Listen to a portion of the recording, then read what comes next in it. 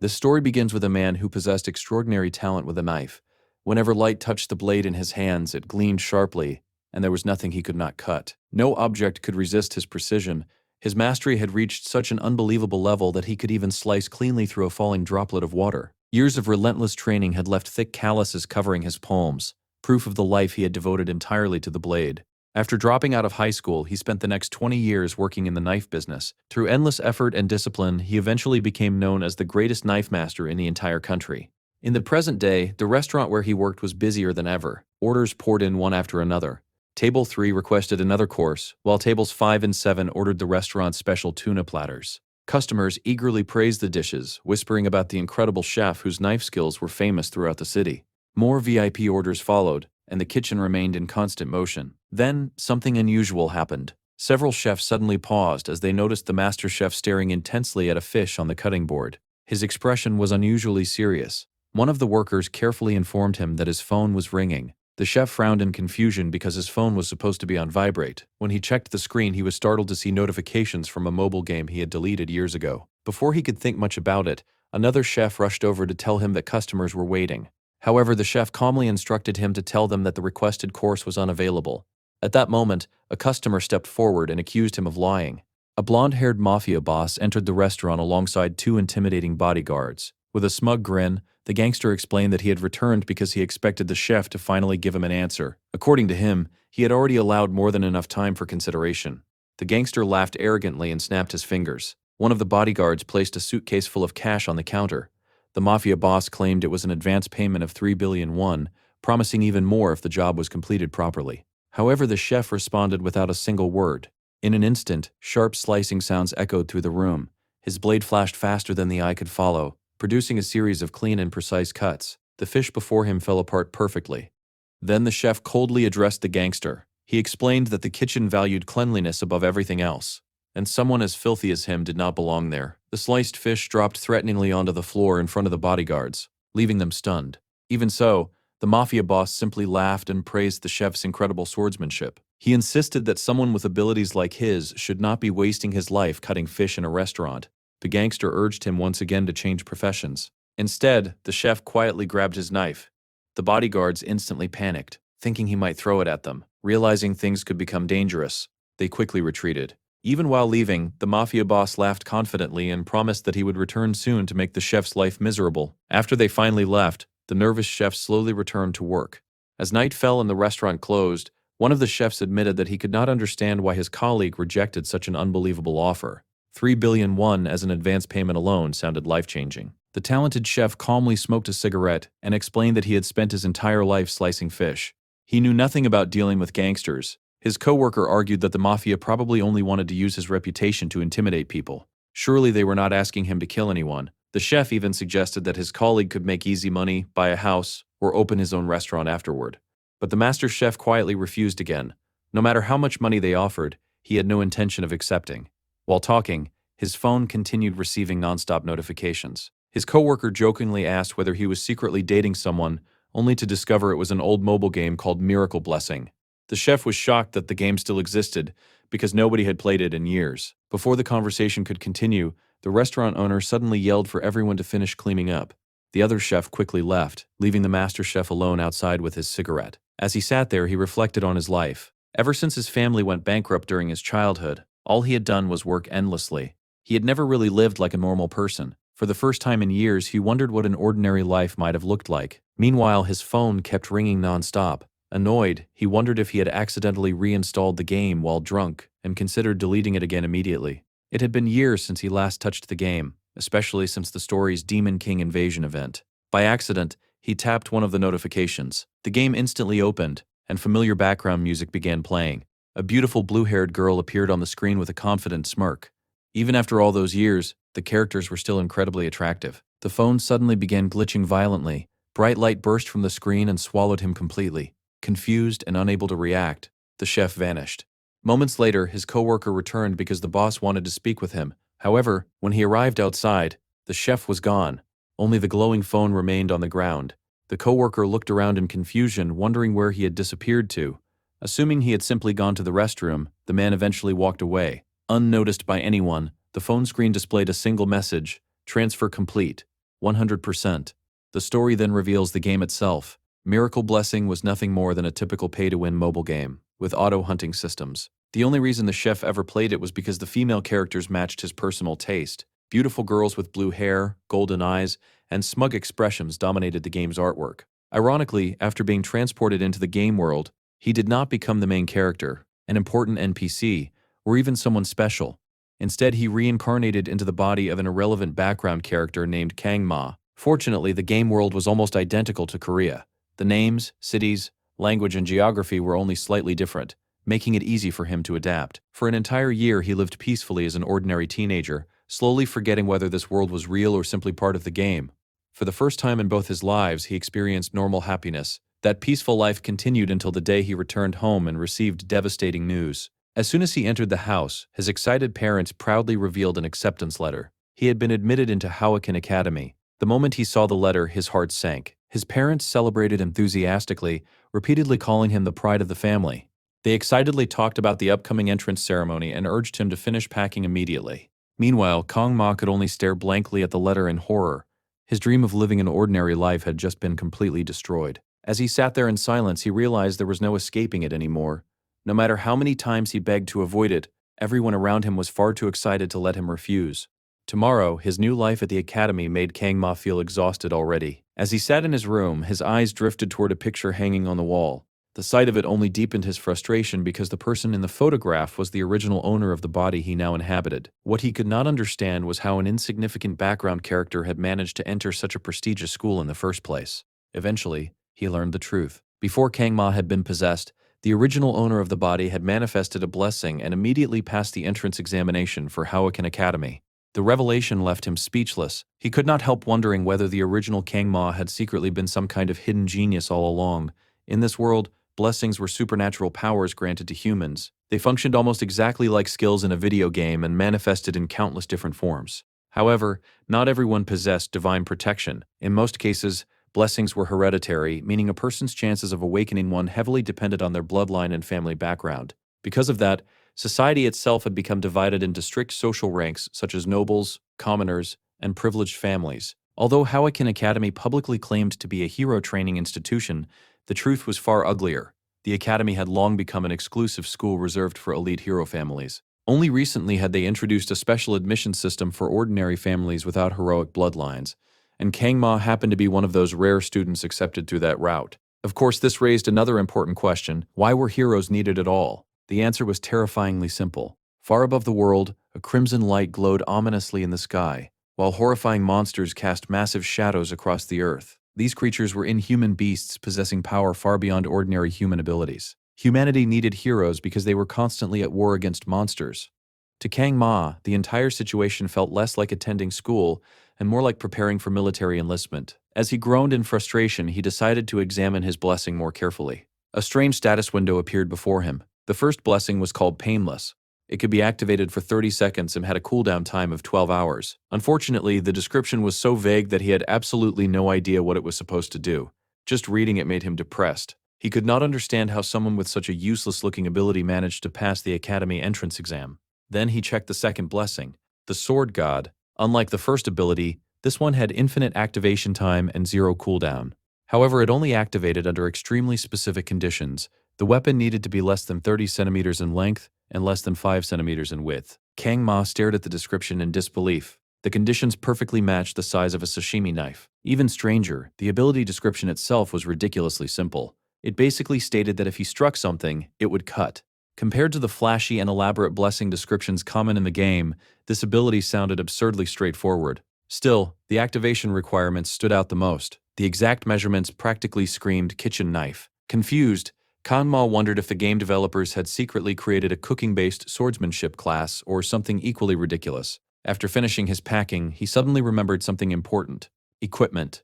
When he used to play Miracle Blessing, equipment prices were insanely expensive. Even low-ranked E-class gear cost millions, while average C-rank equipment could easily be worth hundreds of millions. Higher-ranked weapons were practically priceless treasures. The academy's tuition alone was already overwhelming, and he had no desire to waste even more money on expensive gear for a school he never wanted to attend in the first place. Unfortunately, the entrance guidelines clearly warned students that failing to prepare proper equipment would immediately damage their evaluation. After thinking carefully, Kang Ma eventually decided to buy something cheap. As he walked through the streets with his hands in his pockets, he remembered his former teacher from his previous life. The old man always insisted that true masters never blamed their equipment. Eventually, the day of the entrance ceremony arrived.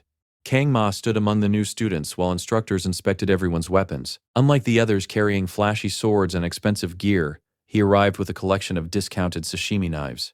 The moment the instructor saw them, he exploded in anger. The giant man with a mohawk furiously demanded to know whether Kang Ma thought the academy was some kind of joke. He shouted that using kitchen knives during a class placement test made absolutely no sense. However, Kang Ma calmly replied that these knives were his equipment. The instructor looked completely dumbfounded. Before the man could continue yelling, Kang Ma smoothly explained that he was merely a special admission student from an ordinary family. The academy's tuition alone was already a massive burden for his parents, so how could he possibly afford expensive weapons on top of that? Then he delivered the finishing blow. He stated that blaming one's equipment was something only amateurs did. The instructor froze. Those words struck him deeply. In his eyes, this black-haired student suddenly transformed into a poor but devoted genius who possessed an unshakable warrior spirit.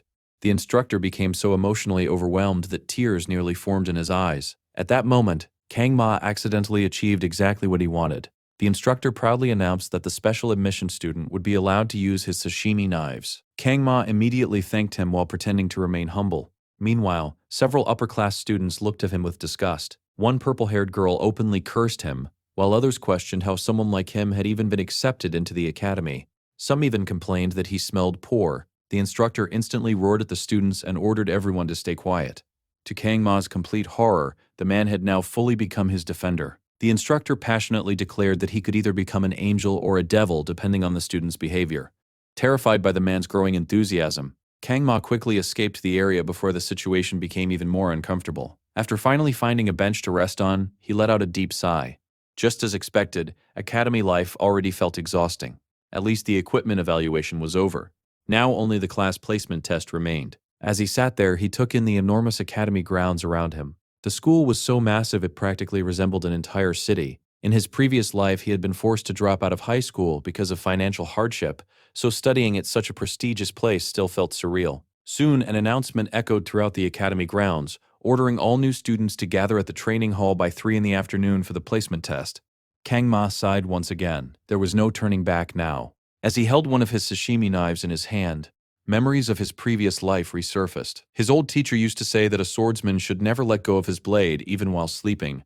Smiling faintly at the nostalgic memory, Kang Ma carefully unsheathed the knife and tested the balance. He lightly tapped the blade and nodded in approval. The quality was surprisingly decent. Curious, he decided to test its sharpness by cutting a nearby leaf. The moment he drew the knife fully from its sheath, energy suddenly surged through the blade. His weapon had perfectly fulfilled the activation conditions. At that instant, the Sword God Blessing activated. The moment the Sword God Blessing activated, a blinding flash erupted around Kang Ma. An enormous explosion of energy burst from the sashimi knife in his hand while a status window rapidly appeared before his eyes. The system immediately warned him that his physical body was far too weak to withstand the power of the special skill. Kang Ma was completely horrified. Before he could even process the first warning, another message appeared stating that the weapon itself was also far below the required level. The system then announced that suppression protocols would begin in order to synchronize the equipment with the user. The problem was that all he had done was draw the knife slightly. That alone had been enough to activate the ability. The system declared that Level 1 activation had been completed and informed him that the blessings of the gods would now accompany him. Kang Ma's eyes widened in panic. A terrifying surge of energy exploded through the blade and flooded directly into his body. The overwhelming power coursed through every nerve he had, causing unbearable pain. He immediately realized that if this continued, he might actually die. And dying was absolutely not an option. Golden light engulfed everything around him. Suddenly, shattered fragments of reality floated through the air as the world itself appeared to crack apart. Kang Ma found himself standing within a bizarre dimension filled with endless red lines and distorted empty spaces. Completely confused, he cursed loudly while trying to understand what had just happened.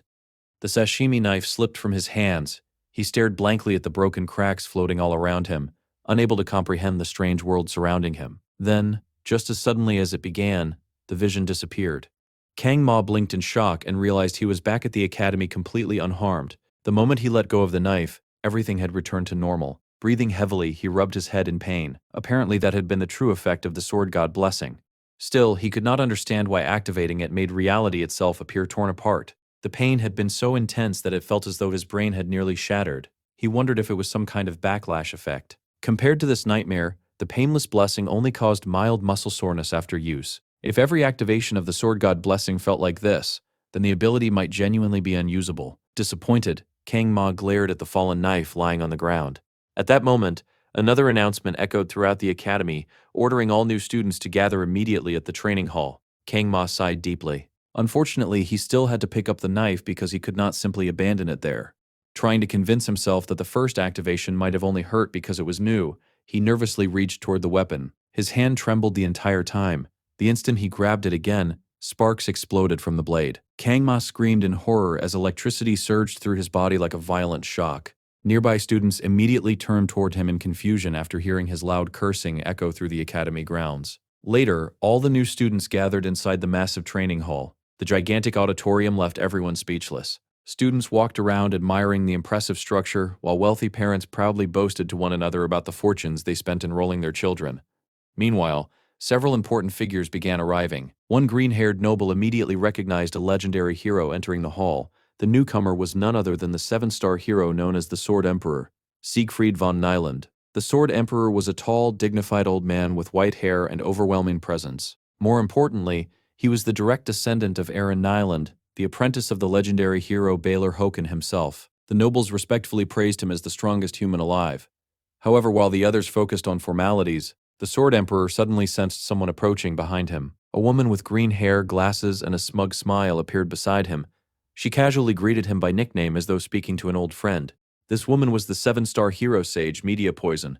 Laughing softly, she commented that nearly half a century had passed since they first met. The Sword Emperor coldly responded without even turning toward her. Their conversation quickly turned into playful insults. Media Poison teased him for acting exactly the same despite growing older. While the Sword Emperor mocked her for desperately trying to remain youthful, she jokingly offered to use her blessing to make him look 10 years younger. But he rejected the offer immediately, claiming that people should value character more than appearances. Naturally, she called him a stubborn old fossil. Despite their constant insults, it was obvious the two legendary heroes shared a long history together. As they spoke, the Sword Emperor quietly observed the arrogant nobles filling the auditorium. Media Poison noticed his expression and teased him again, suggesting that he only attended because his granddaughter was present. The old man refused to answer. Meanwhile, the students themselves continued mingling throughout the hall. Everyone formed groups and chatted excitedly with one another while Kang Ma awkwardly stood completely alone in the middle of the crowd. His black hair alone made him stand out, and his status as a special admission student only worsened things further. He still remembered the mocking looks from the noble students earlier. To them, he was nothing more than a poor outsider. His attention was suddenly drawn toward a girl who seemed to capture everyone's focus instantly. Beautiful blue hair flowed behind her as she walked confidently through the hall. The sound of her footsteps echoed softly, while countless students stared at her in admiration. Her golden eyes carried a sharp and noble aura. The moment Kang Ma saw her, he instantly recognized who she was. Abel von Nyland. She was the granddaughter of the Sword Emperor and the main heroine of Miracle Blessing. More importantly, she was the exact reason he spent so much money on the game in his previous life. Kang Ma could not help staring at her in awe. Back when she existed only as a game character, she already looked beautiful. Seeing her in reality was overwhelming. The students around her immediately began trying to start conversations, desperate for her attention. If Kang Ma had not known the game's story already, he probably would have joined them. However, unlike the others, he understood the truth. Abel was deeply connected to the protagonist of Miracle Blessing. In the end, extraordinary people naturally gravitated toward others just like themselves. Someone like Kang Ma, a poor special admission student, had no place among them. Honestly, he preferred it that way. His goal was simple. He wanted to survive peacefully, graduate normally, find a stable job, and live a safe and comfortable life far away from danger.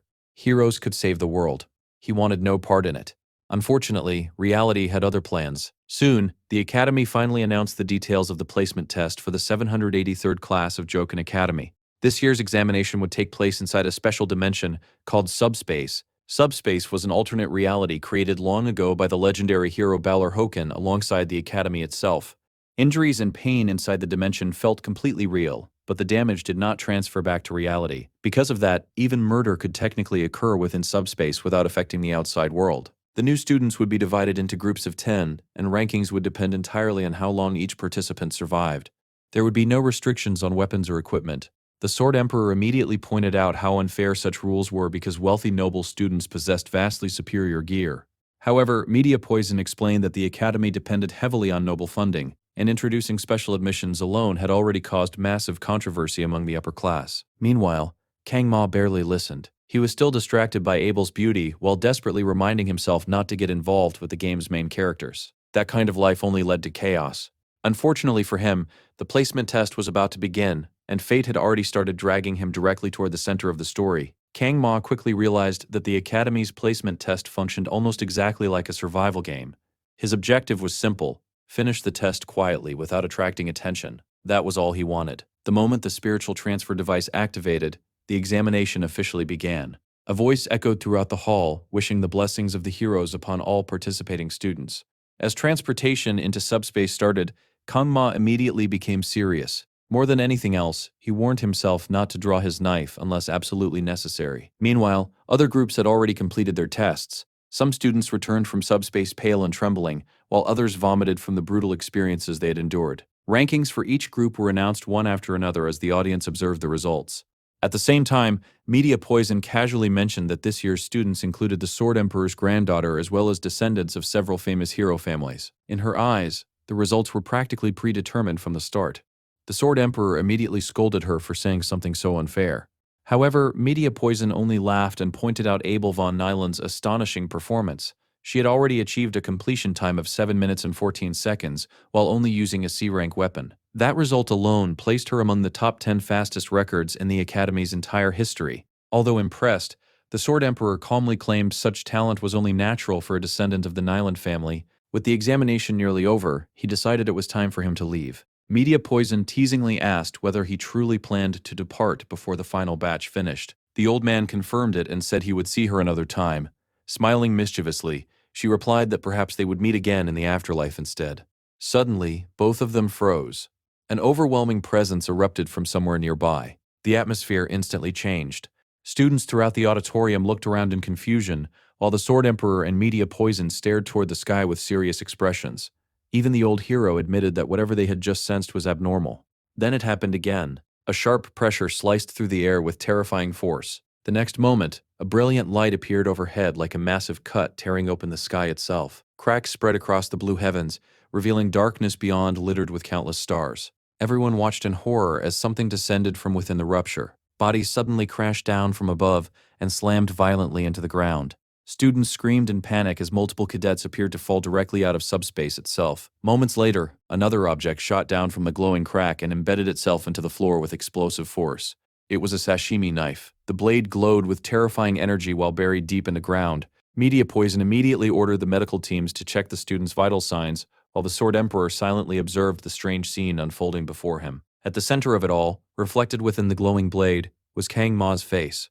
Inside subspace itself, chaos had already erupted. By terrible luck, Kang Ma had materialized directly in the middle of a brutal deathmatch. The students involved were none other than the infamous Iron Family twins, Mao Jin and Mao Man.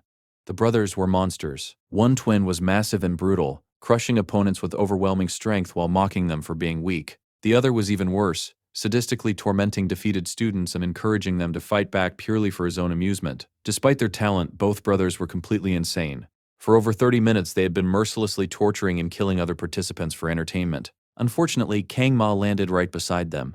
At first, he wondered whether they simply had not noticed him because of how weak he looked. Nearby, the fair-haired twin casually complained that one of their victims had already died too quickly before tossing the body aside like trash.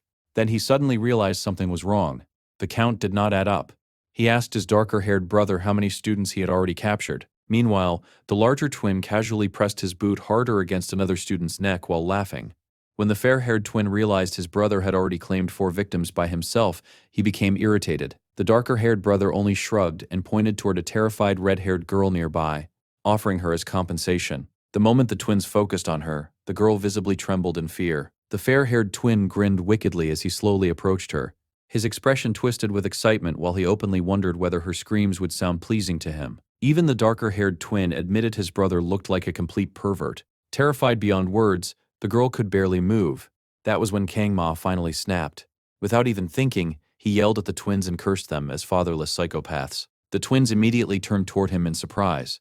Kang Ma angrily shouted that even inside subspace there was no excuse for acting like monsters. Only insane people would torture others the way they were doing. Unfortunately, the moment he intervened, he realized he had made a horrible mistake.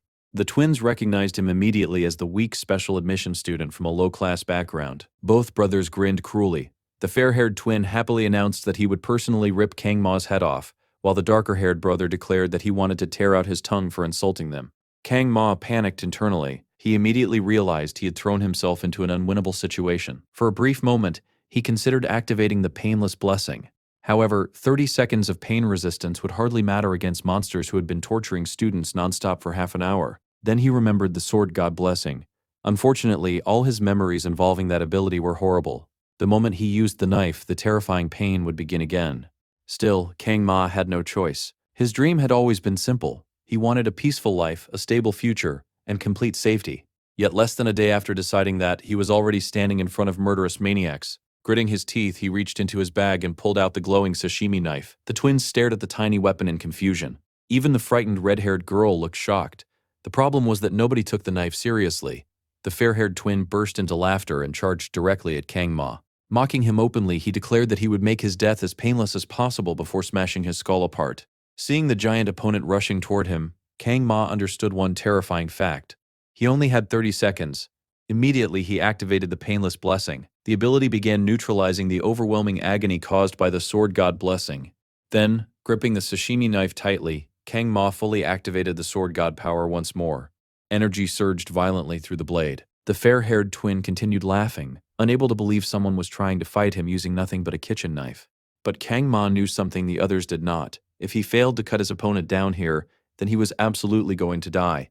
Kang Ma braced himself tightly as he faced the charging twin. For the first time in his life, he was not cutting fish. He was about to cut a human being. As the fair-haired giant rushed toward him, Kang Ma suddenly remembered a conversation from his past life. He used to wonder why gangsters in movies always carried sashimi knives. Back then, he had jokingly asked his old master whether sashimi knives could really slice through people as easily as they sliced fish. His former mentor immediately smacked him for asking something so ridiculous. The old man had angrily explained that movies were nonsense. Even if a god descended from heaven, cutting people apart cleanly with a sashimi knife should have been impossible. If someone tried to use a sashimi knife on a person, things would not work the same way they did with fish. Then the sword god blessing surged once again. Bright energy exploded around Kang Ma as magical power flooded into the blade. At that exact moment, the fair-haired twin reached him and roared for him to die. Kang Ma focused everything into a single slash. The sword god blessing activated completely. The fair-haired twin's eyes widened in disbelief. His arm suddenly separated from his body. For a moment, nobody reacted. The severed limb spun through the air before crashing onto the ground with a sickening thud. The battlefield fell silent. Even Kang Ma himself looked stunned. Memories of his old mentor flashed through his mind once again. The former gangster who trained him had once explained the true difference between kitchen knives and sashimi knives. According to him, wide knives often became stuck inside the body because the skin contracted around them. Thin sashimi knives, however, were different. They could stab and withdraw quickly with terrifying precision. Still, even that man had insisted slicing people apart cleanly was impossible. Yet here Kang Ma was, doing exactly that. The fair-haired twin finally screamed. Agonizing cries burst from his throat as he collapsed onto the ground, clutching the stump of his severed arm. Tears poured from his eyes while he writhed in unbearable pain and desperately begged his brother for help. Meanwhile, Kang Ma slowly stepped forward. Terrified, the fair-haired twin scrambled backward across the ground and screamed for him not to come any closer. He blindly reached toward his brother while sobbing uncontrollably. The darker-haired twin stood frozen in complete disbelief. Before anyone could react, another slash cut through the air. The fair-haired twin's head separated from his body instantly. Blood exploded outward as the severed head crashed onto the ground directly in front of his horrified brother. The body collapsed moments later with a heavy thud. Silence consumed the battlefield. The darker-haired twin stared blankly at his sibling's lifeless eyes lying on the floor. Then he screamed. The roar that left his mouth was filled with horror, disbelief, and rage. Meanwhile, Kang Ma stood there breathing heavily while the rescued red-haired girl stared at him in complete shock. Still, the darker-haired twin forced himself to calm down. This was subspace. Nothing that happened here should affect reality. His brother was not truly dead. At least, that was what he desperately tried convincing himself. Even so, the twin could not understand what kind of monster stood before him. The attack Kang Ma used felt awkward and clumsy, almost like someone wielding a knife against humans for the very first time. Yet despite that inexperience, his brother had died instantly. Eventually, the darker-haired twin convinced himself it was simply luck. His brother became careless, that was all. This time, he would fight seriously. The giant activated multiple blessings simultaneously. Energy exploded around his body as he equipped his dead brother's mechanical gauntlet onto his own arm. He activated blessings related to amplification, defense, reinforcement, and mobility all at once. His jumping power increased dramatically while spiritual force surged through his fists. Laughing arrogantly, he declared that even the gods themselves could not imagine the level of power he now possessed. According to him, not even an S-rank weapon could pierce his reinforced body. Unlike his reckless brother, he intended to crush Kang Ma carefully. Meanwhile, Kang Ma quietly counted numbers beneath his breath. The twin charged toward him while mocking him for mumbling nonsense in the middle of battle. His body trembled with explosive power as he prepared to smash Kang Ma's skull apart. Still, Kang Ma continued counting 7, 6, 5. The twin suddenly felt confused. Before he realized what happened, his body collapsed onto the ground. Several sashimi knives had pierced directly through him. Groaning weakly, he looked upward and saw Kang Ma standing above him, silently with glowing eyes, while continuing the countdown. 3, 2, 1. Then Kang Ma's body suddenly trembled violently. The darker-haired twin slowly lost consciousness as darkness swallowed his vision. At the exact same moment, the status window appeared before Kang Ma once more. The effect of the painless blessing had ended instantly. Unimaginable agony consumed his body. The suppression from the sword god blessing flooded back all at once. Kang Ma screamed as the overwhelming pain overtook him completely, and his consciousness faded into darkness. When he finally opened his eyes again, everything looked blurry. Soft sheets surrounded him, and for a moment he wondered whether he had woken up inside a hospital room. As he slowly sat upright with a groan, the door suddenly opened. A man immediately shouted that the patient was awake. Moments later, 2 people entered the room. Kang Ma's eyes widened instantly. Standing before him were 2 individuals he recognized immediately. The first was the legendary Sword Emperor himself, Siegfried von Nyland, widely acknowledged as the strongest human alive. Beside him stood the beautiful and energetic Academy Director, Media Poison. 50 years ago, these 2 7-star heroes had destroyed one of the Demon Lord's greatest commanders together. Now they were standing directly beside his bed. Kang Ma nearly panicked. Media Poison smiled warmly and asked whether he was feeling all right. Meanwhile, the Sword Emperor silently stared down at him with sharp eyes that made Kang Ma feel as though he was being dissected. Eventually, they asked for his name. Kang Ma introduced himself carefully. The Sword Emperor wasted no time getting to the point. Repeating Kang Ma's name slowly, the old man asked him exactly what he had done inside subspace. The strange phenomenon during the battle, the distortion in the sky, and the terrifying sensation they felt all clearly originated from him. Kang Ma remained silent for a moment. Then he glanced toward the Sword Emperor, the monster known as humanity's strongest swordsman. Immediately, Kang Ma understood something important. Being noticed by people like this would only bring trouble. Carefully choosing his words, he explained that he simply believed the other students had gone too far with their actions.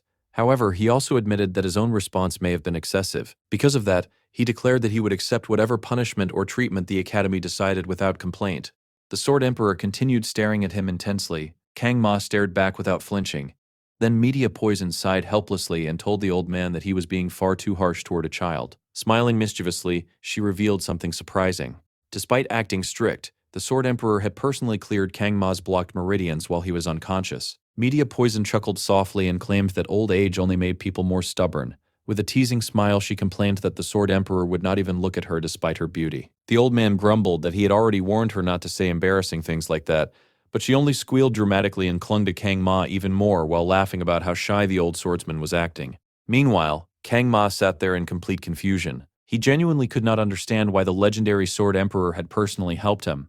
At the same time, Media Poison continued fawning over him shamelessly. She commented that his body felt strangely light, yet oddly heavy at the same time, like a feather soaked in water. Kang Ma immediately became uncomfortable while the Academy Director happily explained what had happened after he lost consciousness. According to her, the Academy staff had reviewed the footage from the subspace battle in detail. In her eyes, Kang Ma looked exactly like the heroic prince she had always dreamed about. A mysterious young man risking his own life to protect a helpless female student from violent nobles was apparently the perfect fantasy for her. She dramatically declared that he was practically a hero already. The Sword Emperor finally cleared his throat loudly in annoyance. Media Poison pouted, but eventually let go of Kang Ma while the old man reminded her to maintain at least some dignity as the Academy Director. Then she finally revealed the important information. The Academy would not punish Kang Ma for his actions during the placement test. Honestly, the Mao twins only entered the Academy because of political pressure from their powerful family. After seeing what happened inside subspace, the Mao family themselves chose to quietly withdraw the twins from the Academy entirely. Hearing this immediately relieved Kang Ma. At least he would not have to deal with those psychopaths during school life anymore. However, Media Poison was not finished. With a bright smile, she congratulated him on becoming the Academy's top-ranked student. The moment Kang Ma heard those words, his entire face froze in horror. His dream of living peacefully had just shattered once again. Later, sunlight illuminated the massive academy grounds while Media Poison sat relaxing in her office. With a sigh, she admitted that despite serving as academy director for more than 20 years, this was the first time she had ever seen someone reject the position of top student outright. Both she and the Sword Emperor had been completely shocked. They repeatedly asked Kang Ma whether he truly understood what it meant to belong to the star class. Even the Sword Emperor initially thought he misheard him. Meanwhile, the Academy elders were furious that a special admission student like Kang Ma had been selected as the top-ranked cadet in the first place. Still, the results came directly from subspace itself, which judged students according to the will of the founding hero. Overturning such results was impossible. Even after carefully thinking about it, Kang Ma stubbornly refused the position again. The Sword Emperor remained deeply puzzled by the boy. If Kang Ma possessed extraordinary physical strength, the old man could understand it. If he came from a famous swordsmanship lineage, that would also make sense. Even years of battlefield experience could explain his abilities somewhat. But none of those things applied to him. Kang Ma was merely a teenager with an untrained body, yet during the battle he displayed impossible levels of precision and skill. The Sword Emperor could still remember the terrifying sensation from those slashes. For a brief moment, it felt as though Kang Ma himself had become the embodiment of swordsmanship. That feeling unsettled him deeply. Even stranger, after personally examining the boy's body while clearing his blocked meridians, the Sword Emperor realized something abnormal existed inside him. Kang Ma's body was far too weak for the power hidden within it, almost as though something impossible had been forcibly stored there. The old man could not stop thinking about it. Meanwhile, Media Poison continued rambling beside him. She casually commented that Kang Ma was also quite handsome, and the way he killed enemies to save a girl looked unbelievably cool. She even admitted she was not sure whether she herself could have done something that impressive even in her younger years. Then she suddenly asked the Sword Emperor what he was thinking about.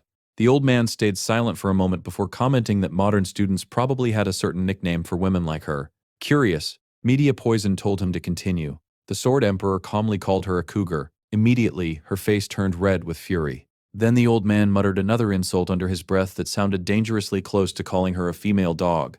Instantly, the tea inside her cup began trembling from the magical pressure radiating off her anger. Elsewhere, Kang Ma climbed the stairs toward his assigned classroom. When he saw the sign for the wolf class, he let out a tired sigh. After lengthy negotiations, this was the compromise he managed to achieve.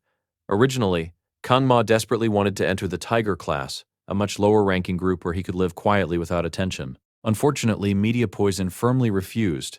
According to her, allowing the Academy's top student to enter the Tiger class would create complete chaos among the elders. Instead, she secretly placed him into the Wolf class while promising to hide his true ranking from the other students as much as possible. Although Wolf class was still higher than Kang Ma wanted, it was at least manageable. His peaceful life still seemed possible. Or at least, that was what he hoped. The moment he entered the classroom, the door slammed loudly behind him.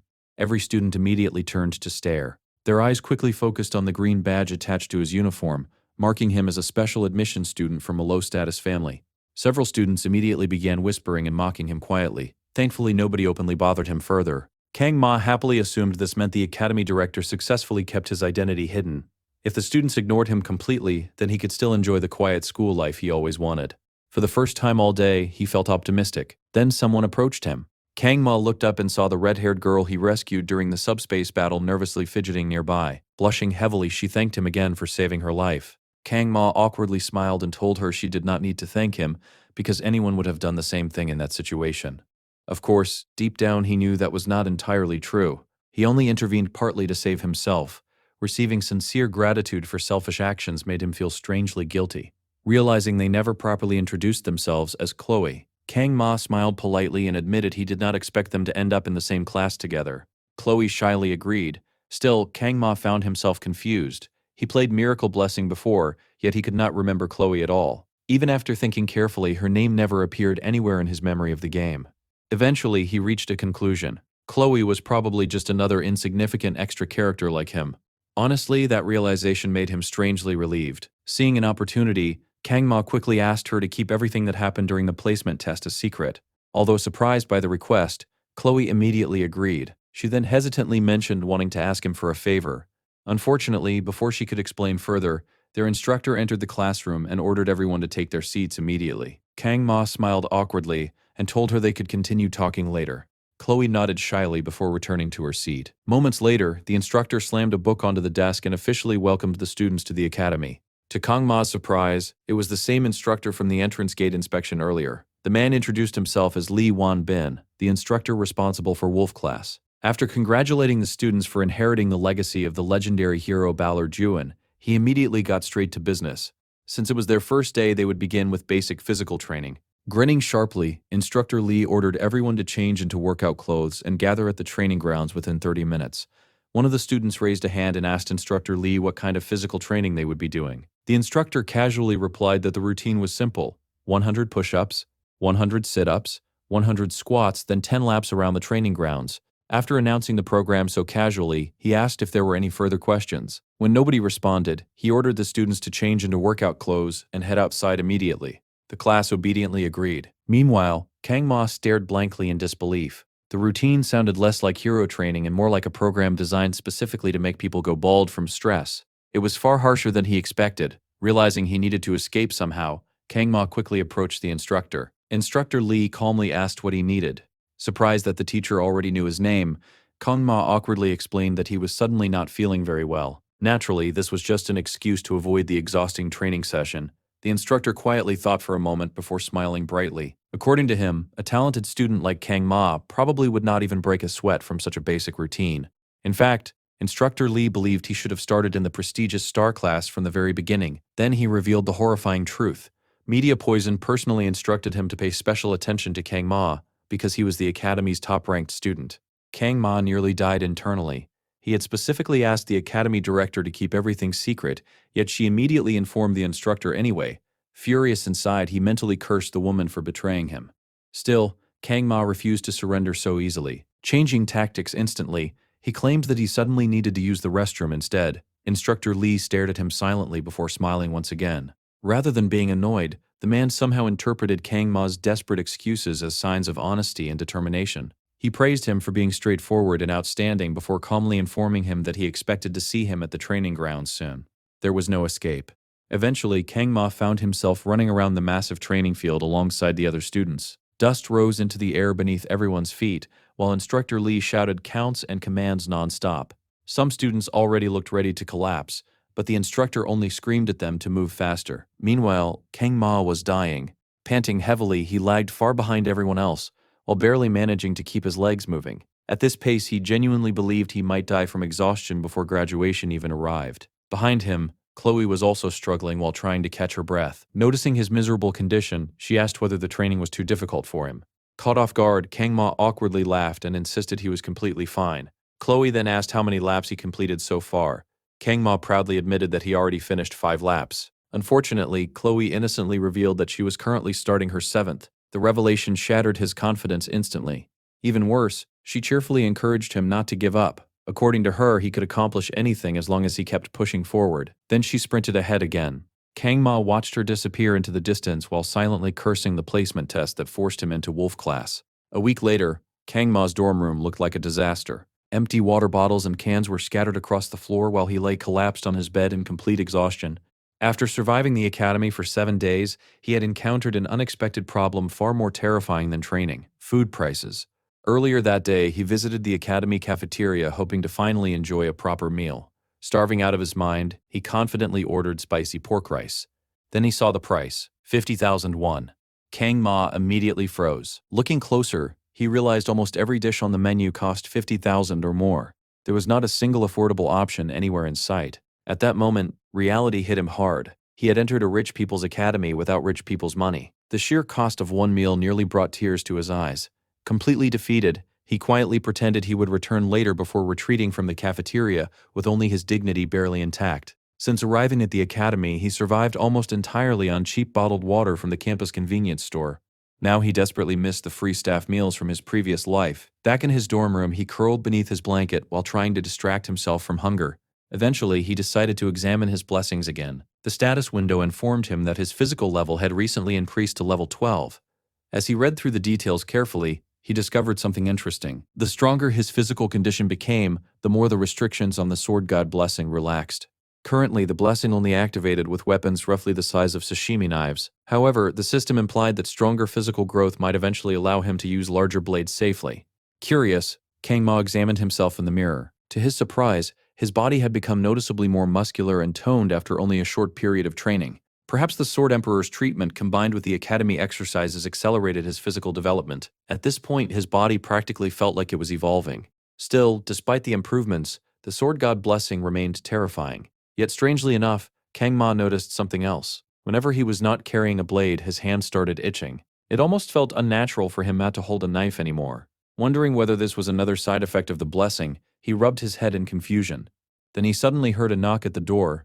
When he opened it, he found Chloe standing nervously outside. The moment she saw his newly toned body, her face immediately turned bright red. Embarrassed, she quickly apologized and asked whether she interrupted his rest.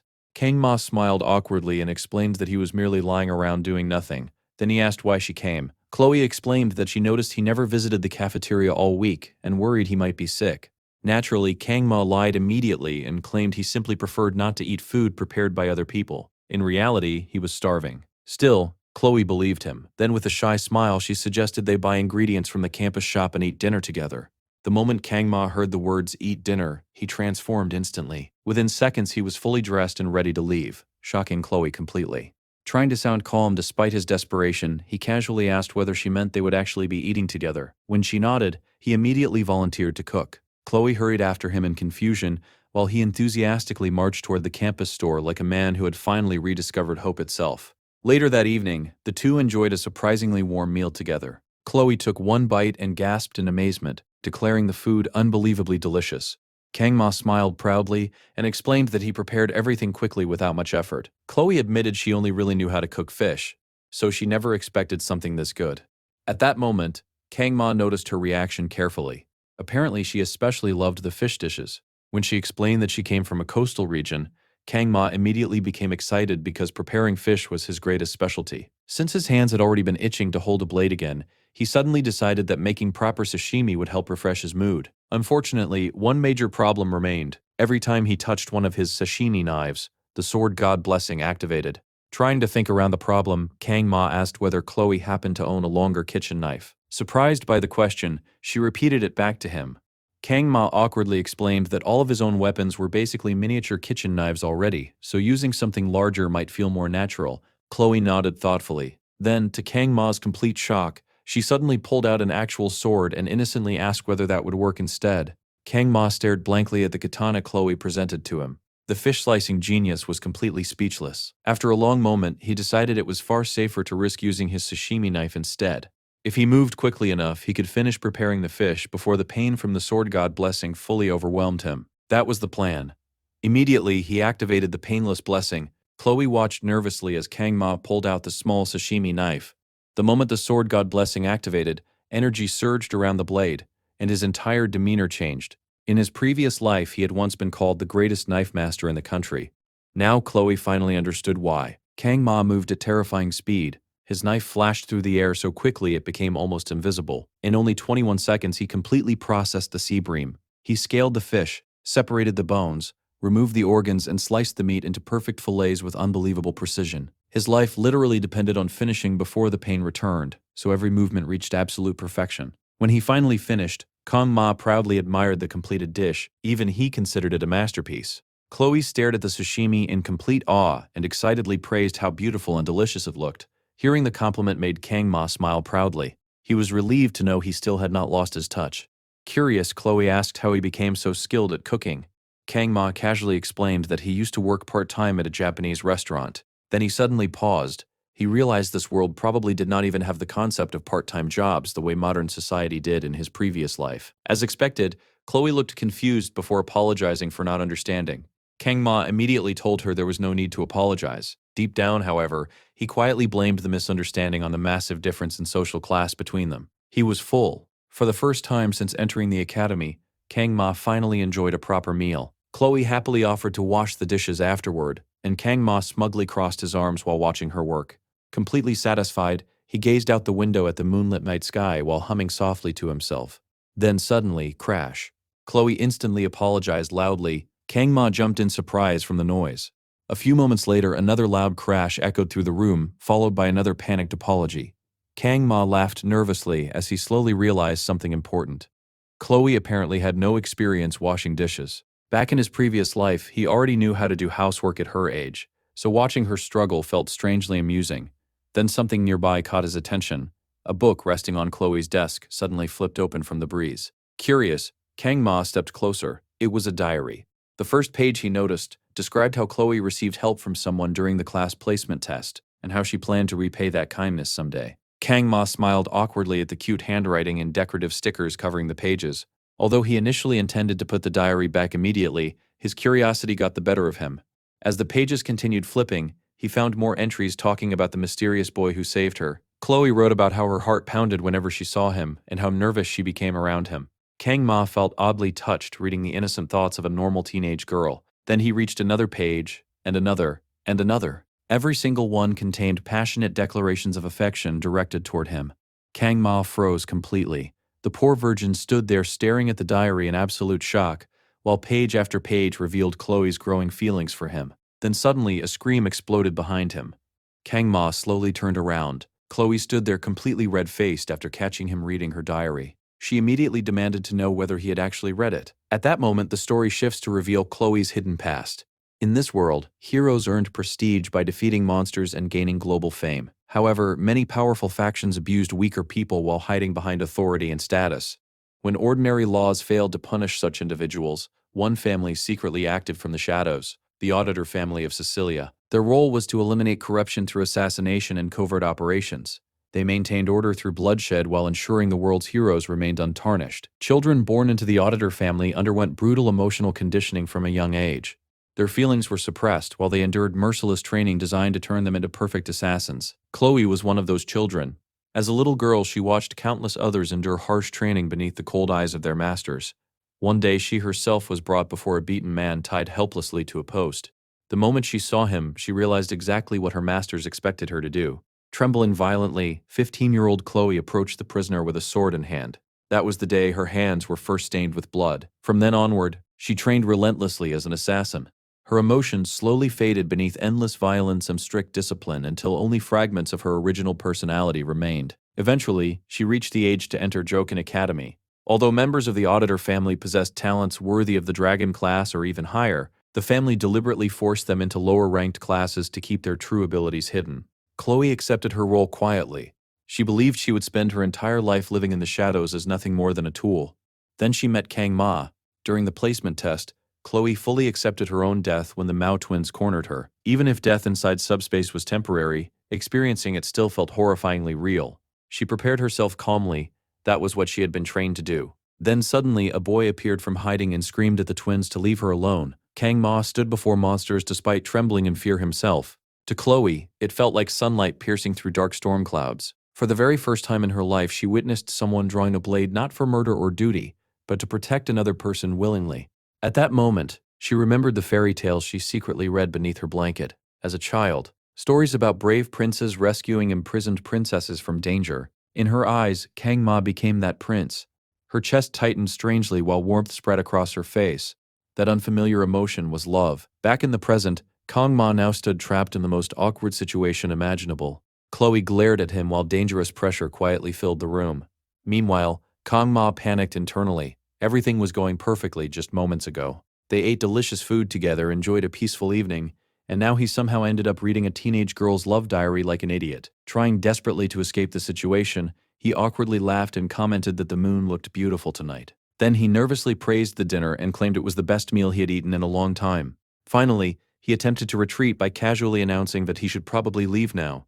Unfortunately, Chloe stopped him immediately. Kang Ma instantly pretended not to understand what she meant. However, Chloe slowly removed her dishwashing gloves and repeated the question. Trying to redirect the conversation, Kang Ma glanced at the table and asked whether she meant the study materials lying nearby. Chloe coldly corrected him. She meant the diary. Kang Ma nearly collapsed internally. He honestly wondered whether she possessed eyes on the back of her head because he had no idea how she caught him reading it. Even worse, Chloe completely abandoned her polite formal speech. Now she sounded genuinely dangerous. Sweating nervously, Kang Ma insisted he had not seen anything. Chloe calmly asked again whether that was really true. Unable to endure the pressure anymore, Kang Ma finally admitted defeat. Yes, he saw it. Then silence filled the room. Kang Ma quickly realized that honesty was absolutely not the best policy. The moment he admitted reading Chloe's diary, the atmosphere inside the room changed completely. Then his eyes widened in horror as Chloe slowly began unsheathing her katana. Instant panic consumed him. He had no idea why she suddenly pulled out a weapon, but he definitely did not appreciate whatever surprise attack was coming next. Desperately, Kang Ma began searching for an escape route. Unfortunately, his options were terrible. The dorm room sat on the 4th floor, so jumping through the window would almost certainly destroy his body. The only real exit was the door, but Chloe conveniently stood directly in front of it. He was trapped. Then Chloe quietly asked what he had been mumbling about, while slowly dragging the tip of her blade across the floor. A chill ran down Kang Ma's spine. She approached him step by step, with terrifying pressure radiating from her body. Watching her walk closer, Kang Ma nervously tried convincing himself that maybe she simply was not feeling well. Unfortunately, he already recognized the signs: the empty pupils, the crimson-tinted eyes, the complete personality shift. Kang Ma instantly realized the horrifying truth. Chloe was a yandere. Suddenly, everything made sense. Her earlier bubbly and puppy-like personality had completely transformed into something cold and dangerous the moment he opened the diary. Even worse, she apparently had some kind of split personality issue mixed into the situation. Kang Ma nearly lost his mind internally. Handling a yandere character alone was already terrifying enough. Adding dual personalities into the mix turned the situation into a complete nightmare. If he handled this poorly, she might literally stalk him for the rest of his life. To survive, he needed to act immediately. Unfortunately, the killing intent filling the room felt even worse than the pressure from the Mao twins. Academy life was becoming far more difficult than he ever imagined. Quickly calculating his options, Kang Ma remembered that because of how fast he prepared the fish earlier, the painless blessing still had 9 seconds remaining. His sashimi knife rested back in his own room, but the kitchen knife he used earlier remained nearby on the counter. The problem was that Chloe would intercept him long before he reached it. Judging from her current aura, he would probably lose several limbs trying. Then Chloe suddenly prepared to strike. Kang Ma immediately stumbled backward and crashed into a desk while dodging instinctively. At that exact moment, he spotted salvation lying nearby, a utility knife. It was tiny, pathetic, and absolutely not what he wanted to use. Still, it was better than nothing. Chloe charged toward him with terrifying speed, forcing Kang Ma to abandon all thoughts of resolving things peacefully. Gritting his teeth, he grabbed the box cutter. Instantly, the status window activated. The system announced that resourcefulness was being exerted. His mental resilience increased, while temporary intimidation effects enhanced both his words and actions. Simultaneously, the Sword God blessing activated once again. Energy surged into the small utility knife. As Kang Ma braced himself, the familiar message appeared before him once more. May the blessing of the Sword God be with you. Chloe's eyes widened as Kang Ma suddenly faced her head-on, while wielding nothing more than a tiny box cutter. Then he calmly spoke. He commented that her hair was rather long. Confused, Chloe hesitated for a split second. Kang Ma immediately declared that he would trim it for her. The next moment, he lunged forward. His movements were impossibly precise and smooth. The utility knife danced through the air in beautiful arcs as Kang Ma unleashed a perfectly controlled slash. Then darkness swallowed Chloe's vision. When she regained consciousness, she found herself lying in bed. Groaning softly, Chloe slowly sat upright while holding her aching head. Confused, she looked around the room and immediately called out for Kang Ma in a shy voice. The last thing she remembered was washing dishes while secretly admiring him by the window. Then her eyes suddenly widened. Her katana. Panicking, she quickly searched the room until she spotted the blade resting safely beside her bed. Instantly relieved, Chloe sighed deeply. Losing consciousness while holding a sword was apparently not uncommon for her. Then another voice echoed inside her mind. Her grandfather praised her for doing well. Chloe froze. Confused, she desperately tried piecing together what happened while strange fragmented memories surfaced within her head. Still, another part of herself quietly reassured her not to worry. Eventually, her gaze shifted toward the utility knife lying nearby on the floor. Picking it up curiously, Chloe suddenly noticed something strange. Her hair felt shorter. Slowly, realization dawned on her. Kang Ma used the utility knife to cut her hair instead of harming her. Even after subduing her, he cleaned everything carefully and disposed of the cut hair neatly before leaving. Chloe's face immediately turned bright red. She buried herself into the bed while kicking her legs in embarrassment and repeatedly calling herself an idiot. Then she remembered everything about the diary incident and nearly died from shame all over again. Naturally, her thoughts immediately returned to Kang Ma. Blushing uncontrollably, she wondered whether she said anything strange after losing control earlier. Still, despite everything, she could only think one thing. Kang Ma was unbelievably kind. Without hesitation, she grabbed her journal and began happily writing down everything that happened, so she would never forget it. Meanwhile, the boy she was obsessing over leaned weakly against a tree outside, while vomiting violently into the bushes. The moment the painless blessing expired, the backlash from the sword god blessing hit him like a truck. Kang Ma barely survived even the first few seconds of the remaining pain. Now his entire body felt destroyed. After emptying his stomach completely, he collapsed onto a nearby bench in utter exhaustion. Tragically, he ended up vomiting the dinner he worked so hard to obtain, which meant he was starving again. Staring up at the night sky, Kang Ma thought carefully about Chloe. Her swordsmanship was extremely dangerous. Unlike ordinary combat styles, her techniques focused entirely on killing efficiently with single decisive strikes aimed directly at vital points. It was assassination swordsmanship. If she truly caught him off guard earlier, his head probably would have rolled across her dorm room floor. Feeling his life genuinely threatened, Kang Ma instinctively targeted her neck during the confrontation. Fortunately, the utility knife was too short to seriously injure her, resulting in nothing more than cut hair. Thankfully, he managed to clean up everything afterward. At least, nothing catastrophic happened. Still, the situation forced Kang Ma to confront an unpleasant reality. Living an ordinary life inside this academy was far harder than he expected. Truthfully, when he first arrived in this world, it was not as though he completely lacked ambition. As someone who reached the pinnacle of knife mastery using only sashimi blades, he naturally carried dreams and pride of his own. However, Miracle Blessing was ultimately the story of someone else. The true protagonist possessed one of the world's legendary blessings, a divine sword capable of choosing its own master and granting incredible power. Together with the blessing of the legendary hero Valor Juin, it existed as one of the greatest abilities in the entire game. Compared to that, Kang Ma could only wield tiny sashimi knives. Their paths were fundamentally different. Slapping his cheeks lightly, Kang Ma forced himself to regain focus. Ever since arriving in this game world, he constantly reminded himself that none of this was truly real. Yet somehow he already found himself getting emotionally involved with the people around him. That was dangerous. Even so, as he stared up at the stars, one thought quietly crossed his mind. Surely in a world this large, there had to be at least one ordinary person somewhere besides him. Our guy had completely stopped trying to figure out who the real protagonist players of the game were. At this point, all that mattered was that he understood enough about the world to survive in it. A full week had already passed since he enrolled at the academy, and according to the original storyline, this was around the time the true protagonist awakened their divine blessing and barely made it through the academy registration process. The story was finally starting to move forward for real. Although our gloomy protagonist knew the general plot, he had never finished the game. He regretted quitting halfway through because even partial knowledge of the official storyline was still a massive advantage. No matter what happened, he planned to stick as closely to the original plot as possible. If he got careless and started interfering too much, he could easily lose the few advantages he had left and destroy any hope of living a peaceful life. If he remembered correctly, everything started falling apart during the second semester of the third year. That was when the demonic tribes discovered the birth of the hero. Their core commanders united and launched a massive attack targeting both the academy and the protagonist.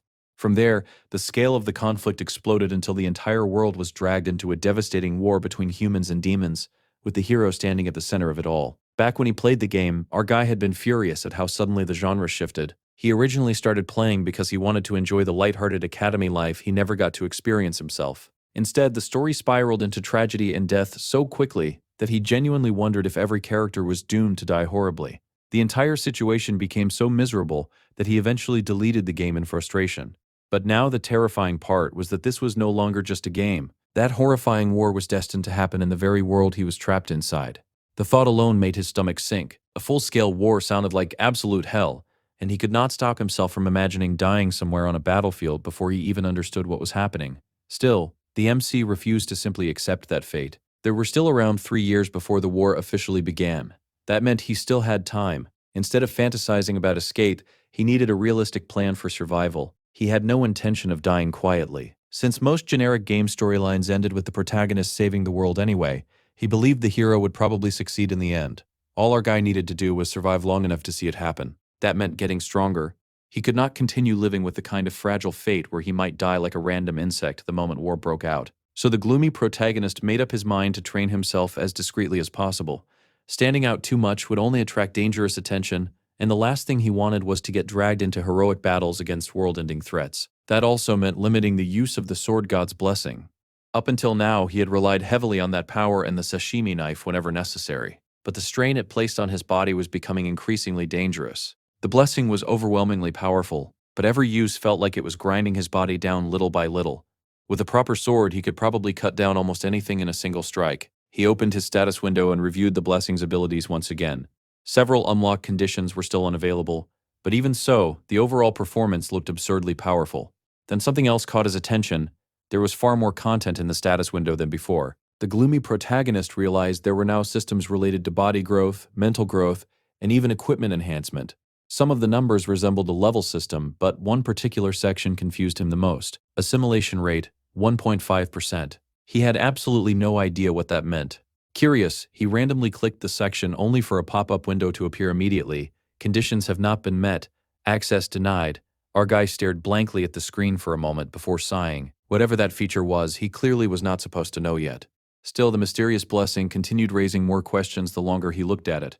Unfortunately, none of those questions mattered right now. His priorities were physical training and finding a new weapon. He could not continue depending on a painless 30-second blessing forever. He needed proper swordsmanship training with a weapon that did not trigger the sword god's conditions. Conveniently, the Academy's practical extermination training next month would replace the midterm exams, and the reward for that event was a B-grade weapon called Miyasama. If he could obtain that sword, it would honestly be more than enough to carry him through graduation. Most importantly, its specifications did not meet the activation requirements for the sword god's blessing, meaning it would not place that horrifying burden on his body.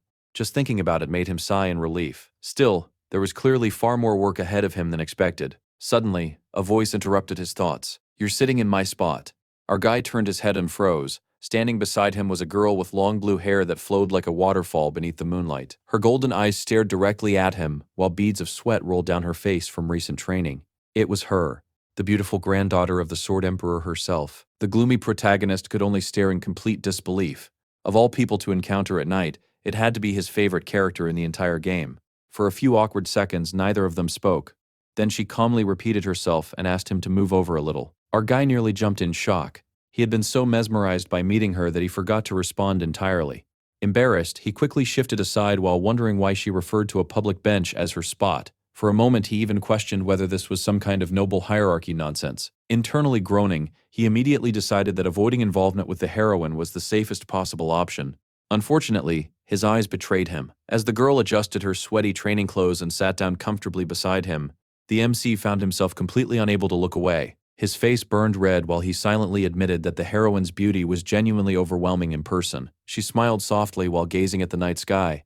"This is the best place to watch the stars." Our guy blinked in surprise before finally understanding what she meant by calling it her spot. He glanced toward her and realized she was completely focused on the stars above them. It felt strangely peaceful. At the same time, he found himself thinking about the legendary Sword Emperor. Even the famous protagonist of the original story supposedly started as a rough and inexperienced fighter, yet this girl beside him carried the weight of that legendary bloodline effortlessly. Then, without warning, she looked toward him and asked if his weapon was a sword. Surprised, he asked how she knew. The blue-haired girl explained that her grandfather once told her that swordsmen all carried different expressions in their eyes. Our guy immediately looked away, unable to withstand her intense gaze. Then she suddenly held her sword out toward him. "Do you want to try it?" The gloomy protagonist awkwardly mumbled that he was not particularly interested. The girl instantly puffed her cheeks in visible disappointment. An awkward silence followed. Our guy could not understand why she was acting this strangely. This behavior was completely different from the version of her he remembered from the game. For a second, he genuinely wondered if she had hit her head somewhere during training. Then her expression darkened slightly. "Do you even know who I am?" For a terrifying moment, he wondered if she somehow suspected him of hiding something. Of course she did not. There was probably not a single student in the academy who did not know who she was. Eventually, he admitted that he did know her identity. The girl nodded. "Interesting. You know who I am, but I have no idea who you are." Our guy stared blankly, unsure what point she was trying to make. She laughed softly and called the situation cliché. "You know my name, but I don't know yours." He asked whether he was obligated to introduce himself to every stranger he met. The girl shrugged casually and replied that one could never be too careful. For all she knew, he might secretly be a spy sent by the Demon King to infiltrate the academy. Then she glanced around the empty training grounds and commented that there was no real reason for someone to be wandering around alone this late at night. The MC almost laughed in disbelief, since she was also alone. Nothing she said seemed to follow any logical flow whatsoever. Trying to shift the conversation, he asked why she was there. The blue-haired girl proudly explained that she was training. After all, she was carrying her sword and covered in sweat. Our guy replied that he was technically exercising too. Naturally, she immediately asked what kind of exercise he had been doing. After a brief pause, he muttered that he had mainly been breathing. The girl's finger twitched in confusion. For the first time, Argai noticed the wounds covering her hands. Meanwhile, her already chaotic blue hair somehow seemed even messier now that she looked flustered. Not knowing what else to say, he awkwardly commented that she was incredibly diligent. The girl's expression softened slightly. She explained that people did not understand what it meant to carry the bloodline of the Nylon family. The shadow of her grandfather followed her everywhere. She had to remain perfect at all times because even the slightest weakness would immediately become gossip for others. Then she quietly admitted something unexpected. She was not the top student this year. Apparently, this was the first time she had ever lost to someone. The moment the conversation entered that topic, our guy felt his soul trying to leave his body. The blue-haired girl smiled faintly and admitted that part of her actually felt relieved. At the same time, she was extremely curious about the mysterious person who defeated her. She wanted to know who they were. The gloomy protagonist became more terrified with every passing second. Then she smiled brightly and declared that her greatest wish was to crush the top student personally next time. Our guy nearly fainted on the spot. He coughed violently to hide his panic before nervously asking whether she really needed to take things that far. The girl answered immediately. It is a matter of pride. Apparently, she had begged her grandfather for information, only to discover something even more insulting. The top student was not even from her class. And to make matters worse, that same person apparently had the audacity to skip the elf studies lecture entirely. At first, the blue-haired girl admitted that she absolutely refused to remain in second place forever. However, after venting for a moment, she suddenly calmed down and realized something embarrassing. She was sharing all of this with a complete stranger. Naturally, our guy immediately asked why she was even telling him any of this in the first place. The girl tilted her head thoughtfully as she considered the question. After a brief pause, she puffed her cheeks slightly and answered that it was because he looked weak. Needless to say, the gloomy protagonist was deeply offended. Meanwhile, Waterfall Hair continued speaking with complete confidence. According to her, her family's philosophy was to remain firm with the strong and merciful toward the weak. Since all of her classmates were talented and competitive, she constantly had to challenge them seriously, which meant she never really formed close friendships. The MC could barely believe what he was hearing. At that moment, he finally understood why the main heroine in the original story always seemed so distant from everyone else. The girl stretched lazily and smiled in satisfaction before announcing that she was heading back to sleep. Our guy awkwardly said goodbye, only for her to suddenly stop walking away. Then she loudly pointed out that he still had not told her his name. The gloomy protagonist immediately mumbled that he had no intention of doing that. Unfortunately, she clearly disliked that answer. The next day, the academy returned to its usual peaceful routine. Students sat at their desks preparing for class, while the MC quietly reflected on how calm academy life actually was compared to what he originally expected. Chloe had already blended naturally into the class and made friends with everyone around her. Meanwhile, our guy continued doing his best to avoid interacting with her entirely. Whenever their eyes almost met, the intimidating stares from the girls surrounding her quickly discouraged him from getting any closer. Most of them looked down on him for being a special admission student anyway. Honestly, he could not care less. Danny ignored those looks as well. Besides, he was not the only special admission student in the Wolf class. There were several others scattered around, but most of them avoided interacting with one another due to their inflated pride and awkward competitiveness. Thinking about it carefully, the gloomy protagonist realized it was actually fortunate that he was not part of the upper-ranked classes. Right now, the Star Class and Dragon Class students were beginning to form political factions already. Even inside the academy, noble families and future leaders constantly fought invisible power struggles. The MC remembered watching those students behave like scheming demons even back when he played the game.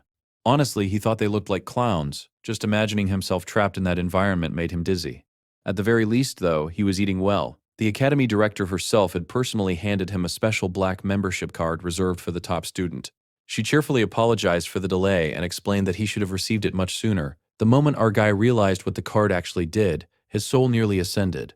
The card allowed unrestricted access to meals and facilities throughout the academy. At that instant, he genuinely felt that bowing toward the academy director 3 times a day would still not be enough to express his gratitude. He practically worshipped the black card with tears in his eyes while silently thanking fate itself for this incredible blessing. As far as he was concerned, life was finally going perfectly. He was fulfilling his duties as a student, staying out of the main storyline, eating properly, and living comfortably. If things continued like this for the next 3 years, then he could absolutely achieve the peaceful future he dreamed about. Unfortunately, fate clearly had other plans. During class, the instructor began teaching the history of the academy. 700 years ago, after the first human-demon war, the great hero Joaquin Baylor realized humanity needed to cultivate future generations capable of resisting future threats. Together with his 7 disciples, he established the academy that now stood before them. The instructor reminded everyone that this information would appear on the exam in 2 weeks, but our guy barely listened. He already knew the general story. The founding hero, Joaquin Baylor, fought for 20 long years against the commanders of the demonic legions, including the terrifying right hand of the Demon King himself, Lycan. The battles were unimaginably brutal. Jaquain eventually achieved victory, but not without terrible sacrifice. At the height of the conflict, a brilliant light descended from the heavens and crashed into the earth itself, engulfing the battlefield in chaos. During that final clash, the hero lost one of his arms and became unable to continue fighting. The war ended with mountains of corpses and no true victor. Fortunately, both humanity and demonkind eventually agreed to a non-aggression treaty. From there, Jaquain founded the Academy in hopes of preparing future generations for any threats that might arise. And so, 700 years of peace began. Around the classroom, students casually whispered about whether another war could ever happen in their era. One student laughed and confidently declared that there was no way humanity would face another war in the 21st century. According to him, worrying about outfits for tomorrow's party was far more important. The gloomy protagonist remained completely silent. After all, he was the only person in the room who knew that peace would soon shatter. The cracks had already begun forming. As much as he wanted to warn the Academy director and everyone else about the future, he had no idea what consequences changing the storyline would create. Because of that uncertainty, he chose to stay quiet. Still, thinking about the Academy director made him uneasy. Although she constantly joked about quitting her position and escaping her responsibilities, she was actually the first major character in the story to sense that something was wrong with the world. She was also the first of the 7 heroes to step forward and protect the students when disaster finally arrived. And according to the game lore he once searched online, she was also the first major hero sacrificed to the Demon King. Back when he first learned that information, he had been genuinely horrified. Now that he was physically inside this world, the thought disturbed him even more. Part of him wondered whether ignorance might have been easier. Eventually, the lecture ended, and the instructor dismissed the class while reminding everyone to prepare for the upcoming exams. Students happily gathered their belongings and started leaving the room while chatting noisily among themselves. Then suddenly, a commotion erupted near the hallway. The gloomy protagonist immediately realized what day it was. May 5th. Right on schedule. His eyes widened as he joined the crowd gathering near the classroom entrance. According to the original storyline, this was the exact day the true protagonist enrolled in the academy. And then he appeared. A tall young man with brilliant blonde hair and a confident stride walked into the academy like sunlight itself had taken human form. Leon van Reinhardt, the main protagonist of Miracle Blessing M. The moment he entered the academy, the first crack in 700 years of peace, officially appeared. The MC silently stared at him. Leon was absurdly handsome to the point where it honestly felt unfair. Back in the game, nearly every female character eventually fell for him. Rachel Myron, the Spear Saint's niece, Seiki Reo, the Bowmaster's daughter, and even Abel herself eventually became part of the protagonist's circle. The entire protagonist party was stacked with monsters. Our gloomy protagonist sighed internally. No matter how annoying it was, Leon van Reinhardt really was the center of the world. And 3 years from now, once the war began, he would become one of the first people forced onto the battlefield. Calling it a draft would honestly be too generous. The MC grimaced while remembering his own military service from his previous life. In this world, enlistment during war was mandatory. Nobody escaped it. At the same time, even the legendary Jaquain Baylor only managed to seal 1 Legion commander during the first Human-Demon War. If that was the case, then just how terrifying was the Demon King himself? Simply imagining a scenario where the protagonist lost made his skin crawl. Meanwhile, Leon cheerfully greeted everyone approaching him with the energy of an excited golden retriever. Then suddenly, the blonde protagonist turned and looked directly at the MC. Our guy froze completely. Leon smiled warmly at him. The gloomy protagonist stood there speechless for several seconds while his brain struggled to process what had just happened. Still, remembering that this was ultimately the protagonist of the story somehow reassured him a little. If anyone could handle the future catastrophe, it would probably be that guy. Honestly, Leon's existence alone somehow felt inspiring. Later that evening, the gloomy protagonist continued practicing alone at the academy training grounds. His body ached from constant sword training, but he forced himself onward. If he wanted to survive the future, then he needed actual swordsmanship skills rather than blindly relying on blessings. After another exhausting session, he sighed in frustration. As expected, pushing beyond certain physical limits still failed to activate the sword god's blessing. He would need to become stronger naturally first. Then suddenly, someone called out to him. The moment he turned around, his soul nearly left his body. It was Little Red. The dangerous girl narrowed her eyes suspiciously before asking whether she had done something wrong. Apparently, she noticed he had been avoiding her recently. Immediately, horrifying memories of his head nearly separating from his neck flashed through his mind. The gloomy protagonist internally screamed in terror while desperately trying to maintain a calm expression. Of course, he could not exactly explain the real reason he feared her. Unfortunately, they were classmates for the entire year, meaning he could not afford to become enemies with someone that terrifying. So, forcing out an awkward smile, he insisted that nothing was wrong. Little Red clearly did not believe him.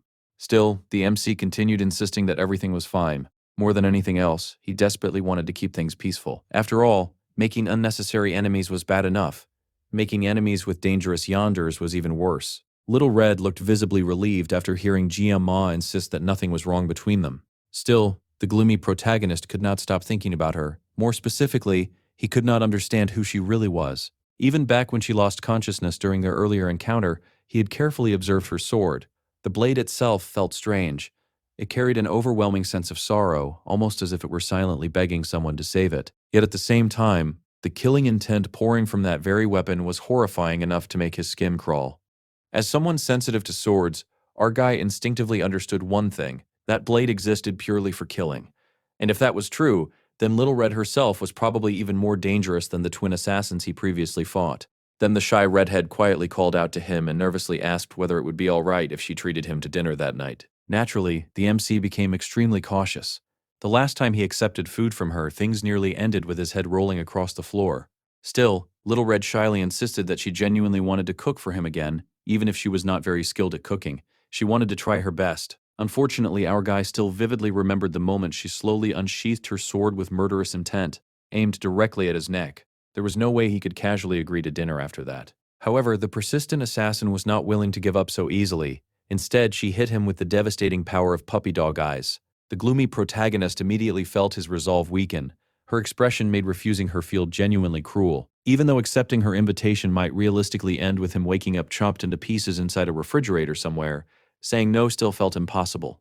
Fortunately, the sudden optimist came up with a survival strategy. Instead of agreeing to dinner directly, he asked Little Red for a favor instead.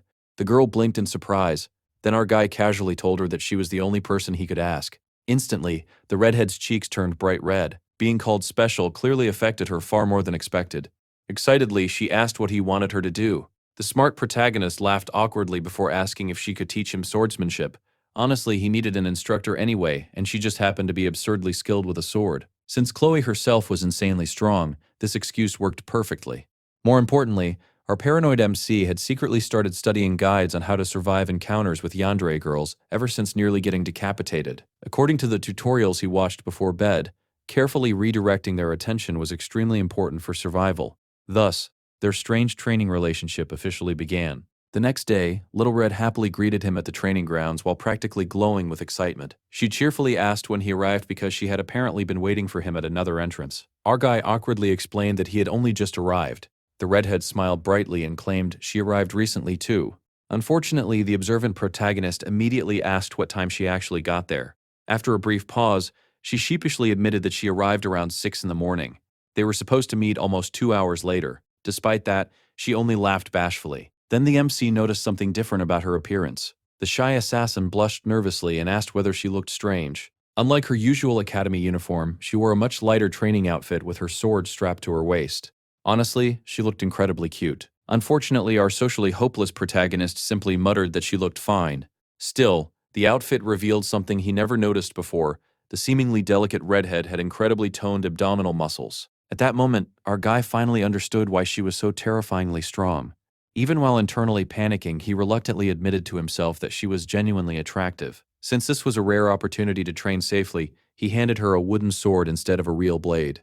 Little Red stared at it in confusion. Apparently, it never even occurred to her that people used practice weapons during sparring sessions. Meanwhile, our guy had absolutely no intention of risking his life by fighting a yandere with actual swords. He quickly explained that since this was only training, wooden weapons were the safest option.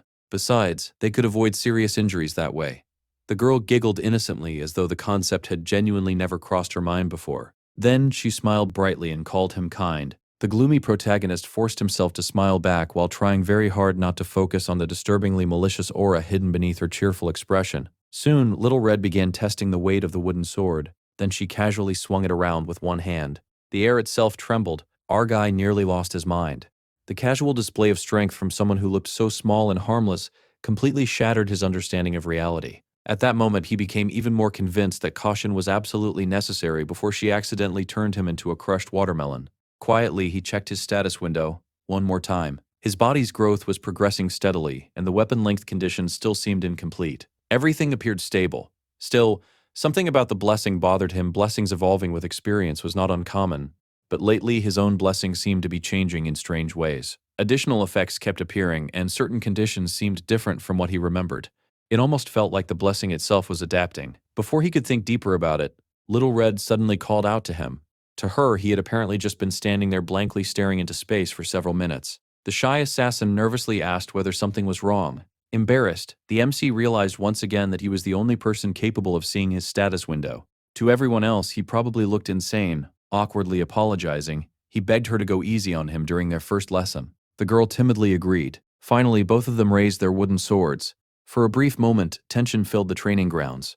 In his previous life, our guy learned everything through practical experience. To him, true mastery could never be achieved halfway. Anyone serious about improving needed to dedicate their entire being to it. That mindset was exactly why he adapted so quickly to academy life. Meanwhile, Little Red shifted into a stance. A fiery red aura began gathering around her body. The moment our guy saw it, sweat instantly formed on his palms. Then she moved. Like a crimson blur, the girl exploded forward with terrifying speed. The gloomy protagonist barely managed to raise his wooden sword in panic.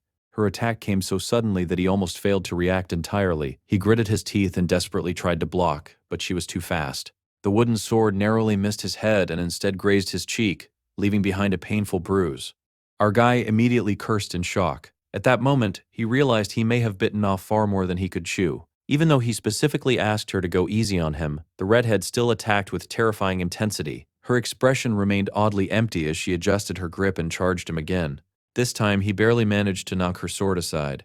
His arms trembled violently from the impact. Still, he comforted himself with the fact that he successfully blocked her attack at all. Unfortunately, Little Red was nowhere near finished. The next moment, she launched herself at him again. Our guy did not even realize when she jumped into the air. His eyes widened in horror as he realized something even worse. She was getting faster. Only now did he understand that she had actually been holding back earlier. Desperately, he raised his wooden sword again. The two practice blades slammed together repeatedly as sparks of force echoed throughout the training grounds. Then a crack appeared in his weapon. It simply was not durable enough. The nonstop barrage of attacks pushed him backwards step after step. Little Red attacked like a relentless demon from hell itself. At that point, the MC honestly felt the demon clam could wait. Fighting her alone already felt like surviving a world-ending catastrophe. Every strike she delivered carried terrifying weight. Deep down, he knew that a direct hit might genuinely kill him instantly. So much for taking it easy. The panicked protagonist finally reached his limit. Unable to counterattack or even breathe properly under the constant assault, he desperately blocked one final strike. His wooden sword shattered apart violently. The broken pieces flew through the air while our guy stared blankly at the remains of his weapon. Oddly enough, Little Red looked equally shocked. The redhead immediately panicked and apologized repeatedly, horrified that she accidentally broke his practice sword. She desperately explained that she truly was trying to be gentle with him. Then she suddenly stopped talking. Because she realized the same horrifying thing he did, the broken blade now perfectly matched the exact weapon length required to activate the sword god's blessing. At that instant, the system reacted. Weapon conditions fulfilled. Warning. Weapon damaged. Error detected. The blessing began adjusting itself to suit the user's current personality. A flood of overwhelming power exploded through GM Ma's body. The gloomy protagonist froze in place as his humanity level rapidly began decreasing. Little Red instinctively leaped backward in alarm. A terrifying aura started pouring out from his body, while the system continued processing forcibly. Initiating personality adjustment through coercive power, the panicked student desperately tried resisting the overwhelming transformation, but it was impossible. His hidden power had already begun awakening. The blessing of the sword god was activating. Then suddenly, the story took an absolutely bizarre turn. Kim blinked in confusion while standing inside a kitchen. For a moment, he wondered if everything that happened before had just been a strange dream. Looking around blankly, he recalled that he was originally preparing fish before all of this interrupted him. Then, as if nothing unusual had happened at all, Kim casually decided he needed to get back to work. Focusing on the strange mental world surrounding him, the fish cutter stared at the collection of blades before him and wondered if he should use the Chinese chef's knife for the first time in a while. The moment he reached toward it, a warning suddenly appeared. Weapon unavailable. Kim blinked in confusion. Apparently, he could not use that weapon. Slightly annoyed now, he reached toward a katana instead. However, the exact same warning appeared again, informing him that this weapon was also unusable. At that point, the groggy chef was becoming genuinely irritated. Why could he not use any of these weapons? The mysterious system calmly reassured him and told him not to worry about such things. According to the system, he simply needed to continue doing what he was already doing. Eventually, only one weapon remained. A sashimi knife. Kim hesitated for a moment before finally reaching toward it. This time, the blurry system confirmed that the weapon was compatible. All he needed to do was pick it up. Still, the fish cutter looked uncertain. Holding a sashimi knife should have been painful. At least, that was what he believed. However, the system quietly questioned him. Did it truly hurt? Slowly, Kim wrapped his fingers around the blade. Then his eyes widened. There was no pain at all. In fact, he felt strangely refreshed. The system gently whispered to him that everything was fine. He could continue using the knife exactly like this. All he needed to do was leave everything to the system. And little by little, our guy surrendered. His consciousness faded, while control over his body slipped away completely. The gloomy protagonist became nothing more than a puppet controlled by invisible strings. The system softly informed him that it was time to create a masterpiece. Back in reality, terrifying heat exploded from Jian Ma's body. The amount of energy pouring out of him was so intense that he practically resembled a living furnace. Little Red stared at him in complete shock before anxiously asking if he was all right. Unfortunately, he was very much not all right. The burning protagonist could not even answer her. Then, suddenly, he turned toward the assassin. Blue light burst from his eyes. The next moment, he vanished. Little Red could barely follow his movements because he moved so fast that his form blurred completely. Instantly, the human furnace appeared directly in front of her with the shattered remains of his wooden sword sharpened into something resembling a dagger. Then, he attacked. The force behind the strike was monstrous. The redhead panicked and tried calling out to him, desperately telling him to stop and calm down. She begged him to wait, but before she could react properly, the crazed swordsman struck her head-on. Boom! Little Red was blasted backward through the air. Blood spilled from her mouth as pain and confusion overwhelmed her. The strength behind the attack was nothing like the gentle training session from moments ago. It felt as though he had become a completely different person. The assassin barely managed to stabilize herself before her opponent rushed her again.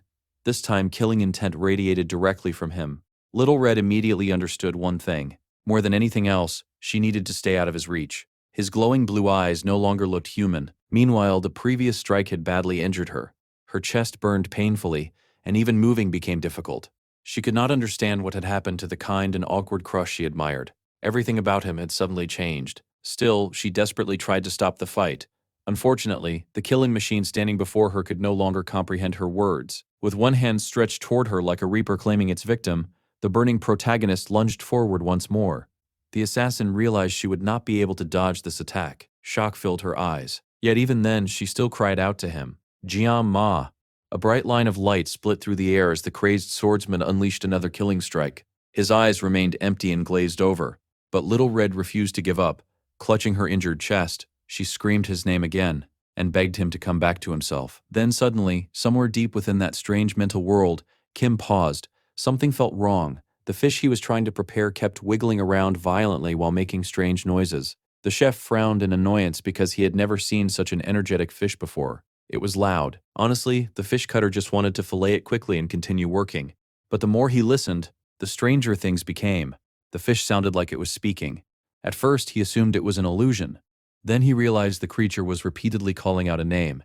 Jiam. Again and again, the struggling fish desperately cried out to him. Confused, Kim glanced toward the reflection in the sashimi knife. There, staring back at him, was himself. And with every scream from Little Red, his fading consciousness slowly began returning. The chef's uniform gradually transformed back into a school uniform. Then horror flooded his mind. That was not a fish.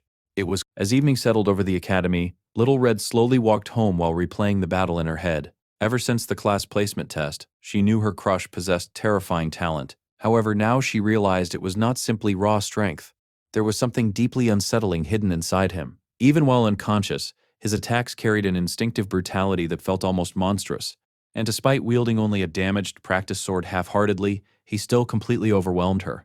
The more she thought about it, the scarier it became.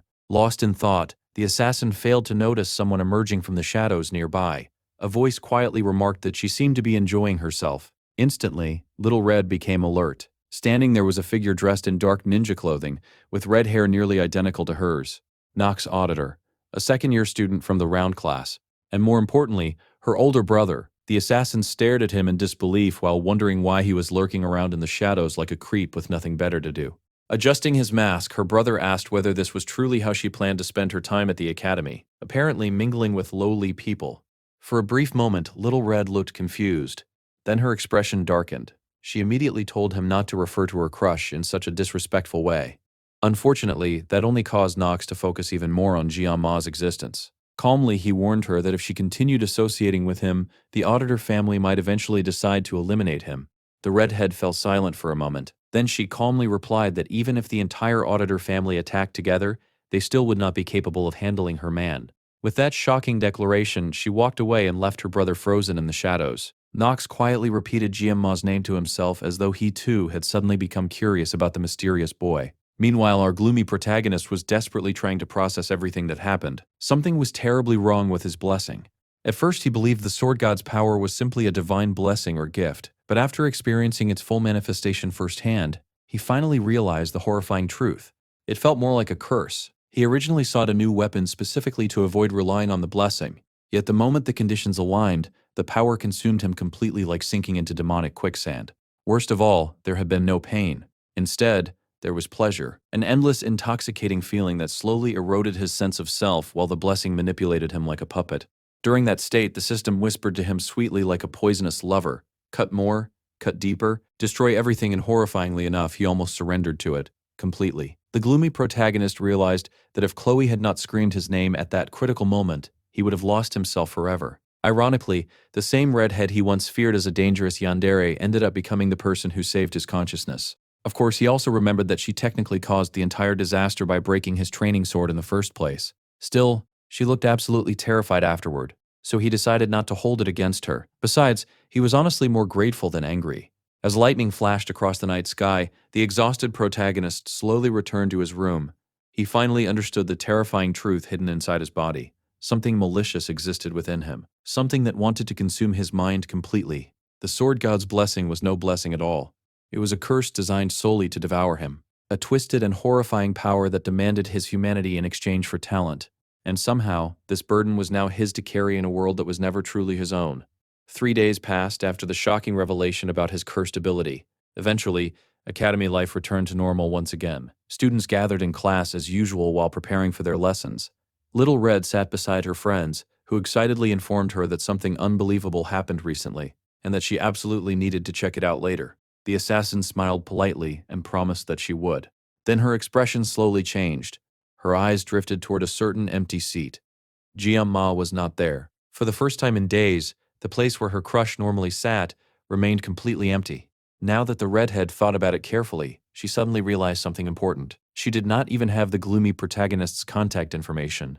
The realization made her feel unbelievably foolish. She had spent so much time secretly watching him from afar, yet she never once asked for something as basic as a way to contact him.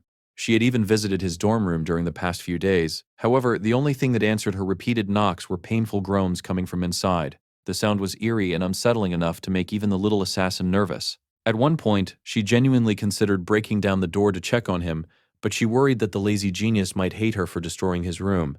So instead, she quietly walked away. Now that he was suddenly absent from her daily life, Red realized just how much she enjoyed simply watching him. She often found herself staring at him from across the classroom while he sat there with his chin resting against his hand, completely lost in thought. She honestly could not count how many times she secretly glanced at him throughout a single day. Ironically, she had always been careful not to approach him too often because she feared he might find her annoying.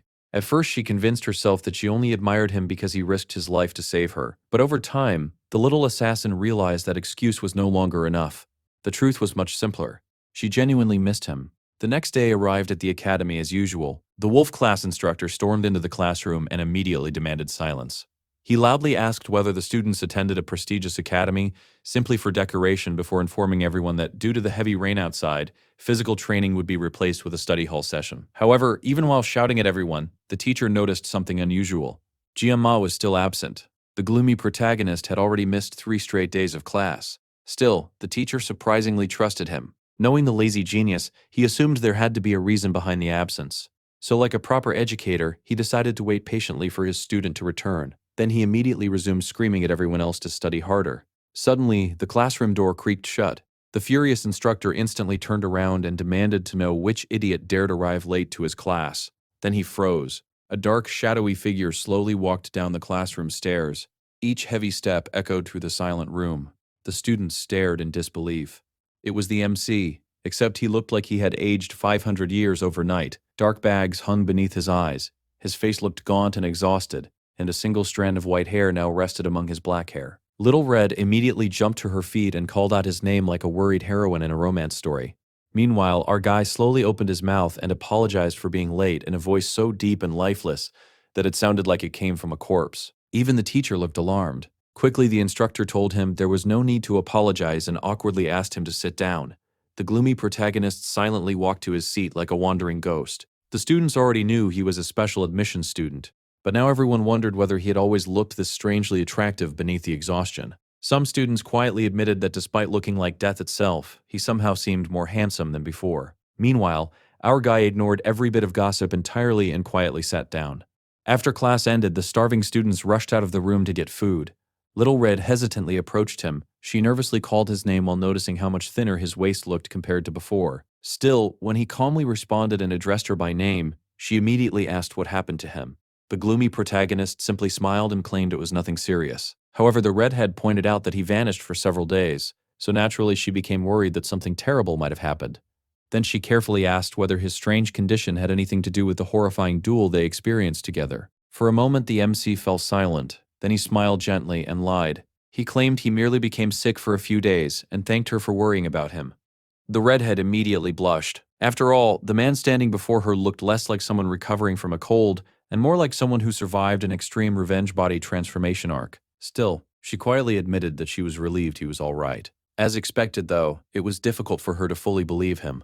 The truth was far worse. For the past 3 days, GM Ma had been trapped inside his room fighting against the curse within his body. He suffered through violent withdrawal-like symptoms that pushed him to complete mental exhaustion. The gloomy protagonist could barely leave his bed. Unable to eat properly, he spent days curled beneath his blankets, while his body convulsed in agony as he desperately prayed for the cursed symptoms to disappear. The pain he experienced surpassed anything he endured before, and according to the system, it was simply the price he had to pay for using that broken weapon. Unfortunately, the damage was not only internal. When our guy looked into the mirror, he initially convinced himself that his appearance had not changed much. That was a complete lie. His face looked far more sunken, his expression carried a hollow exhaustion, and portions of his hair had literally started turning white. The curse had clearly left its mark on him. At that moment, he genuinely cursed the sword god for forcing such a horrifying gift onto him. Still, he understood why Chloe felt guilty about what happened. From her perspective, the last time she saw him was during their insane training match, before he suddenly disappeared for days afterward. Honestly, her concern made sense. Because of that, our guy decided to let go of any resentment he still held. Then, to change the atmosphere, he casually brought up something surprising. He mentioned that she once invited him to dinner and he planned to accept her offer today. At first, the redhead simply stared blankly. Then her brain finally processed his words. Her eyes widened in complete shock. Was he serious? She was actually going to have dinner with her crush. The gloomy protagonist calmly explained that he wanted to try her cooking because he currently had zero desire to touch another knife, ever again. Immediately, the little assassin exploded with excitement. She happily promised to do her absolute best. Seeing her react so joyfully naturally made the MC smile a little too. Meanwhile, Chloe enthusiastically declared that she would cook anything he wanted. When she asked what he wanted to eat, the gloomy protagonist casually answered that he wanted fish since it had been a long time. For a split second, he almost accidentally admitted that the last time he ate at her place he threw everything up afterward. Thankfully, he caught himself before revealing something insane. Instead, he awkwardly explained that fish was simply too expensive for him to eat regularly. Then suddenly, the sharp-eyed protagonist sensed something dangerous. A murderous presence. Instinctively, he turned toward a suspicious bush nearby, while Little Red continued happily rambling beside him. For a moment, our guy wondered whether he imagined it. Then he sharply turned again. This time, both he and Chloe noticed a red-haired figure standing casually near the doorway. The newcomer practically radiated killing intent. Little Red instantly froze in horror.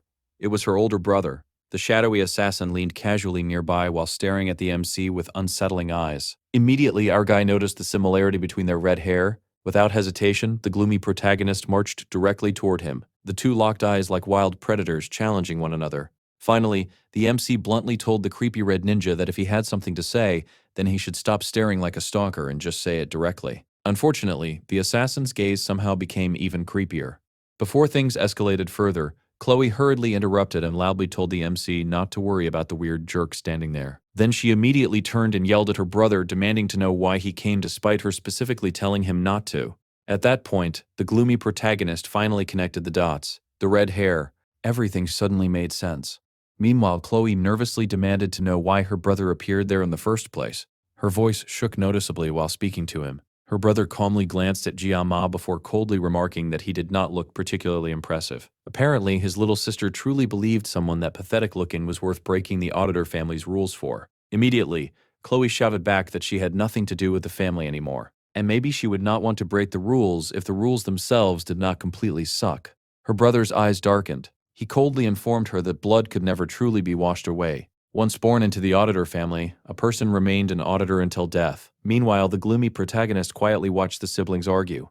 Honestly, Chloe sounded like a rebellious teenager while her brother spoke like a villain from an ancient historical drama. Both of them were unbelievably embarrassing. He genuinely wished they would tone things down. Unfortunately, the creepy older brother continued speaking seriously and ordered Chloe to get rid of the MC entirely before returning to the family properly. The little assassin bit her lip hard enough to draw blood. Then she suddenly exploded. She yelled that her brother should stop referring to her adorable crush like garbage. Immediately, everyone nearby turned toward them in shock. Our guy internally screamed, "Why could these people never behave normally?" Everyone else was literally just trying to go eat lunch, and somehow this entire situation turned into a dramatic family confrontation. Still, while watching the siblings, the gloomy protagonist finally remembered exactly who the auditor family was. In the original game, they specialized in infiltration and assassination. They were an infamous clan of living shadows who appeared midway through the story. Compared to other heroic houses, the auditors were technically considered weaker overall. However, in terms of assassination, they were unmatched. Every member of the clan underwent horrifyingly brutal training from childhood onward. They molded their children into perfect killing tools before those children even properly grew up. Chloe herself came from that environment. And honestly, now that he understood that truth, the creepy older brother's emotionless killing aura suddenly felt far more normal than Chloe's cheerful personality. That man possessed the eyes of someone fully accustomed to killing. The MC understood that the auditor family probably justified their actions as maintaining order through eliminating threats. And honestly, he was not completely against killing when absolutely necessary. Still, when he looked at Chloe trembling beside him, his thoughts began changing. Her lips trembled so hard that she accidentally bit them until they bled. At that moment, the gloomy protagonist realized something painful. Chloe probably just wanted to live a normal life. But much like his own cursed blessing, the environment she was born into would never allow that. The auditor family decided her future from birth. She was expected to become a perfect emotionless assassin, whether she wanted it or not. And judging from the trembling fear in her eyes, she clearly wanted anything except that fate. Unfortunately, our guy was no hero, and he never intended to become one either. Even after understanding everything about Chloe's situation, the gloomy protagonist could not help laughing bitterly at himself. He already knew he was not some grand hero destined to save the world. But maybe he could at least save one person. With that thought in mind, our guy stepped forward and volunteered to speak directly with the creepy older brother himself. At this point, he had finally accepted a painful truth. The power inside him was absolutely a curse. However, cursed or not, it refused to let him accept defeat. So, staring directly at the assassin boy, the gloomy protagonist calmly asked for his name, even though he already knew it was Nox Auditor. In the end, the Oreo-haired disaster of a protagonist realized something important. He spent all this time trying to run away from the Sword God's blessing, but no matter what he did, it continued dragging him forward. Back in his previous life, cartoons always loved preaching that there was no paradise waiting for people who ran away. Unfortunately, they were right. If escaping was impossible anyway, then he might as well move forward willingly. With a dangerous grin spreading across his face, the gloomy protagonist introduced himself properly. Kang Jian-ma, a name containing both a sword and a demon. Then he smirked demonically and told Nox to follow him because he intended to cut down Red's creepy older brother himself. After all, he was someone who fought with a knife. Meanwhile, elsewhere inside the academy, the wolf class instructor relaxed in the faculty room while deep in thought. He quietly reflected on Jian-ma's recent condition and noted that something serious must have happened because the boy's expression looked completely devoid of emotion lately. Suddenly, the faculty room door slammed open. Another teacher loudly asked whether something happened because the wolf instructor looked like he was going bald from stress. Instantly offended, the wolf teacher shouted that nobody was allowed to talk about his baldness. The other instructor burst into laughter and apologized. Then the phone rang. The wolf teacher answered it while introducing himself as Lee Wibman, lead instructor of the wolf class. Meanwhile, his coworker quietly stared at him and internally wondered whether the man had actually been bald from the start and merely wore that weird thing on his head because he thought it looked stylish. Then the wolf teacher's expression changed completely. Someone requested a subspace duel. The teacher immediately demanded to know which cadets were involved. The answer nearly gave him a heart attack. Kang Jian-ma versus Nox Auditor. The wolf instructor froze in complete disbelief. Meanwhile, inside the academy's duel grounds, a glowing doorway led toward the subspace arena. The usage timer still displayed 0 because the battle had not officially begun yet. However, the arena reservation had already been confirmed under Jiama's name. The duel would begin in 15 minutes. The gloomy protagonist honestly expected the booking process to be much more complicated, but surprisingly everything went through almost instantly. Even the academy director personally warned him that if he insisted on doing this, then the least he could do was return alive. Our guy reassured himself repeatedly that things should technically be fine. After all, subspace duels did not inflict physical injuries in reality. Mental trauma, however, was still absolutely possible. Still, none of that mattered as long as he won. From the waiting room, he could already hear the massive crowd gathering outside. He understood that students enjoyed watching fights, but he genuinely did not expect the academy to become this excited over his duel. The irony of the situation almost made him laugh. Not long ago, the lazy protagonist desperately tried avoiding attention at all costs. Now the entire academy was waiting to watch him fight. Even more shaken than him, however, was Chloe. The observant protagonist became genuinely startled when he noticed tears forming in her eyes. Apparently, the little assassin blamed herself for everything happening right now. Softly, she called out his name. The gloomy protagonist quickly reassured her that none of this was her fault. He even pointed out that she kindly lent him her equipment, so everything would work out fine. Still, the girl quietly sobbed. For a while, both of them simply sat together in silence. Eventually, Chloe nervously admitted that her brother was unbelievably strong and she was terrified something terrible would happen to him. Naturally, the gloomy protagonist smirked arrogantly and pointed out that he was strong too. Unfortunately, the assassin remained unconvinced. According to her, Nox was considered a once-in-a-generation genius even within the Auditor family. When it came to assassination techniques and dark arts, nobody in the clan could compare to him. At just 14 years old, he already earned the title Pinnacle of the Dark Arts. The MC physically recoiled from cringe damage. Who even came up with these ridiculous titles? Still, despite mocking it internally, our guy understood the reality of the situation. No matter how hard he tried avoiding trouble, this confrontation was ultimately his own decision. Quietly, he tightened his grip around the sashimi knife while remembering his old mentor from his previous life. That man once grinned and declared that Jian-ma was destined to wield blades for the rest of his existence. The mentor probably never imagined that his student would continue fighting in another world using a literal sashimi knife. Then the announcement echoed throughout the waiting area. All participating cadets were instructed to proceed to the subspace grounds. Immediately, Chloe became even more nervous. Meanwhile, the Oreo-haired protagonist casually stood up and announced that he was leaving. The assassin shyly wished him good luck.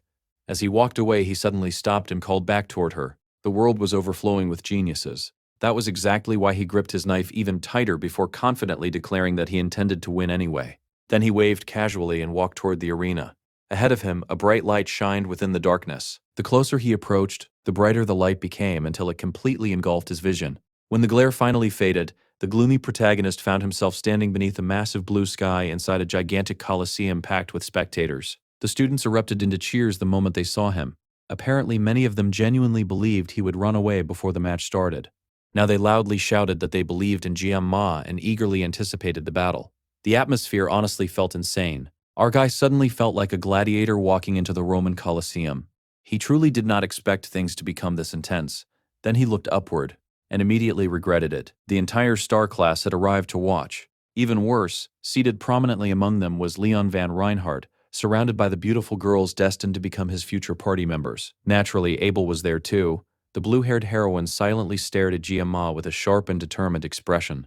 The gloomy protagonist genuinely wondered whether the star-class students had absolutely nothing better to do with their lives. This situation was becoming painfully awkward. Unfortunately, he did not have much time to sulk because a furious voice suddenly roared at him from across the arena. Nox demanded to know whether the MC was trying to mock him. The assassin glared at him with open disgust while asking how someone could dare enter battle carrying such a pathetic excuse for a weapon. The gloomy protagonist became slightly confused by the sheer intensity of the man's hatred. The killing intent pouring from Nox honestly felt monstrous. Still, our guy casually shrugged and replied that true masters never blamed their equipment.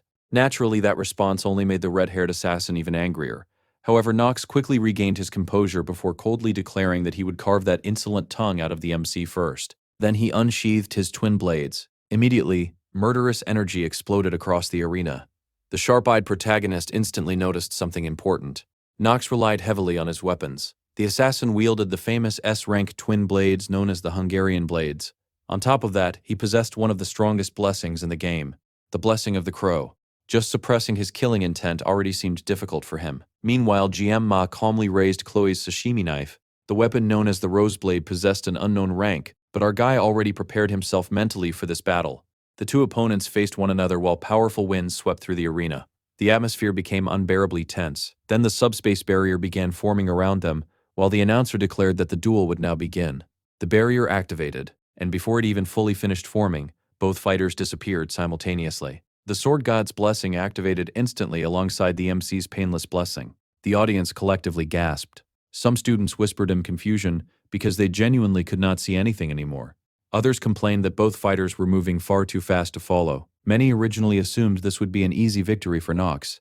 Now nobody knew what to think. For weaker spectators, the arena became nothing but darkness and noise. But the stronger students witnessed flashes of blue and pink light violently colliding across the battlefield as both fighters moved at terrifying speed while slashing at one another relentlessly. Nox attacked like a raging storm of hatred. Meanwhile, the Wolf-class student calmly focused on defense while weaving around every lethal strike. A blonde girl from the Star class leaned forward with interest while commenting that the fight suddenly became exciting. Nearby, Abel silently stared at Jia Ma in disbelief. The weak-looking boy she met under the stars was actually an incredible swordsman. Meanwhile, the gloomy protagonist continued surviving purely through precision and instinct, because his opponent absolutely intended to kill him despite this technically being a school duel. The assassin unleashed slash after slash after slash like a dark purple tornado of violence. The arena floor became covered in deep scars from his attacks. Still, Jiama somehow continued dodging everything, and honestly, that fact alone drove Nox completely insane with rage. Finally, the furious assassin decided to stop holding back. Activating the three-legged crow technique, Nox unleashed a monstrous slash overflowing with the murderous resentment of 7,000 grievances. Even Jiam Ma found himself slightly disturbed by just how desperately Nox wanted to kill him. The assassin's attacks came crashing toward him non-stop, each slash overflowing with murderous intent. Nox genuinely believed the fight was already over. Unfortunately for him, the Oreo-haired protagonist still had tricks left. At the last possible moment, our guy slipped cleanly out of the attack range without suffering a single scratch. Nox looked absolutely horrified. The red-haired assassin could not believe that someone actually dodged the full force of his technique so casually. Meanwhile, the gloomy protagonist glanced back at him with the most annoyingly cocky expression imaginable. Up in the audience, some of the older students were stunned. One sophomore admitted that freshmen usually spent their time running away from attacks like those rather than calmly dodging them. Another student agreed that while sophomores generally dominated lower years, the freshmen's combat experience clearly was not normal either. However, Abel understood there was something much stranger happening. Only people capable of fully tracking the battle could truly see it. Every aggressive move came from Nox. Meanwhile, Jiam Ma had not seriously attacked even once. He simply dodged everything. That realization made the assassin even angrier. Nox remembered his sister warning him that Jiam Ma was not normal. He even unleashed the blessing of the crow, believing it would instantly annihilate the freshman. Instead, the MC dodged it effortlessly. The red-haired assassin clenched his teeth in rage. Clearly, his opponent specialized in speed and reaction timing. Because of that, Nox decided he needed to fight more carefully. Then the self-proclaimed pinnacle of the dark arts prepared a wide-range attack designed to cut through the entire battlefield in one strike. The longer he stared at Jiam Ma's calm expression and those pathetic kitchen knives in his hands, the more furious he became. Then suddenly, the MC dropped one of his weapons. Nox froze in confusion. The assassin could not understand why someone would willingly discard a weapon in the middle of a duel. Suspiciously, he demanded to know what kind of trick the freshman was planning now. Instead of answering immediately, Jiam Ma slowly raised Chloe's rose blade. Then his entire demeanor changed. The previously relaxed protagonist suddenly became terrifyingly serious. Lowering his head slightly, he pointed the sashimi knife directly toward Nox. The atmosphere instantly grew heavy. For the first time during the duel, the look in Jiam Ma's eyes carried genuine killing intent. Nox internally screamed. Was this bastard mocking him? The assassin tightened his grip around his twin blades while swearing that he would end the duel with a single decisive strike. Dark energy exploded around him as he roared at the freshman and demanded to know what someone wielding a pathetic fish knife could possibly accomplish against him. Then Jiam Ma moved. The gloomy protagonist launched forward in a flawless straight line like a beam of light slicing across the battlefield. Nox went speechless. The movement was so clean and precise that it looked unreal. For all this time, the MC only wanted a peaceful life. He tried desperately to avoid standing out. He obeyed the rules and avoided trouble whenever possible. Yet somehow, fate continued dragging him deeper into violence. It genuinely felt as though something inside him constantly whispered for him to stop resisting. So finally, Jiam Ma gave in. If he could never escape the Sword God's blessing, no matter how hard he tried, then he would accept both its blessing and its curse.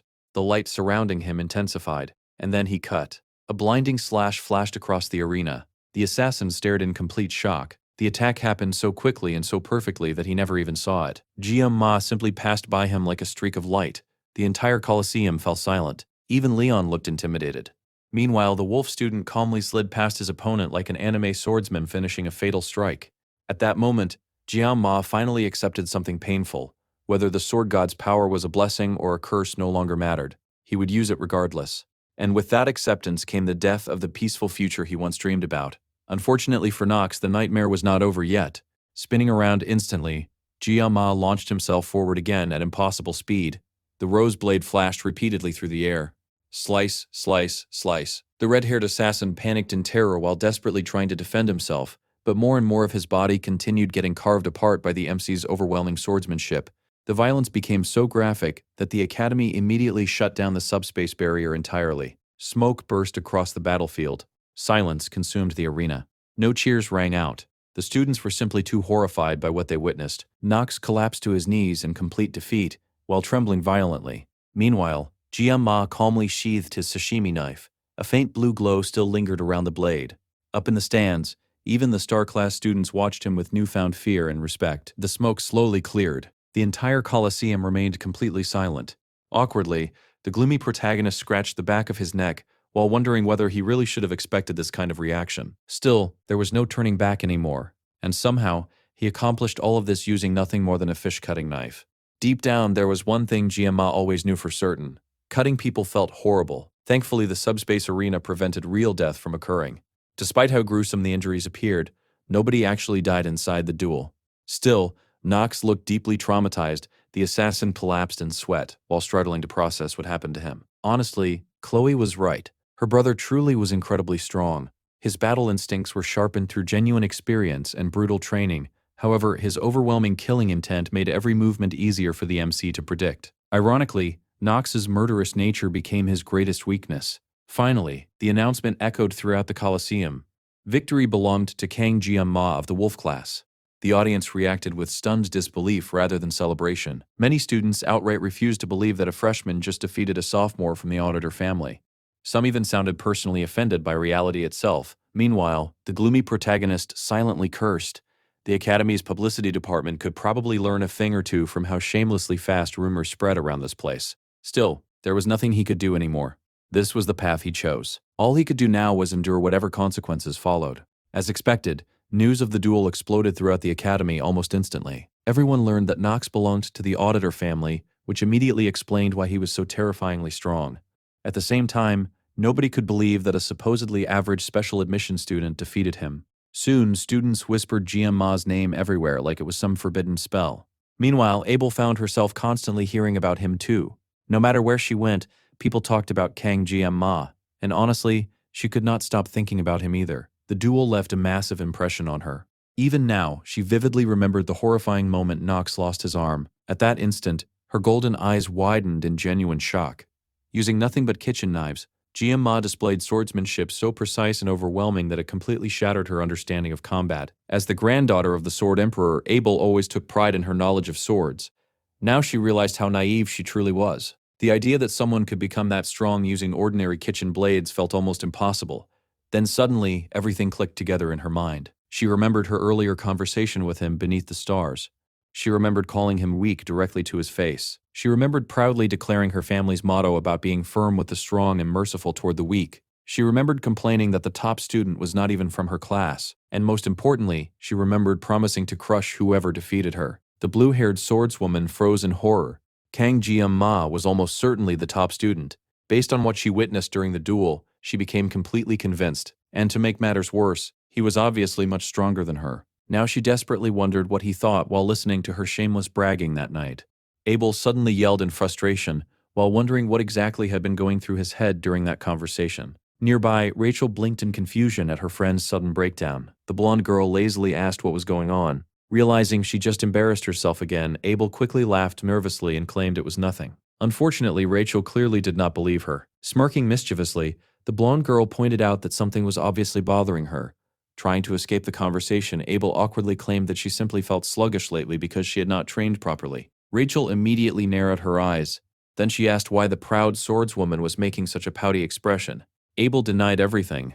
The blonde girl continued guessing anyway. Maybe she was hungry. No. Maybe she forgot her equipment at home. Also no. Then Rachel casually suggested that maybe it was a bathroom emergency. Immediately Abel snapped and loudly insisted once again that nothing was wrong. Rachel grinned triumphantly. After eliminating every other possibility, the blonde girl finally reached her conclusion. Little Miss Blue Hair was having boy problems. The snobby noble was left completely speechless. Abel's face flushed bright red with embarrassment while the blonde girl beside her twitched with amusement. Then Rachel completely lost it. She burst into loud laughter and pointed directly at the noble lady, like she had just discovered the funniest secret in the world. Rachel had genuinely believed Abel was the last person alive who would ever care about romance. So seeing the usually cold and composed swordswoman acting flustered was pure entertainment for her. Abel quickly tried to defend herself, yelling that Rachel had gotten the wrong idea, but the blonde clown was not buying it for even a second. She wanted to know who the lucky man was. Abel immediately went silent, which only made Rachel even more suspicious. The blonde refused to let the matter go and kept pushing, wanting to know who had managed to steal the heart of the normally stoic noble girl. Since Abel refused to answer, Rachel decided to turn it into a guessing game. First, she guessed Leon, the perfect glowing protagonist with the handsome face. However, Abel looked so disgusted by the suggestion that Rachel instantly crossed him off the list. Rachel found it strange that Abel still seemed so uncomfortable whenever Leon was mentioned. Then the blonde suddenly guessed that it had to be the special student from yesterday. The reaction she got from Abel was all the confirmation she needed. Rachel's grin widened like a predator who had just found fresh prey. Hearts practically appeared in her eyes as she realized the truth. This information was worth more than gold to her. She was going to have endless fun with this. Without warning, Rachel grabbed Abel by the arm and declared that it was time to go. Abel was startled, but Rachel was already dragging her away at full speed. The noble girl desperately asked where they were going, only for Rachel to laugh loudly and declare that they were obviously heading to the wolf class like characters in a romance novel. Meanwhile, inside the wolf class, Rachel cheerfully waved at everyone like she owned the place. She happily greeted the students while dragging the deeply embarrassed Abel behind her. The entire classroom immediately erupted into shocked whispers. The popular high-ranking students had suddenly appeared in their class, and everyone could only stare in admiration. Abel looked incredibly nervous, but Rachel walked through the room like she was strutting across a red carpet. Then the blonde suddenly jumped onto a desk and loudly announced that they were looking for a black-haired guy. Of course, she meant Gio-ma. Rachel scanned the room like a hunter searching for prey. Since Gio-ma was the only student with black hair, finding him was not exactly difficult. Before long, one annoyed student approached her and pointed out that someone of her status should not be climbing onto desks and causing chaos inside their classroom. Rachel did not feel threatened in the slightest. Instead, she simply flashed him a beautiful smile, abusing her pretty privilege so hard that the poor student practically shut down on the spot. Abel watched in horror as Rachel shamelessly weaponized her looks. Then Rachel finally found her target. Gio-ma was sleeping peacefully in his seat while the familiar red-haired assassin buzzed around him as usual. Rachel immediately assumed that Chloe was his girlfriend, though she honestly thought that only made the situation even more entertaining. This was going to be fun. Chloe had been happily talking to Gio-ma when she suddenly froze. A dangerous killing intent had appeared out of nowhere. Rachel had somehow slipped right beside Gio-ma's desk, and before anyone could react, she leaned down and blew a playful kiss toward his sleeping face. Chloe instantly lost all color. Abel also looked completely stunned. The atmosphere immediately became terrifying. Gio-ma slowly raised his head with a confused expression, only to discover himself surrounded by beautiful but extremely dangerous girls. Rachel smiled sweetly and asked if she had woken him up before immediately asking for his name, even though she already knew exactly who he was. Before Gio-ma could even answer, Rachel casually admitted that she had not known who the famous black-haired genius was until the subspace incident the other day. Gio-ma, meanwhile, was still trying to process why Rachel of all people had suddenly appeared inside his classroom. Rachel leaned in closer and openly commented that he looked surprisingly handsome up close. At that moment, Gio-ma's instincts started screaming that the situation around him was extremely dangerous. Then Chloe finally spoke up. Her voice sounded calm, but the jealousy radiating from her was absolutely terrifying. She demanded to know exactly what Rachel thought she was doing by touching Gio-ma so casually. Her pupils had shrunk, the whites of her eyes had widened, and she looked moments away from snapping entirely. Rachel only seemed amused by the reaction. Meanwhile, Gio-ma realized that everything was spiraling out of control. Chloe's personality had completely flipped, and she already had a box cutter in her hand. If a knife fight broke out in the middle of class, things were going to become a massive problem. The lazy protagonist had never seen a situation like this happen in the original game before. He genuinely could not understand why Rachel had even come to the wolf class in the first place. Then Abel finally stepped in and told Rachel to stop causing trouble in another classroom. Rachel smirked and asked why Abel was pretending not to say hello to Gio Ma. She was enjoying the chaos way too much. After hopping off the desk, she casually reached over and ruffled Chloe's hair like she was teasing a child. Rachel then told her not to interrupt while adults were talking and added that sharp objects were dangerous to play with. That patronizing attitude pushed Chloe even further over the edge. Her hand twitched violently around the knife. Then, the moment Rachel turned her head away, Chloe attacked. She launched a genuine killing strike directly toward Rachel's back, shocking both Gio Ma and Abel. However, Rachel reacted instantly. She spun around with terrifying speed, and suddenly a massive splash of red burst through the classroom. Except the red was not blood. One random student had accidentally exploded his juice box while opening it at the worst possible timing imaginable. His classmate immediately yelled at him while the poor guy desperately defended himself, claiming that dramatic openings were the only way his senior would notice him. Meanwhile, in the background, Rachel had already caught Chloe's arm and disarmed her completely. The blonde casually mocked Chloe for being slow and admitted that she originally thought the tiny assassin was just some harmless little kid. Unfortunately for Rachel, Chloe also happened to have an extremely short temper. No matter how hard Chloe struggled, she could not break free from Rachel's grip. Abel quickly yelled at Rachel to stop bullying weaker students, but Rachel already looked bored with the entire thing. Without warning, she casually tossed Chloe backward across the classroom. Chloe flew through the air before smoothly flipping herself upright and landing perfectly on her feet. Rage burned in her eyes while the male students in the wolf class suddenly started cheering like they were watching some kind of arena match between beautiful girls. Gio Ma, however, was already exhausted. The blonde clown causing all this chaos was Rachel Demura, niece of the Spear Saint himself. Her clan valued overwhelming brute force above all else, believing that raw power could crush any technique or skill. Rachel grinned brightly and directly asked Gio Ma whether Chloe was his girlfriend.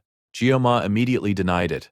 The rejection hit Chloe like a truck. She trembled in the corner with a mixture of heartbreak and murderous intent radiating off her tiny body. Still, Gio Ma calmly clarified that Chloe was simply his friend. Rachel considered that answer for a moment while Gio Ma wondered how his peaceful nap had somehow turned into complete insanity.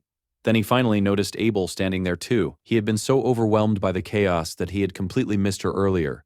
Immediately, Gio Ma became even more cautious and demanded to know why two elite high-ranking students had specifically come looking for him. Rachel smirked and immediately threw Abel under the bus. She claimed that Abel was interested in Gio Ma and had desperately wanted to see his face. Abel instantly exploded with embarrassment and denied everything, demanding to know when she had ever said something so humiliating.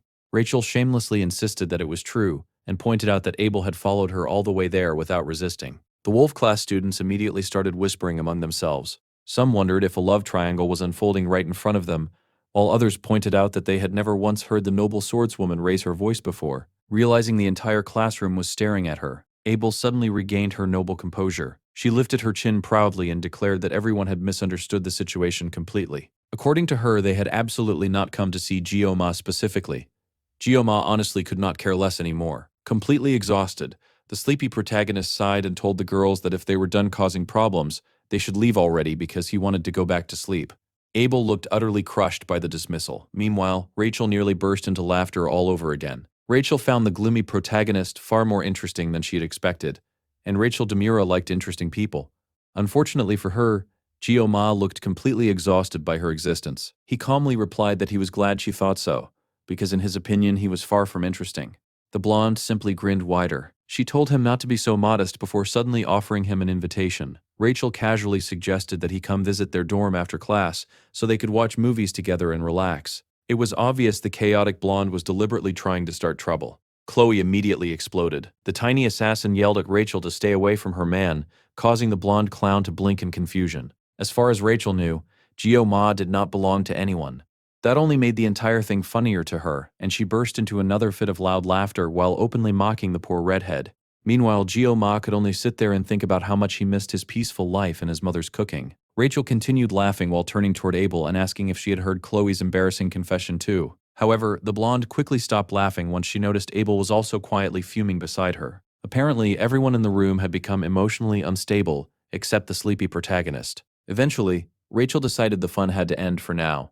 Still smiling, she admitted that meeting the only black-haired student in the academy had been surprisingly entertaining. She cheerfully told Gio Ma that she would definitely see him again later.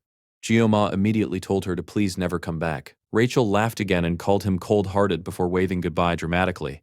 Chloe continued glaring murderously at the blonde, while Gio Ma simply ignored the entire situation, and silently prayed the two girls would disappear far away from him. The exhausted protagonist lowered his head again, ready to return to sleep. However, as Rachel and Abel prepared to leave, Abel quietly glanced back toward him one last time. Even from afar, the noble swordswoman could not stop thinking about the black-haired boy. She wanted to say something, but no words came out. In the end, Abel simply turned around and walked away, returning to the elite class where she belonged while leaving the wolf class behind. As the two girls walked through the academy halls, Rachel smiled to herself. It was one thing for someone to act cold and distant, but when she looked into Gioma's hollow black eyes, she felt something deeper hidden beneath them. The single strand of white hair on his head looked sharp enough to cut skin, and his gaze carried a pressure that felt like a knife pressed against her throat. The sleepy protagonist had exceeded all of Rachel's expectations. She grinned to herself while remembering the chills she had felt earlier. The hidden genius inside the wolf class was far superior to the flashy but hollow students she had met since entering the academy. Rachel had originally gone there simply to tease people for entertainment, expecting Gioma to be another joke. Instead, she might have discovered something valuable. The Demura clan valued only the strongest warriors above all else. Rachel herself had no interest in weaklings. So in her eyes, Gioma was beginning to look like an extremely precious resource. The blonde licked her lips slightly at the thought. Naturally, someone like him catching Abel's attention suddenly made perfect sense. At that moment, Rachel suddenly turned and apologized. Abel looked surprised for a moment before telling the blonde that if she wanted to apologize for something, then she should first apologize to the wolf class students for causing such a massive disturbance. Rachel immediately refused. Confused, Abel asked what exactly she was apologizing for then. Rachel crossed her arms smugly and casually admitted that she was apologizing for provoking Gioma. She explained that she had underestimated him earlier and now realized he was definitely not the type to submit quietly. Abel stared at her in confusion, clearly struggling to understand what Rachel even meant. Meanwhile, elsewhere inside the academy's medical ward, a completely different kind of madness was unfolding. Nox Audio wandered through the hospital halls while dragging his IV stand behind him like a deranged psychopath. Dark, murderous energy practically poured off his body as he muttered the same sentence over and over again. "I'll kill Gioma." The proud assassin genius had lived his entire life without ever experiencing defeat.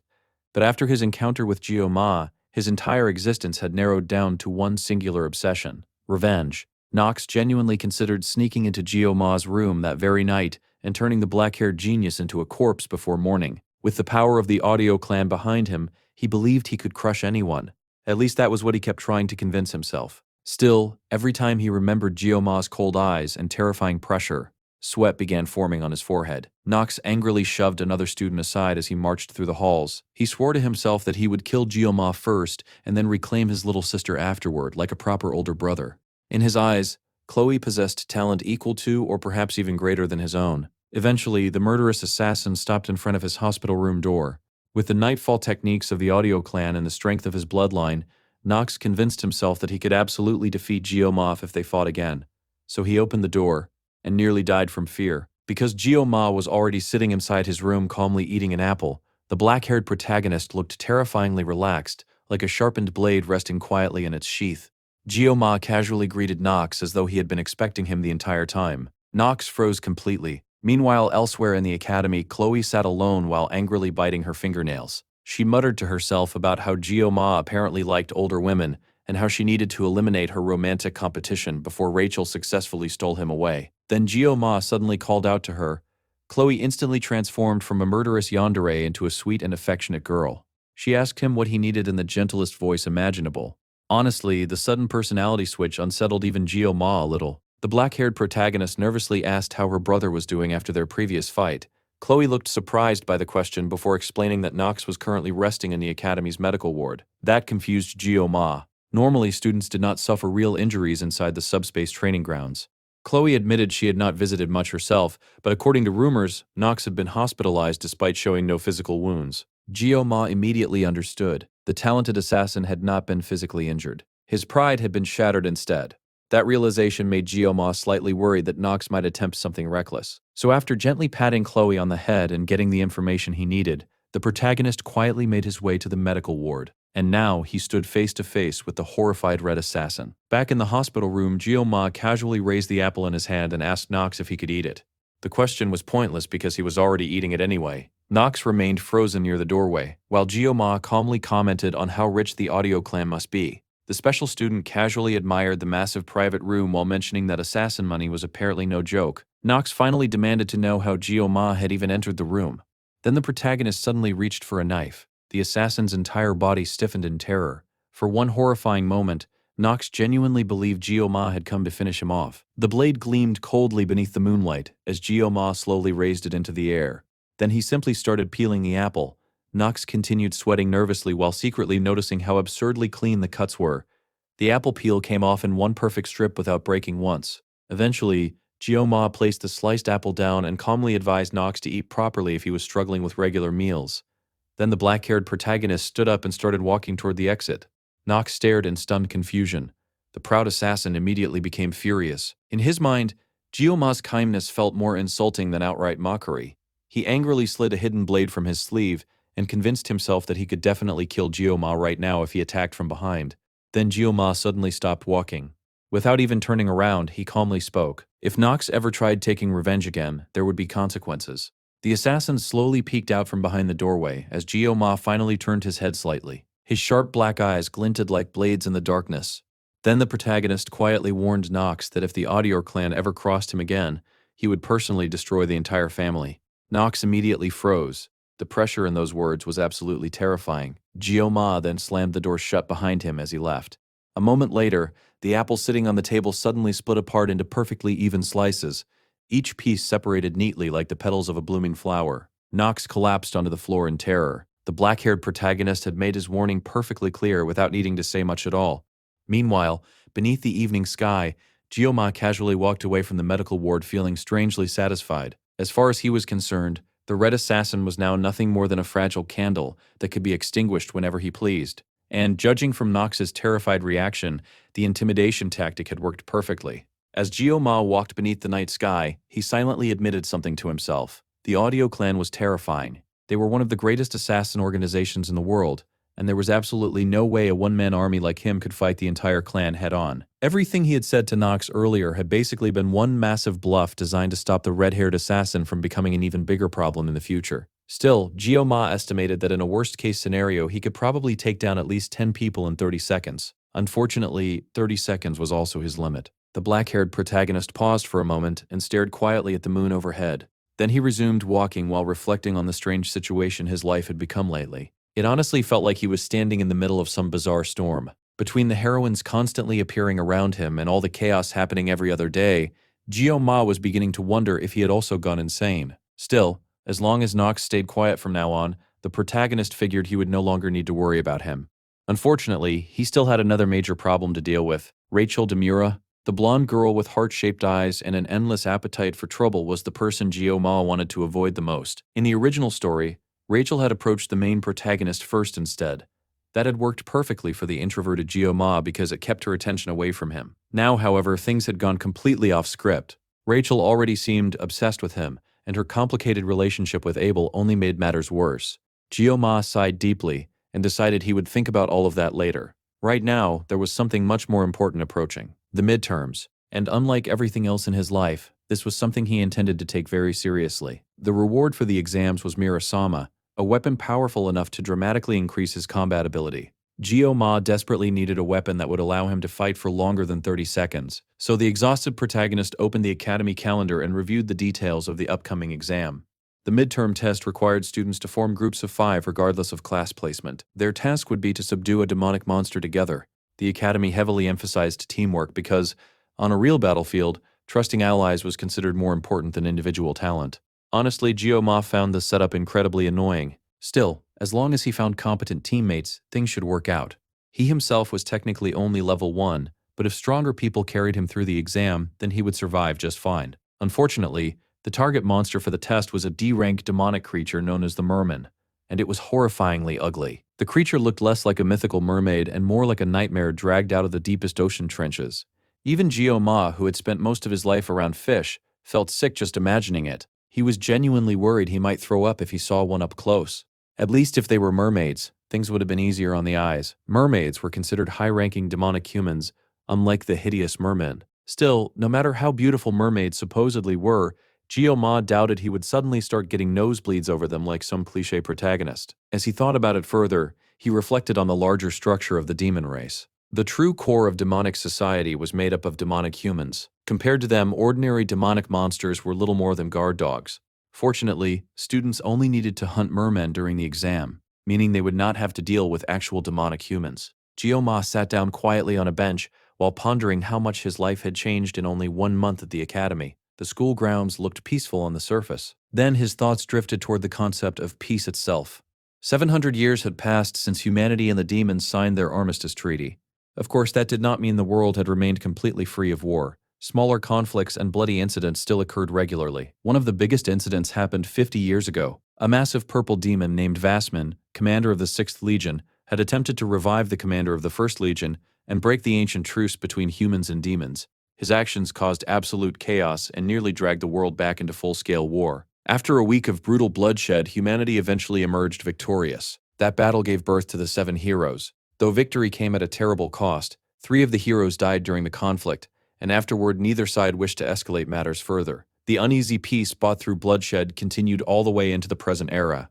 Back then, Jioma had always thought it was ridiculous that one particular hero had been called the strongest human alive, despite only defeating the commander of the 6th Legion. Compared to the man who sealed the 1st Legion commander alone, the gap felt absurd. That man was Baylor Juin. Even now, Jioma wondered whether someone like Baylor could truly still be considered human. Unfortunately, thinking about history did not solve his current problems. Only 3 years remained before the Second Human-Demon War would begin. And unlike the previous conflict, the future war would involve the Demon King himself. The protagonist shook his head and forced himself to stop thinking about the depressing future. Right now, his focus needed to stay on the midterms. Unfortunately, another issue immediately appeared. He needed teammates. Jioma opened his contact list and instantly realized something deeply embarrassing. Aside from his family members and the academy director, he practically had nobody saved. The guy was a complete social recluse. Then the black-haired genius suddenly paused. Now that he thought about it carefully, he had become one of the most famous students in the entire academy. Maybe he could actually use that reputation to his advantage. After all, living quietly for 3 years had already become impossible anyway. So Jioma finally changed his goal. Instead of living comfortably and quietly, he decided he would simply live comfortably whether things stayed quiet or not no longer mattered. 1 week later, that decision completely backfired. The black-haired idiot sat in class while listening to students whisper around him, and not a single person had invited him into their group. Not one. Jioma nearly lost his mind. Apparently, showing off terrifying ninja-like combat abilities had only succeeded in making everyone too scared to approach him. His social situation had somehow become even worse than before. Chloe was alone too. Ever since the incident involving her brother, the little assassin had also become isolated from the rest of the students. Realizing they were basically fellow outcasts now, Jioma decided to take one for the team and approached her. Chloe instantly brightened the moment he came over. Jioma awkwardly asked whether she had already found teammates for the midterms. To his immense relief, she had not. The protagonist honestly felt bad for her. Unlike him, Chloe used to have plenty of friends before everything became complicated. However, the tiny yandere simply smiled sweetly and said she was perfectly happy as long as she had Jioma around. Hearing that, the ambitious protagonist finally gathered his courage and asked if she wanted to team up with him while they searched for 3 additional members together. Chloe looked absolutely thrilled. And just like that, Jioma successfully recruited his first teammate. Honestly, he considered it a massive victory. Chloe's combat abilities were no joke either. Since the exam involved capturing as many mermen as possible within 1 hour, someone like her was incredibly valuable. Considering Jioma's 30-second limit in battle, Chloe practically looked like an army of 1,000 soldiers in his eyes. The protagonist smiled faintly while watching her excitement. He was genuinely happy that she looked so happy. Then suddenly, a loud voice echoed through the classroom. Jioma looked up and immediately regretted everything. Rachel Demura had arrived. The blonde menace marched directly toward him while announcing that she had returned to play again. Trying to stay calm, he asked why she had shown up. Rachel pouted and pointed out that she had literally just explained why. Meanwhile, Chloe instantly entered full demonic jealousy mode. She quietly muttered about the big ones arriving, though she was clearly talking about Rachel's chest rather than her combat strength. Realizing disaster was approaching, Jioma immediately tried damage control and bluntly told Rachel to go away because he was busy. The blonde pretended to look heartbroken. She even forced fake tears into her eyes while asking why he was always so cold toward her. Jioma only sighed and told her to stop calling him by his first name because it sounded way too personal. Rachel instantly dropped the sad act and loudly claimed she had suddenly gone deaf. The shameless girl dramatically collapsed onto his desk before cheerfully asking whether he already had a midterm group prepared. Jioma admitted that he did not. Rachel immediately lit up with excitement. Then the blonde leaned forward with sparkling heart-shaped eyes and sweetly invited both him and Chloe to join her group. She even had the audacity to lift his chin with her hand like he was some shy girlfriend she was flirting with. Gio Ma instantly smacked her hand away. Completely baffled, he demanded to know why someone as popular as Rachel would bother asking him of all people when countless students would happily rush to join her team. Rachel simply laughed. Those students were boring. Gio Ma, however, seemed entertaining. The exhausted protagonist had absolutely no response to that logic. Still, he pointed out that he had already started a group with Chloe. Hearing him openly acknowledge her made the little assassin freeze in surprise for a moment. Rachel, meanwhile, looked completely unbothered. She happily explained that her group still had open spots anyway. The shameless blonde truly came prepared for everything. Meanwhile, Gio Ma quietly remembered the Academy rulebook. Do not hate the player, hate the game instead. Gio Ma took a moment to seriously consider his options. Out of the corner of his eye, the black-haired protagonist glanced toward Chloe to see what she thought about joining Rachel's group. The little assassin looked hesitant at first, but eventually she gave a small nod. It was not like they had many other choices anyway, and despite her chaotic personality, Rachel was undeniably strong. Seeing Chloe agree, Gio Ma finally surrendered himself to fate. Rachel instantly lit up with excitement. The blonde hyena happily declared that he was absolutely forbidden from backing out now that he had agreed. Then, the slow genius finally remembered to ask the important question: who exactly were the other members of the group? Rachel blinked at him in disbelief, before casually asking whether he seriously did not know who Leon was. Apparently, the guy was famous enough that she assumed everyone in the academy knew him already. Unfortunately, Gio Ma knew exactly who Leon was.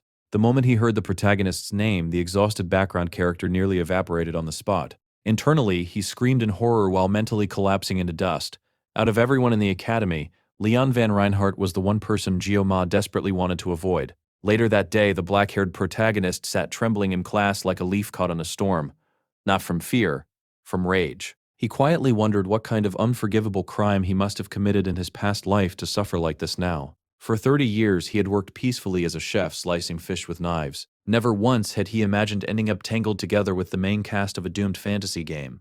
Getting involved with the heroines was already bad enough. At least they were beautiful eye candy, so the introverted protagonist could tolerate them to some extent. But getting dragged into the orbit of the actual protagonist character was a completely different nightmare. Leon was far too bright for someone like Gio Ma.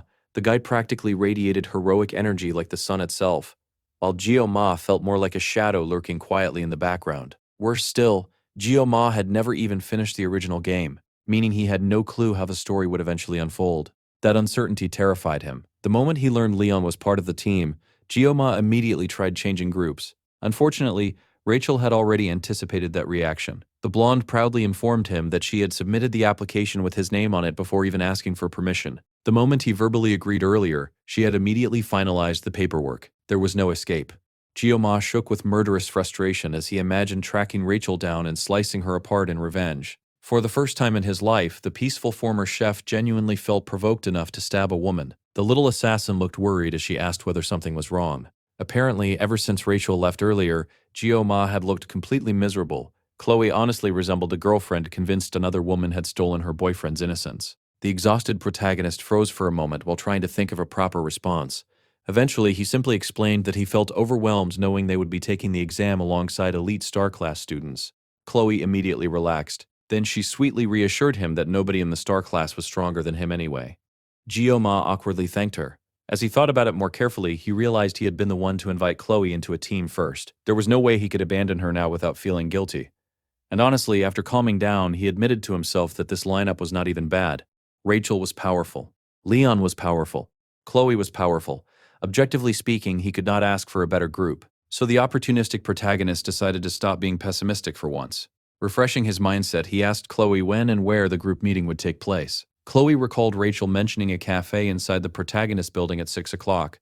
Gio Ma quietly noticed that Chloe still refused to call Rachel by her actual name and only referred to her as Blondie. Apparently, the Yandere grudge remained strong. Since it was nearly time already, Gio Ma suggested they head over immediately, and Chloe happily agreed. The two casually walked through the academy halls before eventually arriving at the cafe. A loud slam echoed through the room as Chloe set down her drink with a satisfied sigh before happily sipping her avocado smoothie. Gio Ma stared at the green liquid in absolute disbelief after seeing the price tag, 50,000 won. The prices inside the academy continued attacking his soul no matter how long he stayed there. The black-haired protagonist nearly coughed blood while silently praising Starbucks for somehow convincing people to spend this much money on beverages. Chloe, meanwhile, misunderstood his reaction and proudly agreed that the brand was amazing. Geo-ma reminded himself that he was a grown adult who needed to practice self-control. Unfortunately, the only drink under 10,000 won had been espresso, so he ordered that instead. The problem was that it tasted like concentrated horse poison. Since the cafe belonged to an outside company, even faculty cards did not work there. The protagonist immediately decided he would not be returning often. Then suddenly his phone started ringing. Rachel had sent a message explaining that she would be late because she needed to take care of the kids. Geo-ma and Chloe were already waiting inside the cafe's meeting room, while the chaotic blonde promised she would arrive soon. Before long, the door opened. Rachel entered carrying a smoothie while casually apologizing for being late. Behind her stood Leon Van Reinhardt himself. Geo-ma instantly stopped hearing anything else. While Rachel asked whether they had waited long, the exhausted protagonist could only stare silently at the golden-haired menace standing behind her. Leon looked like the physical embodiment of light itself, with brilliant blonde hair and piercing blue eyes that practically sparkled every second. If Leon represented light, then Geo-ma truly felt like darkness standing opposite him. Then Geo-ma suddenly noticed another unfamiliar face. An orange-haired guy with green eyes stood beside Leon looking like some delinquent who wandered into the wrong building. The protagonist honestly could not believe Rachel had recruited someone like that into the group. Then Leon walked directly toward him. The heroic protagonist extended his hand and politely introduced himself. As well, Leon smiled warmly and admitted he had been impressed by Geo-ma's performance during the subspace incident. He also said he felt reassured knowing someone that capable would be joining the team for the midterms. Meanwhile, Geo-ma could only think about how Leon somehow possessed the perfect protagonist voice. Everything about him sounded intelligent, calm, and trustworthy. This guy was definitely the protagonist character from the original game. Once everyone ordered their drinks, Leon suggested starting with introductions. Rachel immediately supported the idea, so Leon went first. He introduced himself as Leon Van Reinhardt of the Star class, and explained that he somehow ended up becoming the group leader. Despite humbly claiming he still lacked experience, he said he looked forward to working with everyone. Geo-ma internally cursed again. The guy practically glowed with purity. Life truly was unfair. Next, Rachel decided to skip her own introduction because everyone already knew who she was. Instead, she shoved the spotlight toward the orange-haired guy beside her by elbowing him in the ribs. The orange-haired delinquent introduced himself as Speed Weapon, a Star class student who loved heroes. Now that Geo-ma looked carefully, he noticed the word hero literally tattooed across the guy's back. The judgmental protagonist felt his soul leave his body for a moment. This man was genuinely named Speed Weapon. The stereotypes inside Geo-ma's head shattered instantly. He expected way more explanation from someone introducing themselves with a name like that, but apparently nobody else found it strange. Then Chloe shyly introduced herself as Chloe Audio of the Wolf class. Unfortunately, she also casually admitted she was there because of her crush.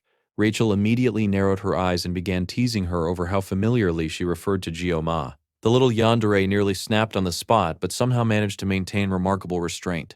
With a deep sigh, Chloe politely finished her introduction and greeted everyone properly. Even Rachel looked surprised by how patient she was acting. Finally, it became Geo-ma's turn. The black-haired protagonist gave the most suspicious introduction imaginable by stating only his name and class before immediately going silent again. Realizing things had become awkward, Leon smoothly transitioned into the actual meeting. The shining protagonist placed his laptop onto the table and suddenly a detailed PowerPoint presentation appeared on the screen. Geo-ma nearly got emotional from the professionalism. Apparently, the Star class instructor had distributed mission files to each group leader earlier that day. The presentation displayed a map of the exam site, Scopely Island. Leon explained that students would first travel there through a subspace gate, though only the transportation method involved the subspace itself. The island was completely real, meaning students could genuinely get injured or killed by demonic beasts during the exam. Leon zoomed further into the map and pointed toward the northeastern coastline. That specific area would serve as their assigned hunting zone. 3 student groups, including theirs, would be competing there to hunt. Merman, since the number of monsters on the island was limited, the goal of the exam was to capture as many as possible within the time limit. As Leon spoke, every member of the team listened carefully. Then the heroic leader finished his explanation and calmly asked whether anyone had questions. At first, the room stayed silent. Then Speed Weapon suddenly spoke up. The orange-haired delinquent pointed out that Scopely Island was also famous for sightings of mermaids. He cautiously asked whether there was any danger of encountering them during the exam. Leon calmly reassured everyone that there was nothing to worry about. According to the instructors, the island had already been fully investigated beforehand to ensure students' safety. Speed Weapon accepted Leon's explanation without much resistance. After that, Chloe raised another question. The little assassin calmly asked whether groups assigned to the same zone were allowed to ambush or fight one another during the exam. Leon immediately clarified that the objective of the midterms was strictly to exterminate demonic beasts. Any unnecessary conflict between student groups would most likely result in immediate disqualification. The shining protagonist politely asked whether that answered her question, and Chloe quietly nodded. Meanwhile, Gio-ma silently acknowledged that having an assassin in their group made that question extremely necessary. With that, the meeting officially concluded for the day. Everyone was told to continue preparing for the midterms and to gather again tomorrow for discussions regarding battle positions and strategy. Rachel immediately celebrated the end of the meeting and dragged Speed Weapon out of the room despite his annoyed complaints about her stretching his clothes. Leon began calmly packing away his equipment. Meanwhile, Gio-ma lingered behind awkwardly. Since he had chosen the corner seat earlier, he now found himself alone in the room with only Leon remaining. The atmosphere instantly became painfully uncomfortable. The socially anxious protagonist immediately decided it was time to escape. He stood up and prepared to leave. Then Leon suddenly called out to him, "Excuse me." Gio-ma slowly turned around, his sharp eyes narrowing slightly toward the shining protagonist. Leon's expression looked unusually serious now, which immediately made the black-haired genius uneasy. Then Leon asked him a strange question. "Where did you come from, Gio-ma?" The dark-haired protagonist froze. For a moment, he said absolutely nothing. Instead, his mind immediately started spiraling. Now that he thought about it, he had heard a similar question before, but somehow the tone behind Leon's words felt completely different this time. The blonde protagonist's blue eyes carried a strange intensity behind them, and Gio-ma could not tell what he was truly thinking. At first, the exhausted genius wondered whether Leon was literally asking about his nationality, but that made no sense. Leon could have easily asked that during introductions earlier, so why wait until everyone else had left? The more Gio-ma thought about it, the stranger the question became. Eventually, Leon sighed lightly and apologized for suddenly asking something so weird out of nowhere. Then he quietly admitted that Gio-ma simply felt similar to him somehow. That explanation only confused the protagonist even more. Similar? In what way? Sure, the official language of the world happened to be Korean because of the game's setting, but that did not mean other cultures failed to exist. Anyone looking at Gio-ma could immediately tell he was Korean anyway. Then suddenly, Leon smiled faintly and told him to pretend he had never said anything at all. After that, the blonde hero turned around and started walking away. But before Leon could leave, Gio-ma suddenly reached out and grabbed his shoulder. "Leon." The shining protagonist stopped walking. Without even thinking, Gio-ma desperately asked where Leon himself had come from. The moment the words left his mouth, the black-haired genius mentally cursed himself. He had acted completely on impulse. Still, if he did not ask now, he knew he would never sleep peacefully again.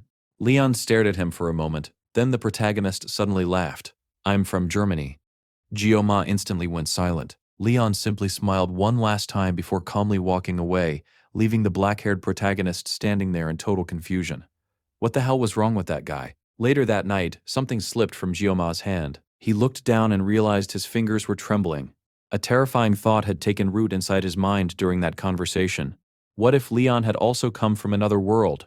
As absurd as the idea sounded, Gio-ma could not stop considering it. After all, there was no rule stating only one person could be transported into the game world. Honestly, possessing the actual protagonist sounded far more likely than ending up trapped inside some random side character. The more he thought about it, the more disturbed he became. Then Gio-ma made a decision. He activated the blessing of the sword god. The moment the blessing activated, his senses sharpened unnaturally. Pulling out one of his sashimi knives, the black-haired protagonist closed his eyes and focused with all his strength. His consciousness sank into darkness as he searched desperately for answers. Then suddenly he understood. Leon truly belonged to this world. Gio-ma's eyes widened in shock. Not only because he had received an answer, but because the blessing itself had responded to him. The sensation felt disturbingly familiar, like the same puppet-like feeling he experienced whenever the sword god's influence grew stronger. Apparently, if he concentrated hard enough while using the blessing, he could faintly hear a voice. That realization immediately gave him a splitting headache. Groaning, Gio-ma grabbed his forehead and massaged his temples. Even his pain-resistance blessing could not fully suppress the migraine forming in his skull. Still, one thing became clear. The Leon he met today was unquestionably the same Leon from the original game. Nobody alive could perfectly imitate that overwhelming purity, seriousness, and heroic charisma. Everything about the blonde screamed main character, which only made Gio-ma even more confused about the strange conversation earlier. If Leon truly belonged to this world, then what exactly had he meant when he said they were similar? The exhausted protagonist briefly considered researching Leon further through the old Kama wiki from his previous life. Unfortunately, back then he only cared about female characters, so he barely remembered anything about the male cast. And when he checked now, Leon's information page barely contained anything useful anyway. Eventually, Gio-ma sighed heavily and decided to let the matter go for now. This midterm would probably be the only time he ever needed to work closely with Leon anyway. If something strange happened again later, then maybe he could ask the academy director about it. Thinking about the director immediately reminded him of her recent complaints. Apparently, she had been pouting because he had not visited her lately. The shameless woman even jokingly asked when he planned to run away with her. Gio-ma decided it was healthier for his sanity to stop thinking about that entirely. Honestly, it felt strange how calm he remained despite constantly dealing with situations he wanted to avoid. Part of him wondered whether his blessings were slowly affecting his personality somehow. Since he was already thinking about them, Gio-ma decided to review his blessing status again.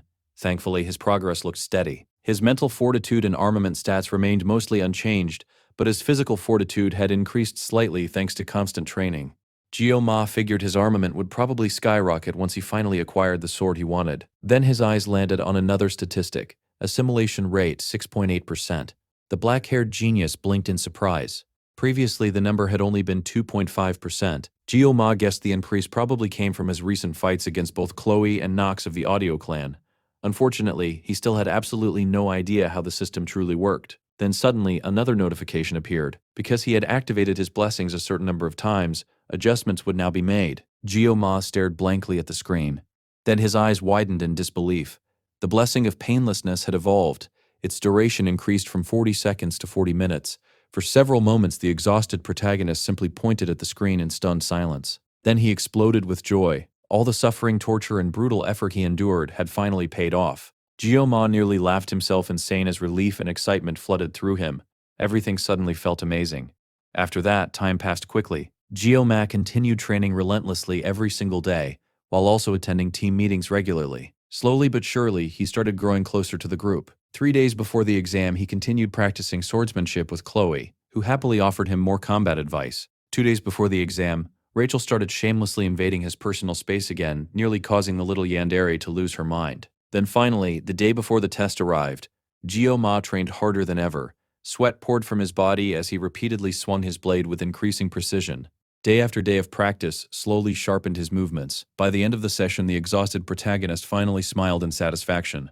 Then the morning of the midterms arrived. Students gathered before an enormous subspace gate that felt completely different from the training grounds. The atmosphere surrounding it felt heavier, more dangerous, and far more real. Then Gio-ma heard someone call for him. Turning around, he saw his team waiting nearby. Every single member looked absurdly strong. Rachel stood confidently at the front left position while laughing at the fact that the usually punctual Gio-ma had somehow arrived late today. Leon stood calmly at the center as the team's leader, smiling brightly as he welcomed Gio-ma over. Speed Weapon occupied the support position on the right side, quietly waiting with his usual delinquent attitude. Chloe stood near Rachel as the team's sub-damage dealer and happily greeted Gio-ma the moment she saw him. Finally, Gio-ma himself took the rearguard position on the far right while apologizing for being late. As he approached, he immediately noticed the incredible equipment everyone carried. Rachel's weapon instantly caught his eye. The Vermilion Phoenix Halberd, an S-rank armament. Even Leon apparently had not fully unlocked his signature equipment yet, but Rachel was already carrying a monstrous weapon of that level. Then Gio-ma looked toward Speed Weapon and nearly lost his mind. The orange-haired delinquent wore what looked like a recorder around his neck. An actual recorder. The exhausted protagonist stared at it in disbelief. Unfortunately, Speed Weapon noticed him looking and immediately started acting like he wanted to throw hands over it. Seeing Gio-ma's confusion, Rachel casually whispered that the ridiculous-looking instrument was actually one of the few S-rank healing armaments in existence.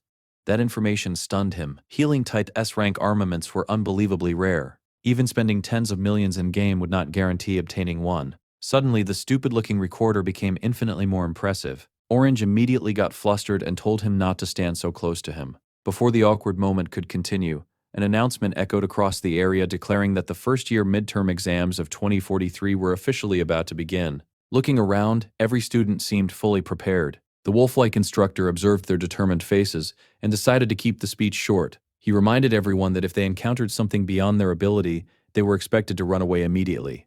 They were not heroes yet. They were only cadets still in training. Risking their lives for extra credit was absolutely forbidden. The students smiled while listening to the warning, and the instructor continued by explaining that anyone injured or wishing to surrender could contact the supervising teachers at any time. The atmosphere grew tense as the final preparations began. Shiny Boy calmly told everyone that it was time to get ready. The glowing golden leader reassured the group not to be nervous and encouraged them to simply do their best. Finally, the exam began, and Geoma prepared himself alongside the others. However, he soon noticed that the red-headed assassin had suddenly become unusually quiet. Concerned, he asked if something was wrong. Red hesitated before admitting that she felt anxious about the test because she remembered rumors that a mermaid could appear on the island. Our guy quickly tried to calm her down. The instructors had already inspected the entire island beforehand, so there was supposedly nothing to worry about. With that reassurance, the students were ordered to enter the arena through the active subspace gate. Smiling confidently, Geoma told Red that it was time to go and gently patted her head. The little assassin smiled warmly. As long as the talented genius was with them, she believed everything would be fine. Her trust in Geoma was absolute, and as the team marched forward together, she truly felt that nothing could go wrong. The darkness stretched endlessly after they entered the arena, swallowing all sound and direction. Somewhere within that void, someone kept calling a name repeatedly. Blurry voices echoed through the blackness until Red slowly realized that the voice belonged to Geoma. He kept shouting her name louder and louder until she finally snapped out of her daze. Startled, Chloe looked around as the genius urgently asked whether she could hear him. Realizing she had completely lost focus for a moment, she quickly regained her senses. The rest of the team immediately reported something even worse. They could not contact the instructors. The group had somehow landed inside a cave with no signal or outside connection. To make matters worse, someone was already bleeding. Red was still trying to process the situation when she noticed the terrifying truth before them. A high-ranked mermaid. Just moments earlier, Scopuli Island had looked peaceful beneath a bright and beautiful sky. Yet after passing through the subspace gate, many members of the team had stumbled onto the beach coughing violently and feeling nauseous. The golden blonde looked at Geoma in surprise when she noticed that he seemed completely unaffected. The genius casually explained that he normally did not get seasick. However, the others doubted that seasickness was really the problem here. Suddenly, a merman appeared nearby and let out a startled cry. It was Geoma's first time seeing one in person, and honestly, the creature looked exactly as horrifying as he had imagined. Still, it was smaller than he expected. After seeing it up close, he even started feeling a little embarrassed for taking the threat so seriously. He had originally planned to stay relaxed in the rear guard position and probably would not even need to draw his weapon. The beautiful golden leader quickly corrected that assumption. The truly dangerous adult mermen were located deeper within their assigned area, and those monsters were nothing like the small creature standing before them now. First, however, they needed to locate Red, who had gone ahead to scout the area. The team moved through the forest carefully while Leon warned everyone to stay alert. Geoma quietly monitored the surroundings from the rear until the blonde leader suddenly pointed out that the little assassin seemed to be nearby. Moments later, Red zipped through the trees using her assassin abilities before landing directly in front of the group. Geoma immediately asked whether she had traveled by climbing through the branches the entire time, and Red proudly explained that moving through the trees was the best way to avoid detection. The golden leader then requested her report. Red explained that approximately 500 meters ahead she had discovered a cave. The team soon located it and confirmed it was the correct location. Peering inside, they discovered dozens of glowing golden eyes staring back at them. Roughly 50 to 60 fish-eyed mermen were gathered around a burning campfire deep within the cavern. Geoma immediately realized how important this moment was. Defeating such a large group would almost guarantee first place in the midterms. However, the danger was equally obvious. If anyone got seriously injured while trapped inside the cave without communication, the entire team could be doomed. The final decision rested with their leader, Leon. Before making his choice, the group reviewed everyone's assigned roles. Cleo would continue scouting and gathering information. Weapon would remain in the rear providing buffs and healing support. Geoma still found it amusing that Orange was apparently the healer of the team, though Orange immediately became defensive and loudly insisted that helping others was the foundation of being a hero. Meanwhile, Geoma himself was assigned rearguard duty against any surprise attacks, a position he was more than happy to accept because it sounded incredibly easy. The Golden Prince would command the team from the center while joining the offense whenever necessary. Then the crazy blonde girl complained that nobody had given her instructions yet. Grinning brightly, the Golden Leader finally told her exactly what he needed. Back in the present, Leon made his decision. Rachel stepped forward. The vicious blonde tightened her grip on her massive spear before launching it with explosive force. The weapon shot through the air like a bolt of lightning, creating a brilliant golden arc as it flew directly toward the merman camp. The spear struck the campfire dead center and completely obliterated it. The mermen froze in confusion, unable to understand what had just happened. But their panic only lasted a moment before they realized they were under attack. As they searched wildly for the enemy, they suddenly saw a terrifying muscular blonde woman leaping directly into their midst with murder shining in her eyes. The creatures were horrified. Rachel landed among them with a wicked grin, retrieved her spear, and spun violently through the cave. Her weapon carved through the mermen effortlessly, decapitating several before they could even react. Heads flew through the air while bodies collapsed around her. Watching from behind, Jioma recalled a previous meeting where Leon had asked Rachel whether she could completely destroy every enemy they faced. Her answer had apparently been yes, and she was proving it now. The blonde maniac laughed proudly while speaking in French, confidently declaring that she could cut down absolutely anything. At the same time, Orange raised his glowing green recorder and began playing a powerful melody. The moment the music echoed through the cave, his blessing activated. The mermen were struck from one side by overwhelming sound attacks while Rachel slaughtered them from the other. As she spun deeper into the cave, Rachel joyfully counted every kill. 18, 22, 24.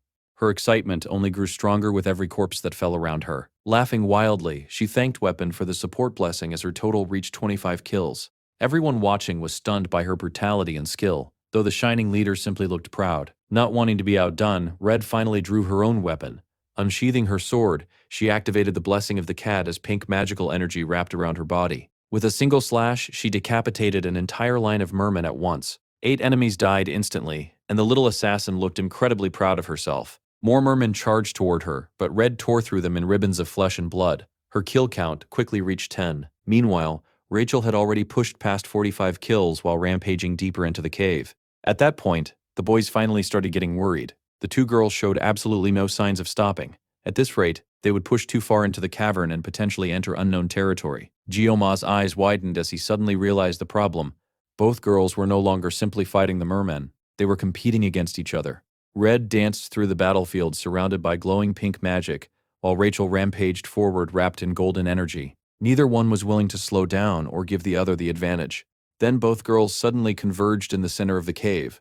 Waiting there was a gigantic fish-like monster far larger than the other mermen. The beast roared violently and revealed rows of razor-sharp teeth as the two girls charged directly toward it. For a brief moment, it almost looked like they were attacking each other instead of the monster. Then their powers exploded simultaneously. Within seconds, the giant creature was sliced apart completely. Flesh, limbs, and chunks of fish scattered across the cave as the monster was reduced to pieces. Rachel grinned at Red and admitted that the little assassin seemed faster than before. Red immediately glared back and angrily insisted that she had been the one who defeated the boss monster. The blonde burst out laughing and called the little red assassin hilarious as the two girls finally jumped apart. Jioma felt relieved seeing that they were not actually trying to kill each other, though both of them were still acting completely over the top.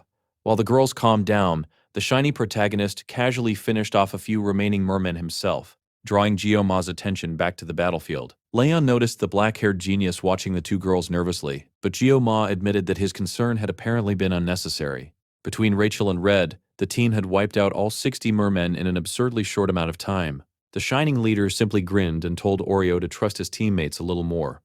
With the battle over, the team prepared to leave the cave. As everyone naturally fell in line behind Leon's instructions, Jioma could not help but notice something interesting. The protagonist's decisiveness, leadership, and calm presence made him feel like the irreplaceable backbone of the entire group. The more Jioma watched him, the more real the protagonist of the game started to feel. That thought brought Jioma back to the strange question about where he came from. Distracted by his thoughts, he failed to notice the faint blue light glimmering within the cave. Since he had barely needed to contribute during the battle, Jioma was still standing casually when the light suddenly exploded forward like a laser. The attack tore straight through Leon's midsection. Everyone froze. Shock, confusion, and horror swept through the cave as the team stared at their collapsing leader. They had already defeated every enemy, or at least, they thought they had. Now they all turned toward the beautiful but deadly figure that had suddenly appeared. The students shouted Leon's name as he crashed to the ground, but even that was not the worst part. Behind them, the water inside the cave began to ripple violently. Then a feminine figure slowly rose from the surface. A beautiful purple demon mermaid had appeared, and she clearly intended to kill them. Rachel immediately panicked at the sight of the creature. Even the battle-crazed blonde looked shaken as she demanded to know how a mermaid had appeared there. The area had already been scouted thoroughly. There should have been nothing capable of hiding inside the cave. Meanwhile, Jioma internally cursed. Things had gone far too smoothly from the beginning, and now he understood why. The situation had become catastrophic. If they attempted to flee while carrying the injured Leon, the entire team might be wiped out before escaping the cave. But if they stayed to fight, they were facing a demon capable of using magic. Rachel quickly shouted at Weapon, ordering him to contact the instructors immediately. However, no matter how hard he tried, the recorder boy could not establish communication. The cave completely blocked all signals from the outside world. The students began trembling in fear. At that moment, Geo-ma realized he was the only person still thinking clearly. Even Rachel looked shocked when the black-haired genius suddenly stepped forward and started giving orders. He immediately told Weapon to focus all his blessings and healing on Leon. Then he snapped Chloe out of her panic and ordered her to leave the cave immediately. She needed to warn the nearby cadets and bring the instructors back as quickly as possible. Most importantly, she was their only escape route. With her scouting abilities, she alone had a chance of slipping away safely. Red looked horrified by the command, but Geo-ma firmly explained that escaping with an injured Leon was impossible right now. If the mermen swarmed them again while carrying him, everyone would die. The little assassin hesitated, clearly unwilling to leave him behind, but she also understood the importance of her mission. Reluctantly, she accepted the order before disappearing into the darkness at high speed. Rachel then turned back toward Geo-ma and demanded to know whether he actually had a plan. Then she saw him drawing his knife. The blonde stared at him in horror while Orange outright yelled that he had completely lost his mind. Ignoring both of them, Geo-ma calmly faced the mermaid and told Rachel and Weapon to handle the remaining small fry while he dealt with the boss. The two of them could only stare at him like he was insane. Honestly, they were not wrong.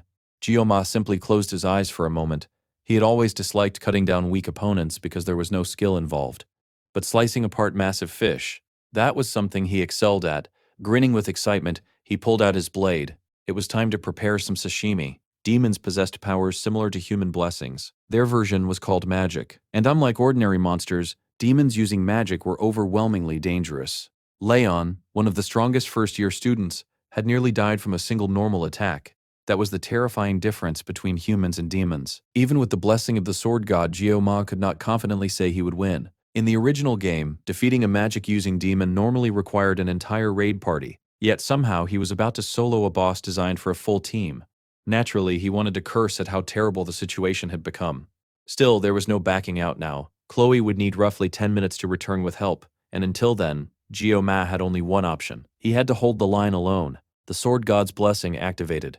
Silver consumed his eyes as overwhelming power surged through his body. Restrictions adjusted automatically to fit his current level, but even then, the pressure of the blessing was monstrous. Geo-ma grinned happily. It had been a very long time since he had prepared proper sashimi, and he was genuinely looking forward to it. The battle erupted instantly. Rachel charged first, slashing powerfully at the incoming merman. One massive fish creature roared and lunged at her, but she rammed her spear deep into its stomach before hurling the monster away. Fighting three mermen at once, the blonde spearmaster screamed and cursed wildly while overpowering them through sheer brute force. She eventually blasted the creatures backward with a burst of force and sighed heavily while wiping sweat from her face. Meanwhile, Weapon struggled desperately to heal Leon. The wound in the protagonist's side was horrifyingly deep, and although the healing was working slowly, the bleeding was at least beginning to stop. Even while focusing on healing, the orange-haired boy could not stop staring at Geo-ma.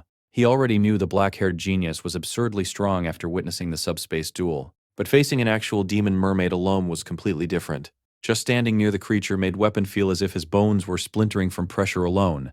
He briefly considered trying to stop Geo-ma from doing something so suicidal, but it was already too late. The mermaid raised her massive webbed arm, water magic swirling around it as she brought it crashing down with murderous intent. Instantly, Geo-ma moved, his blessing activated as he sliced forward with incredible speed, narrowly dodging the first strike before rushing directly toward the demon with both swords drawn. From what he could tell, the mermaid specialized in long-range water magic. Unfortunately for her, Geo-ma did not care about any of that.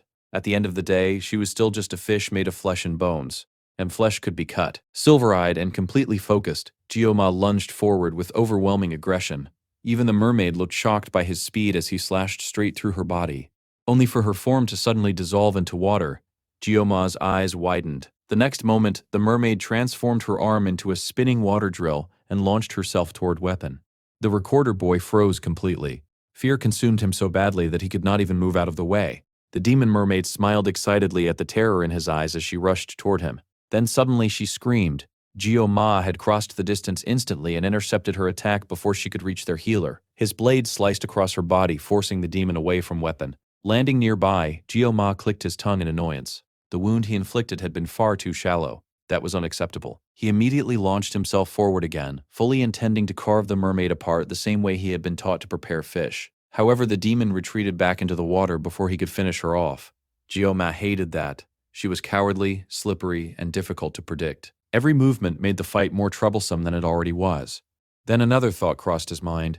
Had she intentionally targeted the injured and weaker members first? Regardless, he still needed to kill her. Suddenly, someone called out to him. Gio-ma turned in surprise and realized Weapon and the injured Leon were staring at him speechlessly. He had honestly forgotten they were even there. Casually, he asked whether they were doing all right.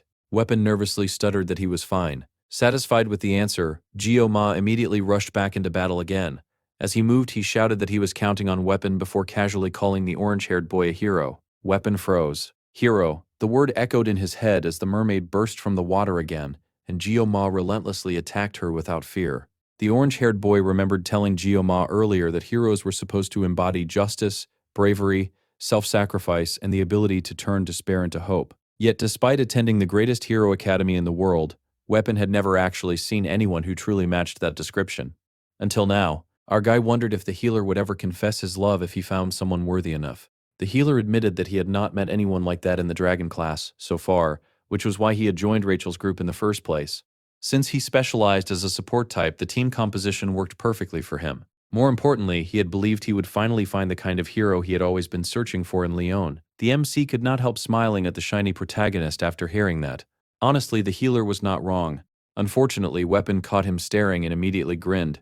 He jokingly apologized, but in his eyes, Gio-ma was nowhere near a hero. Sure, the black-haired fighter was ridiculously strong, but even if someone tried to force the title onto him, Gio-ma would probably reject it anyway. The orange-haired boy calmly responded that being a hero was not some object you could simply refuse. Even so, he still would not be handing that title over to Gio-ma anytime soon. Meanwhile, Recorder Boy began looking at Kangja in an entirely different light, while Loki quietly cursed under his breath. The way their guy fought the massive beast was unbelievable. Piece after piece of the creature was carved away by his lightning-fast attacks. Then the mermaid launched glowing purple fish projectiles at the MC. The attacks shot toward him at frightening speed, clearly intended to rip him apart. However, our dude effortlessly dodged them, leaping over the incoming fish while casually muttering that they felt a little slow. Unfortunately, he quickly realized something horrifying. The projectile fish were following him. Little Miss Mermaid was playing dirty. The monstrous fishwoman laughed like a villain as she launched even more attacks his way. But our guy responded by slicing an X-shaped opening into the cave wall and bursting through to the other side. The purple fish smashed through the wall right behind him, still chasing him relentlessly no matter how fast he moved. The mermaid grinned wickedly. She was using the fish to hunt him down. Then she suddenly turned toward the others. The blonde hyena immediately screamed after realizing the monster was targeting their healer. The demonoid mermaid had intended this from the very beginning. She stretched out her hand and fired another devastating blast toward the group, causing Weapon to once again fear that his time had finally come. But before the attack could land, our guy suddenly flashed past her and sliced her arm clean off. Even then, the purple fish continued chasing him. He cursed under his breath. Once again, the injury had been too shallow. He could not kill this beast with minor wounds alone. Gritting his teeth, he ordered himself to focus. The mermaid stared in shock as her severed arm flew away. Then her expression twisted into pure rage. The magic blast she had been preparing veered off course and slammed into the cave wall instead, blasting open a massive hole that reached all the way to the outside of the island. Rain immediately began pouring into the cave. The furious mermaid let out sharp whistles and clicks in anger. But suddenly, the 3 purple fish she had sent after Gio-ma looped back and smashed directly into her instead. The giant fishwoman was left both alarmed and utterly confused. Elsewhere, several students noticed that Instructor Kim had finally arrived. The purple-haired teacher had also heard the massive roar and explosion from the distance. Birds were scattering into the sky from a suspicious area, and there had even been flashes of light before the rain started falling. None of these signs were good. The instructor narrowed her eyes toward the mountain before quickly calming herself. She smiled at the students and instructed them to assist the wounded and move quickly. When they questioned the strange sounds and flashes, she casually explained that they had likely just seen lightning and heard thunder because of the sudden rainstorm. The students immediately accepted the excuse and happily agreed to return to the academy as soon as possible, completely unaware of what was actually happening. Meanwhile, rainwater continued flooding into the shattered cave. The orange-haired student kept playing healing melodies for the fallen leader while silence spread through the cavern. The fishermen looked horrified by the giant hole in their home and quickly retreated, much to Rachel's surprise. The students cautiously looked around. Their enemies appeared defeated, but nobody dared lower their guard. Our guy mentally groaned in frustration. He had failed to land a fatal strike because he had been forced to protect Leon the entire time. The cave collapse had probably crushed the mermaid beneath the debris, but deep down, he knew she was not dead. Sure enough, a gigantic explosion erupted from the rubble only moments later. The exhausted fighter grinned weakly, Of course that stupid fish would not die from rocks alone. The mermaid burst free from the debris, looking absolutely furious. Her clothes were barely hanging together, and her face radiated a terrifying new level of rage. She charged directly at Geo-ma, who calmly tossed aside his jacket. Then he told Rachel that the fishmen were basically dealt with now, so Weapon and Lion were in her care. Rachel agreed immediately, but the healer looked completely stunned. He could not believe what he was seeing. Kang Ma was truly preparing to fight the demon head-on by himself. Earlier, the orange-haired boy had thought the knife-wielding genius was simply insane, but now he felt like he was witnessing the birth of a legend. Finally free from distractions, our guy focused entirely on the giant fish monster. He only had 10 seconds remaining. Rolling up his sleeves, he prepared to make every second count. The mermaid growled furiously before charging him once more. The crazy knife genius simply told her to bring it on. He closed his eyes for a brief moment, then they snapped open, and he vanished forward with the intention of cutting everything down.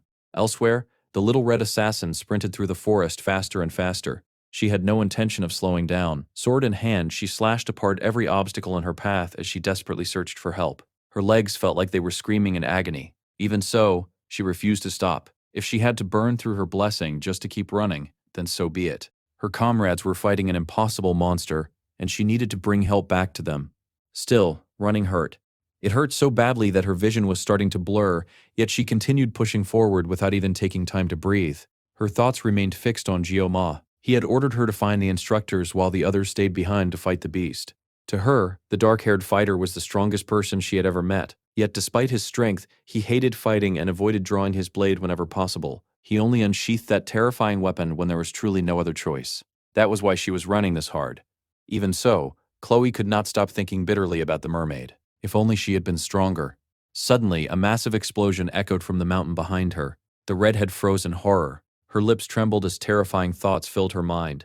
She prayed desperately that her crush was still alive. Rain poured from the sky as she sprinted wildly through the forest. Her feet nearly slipped across the soaked ground, but she forced herself onward. She could not stop here. She could not collapse yet. Even as tears mixed with the rain on her face, she desperately screamed for help, begging for anyone to answer her.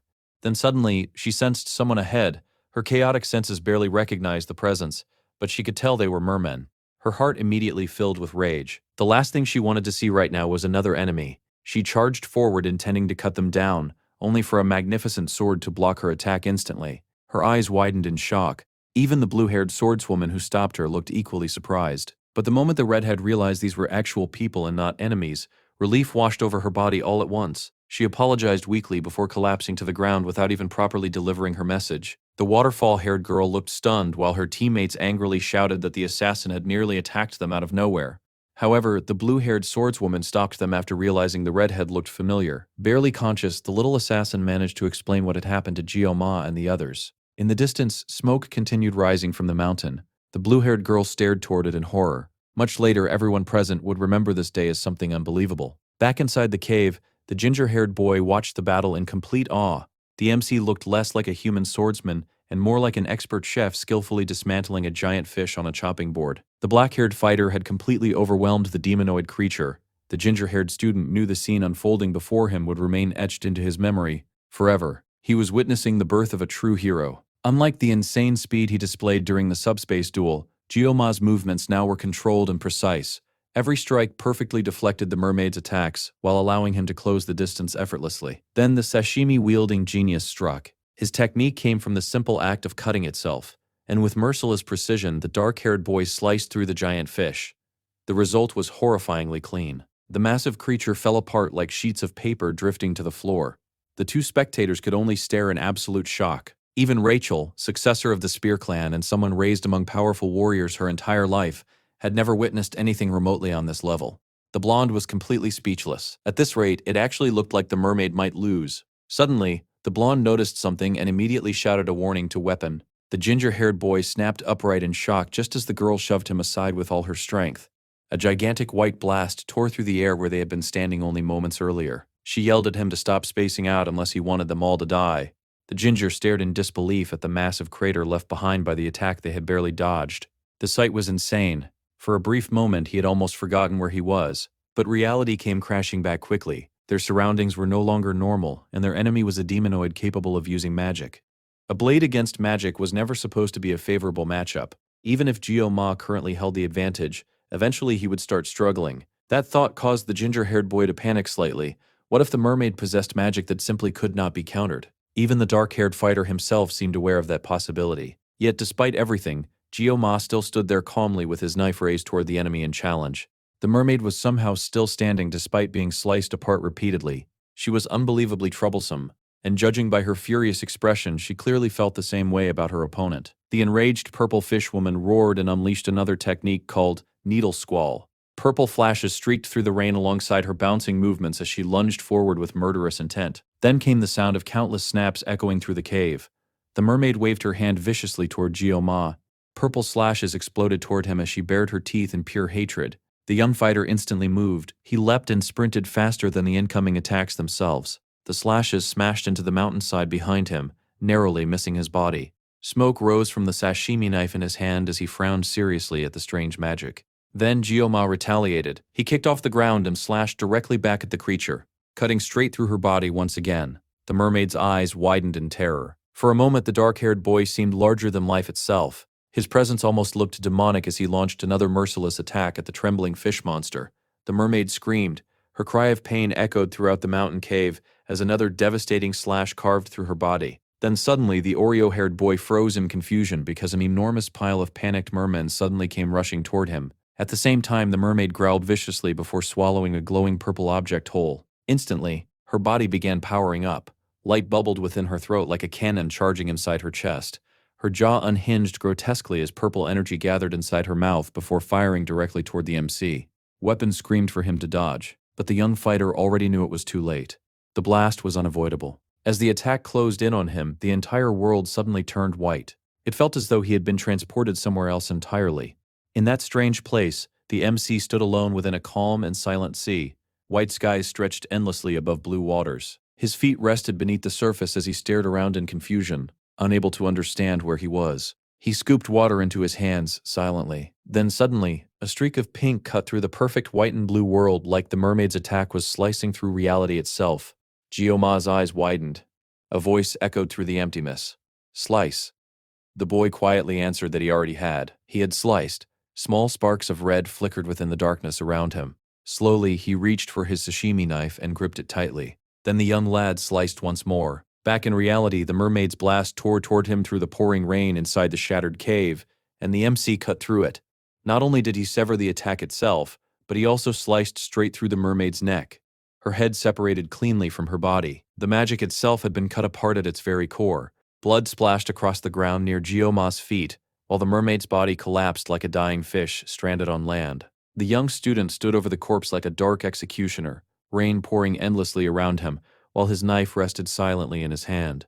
The mermaid's severed head twitched and gurgled weakly as if trying to speak. The other students immediately tensed in fear that she was about to unleash another attack.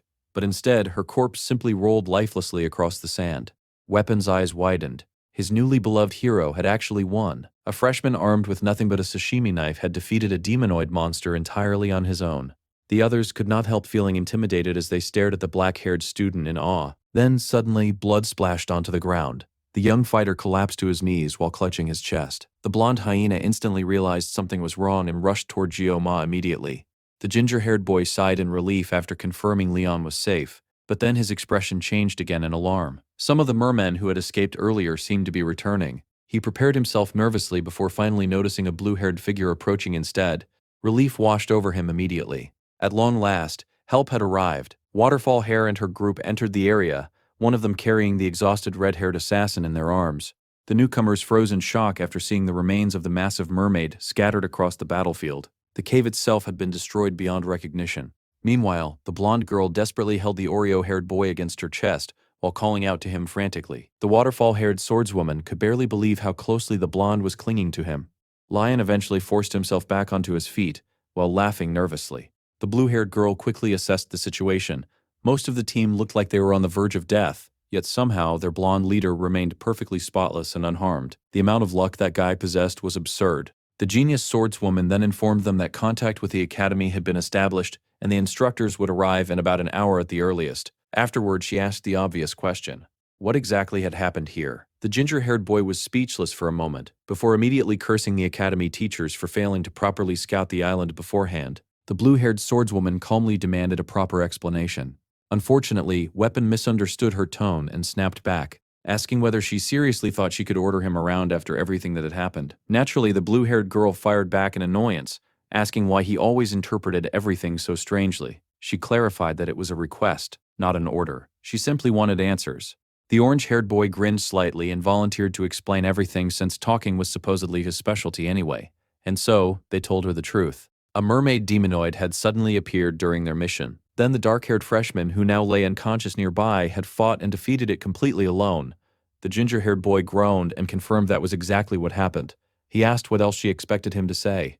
The blue-haired swordswoman was left speechless. A freshman cadet defeating a demonoid by himself sounded completely ridiculous. The heroic legends her grandfather used to tell her as a child sounded more believable than this story. Yet somehow, this absurd tale appeared to be true. There was no reason for survivors of such a horrifying battle to lie, while giving all the credit to Jioma of all people. The entire event truly sounded like something pulled directly from myth. As the descendant of the great hero Baylor and his disciple Aaron Nyong, the blue-haired girl herself came from a bloodline overflowing with brilliance. Since birth, she had been placed into a special class because of those extraordinary roots. In other words, she had grown up surrounded by greatness. Still, she had worked incredibly hard to ensure she would not remain overshadowed by her famous ancestry. Her talents flourished through relentless effort, allowing her to rise this far in her own merit. But now, as she stared at the unconscious Kang Ji-ma, she could not ignore the terrifying gap between them. The difference in talent was overwhelming. Fear, admiration, and dread mixed together inside her chest. For the first time, she wondered if she had simply been ordinary all along when compared to someone like him. Finally, she instructed one of her teammates to heal the unconscious boy. Immediately, the healer agreed at once, surrounding Jioma in a soft green light. Even battered to the edge of death, Kang Ji-ma had still fought a demonoid alone and emerged victorious. The waterfall-haired girl stared down at him with a faint trace of complicated contempt lingering in her eyes. A moment later, Weapon asked whether she had truly contacted the academy earlier. The blue-haired girl admitted that she had. However, the orange-haired boy suddenly suggested that it might be better not to reveal every detail of what happened here to the instructors. The swordswoman looked surprised and asked why. Weapon pointed out something disturbing. The instructors were supposed to have scouted the island before sending cadets there. The blue-haired girl agreed that they should have. So why had a demonoid been hiding inside a cave obvious enough for first-year students to discover? Something about the situation did not add up. The swordswoman fell silent. It was only speculation, but the possibility cast a heavy darkness over the group. Then Leon quietly asked Weapon whether he thought someone connected to the demon faction might exist within the academy itself. Silence instantly filled the air after such a direct accusation. The ginger-haired boy hurriedly waved his hands and clarified that he was not necessarily saying that. Still, no one could completely rule out the possibility that something far more sinister was happening. It was a chilling thought. The cave had not exactly been hidden. Any proper investigation of the island should have discovered it immediately. Just as Weapon had pointed out, if Kang Ji-ma had not been there, Leon's entire group would have been slaughtered by the demonoid without question. The students could not understand how their professors had failed to notice something so dangerous. Yes, conflicts both large and small still occurred during the 7-year truce between humans and demons. However, there was one line neither side dared cross. The demons never targeted cadets from Jokin Academy. The truce specifically stated that harming academy students could become justification for an all-out war. The talented swordswoman suddenly widened her eyes in horror after realizing the terrifying implications behind that possibility. Fortunately, the ginger-haired boy gently placed a hand on her shoulder before her thoughts spiraled further. He admitted that he understood exactly what she was thinking, but he warned her not to jump to conclusions so quickly. Being cautious about the possibility of a spy within the academy was reasonable, but they were not conspiracy theorists. Leon then pointed out something even more important. Once the instructors arrived, everyone's stories needed to match perfectly. If there truly was a traitor inside the academy, then Jioma would immediately become a target the moment people learned he had defeated a demonoid by himself. Everyone silently agreed.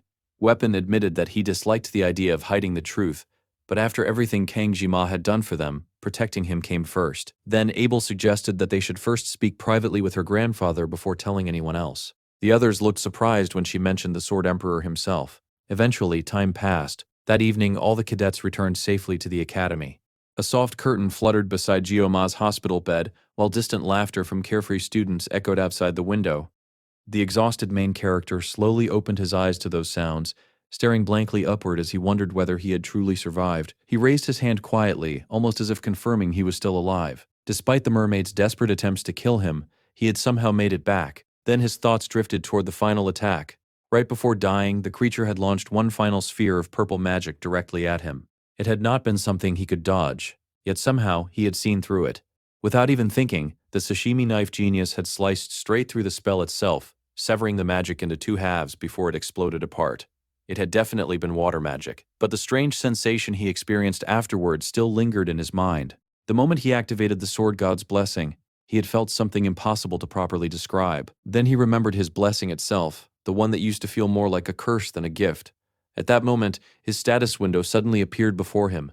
Several of his attributes had increased slightly after the battle. His mental fortitude, for example, had risen by 1 point. Since he never felt fear while facing the mermaid, he guessed that was probably why. The effects were surprisingly useful. Then the young black-haired boy noticed something even stranger. His assimilation rate had risen to 7.2%. He immediately wondered whether the increase had occurred when he drew his knife against the mermaid. After all, he had literally sliced through magic itself. Perhaps that had contributed somehow. Unfortunately, he was so deep in thought that he failed to notice someone opening the door to his hospital room. A bespectacled blur suddenly rushed at him. The clingy director wrapped him in a crushing hug while crying in relief. She loudly declared that she had been terrified something awful had happened to him, and swore that she wanted to beat every useless instructor responsible for scouting the island. She was simply too relieved that he was alive. The boy desperately begged the director to loosen her grip while she sulked that she was just happy to see him awake again. Then she suddenly remembered something. Quickly rummaging through her purse, she muttered that she definitely placed it near the opening earlier. Gyo-ma quietly wondered whether her bag was secretly a dimensional pocket. Finally, the director cried out victoriously after finding what she was searching for. With excitement, she presented him with his midterm reward, the Miyasama blade. Gyo-ma stared at the weapon in awe. It was a B-rank Japanese sword whose name meant rain shower. The blade supposedly possessed an edge that shimmered like morning dew itself. On top of that, it was a level 25 weapon with extremely high attack power. The director nervously asked whether he liked it. Then she apologized for presenting it to him in a hospital room instead of during an official ceremony. Honestly, the boy was already thrilled just to receive the sword at all. Suddenly, the principal sensed someone awkwardly lingering outside the room. She immediately yelled at the old geyser, demanding to know why he was suddenly acting shy. Gyo-ma looked up in surprise as the old man finally entered the room while grumbling that she needed to stop calling him that. The director scoffed and claimed she would never let him pretend he was still young. For Gyo-ma, the entire scene felt strangely familiar. The last time he had overused his power, those exact two people had also stood beside his hospital bed. Once again, both the director of Jokin Academy and the Sword Emperor had come to see him personally. Curious, the young genius asked why they were there. The director immediately explained that she had already heard everything from his teammates. Then, on behalf of Jokin Academy, she deeply apologized for what happened during the midterms. The beautiful woman bowed sincerely. Even the old man lowered his head slightly in shame.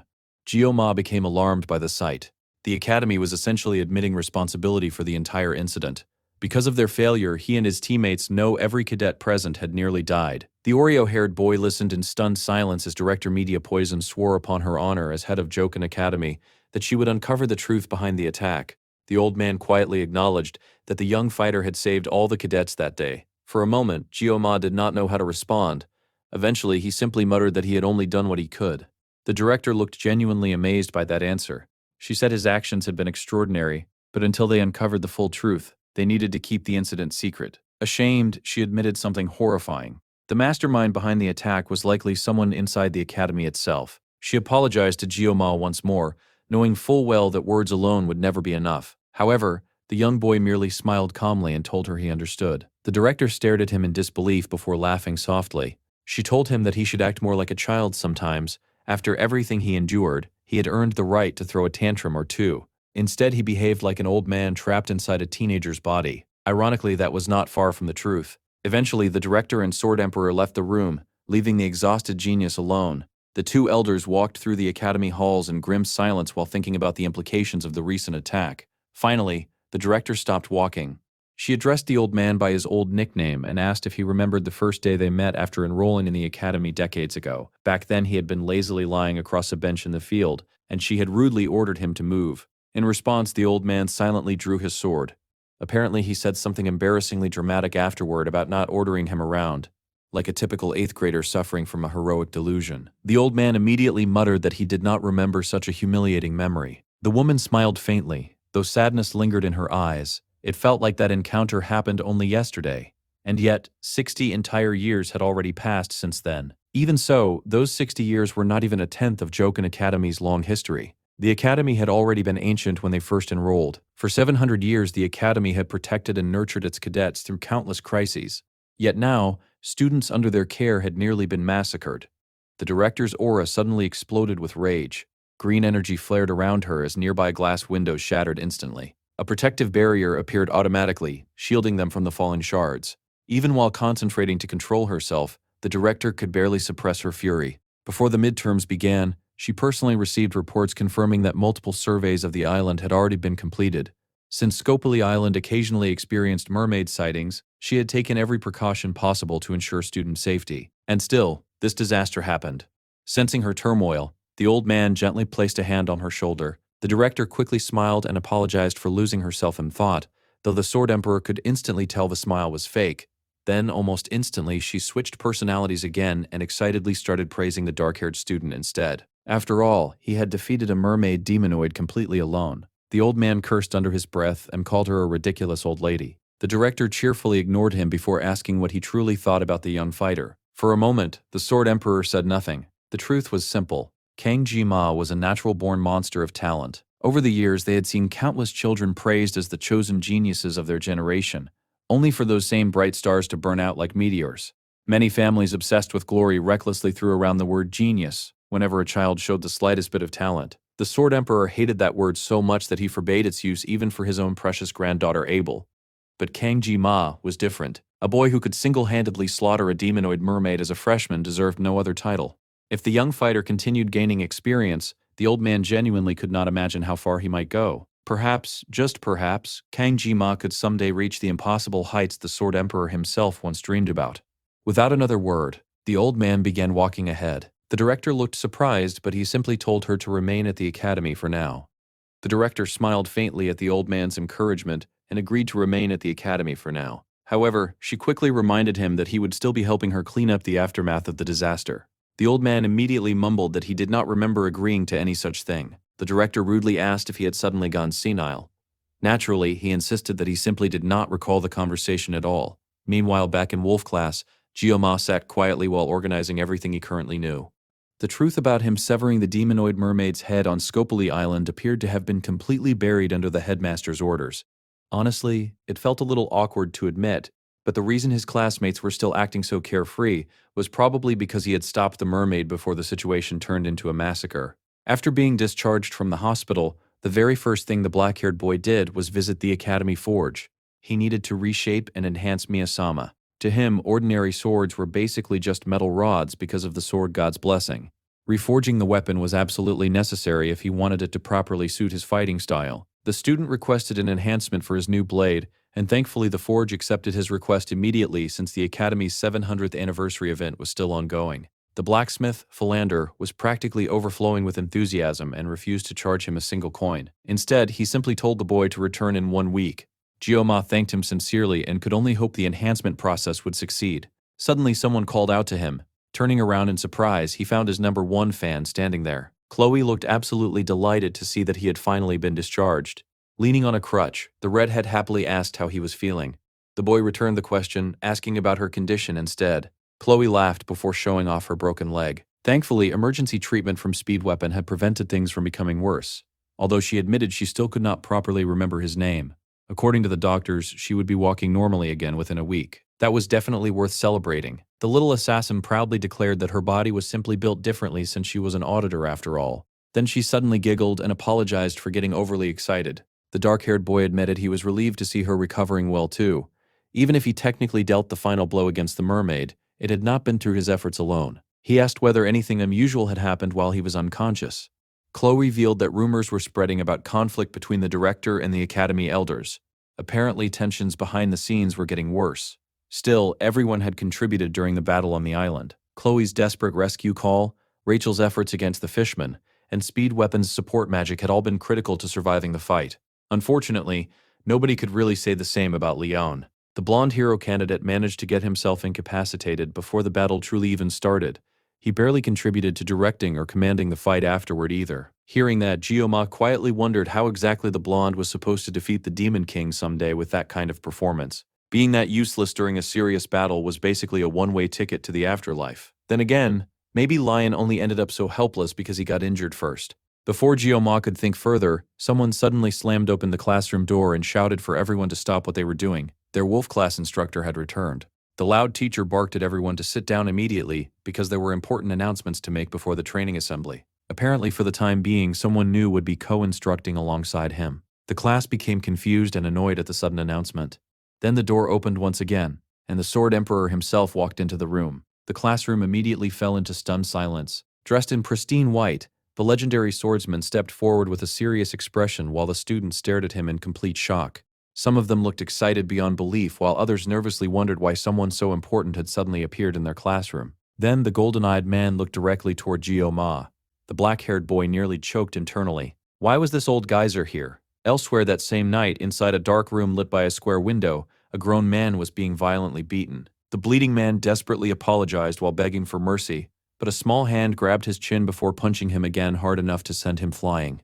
The attacker was Instructor Kim. The white-haired woman, now covered in traces of purple energy, glared at the elder coldly while he trembled in fear. Her glowing purple eyes radiated fury as she calmly explained that the 5th Corps commander was extremely displeased. Then she pulled out a strange curved object colored green and red before raising it lazily to her lips. Apparently, one of the academy instructors had secretly been working under her. She mocked her subordinate for failing to cooperate properly when given the chance. Every time the man attempted to apologize, he was beaten even harder. Finally, she bent down and coldly asked him to repeat himself because listening to him grovel was becoming incredibly annoying. The man coughed blood weakly, while the pink-haired instructor sighed. Nibbling casually on her strange little treat, she complained that the entire mission should have been simple. All they needed to do was bring Leon back half dead. Even though he was a hero candidate, they still failed. To make matters worse, they even used a mermaid demonoid during the operation, and the creature had specifically targeted the blonde hero from the start. Yet somehow, they still failed.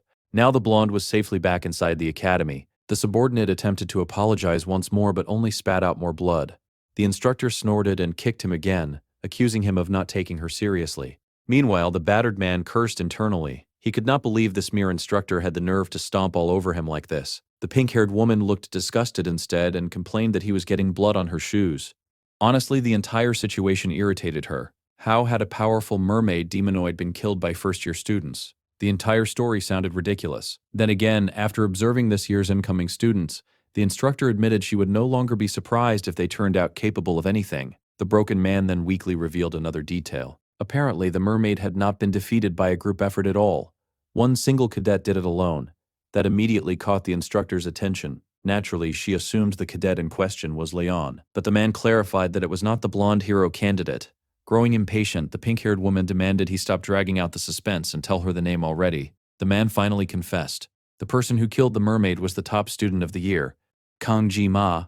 The instructor paused in surprise. The special admissions student had defeated a mermaid demonoid alone. She looked genuinely unconvinced for a moment, but then, instead of concern, excitement spread across her face. The evil instructor slowly licked her lips and admitted that this development was becoming extremely interesting. Meanwhile, life at the academy mostly continued as normal. Students went through their usual brutal training routines while loudly shouting counts during morning runs. Their gorilla-like instructor screamed that he could not hear them, forcing everyone to yell their numbers even louder while sprinting around the field.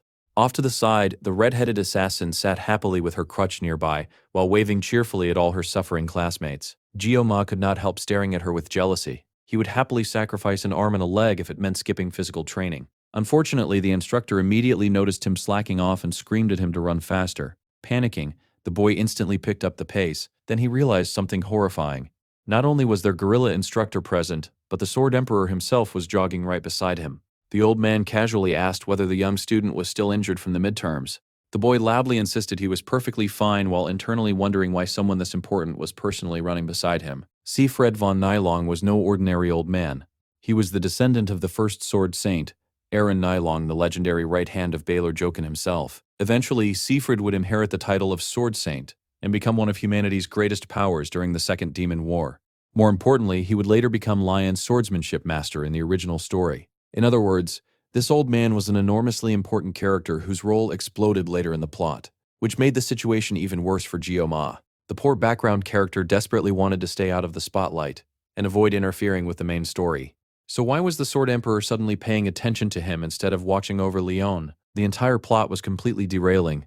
Then again, the Oreo-haired boy suddenly remembered something. In the original story, Leon never actually inherited the Sword Saint title anyway. It had been a pretty major issue, so maybe the story changing slightly was not that big of a deal after all. Barely a minute later, he immediately took back that thought. Being personally hunted down by the Sword Emperor was still unbelievably uncomfortable. Glancing toward the old man running effortlessly beside them, Gio Ma suddenly realized something else. The Sword Emperor's form was ridiculously perfect. Even while jogging casually, the man looked so cool that the surrounding students could not stop staring at him in admiration. It honestly felt less like they were running with him and more like he was generously matching their pathetic pace. Then the old man finally spoke seriously. He explained that physical strength and endurance formed the foundation of every warrior. No matter how talented someone might be, their gifts meant nothing if their body could not support them. Conditioning was the basis that allowed all future growth. Then the Sword Emperor barked at Gio Ma to stop cutting corners and keep up properly. The boy immediately obeyed and sprinted faster after him. Naturally, the old man then yelled that he still could not hear the response, so the exhausted black-haired student screamed at the top of his lungs that he definitely understood. The old man looked thrilled after hearing the boy's response. A satisfied smile spread across his face before he suddenly accelerated even further and shouted for the young lad to keep up with him. There was absolutely no way Kang Jima could accomplish that. The poor boy was already struggling just to maintain pace with his classmates, who were gradually leaving him behind anyway. Gioma stared at the old man in complete confusion, genuinely wondering if the Sword Emperor was somehow aging backward instead of growing older. The man had way too much energy for someone his age. Eventually, training shifted to weapon practice. The old man announced that from now on, unless they were participating in field exercises, personal weapons would be strictly prohibited. Then he shook open a large sack. A pile of old, rusty, dusty weapons clattered onto the ground before the students. Instead of using their treasured personal gear, everyone was ordered to choose one of the random weapons in front of them and learn to master it. The young prodigy blinked in surprise after spotting something familiar among the pile. There was even a sashimi knife. The students immediately began grumbling about how sudden and ridiculous this all felt. One student nervously pointed out that his weapon was literally a treasured family heirloom. Another student raised his hand and asked the Sword Emperor a serious question. The old man allowed him to speak. The student respectfully asked whether it would not be more beneficial in the long run to train with the weapons passed down through their families. If those weapons were already tied to their fighting styles, then why prohibit them? The Sword Emperor nodded approvingly. It was a good question. Then the old man explained his reasoning. The basics were more important than anything else. The more people relied on high-grade weapons, the more likely they were to neglect their own development. Eventually, they would start mistaking the weapon's power for their own strength. And that led to weak warriors hiding behind powerful equipment. If anything, possessing an exceptional weapon made mastering fundamentals even more important. One of the students quietly grumbled that the boy asking questions was just trying to get attention. However, the Sword Emperor ignored the complaint entirely. He continued speaking with a serious gleam in his eyes, saying that no matter how excellent someone's equipment might be, a lack of skill would reduce that weapon to nothing more than a pearl necklace hanging around a pig's neck. Then his expression sharpened further. A true master would never blame his equipment. The entire class became deeply moved by the intensity behind those words. Meanwhile, the Oreo-haired boy immediately recognized the saying. Those were the exact teachings of his first master from his previous life. Gioma quietly nodded in respect and admitted internally that the old man was absolutely correct. The Sword Emperor slammed the end of his cane against the ground and declared that once they mastered the fundamentals, they would naturally become capable of handling any weapon comfortably. Furthermore, cadets capable of skillfully using ordinary weapons would also have a much greater chance of earning high marks during the class promotion evaluations later in the year. That announcement instantly excited the students. Everyone rushed toward the pile of weapons with enthusiasm. Even Gio Ma found himself impressed by how persuasive the old man's words were. Somehow, he had completely inspired the entire class within minutes. The boy suddenly realized that thinking of the Sword Emperor as nothing more than media's personal punching bag had actually been pretty rude. Then his eyes drifted back toward the sashimi knife lying on the ground. He already knew what was coming, and honestly, he felt a little nervous. Quietly, the young lad picked up the knife he wanted. Immediately, the Sword Emperor's gaze locked onto him, just as expected. The old geyser had been watching him the entire time. The old man then announced the next phase of training. After everyone became familiar with their temporary weapons, they would begin pair sparring exercises involving direct one-on-one combat. The students immediately panicked. They would be fighting without the protection of the subspace arena. People were obviously going to get hurt. The Sword Emperor coldly reminded the nervous cadets that they enrolled in Joken Academy to become warriors worthy of inheriting the legacy of the ancestral hero. A warrior could only truly grow through combat while facing the risk of defeat. However, recklessly pointing weapons at one another without proper understanding could easily result in accidental death. Because of that, the Sword Emperor planned to personally demonstrate proper sparring techniques first. The students became incredibly excited. They were about to witness the Sword Emperor's swordsmanship in person instead of through online videos. Another student nearly exploded from excitement after realizing they would see the legendary swordsman fight live. Unfortunately, their brutish instructor immediately barked at everyone to shut up and stop talking during class. Li Wanbin had taught at the world's greatest magical academy for years, yet in his entire life this situation was undoubtedly the greatest crisis he had ever faced. Even if it was just a demonstration, he somehow found himself expected to spar against the Sword Emperor. Internally, the poor instructor apologized to his mother because this honestly felt like the end of the road for him. The teacher nervously tried to protest, but before he could speak, the Sword Emperor raised a hand to stop him. The old swordsman's eyes had already shifted elsewhere, toward a certain student. Then the Sword Emperor calmly called out a name. Cadet Kang Jima. The black-haired boy nearly died on the spot. Completely horrified, he slowly stepped forward after being summoned. The old man drew his weapon calmly. The class immediately exploded into shock once again. Even the rusty practice sword held by the Sword Emperor somehow looked terrifyingly sharp in his hands. More importantly, the students were now about to witness the Sword Emperor personally spar against someone. Unfortunately for Jiao Ma, that someone was him. The other students looked completely confused. Why was the Sword Emperor personally challenging a freshman nobody? He even called the boy by name. Some of the students openly mocked their classmate, claiming he was nothing special anyway. And unfortunately, the classmate in question could hear every word. Not that Jiao Ma wanted to be standing there either. The Sword Emperor ignored the crowd entirely and instead asked whether the boy's bones had fully healed, because he planned on breaking them again. The black-haired student honestly admitted that he had recovered completely. That answer only made the old man even more excited. In that case, he demanded the young student raise his sword immediately. Jiao Ma felt an enormous headache coming on. This was supposed to be a simple sparring demonstration. So why was he being forced to fight the Sword Emperor himself? His condition had fully recovered after resting, but no sane student should ever have to cross blades with someone like Siegfried von Nylon. The boy instinctively understood something terrifying. If he truly fought this old man seriously, the battle would not end cleanly. At minimum, somebody was losing a hand. If things became especially unlucky, a head might roll instead. Then another frightening thought surfaced in his mind. Victory. The word itself rippled shakily through his consciousness. Perhaps it was because of the sword god's blessing, but despite all his caution, his instincts were desperately craving battle. Even so, this situation was far too dangerous. Thinking carefully about the consequences, Jiao Ma openly admitted that he was nowhere near the Sword Emperor's level in either skill or experience. Politely, he asked the old man to lower his weapon. Naturally, the surrounding students burst into laughter. Of course he would say that. Everyone knew their classmate would get beaten like a dog if the spar actually started. The Oreo-haired boy silently lowered his head while enduring the mockery, but his eyes told an entirely different story. They burned sharply with challenge. The Sword Emperor was not moved in the slightest by the student's humility. If anything, he looked irritated. The old man demanded to know whether the boy possessed no pride as a swordsman. His golden eyes sharpened dangerously as he questioned how long Jiao Ma intended to hide his true power. Then came the final strike. What was the point of possessing extraordinary talent if he planned to spend his entire life acting like a coward? Those words hit deeply. The word pride echoed throughout the young man's heart. In his previous life, those very same feelings were what drove him to become the greatest swordsman in the country. Pride was the reason he never abandoned the sword, no matter how many years he spent endlessly cutting fish. The Sword Emperor was provoking him deliberately. Even Instructor Li looked worried. The elite students watching from nearby also realized how dangerous the situation had become. If Kang Jima gave in to the provocation here, then he would definitely regret it later. The boy understood that completely. And yet his grip tightened around the sashimi knife anyway. Instructor Li hurried forward, intending to rescue the student from this ridiculous situation. But the Sword Emperor raised a hand once more. The old man already knew. Kang Jima had made up his mind. The Sword Emperor called his name again. The atmosphere grew heavy. Then, finally, the black-haired student raised his sashimi knife. This time it was not out of obligation. He had decided to learn directly from the Sword Emperor himself. Darkness seemed to gather around him as the blessing of the sword god manifested once more. The air became tense. The scent of challenge filled the training ground as the two swordsmen faced each other directly. On one side stood Kang Jima, his dark hair marked by a streak of white while his serious gaze remained fixed forward. On the other stood the Sword Emperor himself. The old man quietly thought that this was exactly what he expected. His own blade slowly rose to meet the challenge.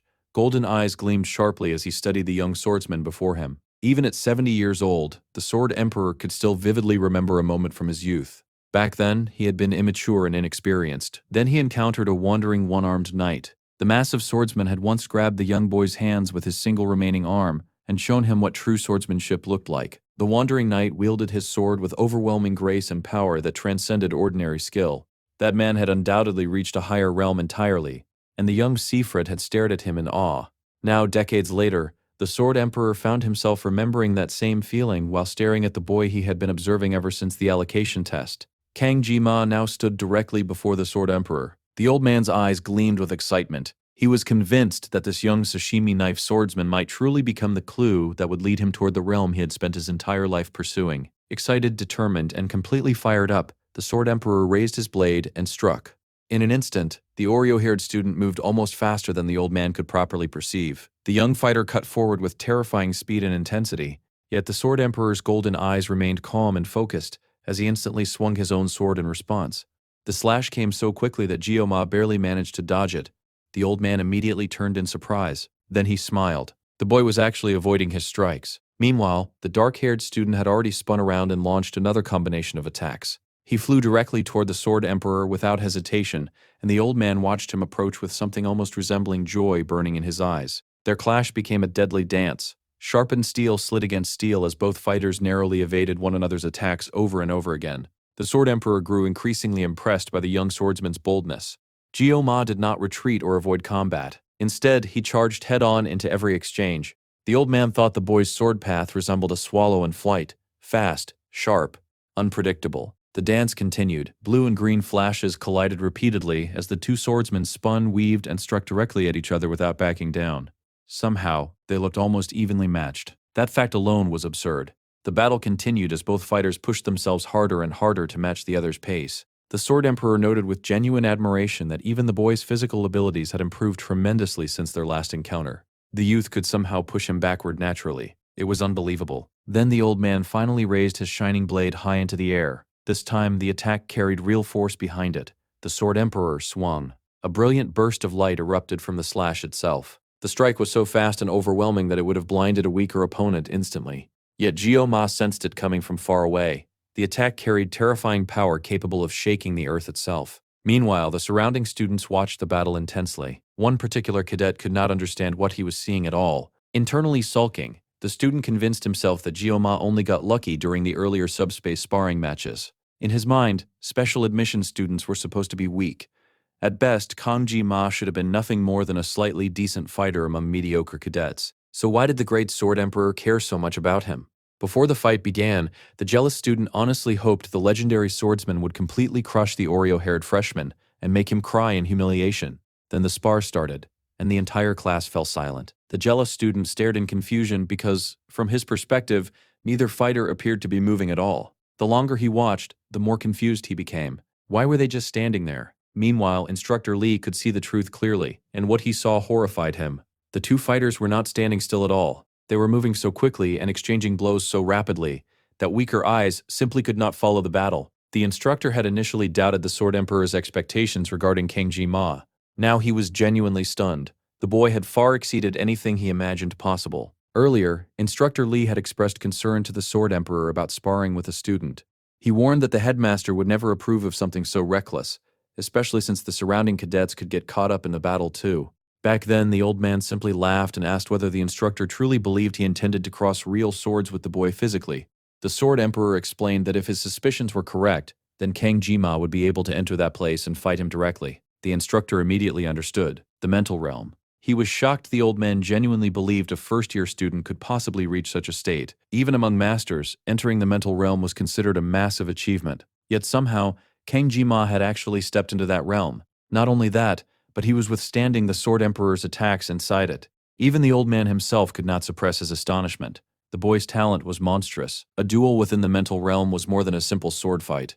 It was an intense clash of instincts, intent, and understanding. The moment blades crossed, both swordsmen could read each other completely. And in that short exchange, the Sword Emperor realized something terrifying. Kang Ji-ma was still growing stronger. Even now, the lazy-looking student held his sashimi knife high without hesitation. Every movement carried determination. His posture remained unwavering while his stance radiated confidence and focus. The old man could not stop the pleased smirk forming across his face. If that was the case, then he would raise the stakes further. The Sword Emperor lifted his weapon again, this time charging it with overwhelming energy. Light burst from the blade as terrifying power gathered around it. Then the old man ordered the boy to withstand this attack. A massive wave of energy exploded toward Jioma. Even the watching students could feel the pressure from where they stood. Instructor Lee immediately recognized the phenomenon. Aura. The students stared in complete shock while the instructor panicked internally, wondering whether the two fighters had broken out of the mental realm and returned to reality. While still fighting, the Sword Emperor grinned wildly while Jioma stared back with dark determination burning in his eyes. This was nothing like the harmless demonstration the old man originally promised. Instructor Lee immediately realized the situation was spiraling completely out of control. If they continued, blood would absolutely be spilled on academy grounds. The teacher rushed forward desperately and shouted for the Sword Emperor to stop. But before things could escalate further, someone suddenly exploded onto the scene with overwhelming force. The director. She appeared instantly in a burst of sharp energy while screaming that the Sword Emperor had completely lost his mind. Her interruption shattered the intense atmosphere and forcibly snapped both fighters out of their mental clash. Then the furious director immediately started yelling at the old man. What exactly did he think he was doing to a student? Had he finally gone insane? The Sword Emperor immediately attempted to apologize. Unfortunately, that only made things worse. The furious director demanded to know what kind of nonsense he was saying, causing the old man to awkwardly correct himself by admitting that apologizing apparently was not enough. That response somehow irritated her even more. Her blazing red eyes glared at him with absolute fury while she grabbed him directly by the collar and demanded to know whether he was in his right mind. Honestly, she believed it would be better if he simply stayed at home and rotted somewhere instead of causing problems. She had worked incredibly hard to secure his position at the academy, only for him to immediately pull a suicidal stunt with one of the students. At this point, she was fully convinced the old man had lost his sanity. The students whispered nervously while watching the scene unfold. Meanwhile, the Sword Emperor quietly admitted that he never intended for things to become dangerous. The director nearly exploded from frustration after hearing that. At the same time, the old man glanced toward the young protagonist who calmly sheathed his sashimi knife in the background. Truthfully, the Sword Emperor himself had gone much further than intended. Without realizing it, he unleashed his aura completely during a battle against a mere student. The director was still hurling insults when the old man suddenly interrupted her by sincerely calling her by name. Then he apologized properly for stressing her out. The director froze completely. In over 50 years, she had never once heard the Sword Emperor sincerely apologize for anything. And now he had done it twice in one day. It was deeply unsettling. Naturally, she demanded an explanation for his recklessness. Why had he unleashed the sword spirit's blessing against a student? If she had not intervened, something catastrophic might have happened. The old man sighed quietly before admitting something unbelievable. Without using the blessing, he would not have been able to gain the upper hand. The director stared at him in complete shock. The Sword Emperor possessed overwhelming pride, yet he openly admitted he nearly lost against a 17-year-old student. That was not a small confession. She already knew Kang Ji-ma possessed terrifying talent, but nobody understood the true strength of the Sword Emperor better than she did. For someone like him to admit near defeat was unbelievable. Then the old man revealed something even more shocking. Kang Ji-ma had already reached the mental realm. That was where their battle truly took place. The director could barely process the information. Even the Sword Emperor himself did not properly begin mastering the mental realm until he was nearly 30 years old. Yet somehow, a 17-year-old had already entered it. None of it made sense. The old man admitted that he did not fully understand either, but if anything in this world could surpass experience, then it was pure talent. Steam slowly rose from his teacup while silence filled the room. Meanwhile, the director buried her face in one hand. Kang Ji-ma was turning into far more trouble than she originally anticipated. Then she remembered the moment she rushed forward earlier after interrupting the fight. At first, she only wanted to check whether the student was all right, but the instant she approached him, she froze. The boy had still been partially trapped within the mental realm, and an overwhelming aura surrounded him like a living monster. In that moment, all dignity she possessed as an educator and 7-star master disappeared. Pure overwhelming fear. The sensation reminded her of the first time she met the terrifying 6th Division commander, Vasim. That man possessed a monstrous presence capable of crushing people mentally just by existing. Yet somehow, she felt something eerily similar while standing near a mere student. The director adjusted her glasses shakily while deep in thought. Then she quietly wondered whether this terrifying atmosphere existed simply because the boy's name literally contained the word devil. The director studied her old friend carefully. He seemed genuinely deep in thought, and nothing about his explanation felt dishonest. Then she suddenly asked the obvious question, did that mean he had actually lost the battle inside the mental realm? The Sword Emperor reacted like she had insulted his entire bloodline. Absolutely not. The old man immediately exploded in outrage, loudly insisting that there was no way he could lose to a mere student. Sure, the boy possessed unbelievable natural talent, but talent alone could never compare to the experience and mastery of someone who had trained with the sword for decades. On top of that, he pointed out that he had not even been fully armed during the spar. The director immediately burst into amusement after hearing that excuse. She asked why he was overreacting so badly. After all, he was the same person who constantly preached that true masters never blamed their equipment. Yet here he was using his lack of proper gear as an excuse. Honestly, it made him look ridiculous. The old man immediately began trembling in wounded pride and fury, while insulting the director from across the room. Naturally, she cursed right back and demanded to know whether he wanted to die. And just like that, the two elderly monsters launched into yet another loud and childish argument. Meanwhile, somewhere else entirely, two figures crossed blades. A huge flash of light split the sky while the earth and water around them tore apart from the force of their clash. One of the fighters was the grinning Sword Emperor, completely wrapped in exhilaration as he battled against the other figure, Kang Ji-ma. Then suddenly, a notification bell rang. Ji-ma's eyes snapped open. The boy stared blankly at the ceiling of his room, confused for a moment before realizing he had simply been dreaming. The battle between him and the Sword Emperor had apparently ended well enough. Still, now that he thought about it carefully, the old man really was absurdly hot-headed. If media had not interrupted the spar earlier, the situation could have become catastrophically dangerous for both the students and the instructors nearby. Rolling onto his side, the Oreo-haired boy quietly recalled fragments of the battle. More importantly, he remembered entering the mental realm itself. Actually experiencing it firsthand felt completely different from interacting with it inside a game. The mental realm was an active spiritual space unlocked through complete mastery and understanding of one's weapon. Reaching it required extremely specific conditions and overwhelming dedication. Usually only peak masters who spent their entire lives honing a single weapon could enter that realm freely.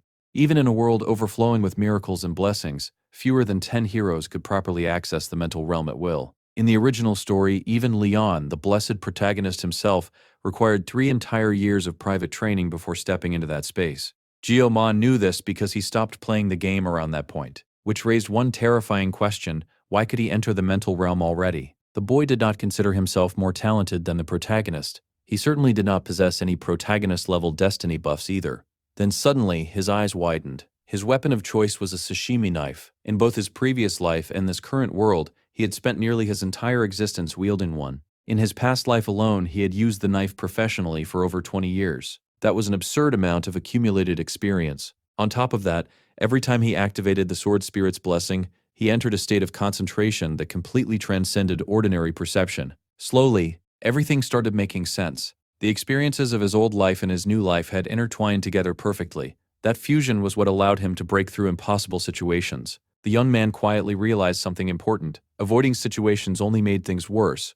Instead of passively getting swept along by events, he needed to actively tackle problems one step at a time. A grin slowly spread across his face. Newly motivated, Ji-ma stood up with his sashimi knife in hand and prepared to test a theory. If he could freely control the mental realm, then he could train himself without constantly relying on the Sword Spirit's blessing. The boy closed his eyes and concentrated. At first, nothing seemed to happen. Moonlight poured through the window and illuminated the dark-haired student standing alone in the center of the room with his knife raised. Then the light around him slowly began to dim. The deeper he focused, the more disconnected he became from his physical body. And suddenly, he entered it. The mental realm unfolded around him like another world entirely. Translucent buildings stretched endlessly into the distance, while towering structures glimmered faintly in a realm accessible only through the mind. The boy focused harder, then cracks suddenly appeared across the world itself. Red fractures spread violently through the pure blue landscape.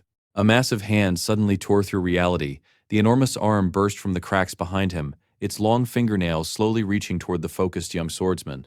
The hand pressed itself against his shoulder. Kang Ji-ma immediately tightened his grip on the sashimi knife. Blue energy erupted around him, while the muscles in his arm bulged under the strain. The main character stared in complete shock at the sudden transformation around him. But the moment he adjusted his grip slightly, the knife began fading away. His eyes widened in alarm. Suddenly, Ji-ma was thrown back into reality inside his room, just in time to watch the blade in his hands crumble into dust before disappearing entirely. The boy sat there speechless. He genuinely could not comprehend what had just happened. Meanwhile, elsewhere in the darkness of the night, several figures gathered secretly. One of them coldly stated that the elders had gone too far this time. Another agreed, claiming their actions were practically an insult toward everyone involved. Someone slammed a fist onto the table and shouted that they had all agreed demons should never be used directly. Those creatures were enemies beyond negotiation.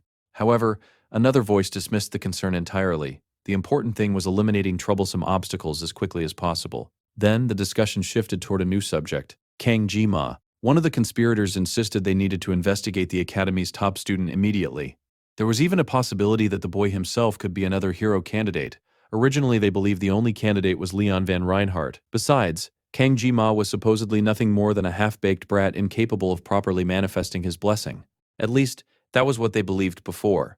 But now things were becoming suspicious. The boy's swordsmanship had already defeated the genius twins during the placement exams. Then he somehow killed a mermaid demonoid afterward. Even worse, Director Media was actively suppressing information about him under the excuse of protecting the student. Everything about Kang Ji-ma felt suspicious from beginning to end. Still, one of the old men reminded the group that regardless of the details, the hero's fate itself was unavoidable. Another voice agreed immediately.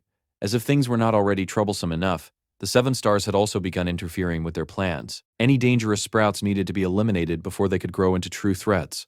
To make matters worse, their enemies had even brought the Sword Emperor into the academy itself. The conspirators deeply hated that development. Since the academy director herself was one of the Seven Stars, the authority of the elders had already weakened significantly. After Bossman's defeat, the public placed all their faith in the Seven Stars while the plotters were treated like useless relics from the past.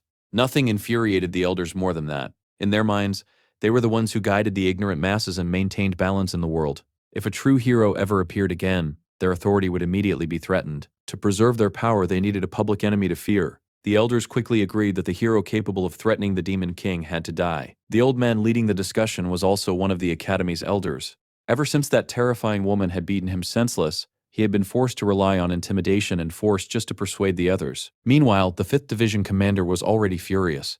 If the elder failed to act now, he would eventually have to face the 5th Demon King Division commander herself, who was disguised as an academy teacher. Compared to dealing with that sadistic little feline, he would rather beg for death. In the end, the elders reached a decision and ordered the auditor family to handle the matter. Elsewhere, a hammer crashed dramatically onto the floor, and the sound felt like a terrible omen.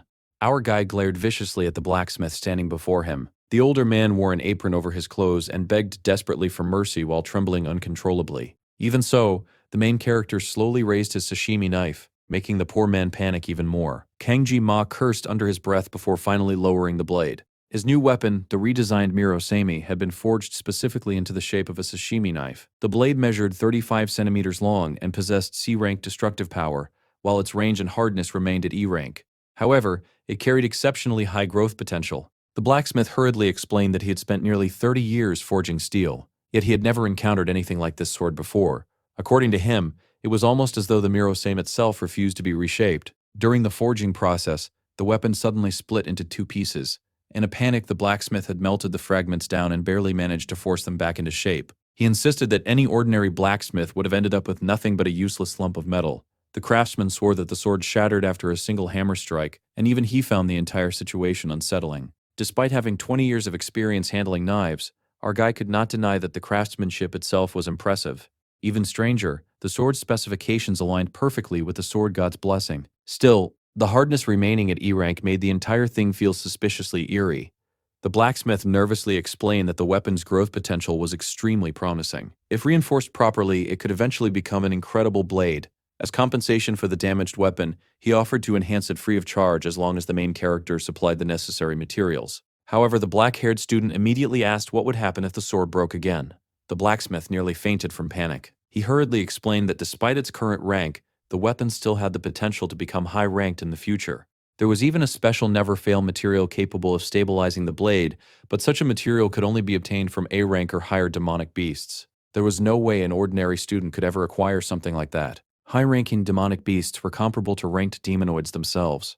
G had absolutely no desire to risk his life hunting another nightmare creature like the mermaid again, just to strengthen his equipment. Unfortunately, reinforcement materials from weaker monsters were scarce, and despite all his careful efforts, his wallet continued to suffer. The young man's financial situation was in complete ruin. Finally, he asked the blacksmith whether he truly intended to keep his promise. The craftsman swore upon his honor as a blacksmith. Then the dark-haired boy casually demanded that half the cost of the leftover scrap metal also be refunded. The blacksmith stared at him in complete disbelief. Gom reminded the man that the original sword had cost 10 million won. The blacksmith protested furiously, insisting he had forged the weapon exactly as requested. Besides, he had already promised free enhancement services. But the main character calmly pointed out that the original B-rank sword had essentially become scrap metal now, so compensation was only fair. The blacksmith exploded in outrage and demanded to know what kind of monster tried to scam an adult like this. Meanwhile, Kang Ji-ma casually mentioned that he had been planning to test the new weapon anyway. Then he slowly waved the sashimi knife toward the terrified blacksmith. The poor man nearly screamed. He jumped backward in horror and immediately started apologizing while begging for mercy. Desperate to survive, he offered 500,000 won as compensation. Unfortunately for him, our guy was far greedier than that. He demanded 1 million. The blacksmith almost collapsed from shock and desperately negotiated the amount down to 800,000 instead. However, the black-haired student slowly raised his magical sword again with a terrifying expression on his face. The blacksmith shrieked in terror. Even scraps from a B-rank weapon held tremendous market value, and buying them back at such a price was already painful enough.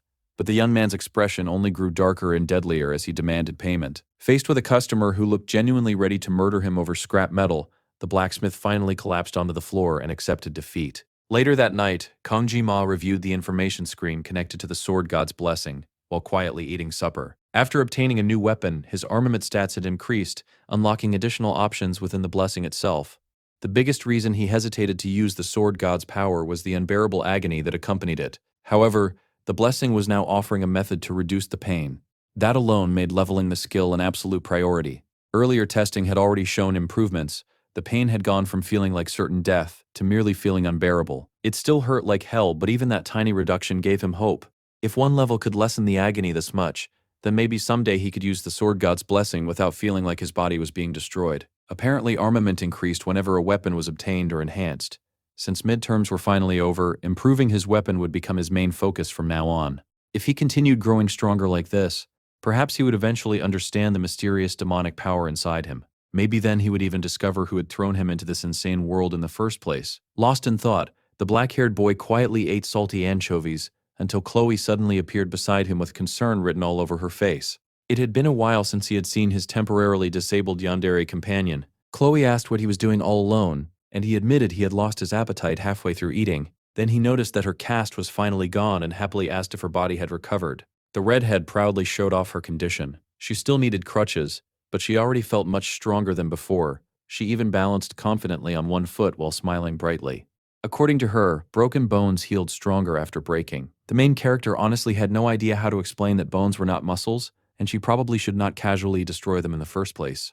Then he suddenly noticed a grain of rice stuck to her face. Without thinking much about it, he leaned closer and plucked it away. The moment his fingers touched her skin, Chloe's brain practically shut down from happiness. Her entire face turned red, her legs lost all strength, and she collapsed to the ground with a tiny squeak. Completely oblivious to what he had just done to her emotionally, the boy calmly offered his hand and asked if she was okay. The redhead nervously claimed she had simply tripped. A moment later, Chloe noticed the wrapped weapon beside him and excitedly asked about it. The boy showed her the sword, and she immediately became fascinated by it. To her, this was his very first personal weapon, and she thought it looked incredibly cool. Unfortunately, he did not share her enthusiasm. As she handled the blade, the wrapping slowly came undone, revealing the polished knife beneath. Chloe smiled brightly and commented that it was hard to believe such a pretty weapon was only E rank. The moment she said that, the boy stared sadly at his sword. Realizing her mistake, Chloe panicked and hurriedly clarified that she meant it looked extremely impressive for an E rank weapon. Unfortunately, Gio simply laughed it off. He explained that at least he had recovered some money from the blacksmith. Besides, the craftsman had promised free enhancements in the future. Hopefully, after enough reinforcement, the weapon would eventually become truly useful. Chloe immediately cheered him on. In her eyes, he was already strong enough to fight effectively using nothing but a sashimi knife, so with a proper weapon he would undoubtedly become even stronger. The black-haired boy thanked her, though internally he felt conflicted. Honestly, there was no grand reason for him to grow stronger anymore. Ever since defeating the mermaid, he could already handle mid-tier magical beasts. The real reason he wanted to strengthen his weapon was simply to reduce the horrifying pain caused by the sword god's blessing. As he sighed deeply about his miserable life, Chloe misunderstood and quickly apologized again for insulting the weapon. He assured her that was not the issue. The real problem was simply the depressing sight of the broken Mirosame and the compensation he had received for it. Chloe stared intensely at the damaged weapon while muttering darkly about the blacksmith ruining Gioma's sword. Slowly, her expression twisted as she slipped into full yandere mode. Anyone who made her beloved crush suffer deserved to suffer in return. She quietly began talking about murdering all of them. The main character immediately called her name before she could spiral any further. Startled, the redhead snapped back to reality and apologized. Meanwhile, Gioma sat there completely speechless. because there was honestly no correct response to hearing your friend casually threaten multiple murders and genuinely mean it. Suddenly, his expression sharpened. He sensed a powerful aura nearby and immediately became serious. Strangely, Chloe seemed completely unaware of it. The redhead happily followed after him as he walked toward a nearby tree. Then without hesitation, the main character kicked the tree and demanded whoever was hiding there to come out. A man suddenly rolled out of the branches with a groan. The assassin clicked his tongue in annoyance over being discovered so easily, while the redhead stared at him in shock. Apparently, he had been secretly following them the entire time. Later, our guy calmly set down his sashimi knife while his yandere companion clung protectively to him like an aggressive guard dog, and glared furiously at her brother. Since there was no smell of blood, the older assassin appeared mostly unarmed. The main character asked what exactly he wanted. The question immediately made the red-haired assassin flinch. Then silence fell between all three of them. Gioma quickly lost patience with the awkward silence, and bluntly said that he had already explained things to the other boy before in a way he could understand. The male assassin immediately glared at him and admitted that he had come specifically to find him. However, he clarified that it was not because of their previous conflict. The dark-haired student narrowed his eyes and asked why exactly the redhead had come. The older assassin muttered that even if he only informed Chloe, the information would obviously reach the gloomy student eventually anyway, so it was simpler to tell both of them directly. Everything revolved around Kang Ji-ma. Adjusting his mask slightly, the red-haired assassin finally revealed the truth. The Academy elders had issued a request for the Oreo-haired student to be eliminated. The sashimi knife wielder was genuinely stunned. Not only had the Academy elders personally appeared, but out of everyone possible they had decided to focus on him. Chloe immediately exploded in anger and demanded to know whether her brother had come to carry out the order himself. She instantly moved in front of her friend, protectively, and refused to let anyone hurt him. The older brother sighed painfully and muttered that his sister had spent too much time away from home because she had clearly lost her edge. Chloe growled fiercely and ordered Gioma to get behind her while wildly swinging her crutch around, despite still having an injured leg. To both boys, the scene looked absolutely ridiculous. The older assassin sighed before admitting that, despite everything, his sister's instincts were still incredibly sharp. Then he turned back toward the main character. Honestly, he did not particularly care what the talented student had been doing lately. However, the elders were strangely obsessed with him. Even within the auditor family itself, people felt uneasy about the request. For now, the family had temporarily postponed the mission. The order itself had been issued secretly while bypassing the academy head entirely. Worse still, assassinating a mere student went directly against the auditor family's principles. However, because the command came from the elders themselves, the family could not simply ignore it forever. If pressure from the top continued to grow, they would eventually be forced to investigate the scary student properly. The older assassin rubbed his mask tiredly and explained that regardless of everything else, Chloe was still part of the family, so she deserved to know what was happening. The little assassin froze in surprise. The boy had pretended this was all about family principles, but in reality, he had simply been worried about his younger sister the entire time. Even Gioma could not help respecting that a little. Having said everything he needed to say, the older assassin quickly turned around and tried to leave before things became even more emotional. Then Gom suddenly called out to him. The assassin paused and glanced back over his shoulder. The gloomy student remained wary because the last time they met, the older assassin had spoken very differently about Chloe. However, before he could say anything, the redhead quietly interrupted him. He admitted that his sister looked happiest whenever she was beside the weird, gloomy student. Because of that, he would not argue against the truth anymore. Even as her brother, he had never seen Chloe smile that happily before. Both Chloe and the main character stared at him in complete shock. Hearing Nox speak so softly felt almost unnatural. Then the older assassin made one final request. He asked Gioma not to let Chloe get hurt again. The gloomy student blinked in confusion. It was not like her injury had been his fault. They simply happened to be on the same team during the incident. Meanwhile, the longer Gioma silently stared at him, the more uncomfortable the assassin became. Finally, the black-haired student awkwardly admitted that he would try to look after her as best as he could, at least while she stayed near him. That seemed enough for Nox. However, before leaving, the assassin decided to ask one final question.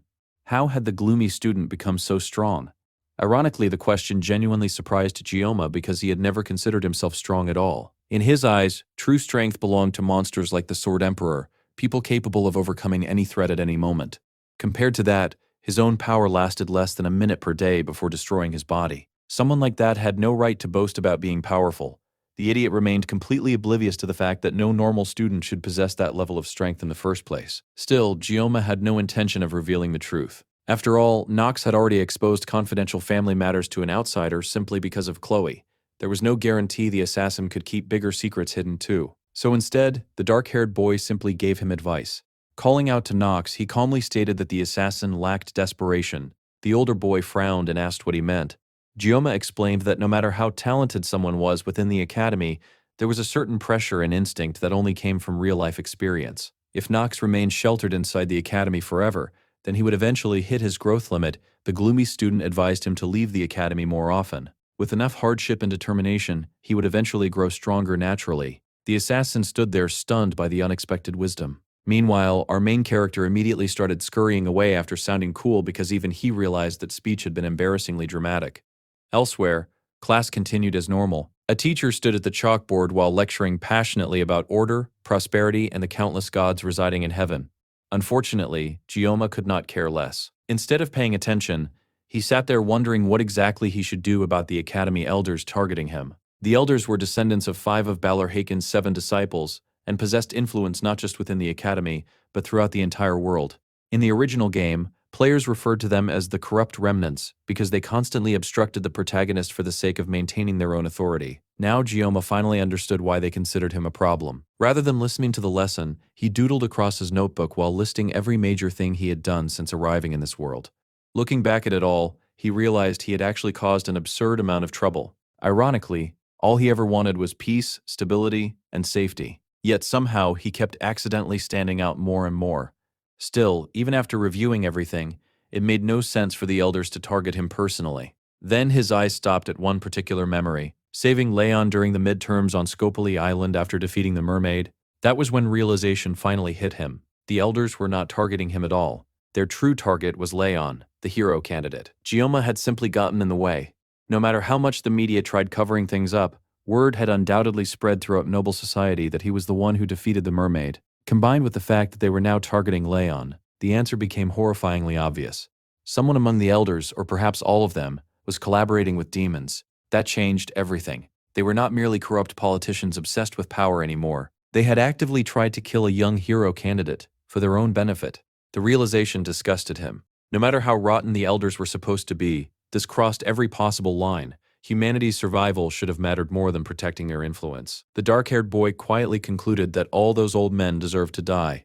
Right now, it was not yet time to move against them. But when that day finally came, he would personally cut every last one of them down without hesitation.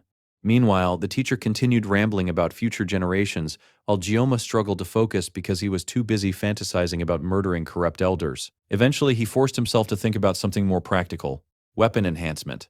To strengthen his new sword, he would need dungeon materials. Unfortunately, the dungeon he wanted to challenge was too dangerous to clear alone, meaning he needed a party. Chloe would definitely join him. However, instead of recruiting a brute force maniac like Rachel, he wanted someone more strategic. Then a brilliant idea suddenly appeared in his mind: speed weapon.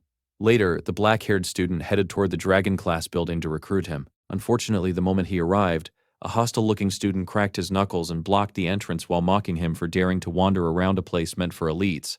Gioma almost forgot that he was still considered a special student, and therefore looked down upon by many nobles. The gloomy youth sighed in annoyance. After 20 years of dealing with obnoxious customers in the food industry, handling an arrogant teenager like this honestly felt exhausting. So he casually warned the guy not to irritate him before he cut his jaw off. The brute exploded in rage and swung his fist. To Gioma, the attack looked painfully slow. Before he could even react himself, another figure suddenly jumped between them. A massive punch slammed directly into the brute's jaw and launched him backward instantly. Nearby students immediately started panicking and wondering whether a fight had broken out. Meanwhile, the unlucky bully lay unconscious on the floor. The orange-haired hero groaned while shaking his aching hand and complained that the brute's jaw was ridiculously hard. Gioma stared in disbelief. He had heard of strength mages before, but a strength-based healer was completely ridiculous. Speed Weapon flexed his hand painfully before turning toward the main character with a bright smile and asking whether he had come looking for him. Then he suggested they continue the conversation outside. The two boys eventually sat down together and discussed the dungeon plans. Gioma explained that he urgently needed to form a party. Weapon happily agreed to help recruit members. As payment, the dungeon rewards would be shared among the team while Gioma kept the magical beast materials for weapon enhancement. That was the entire arrangement. The dark-haired student admitted that if he tried forming a team alone, Chloe would probably be the only person willing to join him. The boy seriously underestimated how popular he had become. Gioma then asked Weapon to help recruit members from the Dragon class instead, since that would make things easier. The orange-haired healer calmly sipped his drink and explained that Academy rules required at least 4 members to receive dungeon clearance approval. Honestly, if the rules did not exist, someone like Gioma could probably clear 5 or 6 dungeons alone. The gloomy youth immediately questioned where all this confidence was coming from because he genuinely did not think he could survive a dungeon solo. Weapon burst out laughing. The guy literally killed a mermaid alone and still acted humble afterward. At this point, his modesty was starting to become annoying. Only then did Gioma realize that everyone else genuinely believed he was some absurdly overpowered monster.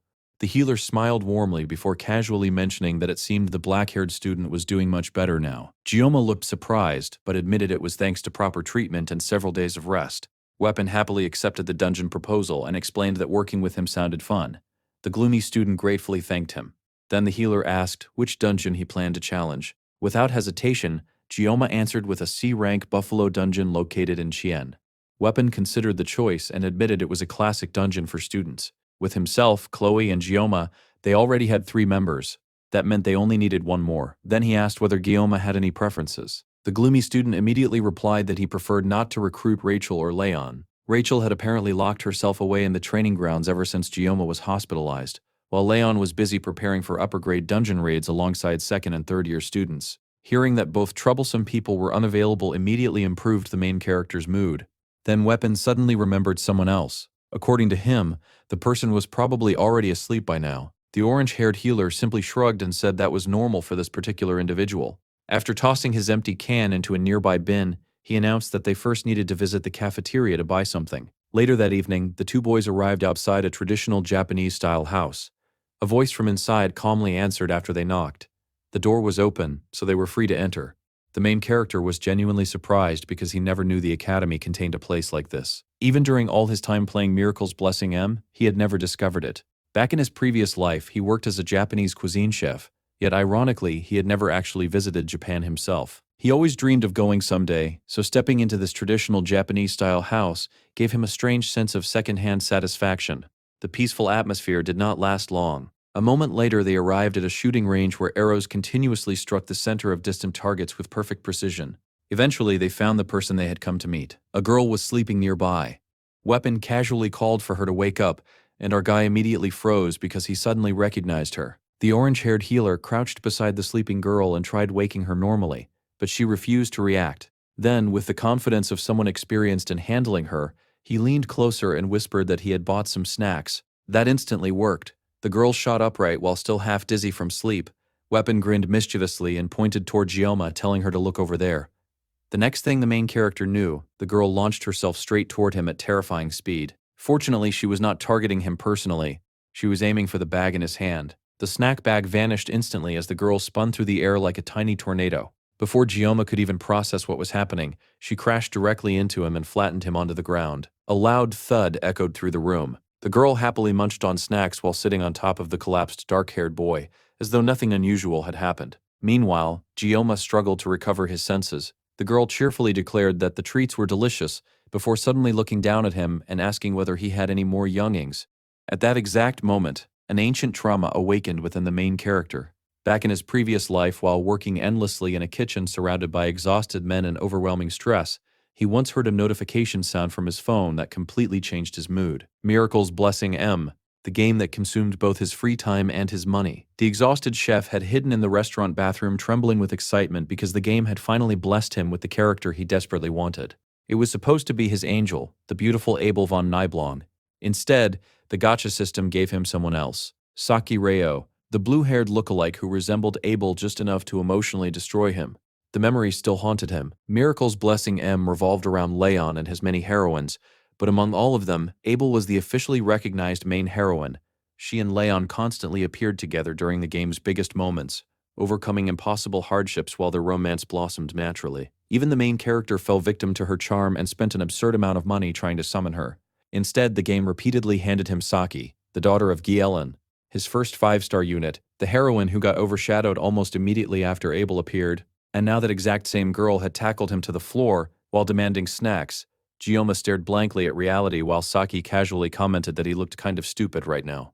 At least one thing became clear. This girl was the reason Weapon sounded so confident earlier. As a player, Gioma knew Saki Ryo was an incredibly powerful ranged DPS character, Unlike Leon, who relied on overwhelming protagonist energy, Saki specialized in technical skill and precision.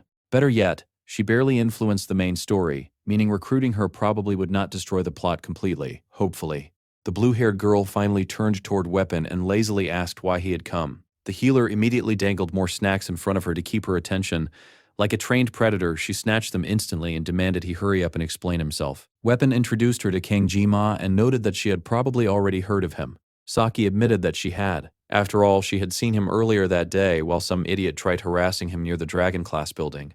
The girl impatiently demanded they stop wasting time and get to the point already. Weapon finally explained that they were recruiting members for a Buffalo dungeon raid next week. Unfortunately, his explanation was a complete mess. True to the name Speed Weapon, he skipped through details so quickly that nobody could follow him properly. Still, the basic arrangement was simple enough. Clear rewards would be divided among the party, while Gioma kept the magical beast materials for weapon enhancement. Saki glanced toward the gloomy student with renewed interest. Then she slowly walked over and inspected him more closely. She recognized him now. He was the guy who fought that one terrifying duel in the training subspace before. Gioma admitted that it really was him. The girl stared intensely at him while he stared back awkwardly. Finally, she shrugged and admitted that dungeon clear rewards also affected academy grades, so there was no real reason to refuse the offer. However, she also bluntly stated that the Oreo-haired boy seemed less impressive and motivated than she expected. Gioma nearly sighed. This girl really had the nerve to judge someone else's motivation while spending half her life asleep. Saki casually apologized, but admitted she disliked working with people who looked unmotivated. Weapon quickly defended his friend and insisted that Gioma was not an ordinary person at all. She had seen his duel herself. Still, Saki refused to budge so easily. Maybe his opponents were simply weak. The orange-haired healer almost choked hearing that. The guy Gioma fought belonged to the Auditor family, and during the midterms, Weapon suddenly stopped himself before accidentally revealing an extremely important secret. Both Saki and Gioma immediately noticed the slip. The healer groaned and awkwardly admitted he could not explain further, but he wanted her to trust him. Saki immediately rejected that idea because she was not some obedient family dog.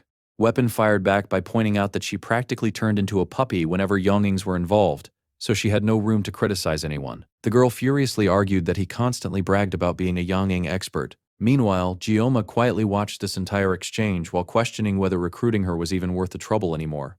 A party member could be greedy. A party member could be rude. But being both at once sounded exhausting. Finally, the black-haired student decided he had enough. He called out to Weapon and calmly stated that the begging was unnecessary. If she planned to act this uncooperative from the beginning, then forcing her into the party would only create problems later. They would simply find someone else. That immediately offended Saki. The blue-haired archer narrowed her eyes and remarked that if they could casually walk away, then the dungeon raid clearly was not that urgent after all. Gioma stared at her for a second before silently opening his jacket. Then, he pulled out one of his small sashimi knives. Both Saki and Weapon froze. The blade glowed faintly in his hand. Without even looking at the target range, Gioma casually flicked his wrist and sliced through the air. The knife flew across the room in a perfect arc before striking the center target dead on. Bullseye. Saki's eyes widened in shock. Then Gioma calmly drew another knife. A second throw. Another perfect hit.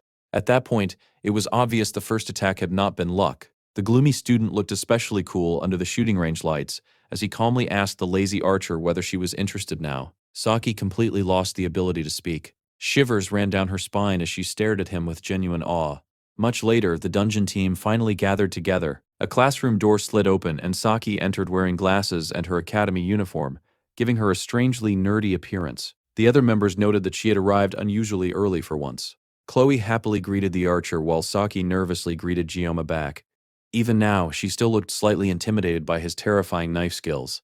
Gioma greeted her casually while internally noting that threatening people with sashimi knives somehow worked disturbingly well every single time.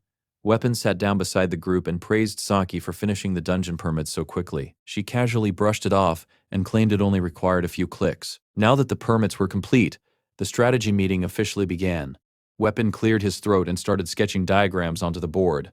Unfortunately, his artistic skills were horrific. The C-rank buffalo demonoids he drew looked less like monsters and more like badly disguised pigs.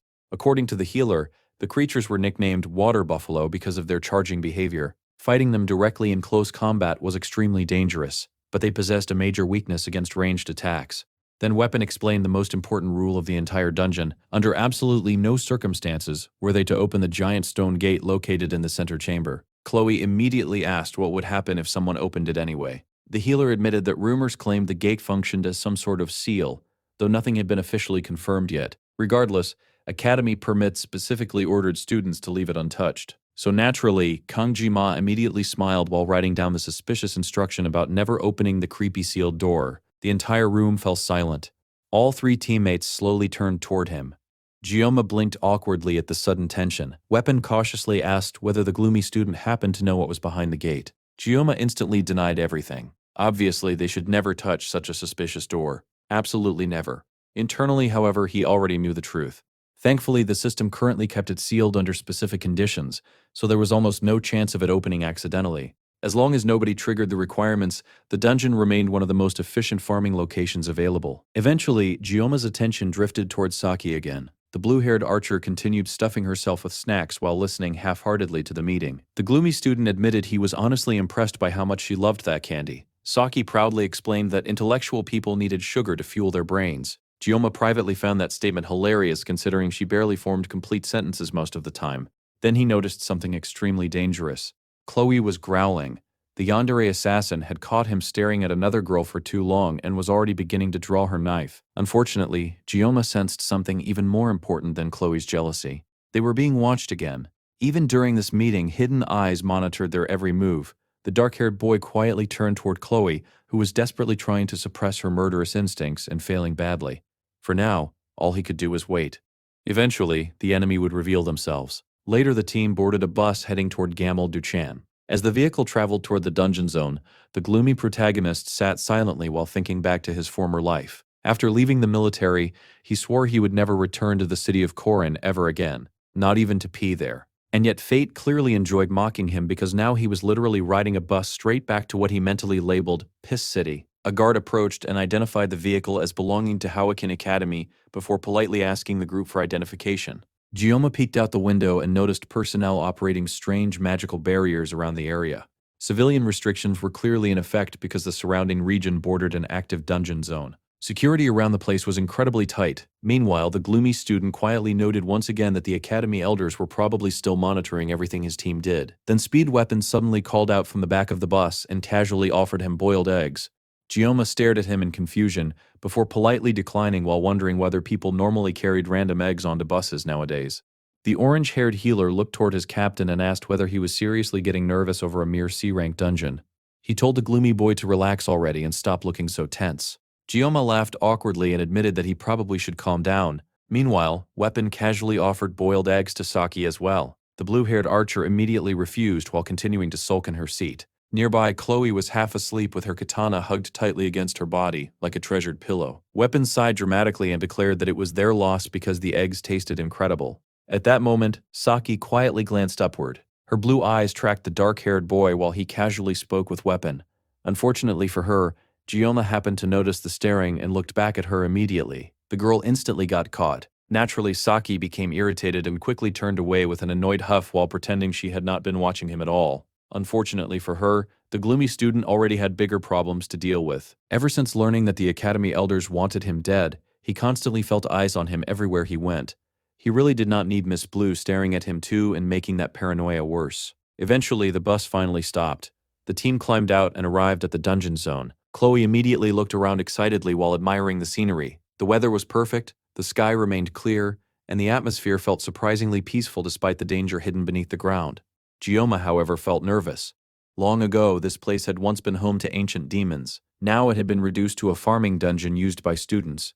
The contrast felt unsettling. Meanwhile, Weapon suddenly stared at the enormous amount of luggage the dark-haired student brought with him and asked whether he was moving into a marriage home or something. Gioma smirked mysteriously and asked whether the healer was curious. Then he slowly unzipped the massive bag. Inside was an absolutely ridiculous number of sashimi knives. The bag was practically overflowing with blades. Weapon stared in disbelief and asked whether the boy came all this way just to open a knife shop. Still smirking confidently, the gloomy student explained that it was always better to be overprepared than underprepared. The healer laughed and said Gioma talked like an old man, but he trusted that there was probably logic behind the madness. Chloe suddenly jumped into the conversation and proudly announced that she would take point for the team as always. Gioma nodded immediately because, honestly, he trusted her instincts more than anyone else's. With preparations complete, the students finally headed toward the dungeon entrance. Security around the area remained incredibly strict. Guards surrounded the sealed dungeon gate and carefully prepared to open it for the academy students. The moment the team arrived, the guards immediately recognized their uniforms and instructed all 4 students to sign the visitor log before entering. The group casually wrote down their names one after another. Then Gioma wrote his. Instantly, one of the guards stiffened. The reaction lasted only a moment, but the dark-haired student noticed it immediately. Weapon called out impatiently and told his captain to hurry up already. Gioma quietly agreed and turned toward the opening gates while mentally storing away the guard's suspicious reaction. The massive stone entrance slowly cracked open. A foul smell immediately rushed out. Weapon covered his nose and warned everyone to watch their step while entering. Meanwhile, Gioma kept thinking about the guard whose expression changed after seeing his name. As the massive gate shut behind them with a heavy thud, the gloomy student glanced back uneasily. He really hoped this trip would not turn into a disaster. The team continued deeper into the dungeon for quite a while before noticing something incredibly stupid. People had doodled all over the cave walls. Some nobles apparently carved their names inside hearts like couples visiting a romantic tourist spot, while others scribbled random nonsense everywhere. The place looked less like a dangerous dungeon and more like the bathroom walls of a middle school. Gioma honestly could not understand when dungeons became sightseeing attractions. Nobles truly abused their privileges shamelessly. As the team continued walking, someone suddenly grabbed the gloomy student by the elbow. It was Saki. The blue-haired girl complained dramatically about feeling tired already. Gioma glanced at her and reluctantly admitted that she genuinely looked exhausted. Then the archer sighed sadly and claimed that if she had something sweet to eat, she would recover immediately. Finally, she asked whether their team leader happened to have snacks. While Gioma searched through his pockets, Saki watched him eagerly with sparkling eyes. Then he handed her a tiny piece of candy. The girl stared at it in disappointment. Candy was not what she wanted. She asked whether he had any yongings instead. Gioma immediately lost patience and growled that he was not her mother. If she wanted snacks so badly, then she should carry her own supply instead of bothering him constantly. Without shame, Saki admitted she was saving her own stash for later. The dark-haired student glared at her in disbelief before turning away and wishing she would focus already. In the end, the blue-haired archer reluctantly accepted the candy. Before the argument could continue, Chloe suddenly raised her hand and stopped the group. Her expression sharpened instantly. She sensed 3 monsters approaching. No, 4. The creatures were charging toward them from roughly 200 meters away. Combat was about to begin. Weapon immediately switched into serious mode and reminded everyone to stick to the strategy they discussed earlier. He called out specifically to Chloe and Saki, promising to buff them properly while ordering them not to disappoint him. At the same time, Saki dramatically removed the cloth covering her massive bow. Gioma's eyes widened slightly. The weapon was an S-grade artifact known as the Crimson Bow. With a weapon like that, clearing a C-rank dungeon honestly should have been easy. Meanwhile, the blue-haired archer casually complained that she had not used the bow in a while, so it felt stiff now. The gloomy student wondered for the 100th time whether he could actually trust this girl with his life. Then Saki suddenly told everyone to wait. Before combat even started, she casually pulled out another snack and took a huge bite. Her face immediately lit up with joy over how delicious it tasted. Gioma stared at her in disbelief. Could he really trust this clown? Unfortunately, there was no more time to think about it. The thunderous sound of hooves echoed through the dungeon as the charging beasts approached. Everyone prepared for battle. Weapon pulled out his recorder and began playing support magic that boosted the team's abilities. Chloe lowered her stance while Saki raised the crimson bow confidently. Then the buffalo demonoids burst from the darkness. The monsters roared wildly while charging straight toward the group. Chloe moved first. The red-haired assassin launched herself forward fearlessly and slammed into the lead beast. Her strike landed perfectly, knocking the creature down with a painful cry. Unfortunately, the rest of the stampede continued rushing forward. Chloe prepared to hold them back herself and reached for her sword. Weapon instantly shouted at her to abandon that reckless plan and retreat according to strategy. At that exact moment, Saki moved. The blue-haired archer appeared behind the front line like a phantom. Her long hair flowed behind her as she calmly focused on the incoming monsters. Then she released her arrow. The projectile streaked through the air wrapped in magical energy and smoke. A second later, the arrows tore directly through the charging buffalo herd. The monsters exploded apart instantly. Chloe stared in complete amazement as the raging beasts were ripped apart in flashes of red and gold light before they could even reach her. Meanwhile, Saki casually grinned and muttered an innocent little oops before immediately returning to eating snacks. Gioma could only stare at her. A skilled DPS truly was terrifying. Still, there was one major problem. The buffalo horns were supposed to become reinforcement materials for his weapon. If Saki kept vaporizing entire monsters, there would be nothing left for him to collect. Even so, victory was victory. The gloomy student could not help smiling in admiration at how efficiently she destroyed targets. Weapon suggested they continue deeper into the dungeon. That seemed reasonable enough. Then, suddenly, part of the rocky wall shattered nearby. Another buffalo burst forward independently from the others. One of the monsters that supposedly died earlier had survived.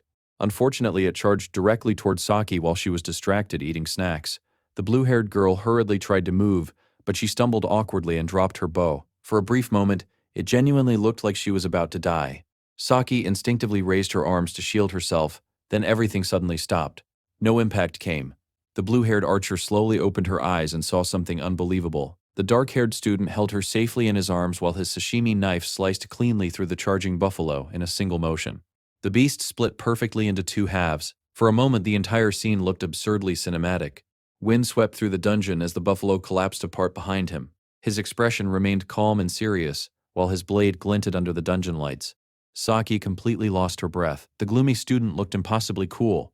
As the two halves of the monster crashed onto the stone floor behind them, Gioma casually asked whether she was all right. The blue-haired archer stared at him speechlessly. Then a blush slowly spread across her cheeks. Meanwhile, somewhere outside the dungeon, a phone rang. One of the guards stationed near the entrance answered the call and quietly confirmed the information his employer wanted to hear. Just as Gioma feared, someone really was monitoring their movements. Inside the dungeon, however, the gloomy student focused entirely on collecting buffalo horns. That was the entire reason they came here in the first place. Buffalo horns served as highly versatile C-rank enhancement materials used for reinforcing weapons and equipment. Gioma planned to gather as many as possible before leaving. As he busied himself collecting materials, Saki suddenly called out to him. Saki suddenly walked over and handed Gioma one of her favorite snacks. According to her, it was a thank you gift for saving her life earlier. Since the snack was something she treasured dearly, offering it to him was apparently her highest possible form of gratitude. The gloomy team leader stared at her silently like he had just taken critical emotional damage from an unexpected act of kindness. At the same time, however, he could also feel an absolutely terrifying inferno radiating from Chloe nearby. Apparently daring to save another girl had severely offended the little yandere assassin. Gioma immediately turned toward the redhead and called her name, causing her to snap out of her murderous aura in surprise. Then he leaned closer and quietly whispered his suspicions regarding the staff member from earlier. Chloe listened carefully while the two exchanged information in hushed voices. Meanwhile, Weapon suddenly looked at the pair and casually asked whether they were dating because, honestly, that would explain a lot. That single sentence completely destroyed Chloe's emotional stability. The redhead instantly exploded into a blushing mess while internally ascending into heaven because someone had mistaken her for the girlfriend of her crush. Meanwhile, Gioma simply laughed awkwardly and pointed out that assuming every relationship between a man and a woman was romantic felt incredibly narrow-minded. Weapon shamelessly disagreed. From his perspective, the two were constantly together, acted weird around each other, and clearly cared deeply about one another.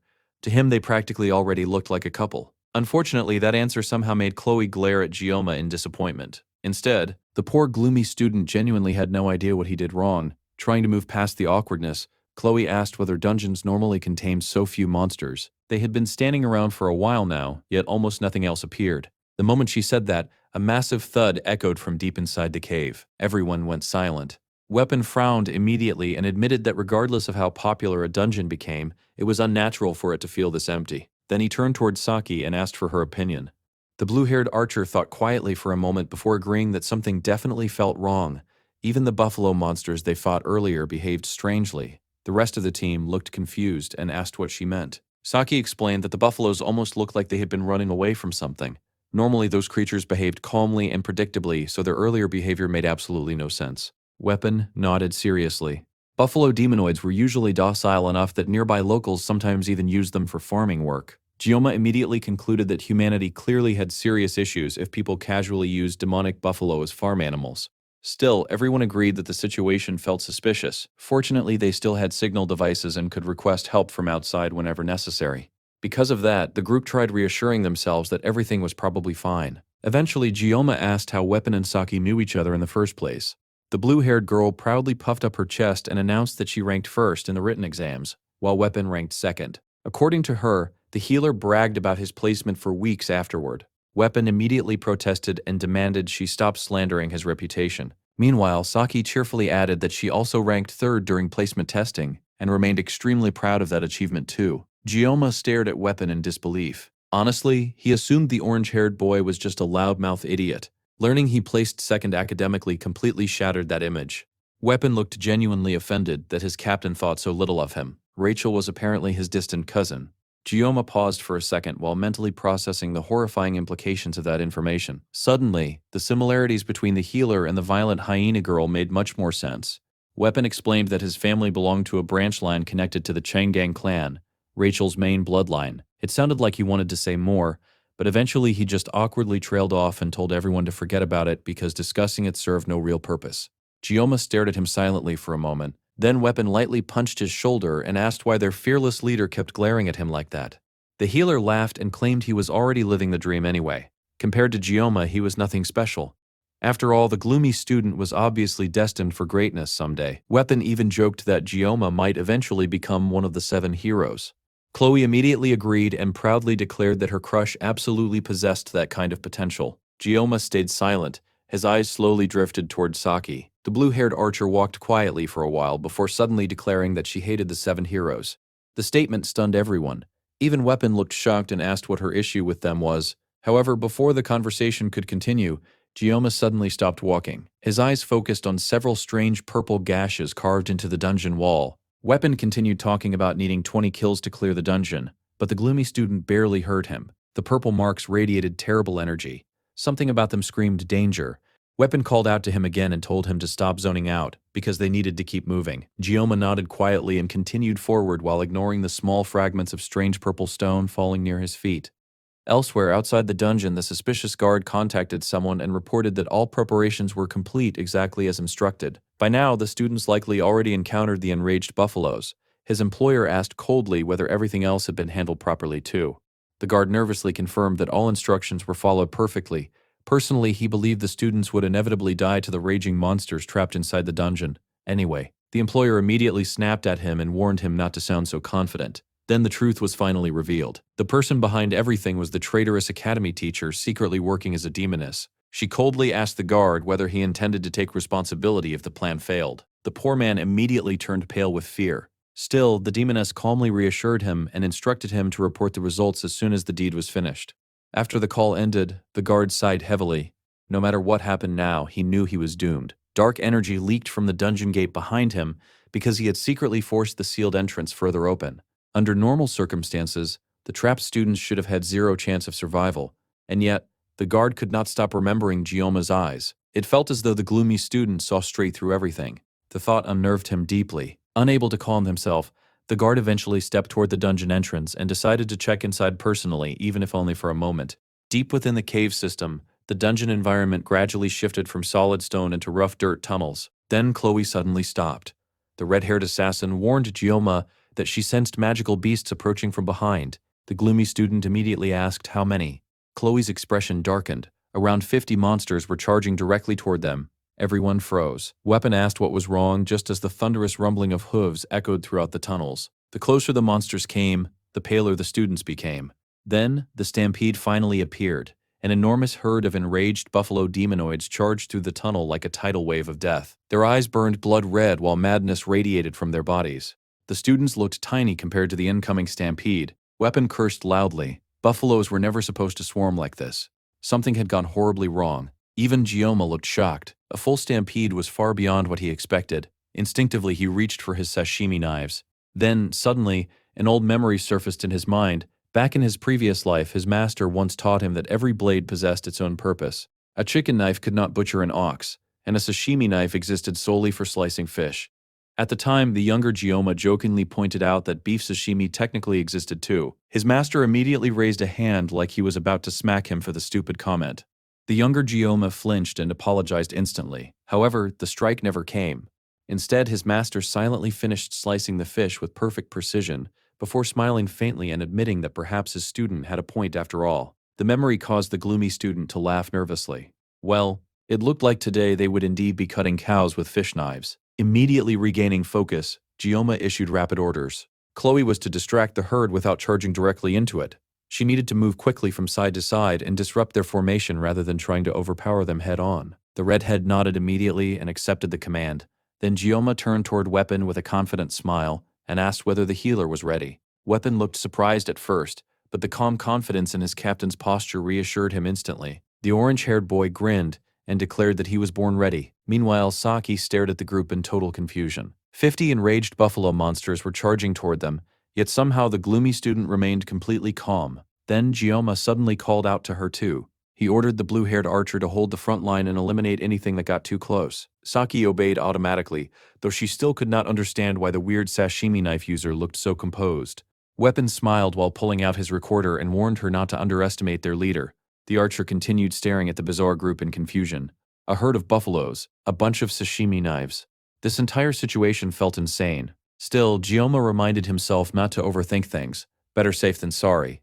That was why he brought so many knives in the first place. No matter how many enemies appeared, he would cut them all down. The gloomy student grabbed multiple sashimi knives at once, holding them expertly between his fingers like throwing daggers. Then he activated the blazing blessing of the sword god. The charging buffaloes roared furiously as Gioma stepped forward to meet them head-on without fear. The beasts charged with pure murderous intent. Gioma responded by unleashing a storm of sashimi knives directly into the stampede. Behind him, Weapon played desperately on his recorder while buffing the entire team. Saki watched everything in stunned silence. Her favorite snack slipped from her hand and splattered uselessly onto the ground. That alone proved how shocked she truly was. The blue-haired archer stared wide-eyed as the dark-haired boy carved through the charging monsters bathed entirely in red light and blood. He looked insane, like a dark knight walking through carnage without a single scratch touching him. Shadows danced around his body while his cold eyes stared endlessly into the chaos ahead. Before Saki could even fully process the sight, Gioma had already surged forward and annihilated the incoming herd using the sword god's blessing. The buffaloes barely stood a chance, especially once Chloe joined the battle. Using the power of Schrodinger's cat, the red-haired assassin blurred through the battlefield with terrifying speed. She danced around the enraged monsters effortlessly while cutting them down one after another with lethal precision. The buffaloes roared and rampaged wildly, but against Chloe's deadly movements and Gioma's overwhelming assault, the stampede rapidly collapsed into complete slaughter. The buffalo demons were completely decimated. One after another, the enraged beasts collapsed onto their knees before crashing lifelessly onto the ground. Of course, Chloe had not fought alone. A dark shadow moved directly behind her. It was Gioma. The gloomy student followed her attacks perfectly, launching spinning slashes that tore apart any enemies she failed to finish herself. The demonic buffaloes barely had time to process what was happening before they were shredded into pieces beneath his glowing white eyes. The battle looked unreal. Gioma flashed through the battlefield like a phantom, carving apart massive monsters in the blink of an eye. Roars of rage and screams of pain echoed through the cavern, yet the entire massacre felt as though it ended within mere seconds. Then one of the raging bulls suddenly broke through. The buffalo got dangerously close to Gioma, forcing him to raise his knives defensively and shield himself from the incoming attack. Weapon and Saki immediately panicked. Several more buffaloes rushed forward together, clearly intending to crush the isolated boy beneath their overwhelming numbers. The monsters piled on top of one another in pure bloodlust, forming a massive wall of muscle and flesh as they attempted to bury him alive beneath their combined weight. Saki instantly raised her bow. Even she thought the number of attacks was impossible for Gioma to handle alone. Then everything exploded. Before the archer could even fire a single shot, a violent spray of blood erupted outward. Muscle, flesh, and bone scattered everywhere. The buffaloes surrounding Gioma were shredded into countless pieces by his blades before anyone could even understand what happened. He destroyed the entire pile of monsters without breaking a sweat, and somehow looked more annoyed than exhausted afterward. Saki could only stare silently in disbelief. She had not realized their leader was such a terrifying monster. Pieces of defeated enemies littered the battlefield, while Gioma stood calmly among them, surrounded by glowing blades and a bubbling dark red aura from the sword god's blessing. Meanwhile, the gloomy student himself remained focused on something far more practical: loot. After examining the corpses, he concluded that they now possessed more than enough buffalo horns for reinforcement materials. Happily, he began collecting every horn he could physically carry. Thanks to the 40-second painless blessing, slaughtering 50 buffalo demons felt almost effortless. For the first time in a long while, his power actually felt like a blessing instead of a curse. Naturally, Chloe appeared at his side almost immediately. The red-haired assassin excitedly praised him for crushing the enemies once again. Gioma smiled and admitted that he only managed this far thanks to everyone's teamwork. Then he calmly complimented Chloe for doing a good job too and praised the clean victory. The girl nearly ascended from happiness. Meanwhile, the two of them casually chatted like ordinary classmates, despite standing ankle-deep in blood and monster corpses. Weapon and Saki could only stare at them in confusion. The blue-haired archer remained completely stunned, while Weapon grinned proudly beside her. He reminded Saki that he warned her earlier that their leader always found ridiculous ways to surprise people. Saki immediately snapped back that there was no reasonable way to stay calm after witnessing something like that. Weapon simply laughed harder. Honestly, he fully expected Gioma to continue shocking everyone forever. Meanwhile, Saki stared toward the gloomy student with complete confusion and quietly asked what exactly he even was, because from her perspective, there was absolutely nothing normal about him. Weapon admitted that he honestly had no idea either. Still, he confidently declared that their leader was legendary, and casually wondered whether Gioma would allow him to livestream future battles. Saki stared at him blankly because she genuinely had no idea what nonsense he was talking about anymore. Eventually, the four students continued deeper into the dungeon. Their original objective was already complete, so now they only needed to casually head back home. The dungeon's official clear condition required defeating 20 buffalo demons. Gioma somehow slaughtered more than double that amount, almost casually. When Weapon pointed this out, the gloomy student brushed it off by saying he technically did nothing useful during midterms anyway. Weapon looked like he wanted to argue with that statement very badly. However, after glancing towards Saki, he suddenly swallowed whatever secret he almost revealed. Instead, the healer jokingly commented that they nearly died screaming back there and mentioned that the Lion King almost suffered the same fate once before. Saki looked confused about why they suddenly brought up the Lion King at all. Then Weapon jokingly asked whether Gioma was secretly possessed by some other entity too. Before anyone could continue the conversation, Chloe suddenly stopped walking. The redhead quietly asked why everything had suddenly become so silent. The deeper they traveled, the more unnatural the atmosphere felt. Then they noticed it. A strange pillar-like structure stood ahead of them. Suddenly, Saki screamed for everyone to stop. The students froze in horror as they saw massive dark purple chains wrapped tightly around a gigantic stone gate. The chains radiated ominous energy strong enough to send chills down everyone's spine. The group stared silently at the sealed gateway. Something about it felt unbelievably wrong. Elsewhere, the traitorous guard finally entered the dungeon himself. The moment he discovered the massacred buffalo corpses scattered everywhere, his face went pale. He genuinely believed the students would die against the enraged monsters he released. Instead, they slaughtered every single one of them. The sight terrified him. A few days earlier, a woman claiming to be an academy instructor approached him with an unbelievable proposal. The woman was actually the disguised demoness. She promised to erase his massive gambling debt in exchange for completing a single task. The desperate guard almost lost his mind hearing the offer. Her instructions were simple. First, he needed to tame the buffaloes inside the dungeon. Then he would use the demonic stone she provided to drive them into a frenzy. Finally, once Kangji Ma entered the dungeon, he would secretly open the sealed stone gate hidden deep inside. The guard honestly did not know whether he was more shocked by her strange appearance or by the fact she casually approached him with a criminal request worth 20 billion. He nervously questioned whether she truly intended to sacrifice students. The demoness immediately asked whether he wanted the deal or not. If he refused, she would simply find another desperate fool. Terrified of losing the opportunity, the guard instantly grabbed her hand and begged her not to leave. He happily accepted the task without hesitation. The demoness smirked mockingly and called him a debt-ridden idiot even after he agreed to help her. Then she instructed him to answer every unknown phone number she called from before disappearing. The fool barely noticed the insult. His mind focused entirely on the 20 billion reward waiting for him. Unfortunately, even while dreaming about escaping debt, he already planned to gamble again afterward. Some idiots truly never learn. Back in the present, the guard marched deeper into the dungeon while cursing anyone who threatened his future fortune. He believed there was nothing to worry about anyway. After all, the sealed stone gate had already been opened. There was no possible way those students survived what waited beyond it. Meanwhile, the students themselves had finally arrived at that exact gateway. Gioma immediately realized the truth. Everything earlier had been too easy, because they unknowingly walked straight into a trap. Now he understood why the guard's reaction at the entrance felt so suspicious.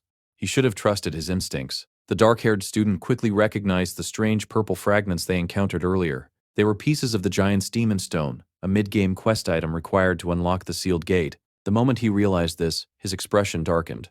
According to the game, defeating whatever waited beyond the gate granted an incredible reward called the Blessing of Transition, a single-use blessing capable of transferring and amplifying another blessing onto a chosen target. However, obtaining that reward required defeating an A-rank demon, Aturos Minotauros, the Buffalo King. Gioma stared at the heavy stone gate wrapped in massive chains. A single red slash mark stretched across its supposedly indestructible surface.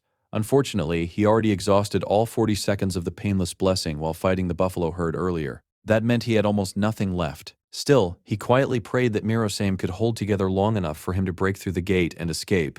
That was the plan.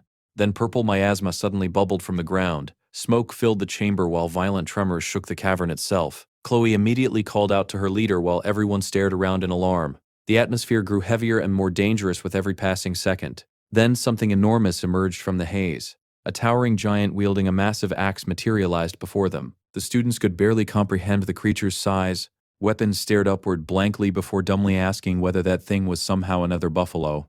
Unfortunately, it was far worse. Gioma cursed under his breath. The boss already appeared before they could escape. The Buffalo King towered high above them beneath the flickering torchlight. Its massive black horns curved upward while two lesser bodyguards stood beside it like royal guards. This was a true boss-level demon, a creature students were never supposed to encounter.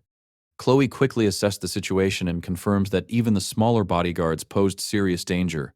Escaping now would be nearly impossible once the main beast fully awakened. Still, unlike the mermaid encounter during midterms, Gioma actually understood minotaurs. At full strength, he could probably handle 3 alone. The problem was that he no longer possessed the painless blessing necessary to survive such a battle. Any fight now bordered on suicide, the team needed strategy. Quietly, the dark-haired boy reached into his jacket and grabbed another hidden sashimi knife. Then he turned toward Weapon and asked whether the healer could reduce his pain with support magic. The orange-haired boy looked startled for a moment before nodding seriously. Yes, he could. Jian-Ma needed to know how long he could maintain the power granted by the weapon. The answer was not encouraging. The blessing could only be sustained for a maximum of 2 minutes, but he decided that would have to be enough. He instructed the healer to keep the effect active throughout the fight. One mistake, one moment of hesitation, and he would be finished. The healer was nervous, but Jian-Ma's confident smile gave him courage. He promised to do everything he could, declaring that he could never refuse a request from his hero. The plan was simple. Saki and Chloe would handle the lesser enemies while Jian-Ma dealt with the giant beast alone. He firmly ordered them not to interfere. Even the Japanese archer was amazed by how quickly he had adapted to such a desperate situation. As everyone prepared themselves, the monstrous beast let out a deafening roar that sprayed saliva across the battlefield. It looked more like a wild animal than a thinking creature. With a grim expression, Jian-Ma drew his weapon and activated the blessing of the sword god. The moment the blessing entered his body, unimaginable agony exploded through him. Silver blue energy flooded his veins. Feeling as though thousands of knives were tearing apart his nervous system from within, he had not experienced the full horror of his curse in a long time, and the sensation nearly shattered his mind. Blood spilled from his lips as he staggered. Then relief arrived. The healer's support washed over him like a soothing balm. The pain did not disappear, but it became manageable. The orange-haired boy was desperately playing his recorder, maintaining the blessing with everything he had. Jian-Ma forced himself forward. He had to do this. There would not be a second chance. The golden-horned minotaur charged toward him, and Jian-Ma rushed to meet it head-on. Underground flames illuminated the battlefield as the two opponents collided at incredible speed. He darted toward the monster's leg. The blessing was tearing his body apart, and he felt close to vomiting blood, but he continued moving. The minotaur swung its massive sword. Jian-Ma dodged the first slash and narrowly avoided the second. A powerful kick followed, forcing him to block before immediately retreating. There was no time to think, no time to rest. He struck once and pulled back, carving his first wound into the beast.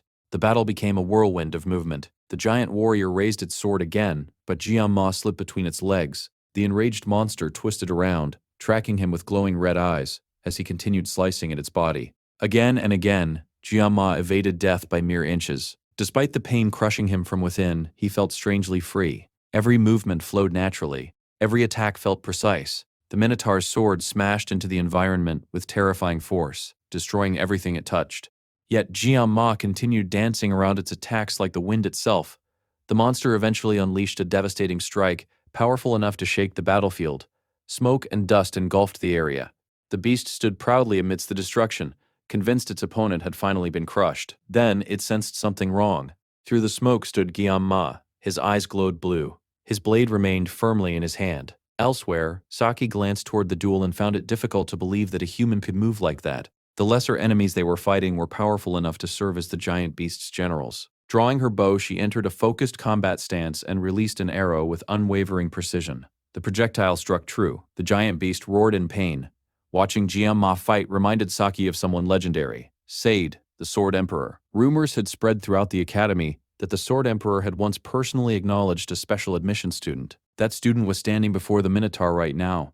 The beast seemed to sense the danger as well. Its eyes widened. A terrifying blue aura burned around Jian-Ma. Even so, the monster continued fighting. It suddenly threw a punch, attempting to catch him off guard. A flash of light exploded.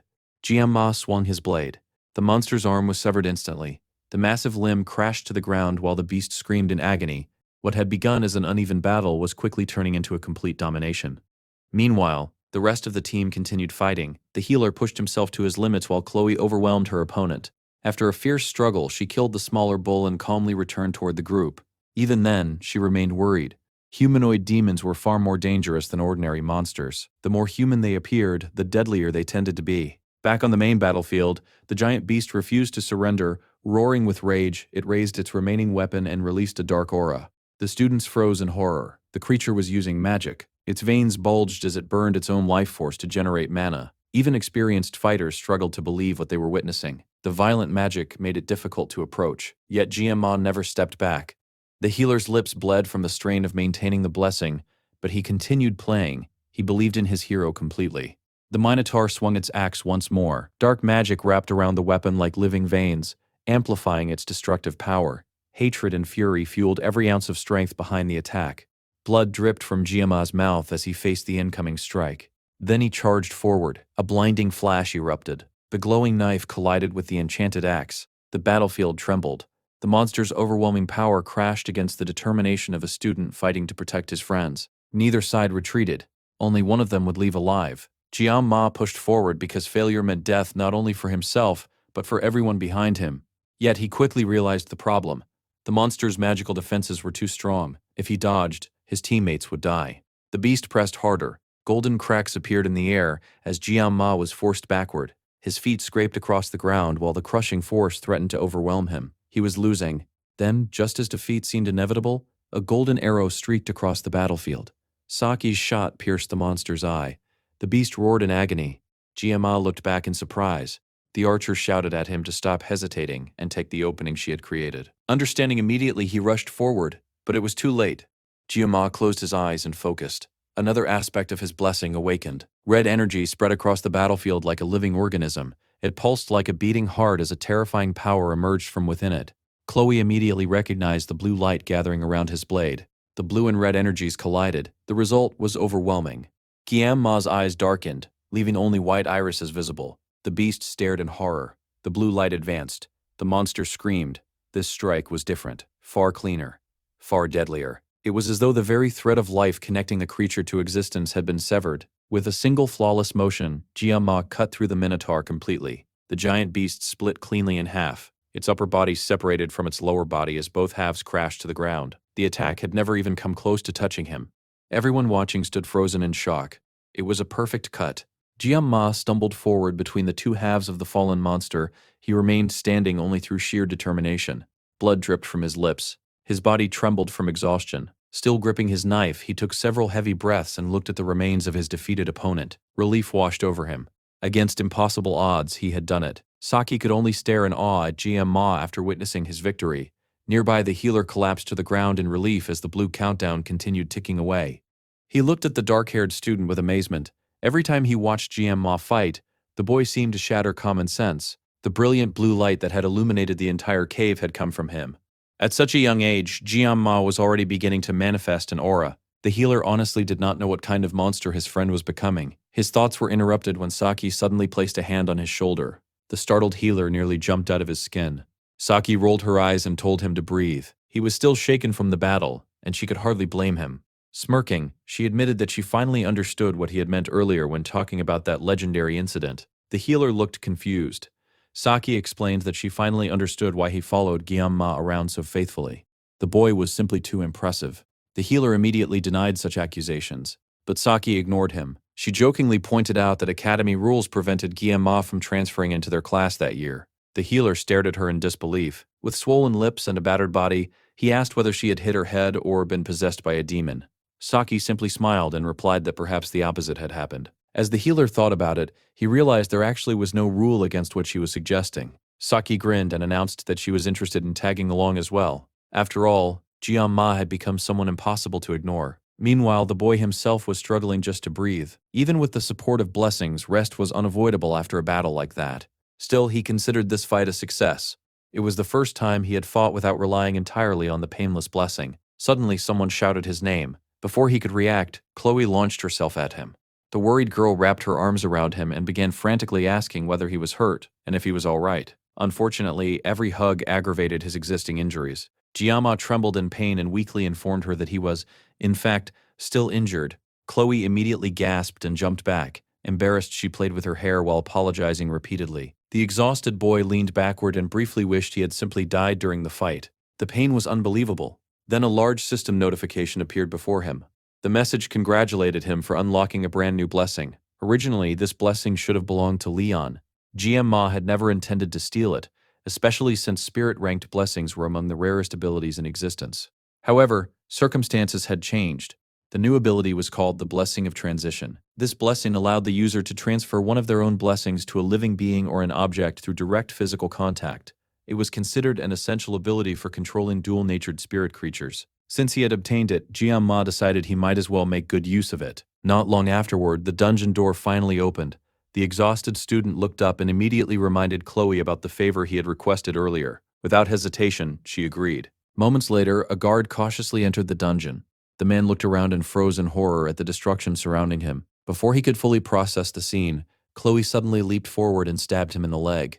The guard screamed and collapsed onto the floor, writhing in agony. Chloe coldly warned him not to move. The healer was completely confused and asked what was happening. GM Ma calmly explained that this was the favor he had requested. The guard began shouting in panic, demanding to know why they were attacking him. GM Ma answered that they were trying to figure out exactly what role he had played in the disaster. After questioning him, the students slowly pieced everything together. The stampeding buffalo horde, the open stone gate, the suspicious timing, all of it had been caused by the guard. Saki admitted that the situation had felt suspicious from the beginning. There were no surveillance cameras inside the dungeon, yet the guard had appeared at the perfect moment. The healer still did not understand why the man would target students. Saki replied that was exactly what they intended to discover. Turning her glowing blue eyes toward the terrified guard, she demanded to know who had ordered him to do this. The man stuttered helplessly. Saki's patience quickly disappeared. She asked whether he intended to talk willingly or whether they would need to loosen his tongue for him. Even Jiama was surprised by her ferocity. The dark-haired boy added that things would become very unpleasant if the guard refused to cooperate. A few days earlier, an instructor from the academy had approached him. The instructor promised to clear all of his gambling debts if he followed specific instructions. The healer was furious. He could not believe someone would sell out students and risk countless lives over money. The guard desperately argued that it was not just a small amount of money. The promised reward was 20 billion. That revelation only made him seem worse. Saki eventually calmed everyone down and asked for a description of the instructor. The guard described a tall woman with purple hair and purple eyes. Saki immediately recognized the description. It matched the assistant instructor perfectly. She never forgot a face. Jianma agreed. The healer then wondered if this same woman had been connected to the midterm incident. Since Saki had not been present at the time, she asked for an explanation. That was when Jianma revealed that they had encountered a demonoid mermaid during the midterms. Saki was stunned. She had heard that Leon ended up hospitalized after fighting a demon, but she had never known the details. The healer excitedly revealed that Jianma had practically soloed the giant demonoid. Saki wanted to argue, but recent events made the story surprisingly believable. With all the information gathered, Jianma checked the time. The entire group groaned. They had spent far longer inside the dungeon than expected. Then a strange tearing sound echoed through the area. Blood splattered everywhere. The guard screamed. A dungeon that should never have opened had suddenly appeared. The timing was far too perfect. Jiama calmly pointed out that this looked like an attempt to erase loose ends. The terrified guard finally understood the danger he was in. The dark-haired student looked toward Chloe. She was the assassin among them. The decision was hers. Chloe nodded. The guard begged for mercy as she approached with her sword drawn. Unfortunately for him, mercy had disappeared the moment he tried to get them killed. His screams ended quickly. The matter was settled. As they left, Gyama's anger continued growing. Someone within the academy's leadership was targeting him. The realization only strengthened his resolve. He silently vowed that whoever was behind this would eventually pay the price. Later, Jiama visited the blacksmith. Among the treasures recovered from the dungeon was the magnificent golden horn of the Minotaur King. It was an extremely valuable material capable of guaranteeing successful weapon enhancement below a certain rank. The blacksmith nearly lost the ability to speak when he saw it. Even experienced hunters struggled to obtain materials of such quality. The man shakily asked whether Guillaume Ma had somehow defeated the dungeon boss himself. Guillaume Ma quickly corrected him. His team had made the victory possible. He then handed over his damaged blade and requested repairs. The blacksmith nearly had a heart attack after examining the weapon. The sword looked absolutely ruined. He demanded to know what kind of abuse the student had put it through. Jian Ma had no patience for the lecture. One threatening word was enough to make the blacksmith immediately change his tone and politely suggest that the student take better care of his equipment in the future. The repairs were accepted. As Jian Ma prepared to leave, the blacksmith grumbled about his miserable luck and secretly considered making the blade even shorter. Then Jianma suddenly stopped, remembering something he told the blacksmith to use any leftover materials to buy himself a drink.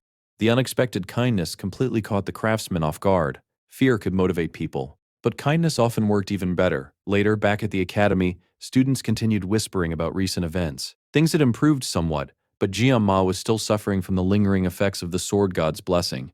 As he sat through class, he decided that he would probably need to ask the healer for a few more recovery blessings before long. Jianma leaned back in his chair and let out a tired sigh as silver strands of hair fell across his eyes. Above him floated his glowing status board, displaying the latest changes to his abilities. Several of his attributes had improved. His physical endurance, mental endurance, and weapon synchronization had all received noticeable upgrades. However, the most significant change was his assimilation rate. Unlike his other stats, the assimilation rate increased dramatically after every major battle. Clearing another dungeon would likely raise it even further, and he could tell that something important was approaching. Whatever awaited him at full assimilation, it could not be far away. At least there was one small blessing. His hair was not turning gray any faster than before. Even so, the gradual spread of silver strands remained concerning. If his entire head turned white, who knew what might happen next? Jianma jokingly worried that truly powerful people always seemed to end up bald.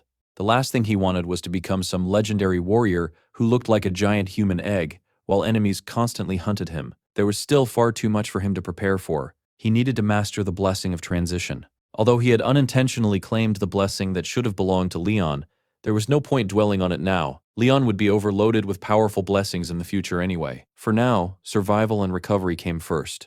Stretching his sore muscles, Jianma groaned. The previous battle had been brutal. His gaze shifted toward the celebratory gift resting nearby. It was supposedly a special sweet treat, but after tasting it he concluded that it contained enough sugar to qualify as a biological weapon. Despite everything, he felt satisfied for the first time he had successfully led his own team and cleared a dungeon. Sure, someone had attempted to assassinate him in the process, but that was slowly becoming a normal part of his life. The important thing was that he now had people he could genuinely call friends. Weapon. Chloe. Neither of them played major roles in the original story, and he was still unsure whether Chloe considered him a friend or simply the object of her affection. The red-haired girl had actually been hospitalized with a fever after the dungeon incident. He would have to visit her later. Before he could think further, their teacher entered the classroom and ordered everyone back to their seats. As usual, the academy's famous swordmaster accompanied him. Jianma barely paid attention until his phone suddenly vibrated. Confused, he looked down and discovered a message from an unknown number. "What are you doing?" He frowned. Had someone sent the message by mistake? Another notification appeared. "Look in front of you." Curious, he raised his head. The moment he did, his eyes widened in horror. A familiar girl with light blue hair happily waved at him from the front of the room. Her phone displayed a bunny wallpaper, and she wore an enormous grin, as though nothing strange was happening. It was Saki. The classroom exploded into chaos. The students could hardly believe what they were seeing. The teacher quickly restored order and announced that Cadet Saki Ryojo had officially transferred into their class. The room erupted once again. The students stared at her in disbelief. Saki was one of the academy's greatest prodigies, one of the so-called miracle generation. Alongside Jianma, Abel, and Rachel, she ranked among the strongest and most talented students of her year. She excelled academically. She excelled in combat. She was the daughter of Kojima Saki, one of the 7 heroes and the wielder of the absolute bow. Even more importantly, in this world her father also served as Japan's prime minister. In other words, Saki was essentially a princess. The entire classroom was losing its mind. Meanwhile, Jianma silently begged for her to stay far away from him. Unfortunately, fate ignored his prayers. The blue-haired princess casually strolled through the classroom while dozens of students admired her. She eventually stopped directly beside him. The poor boy continued mentally pleading for disaster to avoid him. Then Saki spoke. "If you're not going to eat that snack, I'll take it." Jianma looked up in defeat. There she was, standing right beside him. She shoved her phone into his face and ordered him to save her number. At that moment, he was forced to admit that his bad feelings were never wrong. Elsewhere, investigators continued examining the dungeon incident. Police tapes surrounded the entire area. The witness explained that the guard had claimed he was worried about the cadets and wanted to inspect the dungeon personally. When asked whether anything seemed unusual, the witness admitted that the man had appeared nervous and unwell before entering. The investigators exchanged grim looks. Something was clearly wrong. One of them reflected on what they had discovered inside the dungeon. The scene remained burned into his memory. Hundreds of buffalo corpses covered the battlefield. Mountains of flesh and blood filled the dungeon. The academy cadets had survived. The guard had not. No body was ever recovered. No evidence remained. It was as though the man had simply vanished from existence. His partner suggested that perhaps the guard was still trapped beyond the stone gate. The investigator doubted it. The possibility existed, but it seemed extremely unlikely. Unfortunately, the Academy's status complicated matters. Powerful nobles filled its ranks, making further investigation almost impossible without approval from higher authorities. As the investigators discussed the case, one of them stepped away for a break. Then disaster struck. A violent force launched him backward. His partner turned in shock. A woman approached calmly. She wore white thigh-high boots, and purple energy crackled around her fingertips. The investigator immediately realized what he was seeing. Magic, a demon, or something close to one. The woman smiled pleasantly. It was the Academy's purple-haired assistant instructor, the same woman connected to the recent conspiracy. Before the investigator could react, she attacked.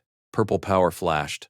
The strike crossed the distance instantly. The investigator barely had time to understand what was happening before his head separated from his body. As his consciousness faded, he finally understood the truth. The woman was not a demon. She was a human who had formed a pact with one, a half-human, half-demon existence. The smiling instructor casually looked down at the corpses. She complimented the investigators for their hard work. Then she cheerfully remarked that villains simply needed to work harder than heroes. Back at the academy, Saki sat comfortably in Jianma's usual area while happily eating her favorite snack. Despite being the center of attention, she behaved as though nothing unusual was happening. Jianma cautiously asked why she had transferred classes. Saki immediately changed the subject and questioned why he had not eaten the dessert she shared. The boy reminded her that the snack contained enough sugar to cause immediate medical complications. He also pointed out that she was currently sitting in Chloe's seat.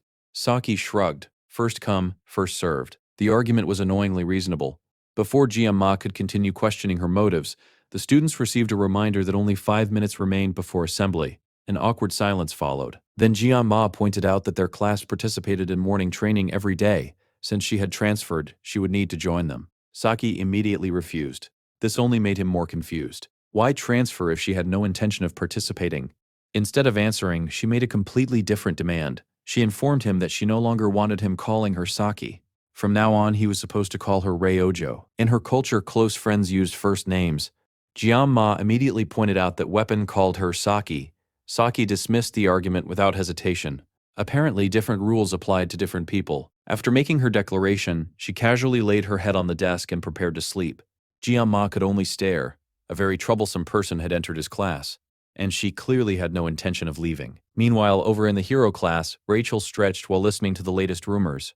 She had already heard that Saki transferred out. The blonde students around her found the news unbelievable. Even Abel appeared unusually quiet. Rachel immediately noticed. A mischievous smile appeared on her face. She pointed out that Abel seemed far more bothered by the transfer than she wanted to admit. The talented swordswoman frowned and asked what she meant. Rachel's grin widened. Transfers could only happen when there was an available opening, and that meant someone somewhere had created space specifically for Saki to move. The implication was impossible to miss. Rachel's teasing had uncovered a surprising truth. Apparently their class had been short one student all year, and somehow Saki had discovered that fact despite spending most of her time asleep in the archery hall. Abel looked completely confused. She asked what Saki's transfer had to do with her. Rachel immediately explained. The healer had mentioned that Saki and Jianma had teamed up during the Buffalo Dungeon incident. They had fought together and survived a battle that should have killed them. The blonde then grinned mischievously. Even if Saki happened to like Jianma, there was supposed to be an order to these things. Abel slowly began to understand what Rachel was implying, and then she panicked. Rachel laughed and declared that Abel had already called dibs on Jianma long ago. The swordswoman instantly blushed. She loudly denied everything and accused Rachel of saying ridiculous things again.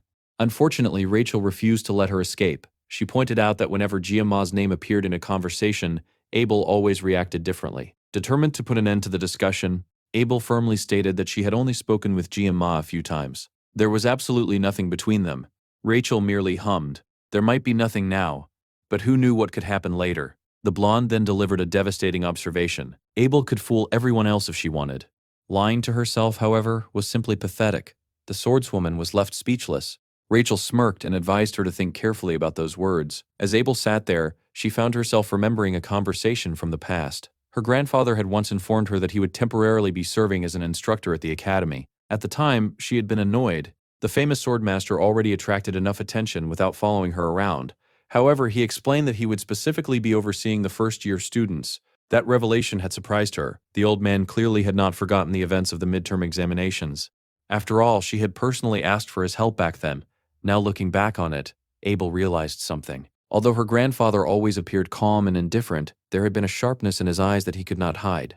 Someone had captured his interest. There was only one possible candidate, Jian Ma. The realization left her conflicted. She was not sure whether to feel threatened or insulted. The special admission student had risen through the academy without noble status, relying purely on talent and hard work. His growth was absurd. His accomplishments continued piling up one after another, defying all logic. When she first met him, he had been nothing more than a scrawny boy sneaking around the academy. Now he carried himself like a genuine warrior. His gaze was sharper. His movements were steadier. His presence was stronger. Even more frustrating, he was beginning to outshine Leon Reinhardt, someone who was supposed to be a future hero candidate. The strange thing was that Jian Ma never seemed to care. He never bragged. He simply continued moving forward. If he had been arrogant, Abel thought it would have been much easier to dislike him. Jealousy. Her grandfather had acknowledged Jian Ma, and for some reason that bothered her more than she wanted to admit. As she wrestled with those emotions, Rachel suddenly appeared beside her like a predator emerging from the shadows. Abel nearly jumped out of her seat. She demanded to know why Rachel kept sneaking up on people. Rachel responded with equal outrage, acting as though Abel was the unreasonable one. The swordswoman immediately doubled down. She absolutely did not have feelings for Jian Ma. She was busy. She had responsibilities. She did not have the time or emotional space to think about someone like him. Rachel's grin widened. She admitted that hearing Abel say that out loud was actually very reassuring. Abel blinked in confusion.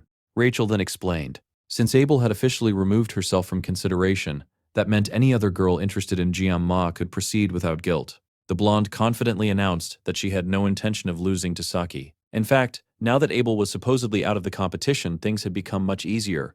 Abel's face immediately turned red. For one brief moment she looked strangely pleased. Then Rachel struck again. Was she finally ready to admit her feelings? Abel instantly returned to full defensive mode and scolded her once more.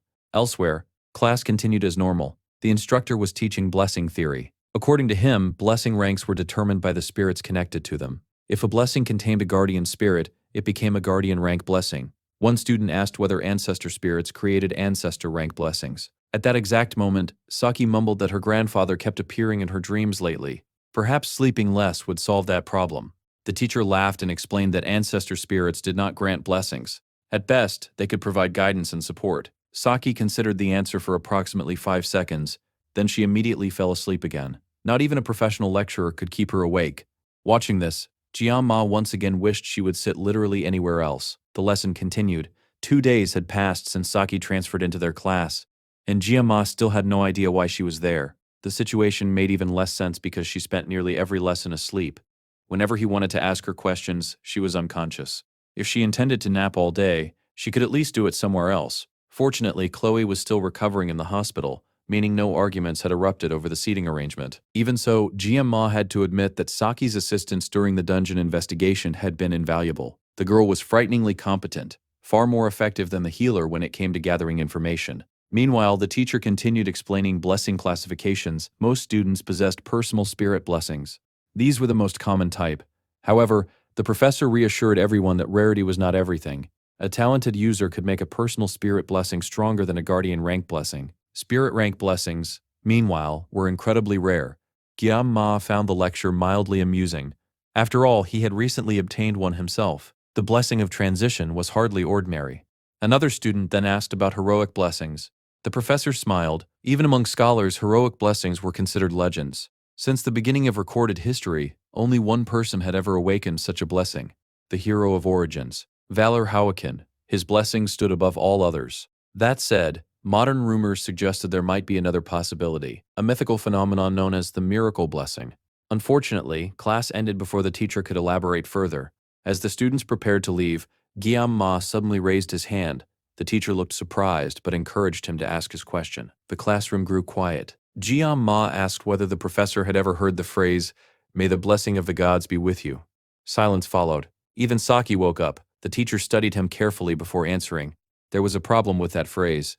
Jian Ma immediately became interested. The professor smiled. There were no gods left in the world. As far as humanity knew, divine blessings no longer existed. Compared to heroic blessings, blessings originating from gods were beyond legend. Most people believed they had vanished entirely. The answer left Jian Ma deep in thought as the teacher departed. A moment later, he noticed Saki staring at him with an amused grin. He asked if she was finally awake. She considered the question. "Probably not," she replied. Guillaume sighed. The girl clearly had no intention of joining the world of the living anytime soon. Feeling exhausted himself, he decided to rest for a moment. He lowered his head onto his desk. Darkness swallowed his vision. Then something strange happened. A glowing letter appeared in the void. More symbols followed. Words slowly formed in the darkness, as though something was attempting to communicate with him. Jian focused. Then his eyes widened. A message appeared before him. The sword god was requesting a conversation. He suddenly found himself standing in an impossible place. A massive blue orb floated before him, larger than a planet and covered in flickering glitches. Fragments of debris drifted around it like shattered remnants of forgotten worlds. The orb radiated overwhelming authority, a presence so vast that it felt impossible to comprehend. The message appeared again. Would he accept the conversation? Jian could only stare. Nothing about this made sense. The orb impatiently repeated the request. At the same time, it warned that someone identified as the GM was interfering with the world's timeline through unauthorized code. Judging from the constant glitches, whatever was happening clearly violated the rules of reality itself. The main character barely understood any of it. What was a world line? Who was the GM? Why was any of this happening? Before he could ask, everything around him suddenly froze. The drifting debris stopped moving. The glitches weakened. The strange realm fell silent. Then a final realization appeared. The dimensional gap between them was too great.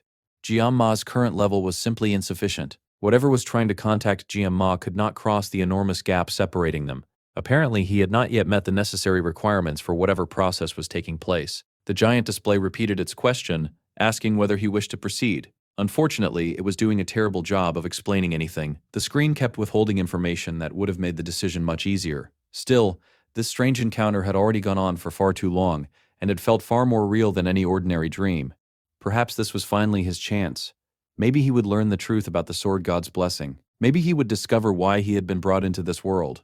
Taking a deep breath, Jianma focused on the floating prompt. Then, he selected yes. The response came instantly. The mysterious GM acknowledged his decision and announced that a reverse connection was being initiated. The entire world began to glitch. Reality distorted around him as strange buzzing sounds echoed through the void. Cracks spread through the glass-like space surrounding him until everything shattered.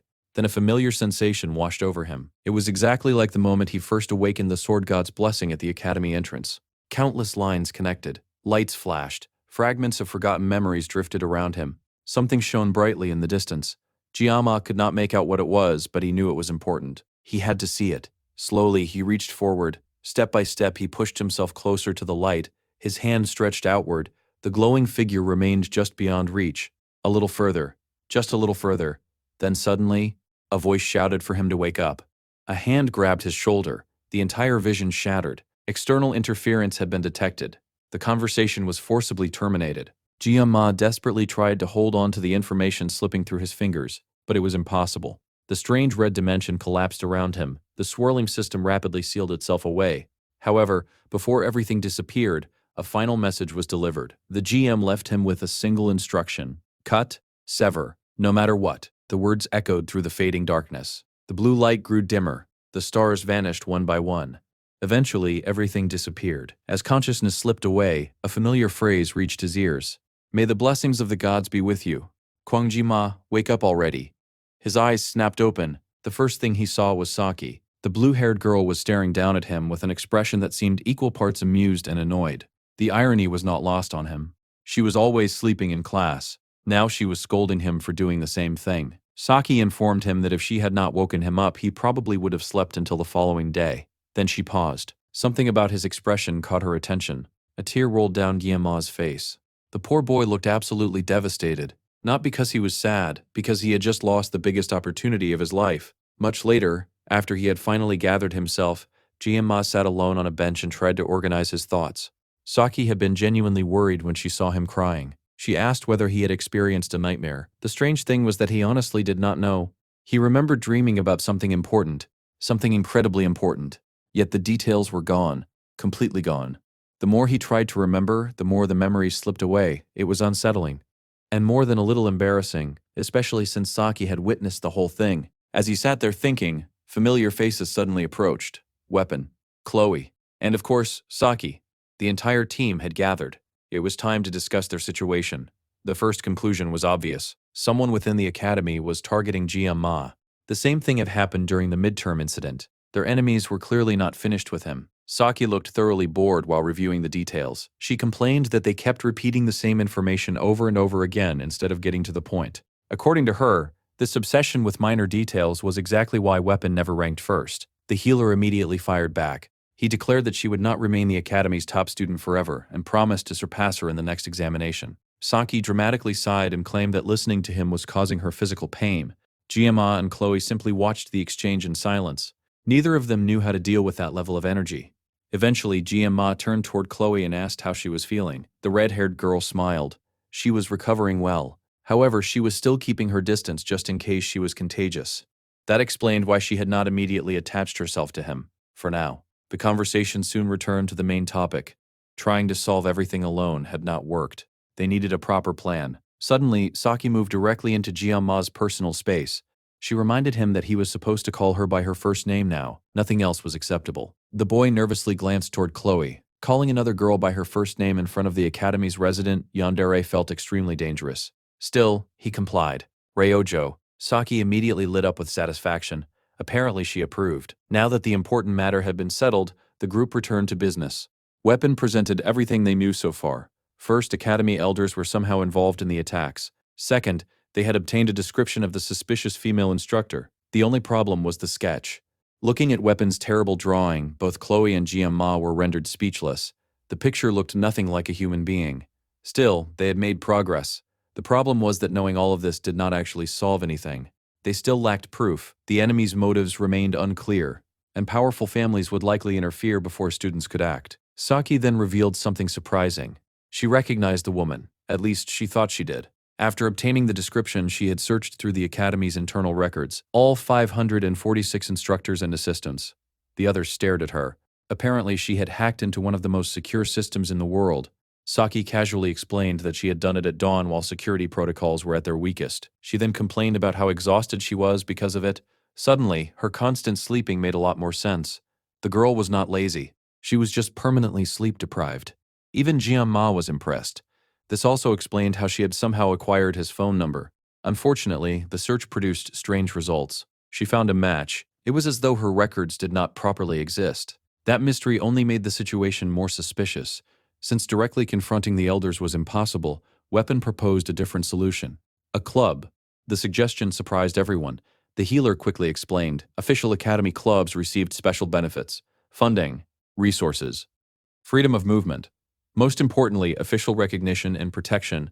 If they formed a club, the Academy itself would be forced to acknowledge them as an official organization. That protection could prove invaluable. Saki reluctantly admitted that it was actually a good idea. Since their enemies existed both inside and outside the Academy, additional protection would be extremely useful. Giamma remembered this feature from the original game. The club system had mostly been designed as a housing mechanic. Players could decorate rooms, invite characters over, raise affection levels, and spend absurd amounts of money on furniture. At the time, he had ignored the feature entirely. Now it was unexpectedly important. The next issue was membership.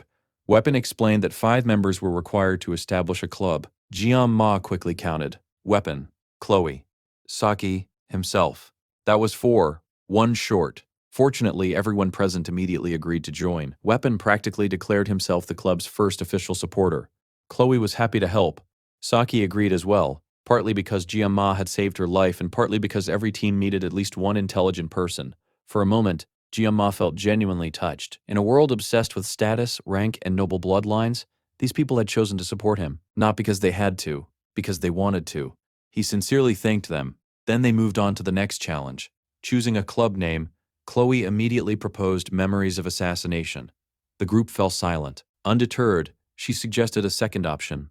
Corruption Killers. The silence somehow became worse. Weapon nervously pointed out that both names sounded incredibly dark.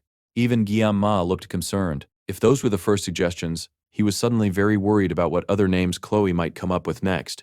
The debate over the club name quickly spiraled into chaos. Saki confidently flipped her hair and suggested a name she claimed sounded cool. The entire team stared at her. That sounded suspiciously close to plagiarism. Not to be outdone, Weapon suggested Fight Club. That sounded even more suspicious. Meanwhile, Chloe stubbornly continued pushing her favorite name, Memories of Assassination. She even shortened it to Ass Memo.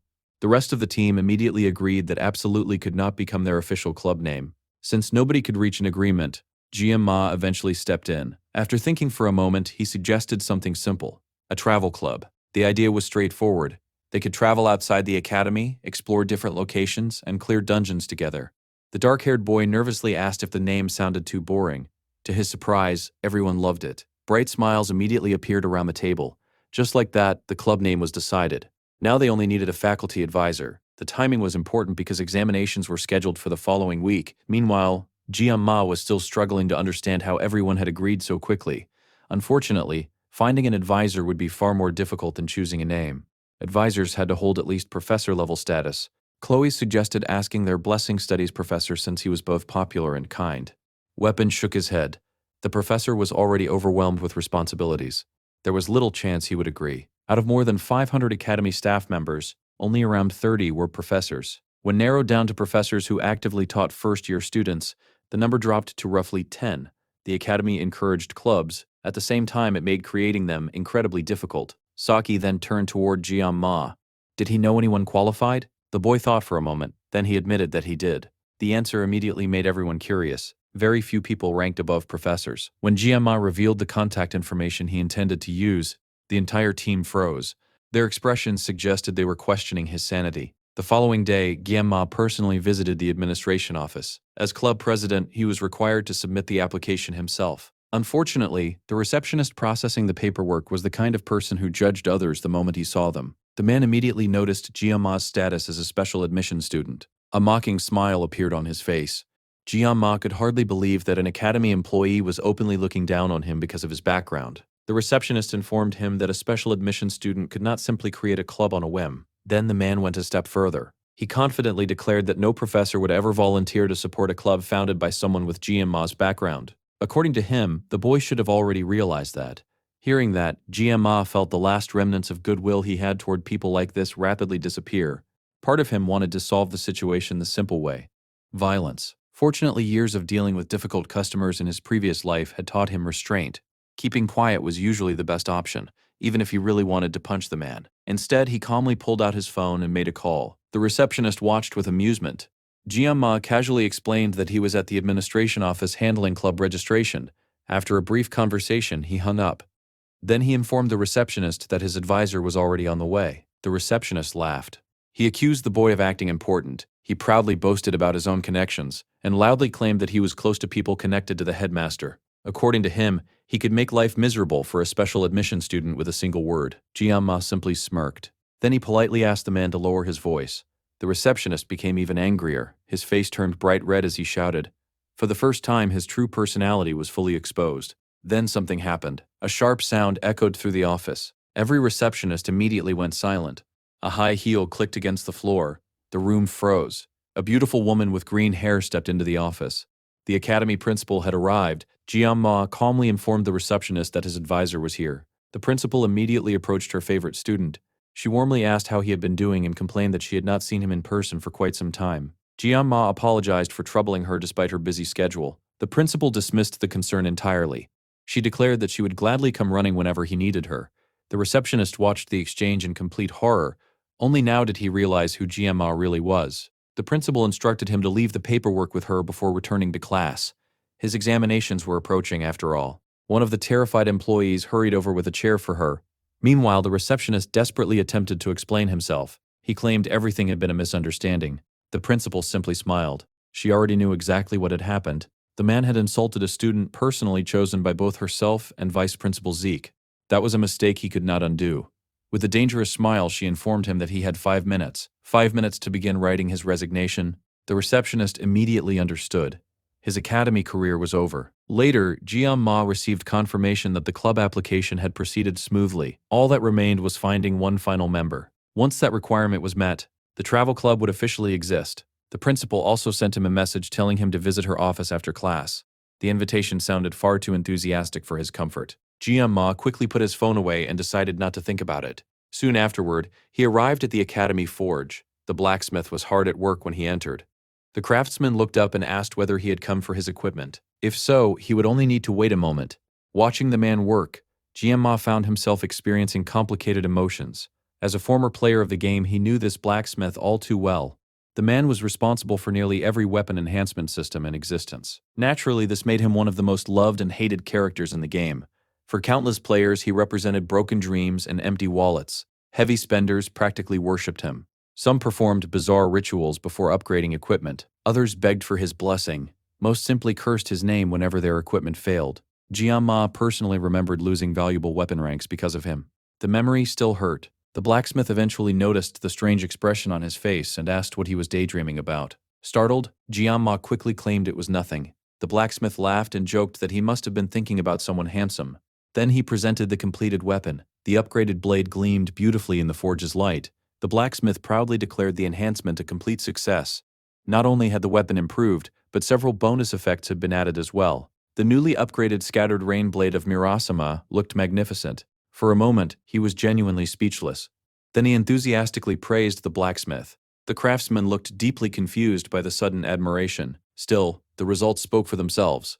The painless blessing had also received a major improvement. Previously, it lasted only 40 seconds. The cooldown remained 12 hours. 10 extra seconds might not sound significant. For Jian, however, it was enormous. Future battles would become far more manageable. Combined with the blessing of transition and future upgrades, the increase could completely change certain encounters. Finally, he checked the weapon's rank. The blade had successfully advanced to D rank. The upgrade was good. After fighting an A rank monster and risking his life to obtain the materials, he had secretly expected the weapon to reach C rank. Still, disappointment quickly faded. The blade was stronger, and most importantly, he was still alive to use both. That alone made the entire ordeal worthwhile. Even so, Jian considered the upgrade a major success. Since he frequently channeled aura through Mirasama, increasing the weapon's durability by 2 entire grades was incredibly valuable. Most importantly, it significantly reduced the chances of the blade shattering in the middle of combat. That alone made the enhancement worthwhile. Then he noticed something else. A large flashing button was blinking on the interface. It practically begged to be pressed. Jian immediately developed a terrible feeling about it. Naturally, he pressed it anyway. The moment his finger touched the button, a massive screen exploded into existence before him. The sudden appearance nearly gave him a heart attack. A message appeared, successful reinforcement confirmed. Weapon possesses high growth potential. Up to 3 special abilities may now be added. Special abilities require magic stones. Abilities activate through randomized enhancement. Jian stared at the screen.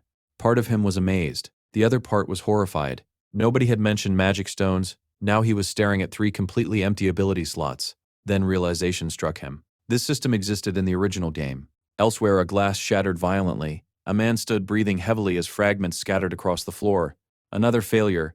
Another failed assassination attempt. The man collapsed into a chair and grabbed a bottle of alcohol. He drank deeply, trying to drown his frustration. Looking up, he addressed the portrait hanging on the wall. It was a painting of his father, a hero, a legend, a dead man. His father had been Riemann von Bimhark, one of the 7-star heroes, and the warrior known as the Mad Tiger. 40 years ago, he had died battling the 6th Legion commander, Vassman. History remembered him as a noble hero. Reality had been far crueler. The moment his father died, countless relatives attempted to seize the family fortune. Many even tried to kill his son. To survive, the young heir had learned to manipulate those around him. He watched his enemies destroy themselves. Eventually, he stabilized the family and reclaimed its influence. Now, at 30 years old, he had become Elder Clay von Bimhark, a powerful figure within Howican society. He believed firmly in maintaining the ruling class. According to him, humanity required order, the masses required guidance, and a common enemy was necessary to keep society united. Monsters conveniently fulfilled that role. The system worked, or at least it had. Then Leon von Reinhardt appeared, a hero candidate chosen by fate itself. A variable, a dangerous one. Clay did not actually believe Leon could defeat the Demon King. The gap between humanity and monsters was simply too vast. Even the legendary hero of Origins, Valor Howican, represented an exception that should never be repeated. As he brooded over the situation, another figure appeared before him. At first, he treated the visitor like a mere academy instructor. Then he saw her eyes, glowing red. In that instant, he understood. The hierarchy between them was unmistakable. She was not simply human. She had willingly formed a contract with a Legion commander, a being that stood between humanity and demonhood. A half-human, a half-demon. A true villain. Clay felt another headache coming on. Leon was already causing enough problems. Now Jian was becoming another unpredictable variable. Worse yet, every attempt to cripple or eliminate them had failed. Even powerful allies like the Auditor family were beginning to hesitate. They claimed there was insufficient justification to continue. Annoyed, Clay looked into the shadows. Have you arrived? The newcomer bowed respectfully. Yes, Elder Clay von Bimhark. The elder nodded. Then he issued a simple order. Summon the Undertakers. Meanwhile, Guillaume Ma sat in class pretending to take notes. In reality, he was completely distracted. Magic stones. That was all he could think about. The difference between a weapon with magic stone abilities and one without them was enormous. 3 empty ability slots represented a jackpot. Unfortunately, obtaining magic stones was a nightmare. Only specific dungeon bosses dropped them. Most came from A-rank demonic beasts or stronger creatures. In other words, monsters that were practically demonoids. The fact that he needed to hunt even more demonic creatures felt like a personal curse. Perhaps it was because the word demon kept appearing everywhere in his life. Beside him, Saki slept peacefully. As usual, Jianma wondered if she had stayed awake all night again. A week had passed since the Buffalo Dungeon incident. During that time, he had done extensive research. The key used to open the Buffalo King's hidden stone gate had originally come from a magic stone belonging to a colossal monster named Gigantic. For some reason, someone had already killed Gigant and taken the stone long before the current events. That fact bothered him. Gigant was no ordinary monster. Even within the game, it was described as a creature capable of shaking the earth. And terrifyingly enough, it was nowhere near the strongest monster, the Corruption Basilisk, the Calamity Beast Manticore, the Lich King Dullahan. All of them were S-rank monsters, living disasters, walking catastrophes, natural calamities wearing flesh. GM Ma seriously questioned whether special weapon abilities were worth risking his life against monsters like that. Technically, hunting such creatures was supposed to be Leon's job. The red-haired assassin had finally returned after spending days recovering in the clinic. She asked whether the seat was available. Immediately, tension filled the room. Saki was occupying Chloe's usual spot. Neither girl seemed willing to surrender it. Sensing danger, Jiama quickly changed the subject. He asked Chloe how she was feeling. The redhead smiled. She pointed out that he looked far worse than she did. Then she asked about the mysterious blue light she had witnessed during the dungeon battle. Jiama immediately decided he did not want that conversation. Instead, he returned to his own thoughts. The more he considered it, the more convinced he became. He needed strength. Peace and safety were wonderful goals. Survival came first.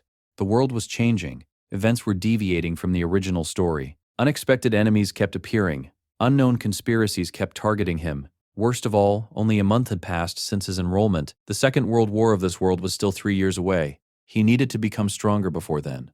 Far stronger. Because he trusted Leon Reinhardt about as much as he trusted a hungry monster. While his club members chatted beside him, Jia Ma sank deeper into thought. The mermaid demonoid incident still bothered him. A future hero candidate should not be getting one-shot by basic attacks. That level of incompetence was almost suspicious. Something about Leon felt wrong. Suddenly, Jia groaned aloud. Everything was exhausting. At that exact moment, Weapon arrived complaining loudly. Apparently, Saki had hit him again.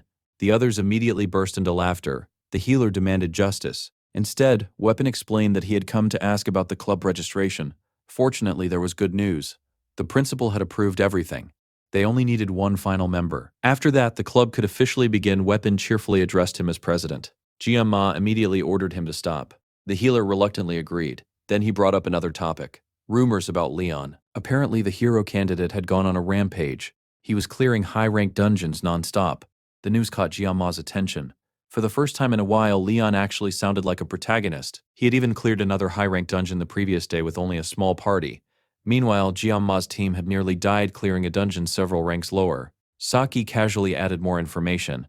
Weapon looked shocked. He had no idea she was following Leon's activities so closely. Naturally, he immediately accused her of being interested in the hero candidate. Saki responded with a deadly glare.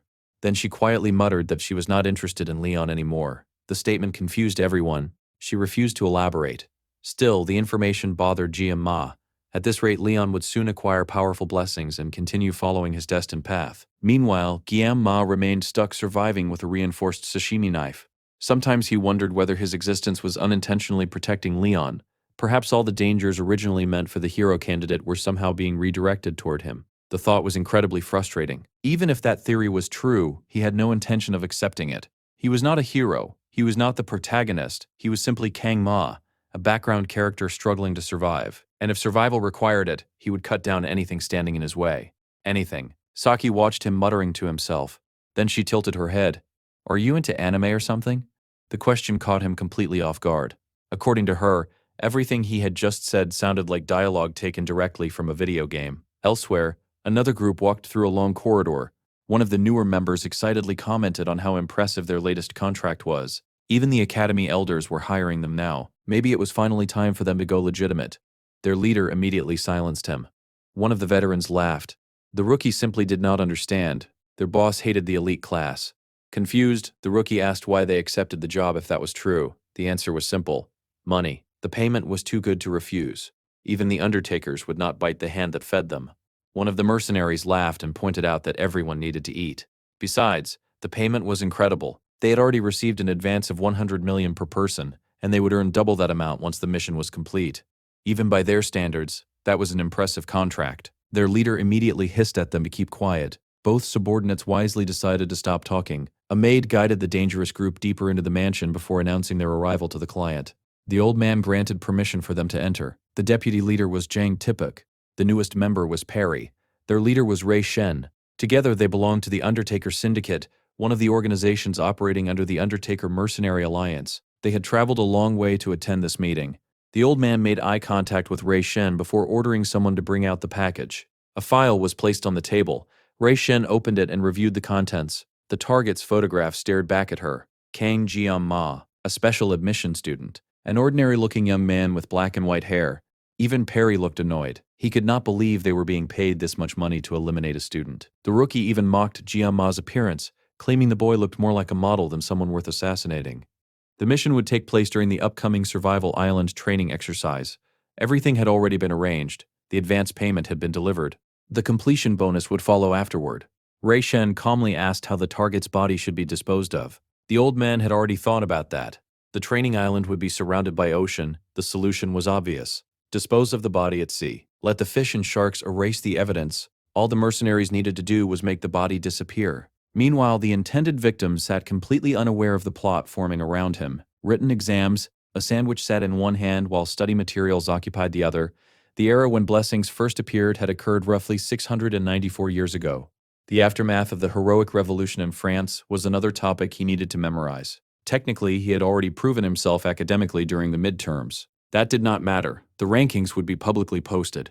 Unfortunately, two members of his club happened to rank first and second in academics. There was no way they would ignore his score. Naturally, his teammates had to be geniuses. As he studied, his phone suddenly vibrated.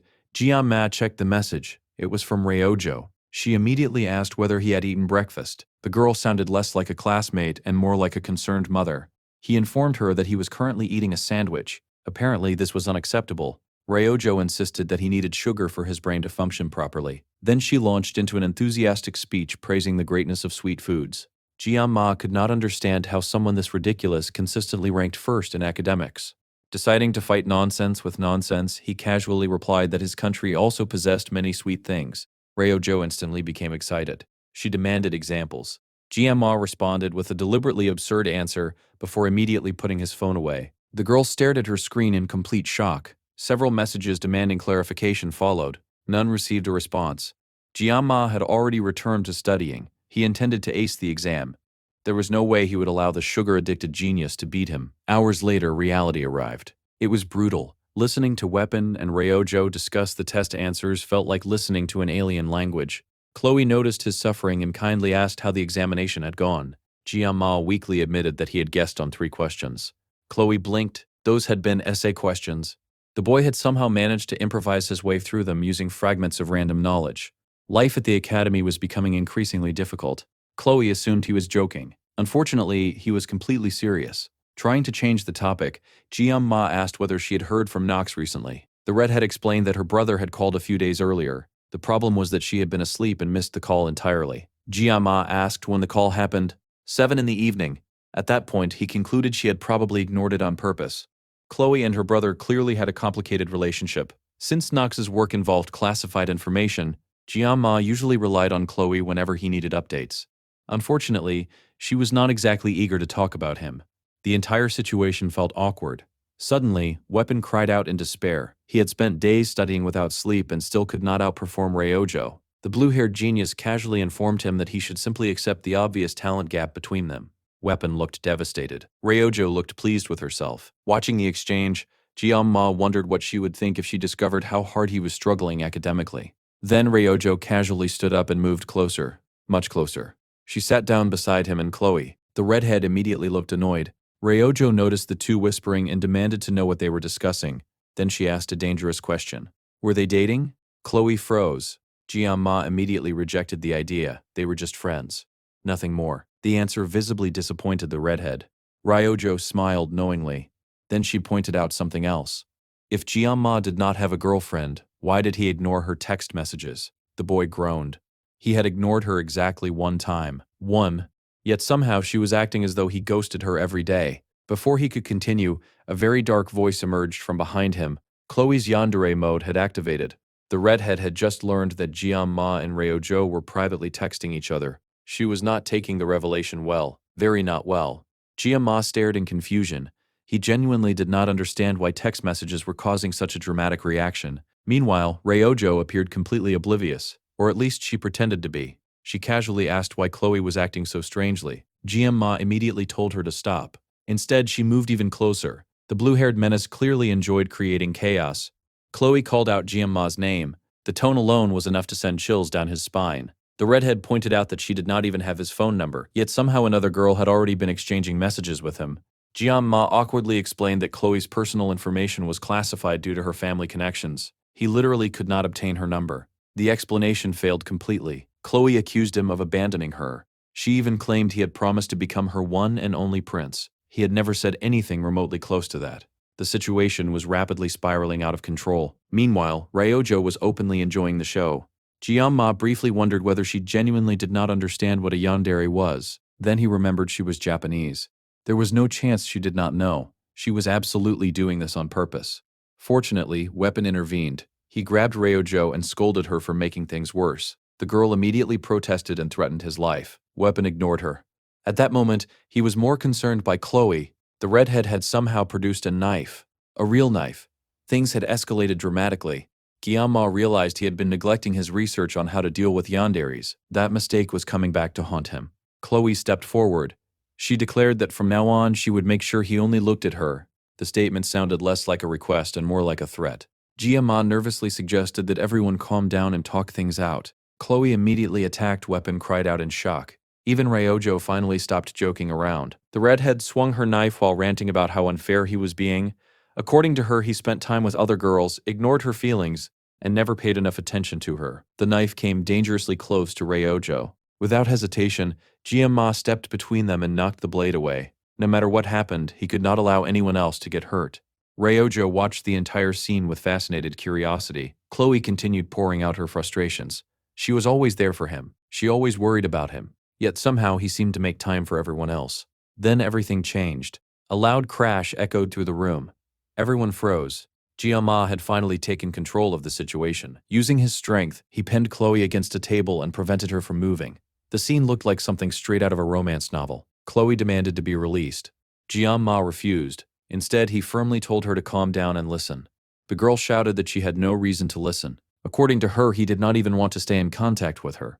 Then Jianma remembered all the advice he had read about handling yanderes. It was time to deploy maximum emotional damage. He gently explained that he preferred speaking face-to-face. Text messages felt cold. A phone could never properly convey emotions. Talking to her directly meant far more to him. The effect was immediate. Chloe froze.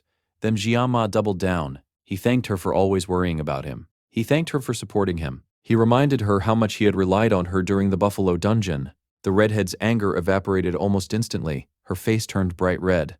Her heart began racing. Weapon watched in complete shock.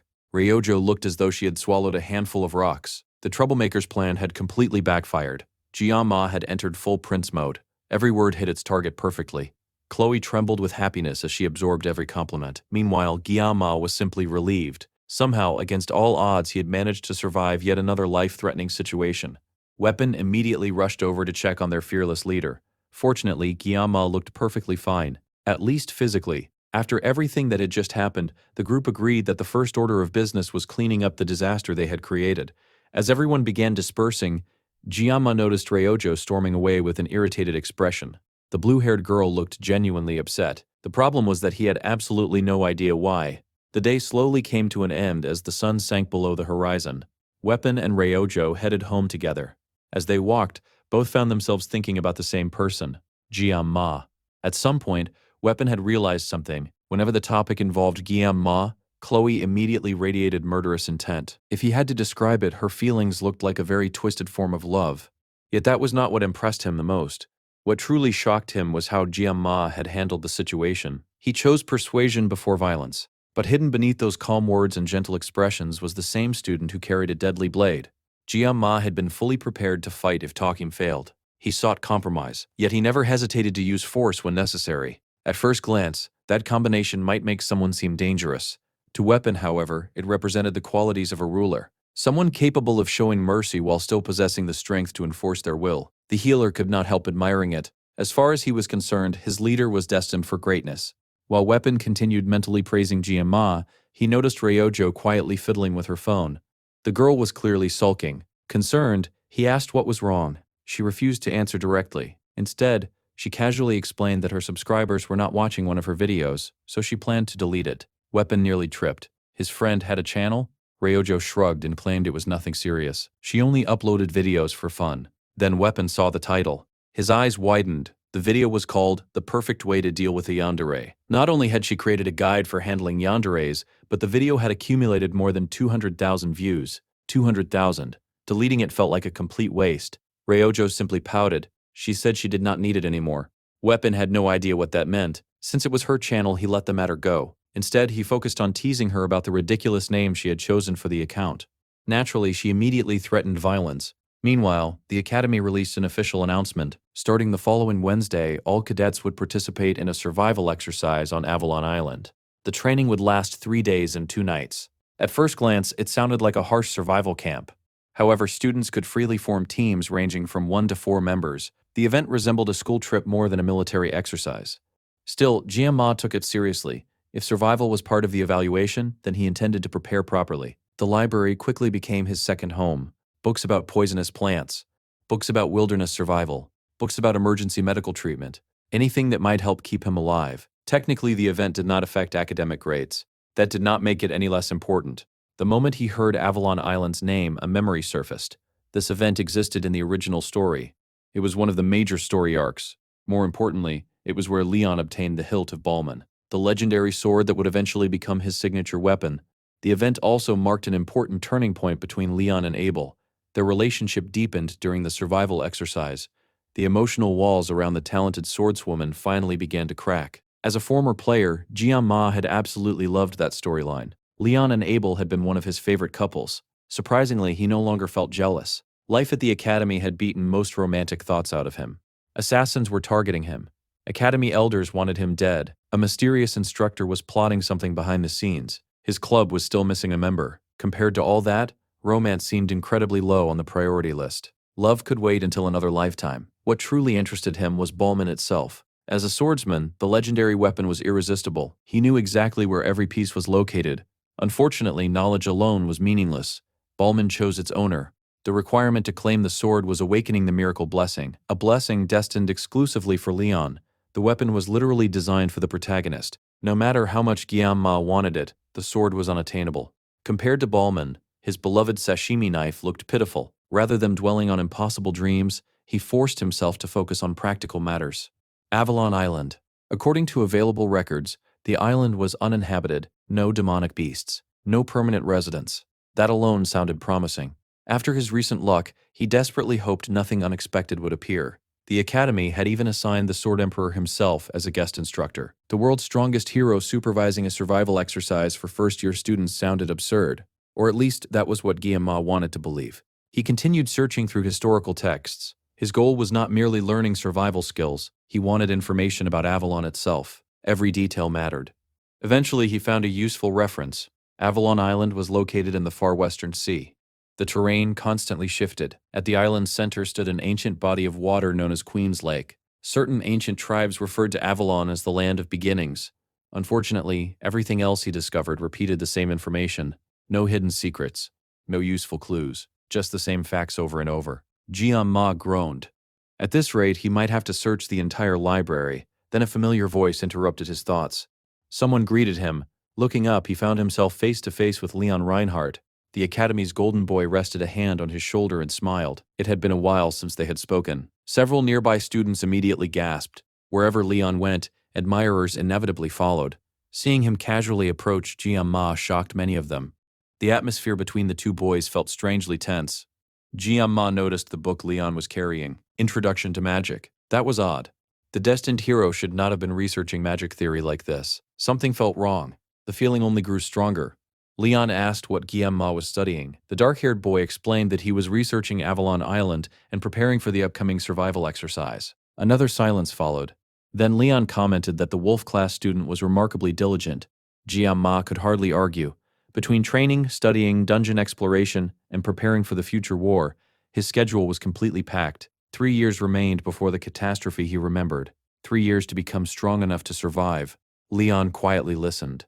Then he smiled. He remarked that Jian-ma was very different from him. The comment immediately made Jian-ma uneasy. He had never forgotten the strange question Leon once asked him. The question about where he truly came from. Leon still acted mostly like the protagonist from the game. Yet something felt different. There was sadness hidden behind his eyes. Eventually, Leon excused himself. The library would close soon. He wished Jian-ma luck and told him to get home safely. Jian-ma returned the farewell. Even after Leon disappeared, the strange feeling remained. Perhaps carrying humanity's fate was simply exhausting. Being a hero meant bearing impossible expectations. Maybe that was all it was. Shaking away the thought, Jian-ma returned to his research. Eventually, the long-awaited day arrived. The survival island training had begun. Rachel was among the first students to arrive. The cheerful blonde immediately greeted Ryojo. She joked that it had become impossible to see the blue-haired genius lately. Ryojo had apparently been spending most of her time with Chloe. Soon, Chloe and Ryojo approached together. Rachel and Abel stood waiting. The four girls found themselves facing one another. For a moment, nobody spoke. Different emotions flickered across their faces. Curiosity, competition, suspicion, amusement. The atmosphere grew increasingly complicated as the upcoming survival exercise officially began. Abel asked the Japanese archer whether she was ready for the upcoming survival training. Ryojo simply shrugged. She said she planned to do what she always did. Rachel watched the exchange with great amusement. The blonde troublemaker was clearly looking for an opportunity to stir up chaos. Naturally, she found one. With a mischievous grin, Rachel pointed out that Ryojo had quietly transferred classes behind everyone's backs. Then she asked whether the blue-haired girl had been enjoying school lately. Ryojo rolled her eyes. Everything had been done properly and according to academy regulations. There had been no reason to announce her plans beforehand. Rachel wasn't satisfied. She complained that Jian-ma had suddenly become the hottest topic among the first-year students. First, the boy went into the Buffalo Dungeon with Ryojo. Then they started a club together. Now they would spend 3 days and 2 nights participating in survival training. The blonde declared that she had reached the limits of her patience. Ryojo calmly pointed out one important detail. Jian-ma had already announced that he planned to complete the training alone. Even Chloe confirmed it. Their club leader had specifically stated that there were things he wanted to test by himself. Because of that, he intended to go solo. Abel stood silently. Rachel, meanwhile, looked absolutely delighted. That information changed everything. For the next 3 days and 2 nights, nobody was officially partnered with Jian-ma. Ryojo immediately recognized the dangerous look appearing in Rachel's eyes. Even Abel grew concerned. The blonde was clearly planning something. Rachel grinned. Then she revealed her brilliant idea. According to her, Jian-ma wanted to travel alone. There was no rule saying they could not find him afterward. Abel stared at her. The logic was completely ridiculous. Rachel thought it was perfect. The blonde's eyes practically sparkled with excitement. She explained that Avalon Island's terrain constantly shifted. Students entering through the spatial gate would be scattered across random locations. Simply meeting another student was part of the challenge. Everyone already knew that. The girls urged Rachel to get to the point. Finally, she did. They would play a game. During the 3-day survival exercise, whoever found Jian-ma first would win. The others would immediately surrender. Naturally, the next question was obvious. What exactly were they surrendering? Rachel answered without hesitation. The losers would stop pursuing Jian-ma romantically. The winner would gain the exclusive right to chase their shared crush. The proposal immediately captured everyone's attention. Rachel explained the rules. If 2 participants met each other, they could cooperate or separate. That choice was entirely theirs. The only restriction was that they could not sabotage one another. Chloe immediately approved. Ryojo agreed as well. She even suggested taking a picture with Jian-ma as proof of victory. The girls eagerly accepted the challenge. Meanwhile, Abel was experiencing a completely different crisis. She had not even sorted out her own feelings yet. As she reflected on her interactions with Jian-ma, uncomfortable truths began surfacing. Rachel turned toward her. Would Abel participate? The swordswoman took a deep breath. Then she firmly rejected the idea. She declared that she had no time for childish games. With that, she removed herself from the competition entirely. Rachel accepted the decision. The game would continue with 3 players. Abel walked away while the others continued plotting. At the same time, the unfortunate object of their affection was completely unaware of everything. Jianma let out a tired groan. He had spent most of the evening trapped inside the library. At least the effort had not been wasted. He had successfully collected and recorded all the information he needed. The academy director had advised students to carry basic weapons during the exercise, even though Avalon Island supposedly lacked dangerous monsters. As he prepared to leave, the director continued checking whether he had packed appropriate clothing and equipment. The woman sounded less like an academy official and more like an overly concerned family member. Jia Ma jokingly remarked that she sounded like his mother. Then he corrected himself. Considering her age, grandmother might have been more accurate. As he prepared to leave, something caught his attention. A woman with purple hair stood in the distance. Immediately, alarm bells rang inside his head. The guard they had interrogated in the Buffalo Dungeon had described his employer as a tall woman with purple hair and purple eyes. The description matched far too closely. Jia Ma still had no idea what her objectives were. However, one thing was obvious. If she truly intended to kill him, Avalon Island would provide the perfect opportunity. The island's shifting terrain would make both ambushes and cover-ups incredibly convenient. Of course, the same logic worked both ways. Jia Ma disliked the idea of using his blade against another person.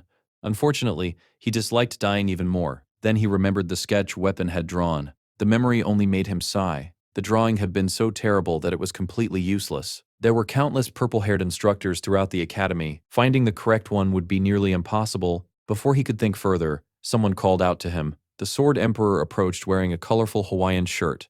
The legendary swordsman looked absurdly relaxed. He informed Guillaume that he had been neglecting his training lately. Then he launched into a motivational speech. Talent required hard work. Hard work multiplied results.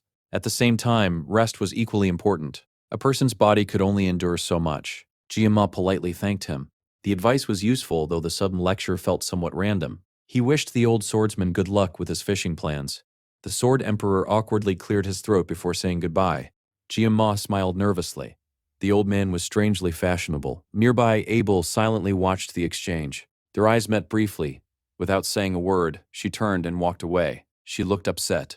Guillaume could not understand why. Everyone seemed strangely emotional today. Still, he reassured himself. Soon enough, Abel and Leon would probably become closer. Hopefully that would improve her mood. Suddenly, he sensed movement behind him. Reacting instantly, he spun around and flicked the approaching person's forehead. A loud squeal followed. Ryojo clutched her head in pain. The girl complained that she had only been trying to surprise him. Jianma pointed out that sneaking up on someone currently being targeted by unknown enemies was a terrible idea. Ryojo protested that her head was not a drum. Then she admitted that she had actually come to wish him luck before the survival exercise. Now she was upset because her attempt to act cute had ended in failure. With that, she angrily marched away. Jianma watched her leave. His confusion only deepened. The blue-haired genius constantly hovered around him these days. He had no idea what had sparked her interest. Technically, she was still one of the story's heroines. For everyone's sake, he decided it would be best not to get any closer than necessary. Eventually, the preparations concluded. The spatial gate to Avalon Island activated. Students gathered before the portal as instructors wished them luck. Jianma had only one goal: find the blessing he was searching for and complete the event without attracting trouble. Unfortunately, his life rarely worked that way. After receiving the hero's blessing for protection, the students stepped through the gate. The moment Jianma arrived, he froze. The scenery before him was breathtaking. Pink, blue, and purple colors stretched across the landscape. Brilliant waters reflected glowing light. Towering trees reached toward the heavens. For the first time since arriving in this world, Guillaume truly felt as though he had entered a fantasy realm. This was Avalon, the sacred land. Its beauty was almost unreal. Meanwhile, the girls who had entered separately quickly pushed sightseeing to the back of their minds. The survival exercise had officially begun. Jianma, however, had a specific objective. According to his memories of the game, a hidden blessing of regeneration existed somewhere near Queen's Lake at the island's center. Before arriving, he had photographed a map and carefully marked the location. The destination lay beyond both a rocky region and a dense forest. 3 days should be enough time to reach it. At least that was the plan. The academy had also assigned students another objective. Hidden throughout Avalon were special orbs. Finding them improved evaluation scores. Some could even be exchanged for enhancement materials. As far as Guillaume was concerned, it was basically a giant treasure hunt. Before beginning his journey, he inspected his equipment. Following every survival guide he could find, he carefully reviewed his supplies. Then he revealed his primary survival tool, a 50-centimeter machete with a dark blade. He had purchased it specifically for this exercise. Since his painless blessing only lasted 50 seconds, he wanted to become comfortable fighting without relying on it. The machete felt different from his beloved sashimi knife. The balance was unfamiliar. Still, it would serve as a useful backup weapon. After a few practice swings, he spotted movement nearby. A small white rabbit peeked out from the bushes. Most people would have admired its cuteness. Jian Ma immediately evaluated it as a potential meal. At the very least, it would make useful target practice. After defeating a Minotaur king, hunting a rabbit sounded easy. Determined to test his new weapon without activating the sword god's blessing, he began moving toward the creature. The rabbit stared directly into his eyes. Then, strangely enough, the scene shifted. Elsewhere on Avalon Island, Abel had also discovered the same adorable rabbit. Unlike Jianma, her first reaction was perfectly normal. The swordswoman smiled and waved. The creature looked far too cute to harm. Instead, she wondered where its mother might be. Abel smiled when she spotted the small white rabbit. The adorable creature looked completely harmless. Naturally, she reached down to pet it. The rabbit immediately bit her hand. Abel froze. The ungrateful little creature then hopped away as if nothing had happened. Her expression darkened. Apparently, rabbit was back on the menu. The swordswoman grabbed her weapon and charged after it. This was actually perfect. She could use the opportunity to test the results of her recent training. Unfortunately, the rabbit turned out to be much faster than expected. Even worse, it kept glancing back at her. At one point, Abel could have sworn the rabbit was smirking. The creature was definitely mocking her. Her irritation immediately grew. How dare a rabbit look down on her? The rabbit's hidden abilities strangely reminded her of a certain black-haired student who also enjoyed concealing his true strength. Abel shook the thought away. Regardless of how fast the rabbit was, she was Abel von Nibelung, granddaughter of the Sword Emperor. There was absolutely no way she would lose to a rabbit. Just as she was about to catch it, Avalon Island's shifting terrain activated. The world changed. The ground vanished beneath her feet. A moment later, she splashed into a pool of water. The rabbit disappeared. Abel stared upward in disbelief. This was humiliating. She was the heir to the Nibelung family. Yet here she was, being outplayed by a rabbit and dragged into a whirlpool. As she sank deeper into the water, she looked up at the rabbit one last time. For some reason, the creature's face seemed to blur. In its place, she imagined Jian-Ma. Then the whirlpool swallowed her completely. Meanwhile, elsewhere on the island, Jian-Ma was having problems of his own. The rabbit he encountered was equally ridiculous. The boy chased it through the wilderness while desperately trying to avoid using the sword god's blessing. Unfortunately, reality was cruel. Without a blessing, he quickly discovered that he was nowhere near as impressive as he liked to think. The rabbit ran. He chased. The rabbit ran faster. He suffered. The battle dragged on until Jian-Ma was exhausted. Eventually, he collapsed onto the ground and admitted defeat. Starvation suddenly seemed preferable to continuing the chase. The rabbit stopped. Then it looked back at him. The creature's expression practically screamed pathetic. That was the final straw. Jian-Ma immediately activated the sword god's blessing. Petty revenge was still revenge. The energetic blonde happily bounded through the forest while humming to herself. She leapt over obstacles and laughed at the scenery around her. Life was good, until she realized she was hopelessly lost. The girl stopped and looked around. Everything appeared exactly the same. Rachel laughed. This was not ideal. She had spent so much time bragging about her brilliant game.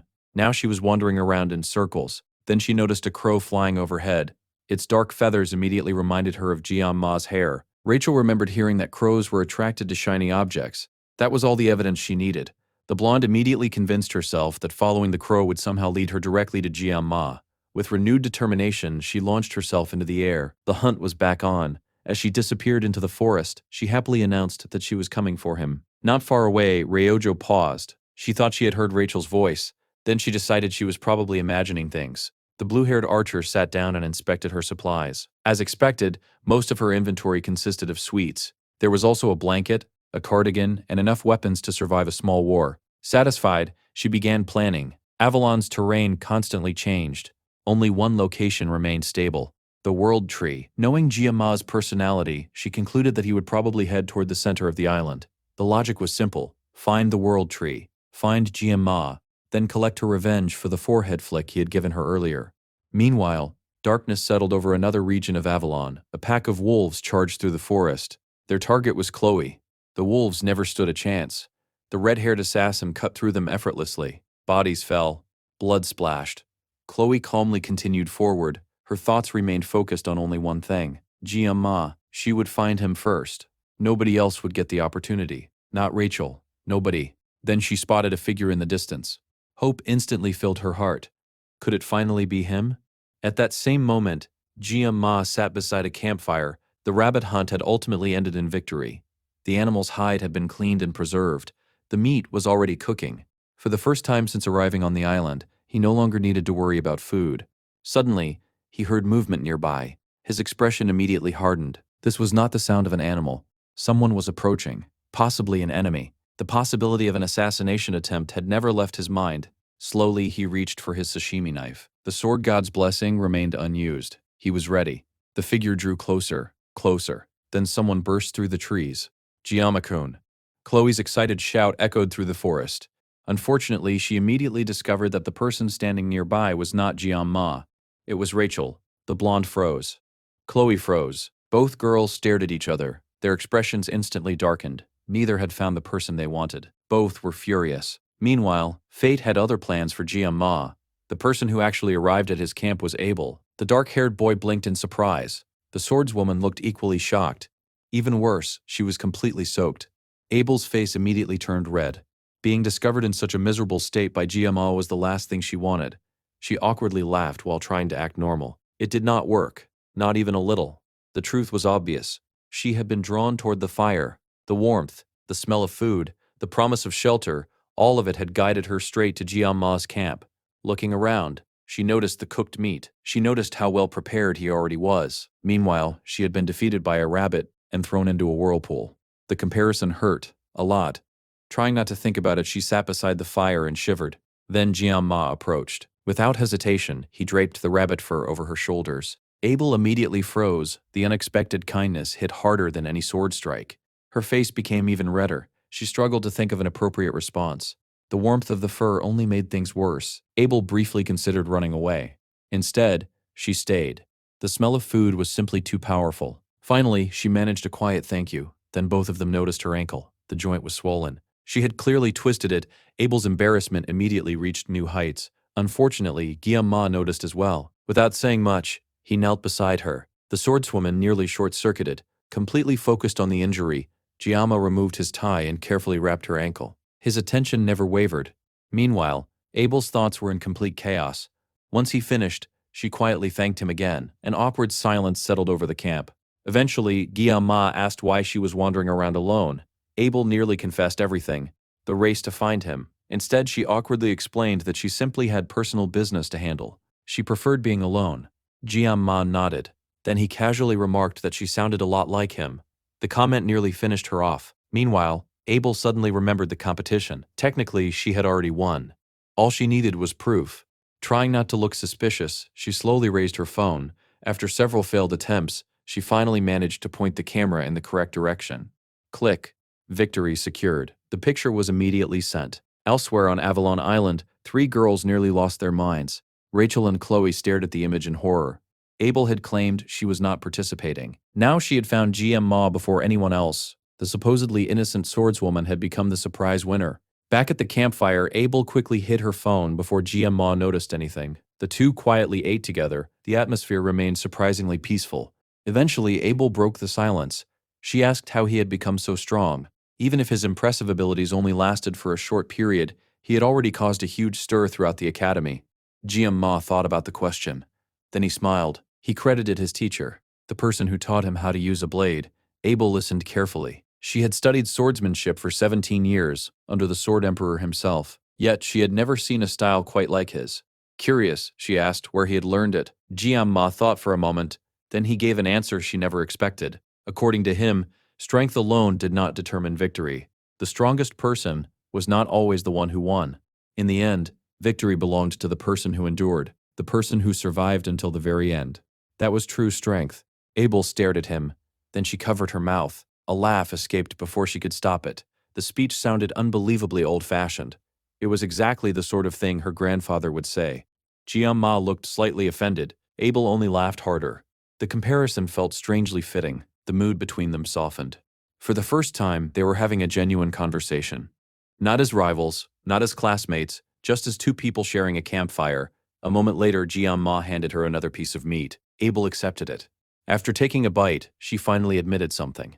The rabbit was actually delicious. The next morning, Abel, known as Waterfall Hare, woke with a start. As her eyes opened, she immediately realized something was wrong. The campsite was completely empty.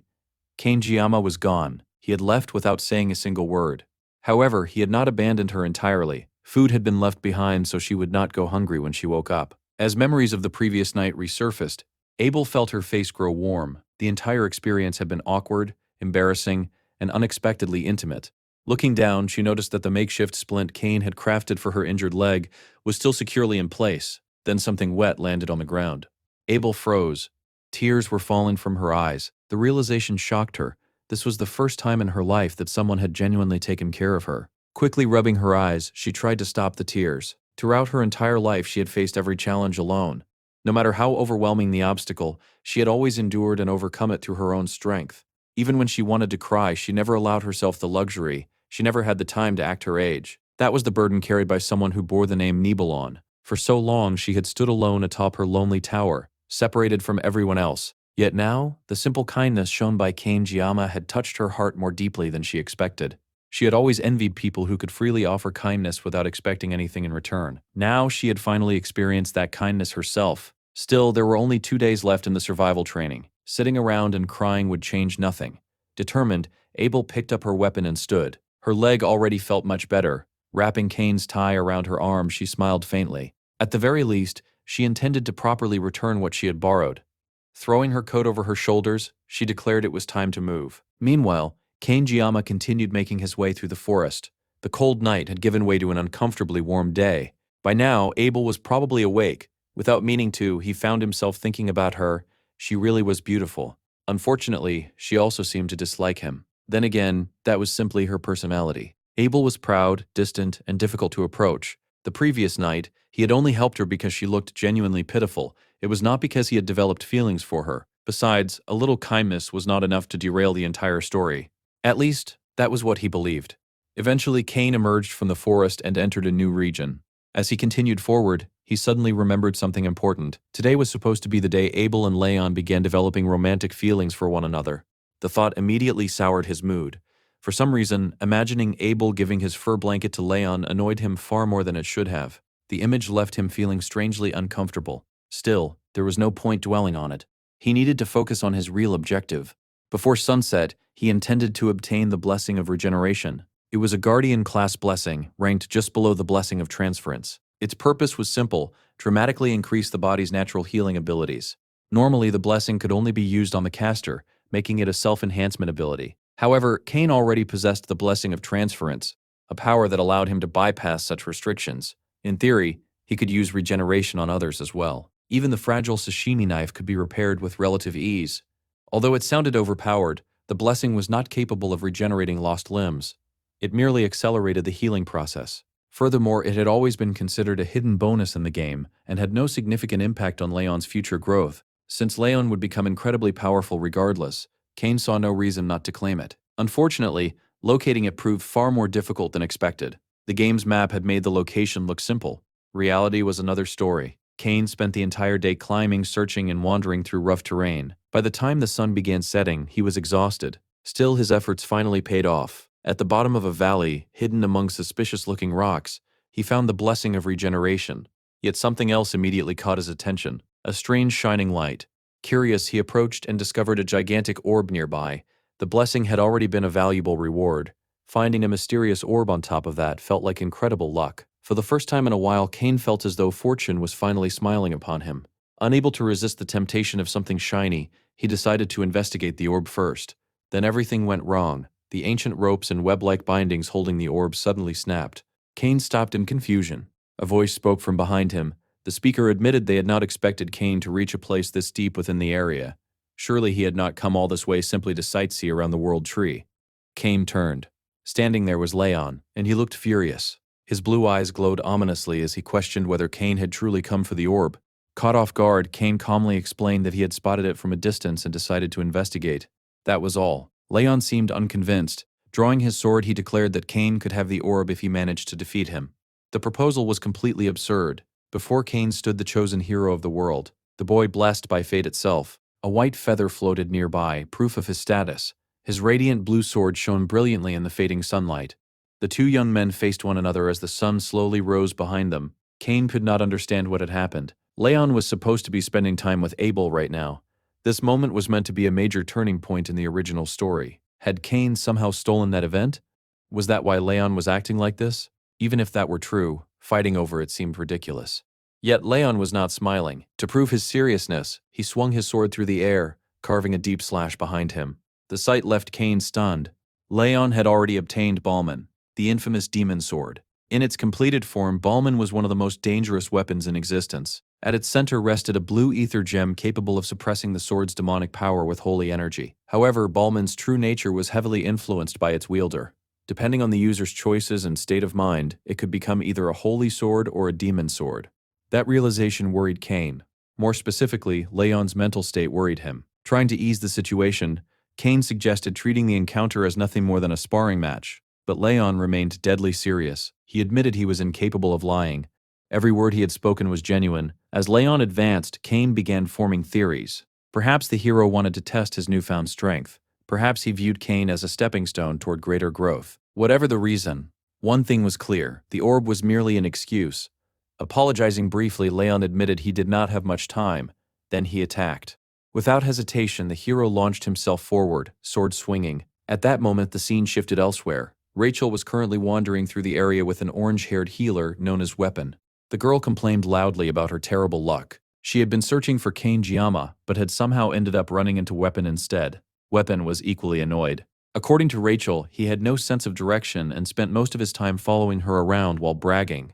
When Weapon realized she was searching for Kane, he immediately called her predictable. Rachel openly admitted it.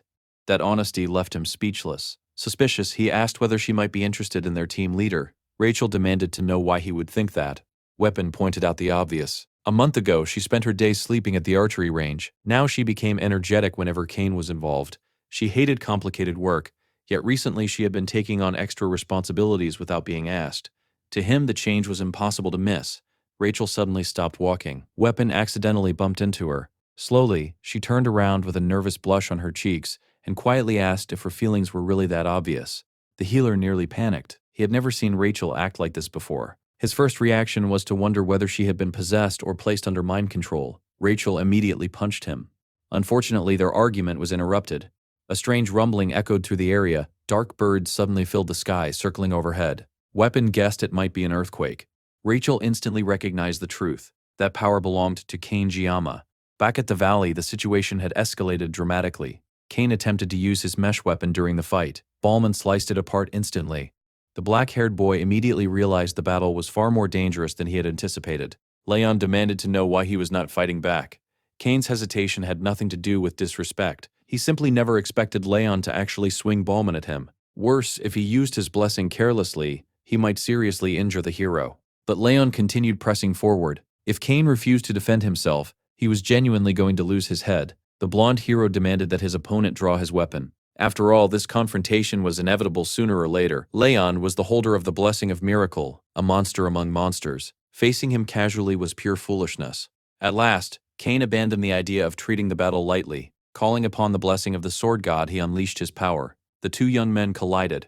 Power met power. Skill met skill. In that lonely valley, beneath the fading sunlight, Kane Jiyama and Leon began a fierce duel, each determined to prove their strength as they clashed in a battle of talent, willpower, and overwhelming power. Jiyama immediately leaped backward, trying to create distance, but Leon stayed right on his heels.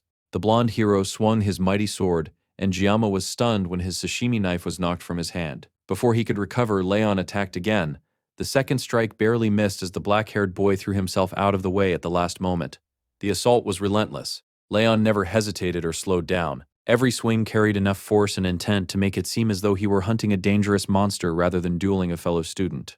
Fortunately, Jiyama had come prepared. Reaching into his remaining supply of knives, he quickly armed himself with another sashimi knife and rejoined the battle. Neither of them was holding back anymore.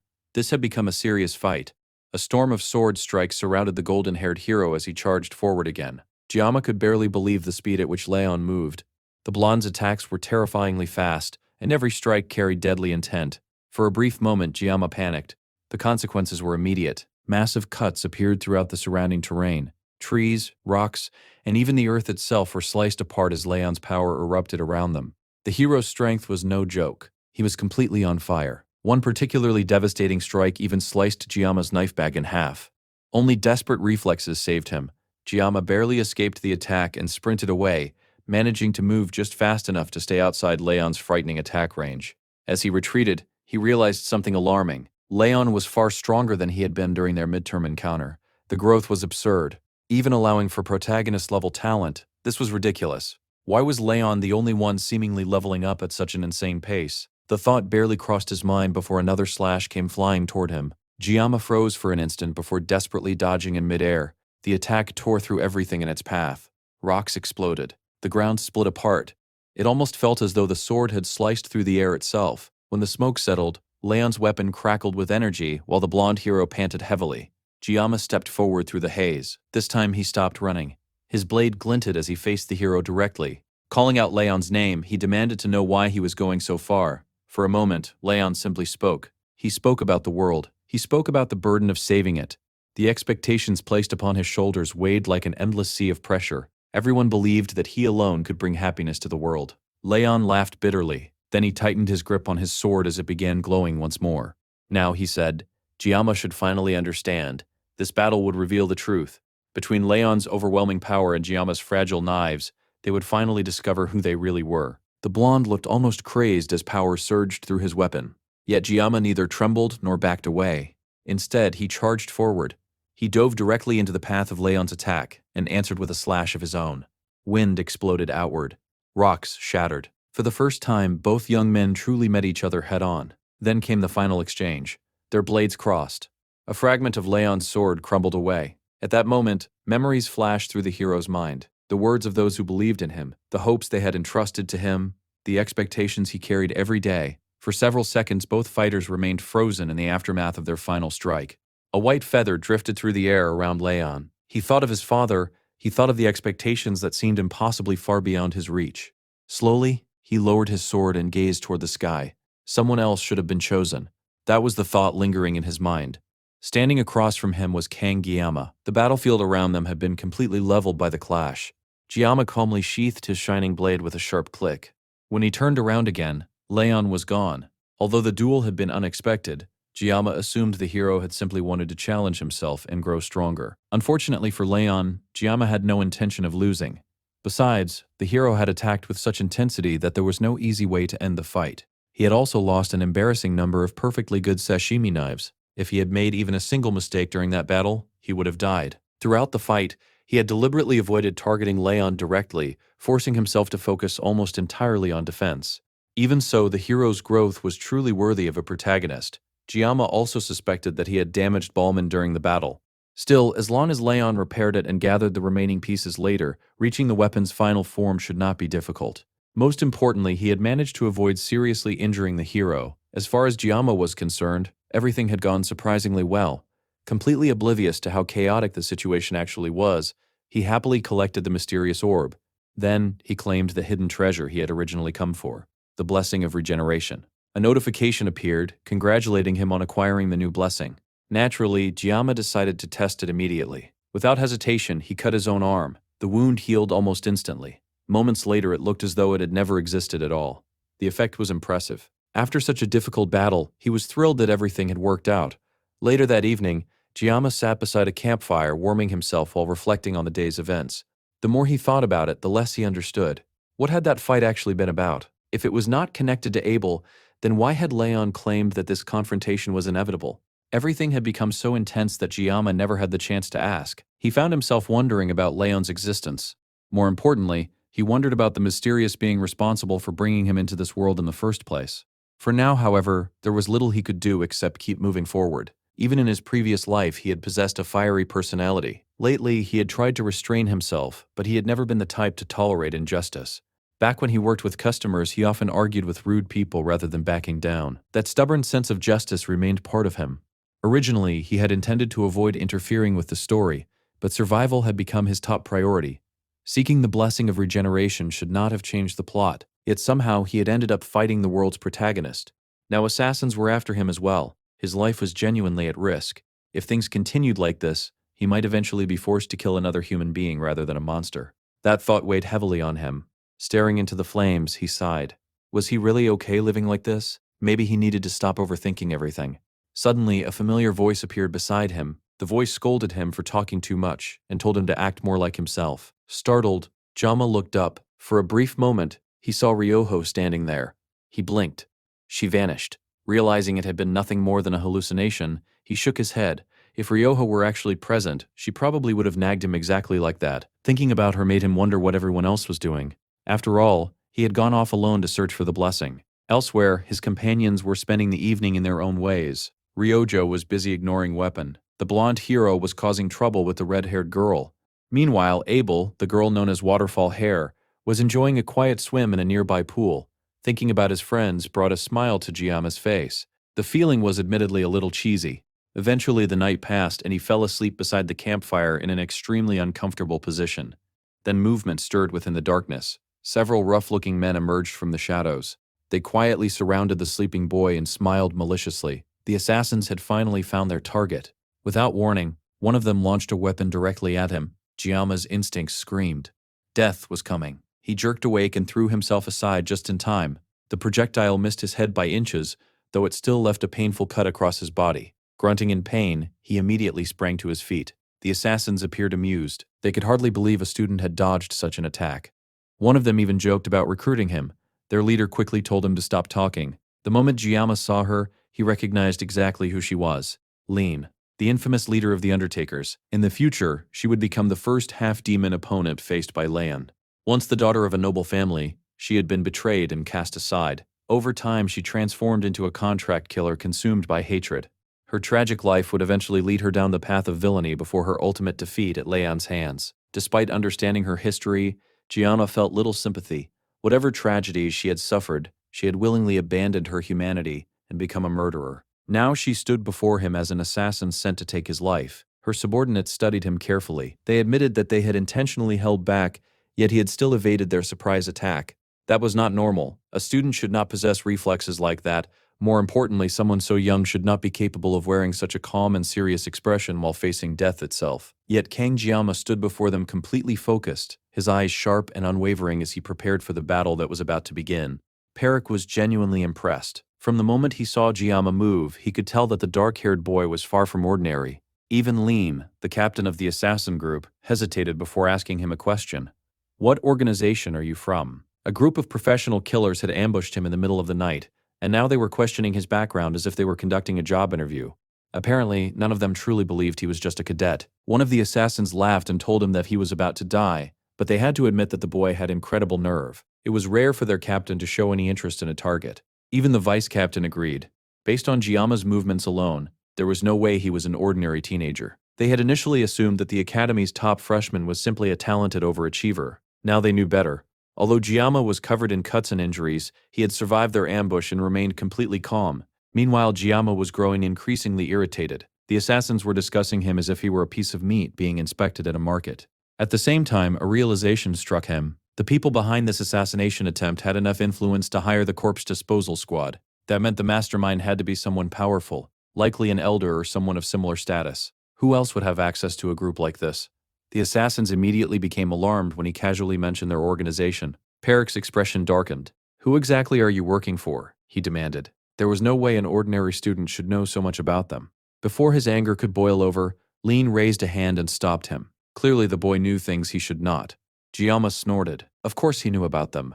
And he had absolutely no respect for a group of butchers who murdered people for money. The vice captain nearly choked. The boy had just uttered the one thing their captain hated hearing more than anything else. Taking a step forward, Giama continued provoking them.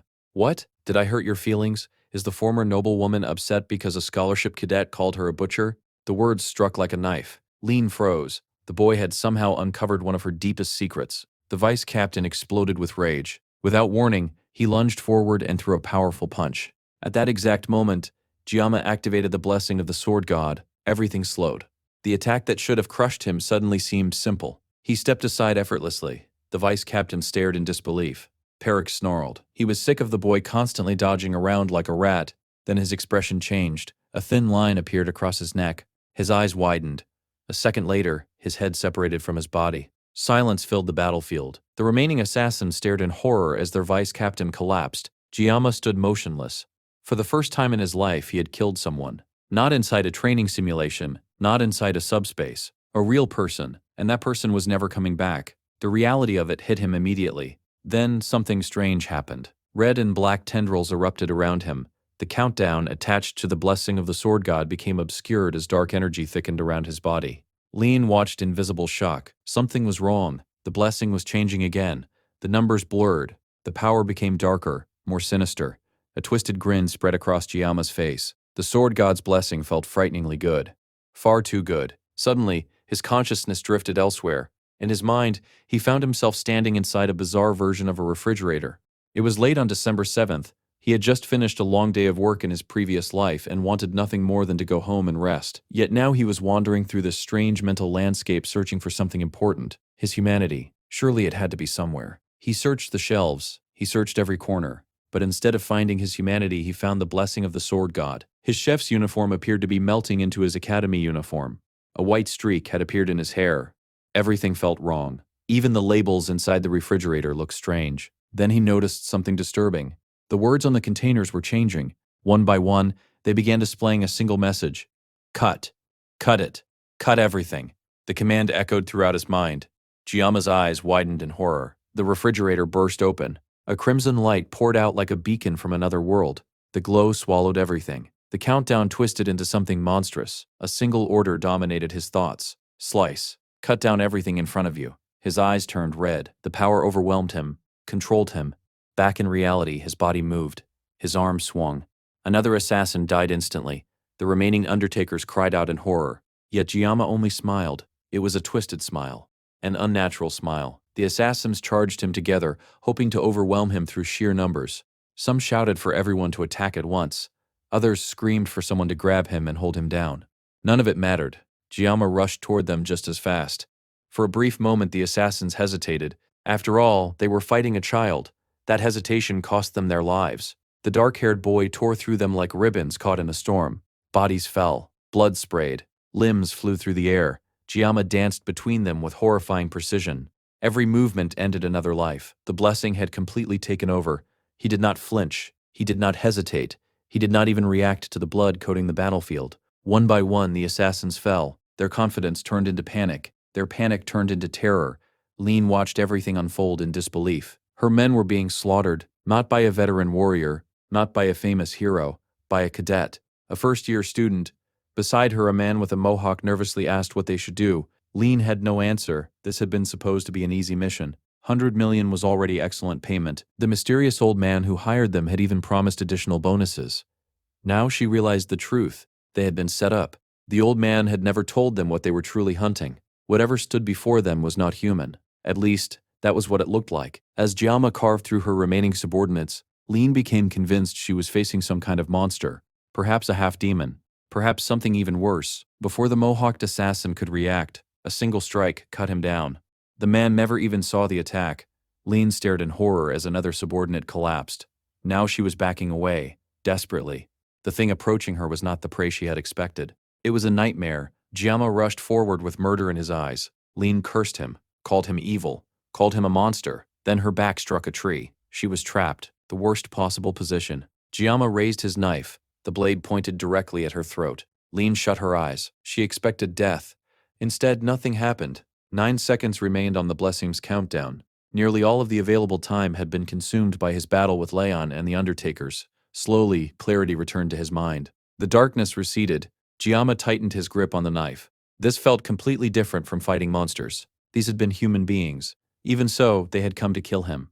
He had acted in self-defense. Because of that, he felt no regret. Most importantly, he had not completely lost himself. Now only 2 people remained alive, him and Lean. The assassin captain found herself tied to a tree in an extremely uncomfortable position.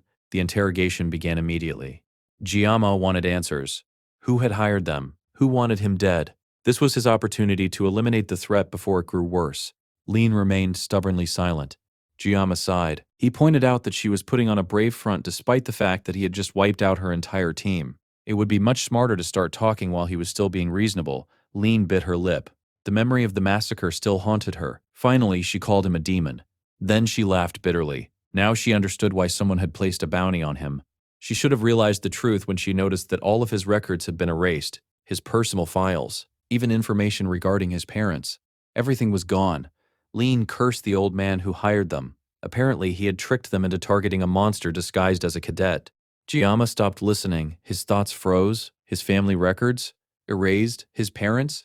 Gone? The words struck him harder than any weapon. He remembered having parents in this world, yet now he could barely recall their faces. Panic surged through him. Immediately, he demanded that Lean repeat what she had just said. The assassin captain looked confused. Meanwhile, Giamma slowly raised his weapon again. Originally, he only wanted the name of the person who hired her. Now there was something far more important. He needed answers.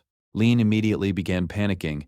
The atmosphere around Giamma grew dangerous once more. Calmly, he informed her that this was no longer a negotiation. It was a threat. Lean's body trembled. Giamma coldly pointed out that even without an arm or a leg, she would still be capable of talking. Then before either of them could continue, a tremendous burst of power exploded nearby. The force was so overwhelming that it stopped Giamma in his tracks. Both of them turned toward the source of the energy. A silver-haired girl had arrived, and her appearance changed everything. The silver-haired girl gritted her teeth as an overwhelming wave of magical pressure erupted from her body. Giamma immediately felt it. The force was so immense that it froze him in place. For a brief moment, the air itself seemed to grow heavier. Then, just as suddenly as it had appeared, the pressure vanished. Confused, Giamma glanced behind him. What he saw made his blood run cold. The blood scattered across the battlefield was moving. Streams of crimson liquid flowed across the ground as though alive. They slipped past him and surged toward Lean, the assassin captain still bound to the tree. Lean immediately panicked. The blood crawled over her body like living snakes. She screamed and begged it to stay away. The blood ignored her completely. Even Giamma had no idea what he was witnessing. The scene made no sense. Meanwhile, far away on the opposite side of the island, the Sword Emperor was enjoying a peaceful day of fishing. The expensive fishing rod he carried had originally been intended for management duties, but he had discovered that it worked surprisingly well for recreational fishing. Unfortunately, he had not caught a single fish all day. Sighing in disappointment, he complained that the rod was not living up to its outrageous price. Then the ocean exploded. Water surged upward. Fish erupted from the surface in every direction. At first, the Sword Emperor became excited, believing his patience had finally paid off. A second later, his expression changed. Something beneath the water had terrified every living creature nearby. The Sword Emperor immediately recognized the source of the disturbance. That magical power. That overwhelming presence. Only a commander of the Demon King's army could release power on that level. Back at the battlefield, Lean continued screaming. The blood flooded into her body despite her desperate resistance. Tears streamed down her face. She promised to tell him everything she knew. She promised to tell him everything she knew. She promised to reveal whoever had hired her. She just did not want to die. Giamma clenched his fists. The truth was that he had no idea how to help. He had never seen anything like this before. Then a brilliant light descended from the heavens. A golden beam crashed down like divine fire. The impact completely engulfed the area where Lean had been tied. Its radiance was blinding. Absolute. Final. Far away, even the purple-haired demon teacher noticed the pillar of light. The display was impossible to ignore. For a brief moment, she wondered if her lord had arrived. The sky glowed so brightly that night briefly resembled day. When the smoke finally began to clear, Giamma stood silently in the ruined clearing. A sigh echoed from within the smoke. Then came laughter. Mad laughter. Lean emerged from the haze with her head thrown back in delight. Except it was no longer Lean. Something else had taken control. Something terrifying. The being occupying her body laughed joyfully. It had been 700 years since she had walked the human world. Giamma's eyes widened. The magical power radiating from her body was overwhelming.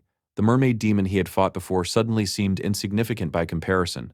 Wave after wave of impure demonic energy flooded the surroundings. There was only one possible identity. One being possessed power like this.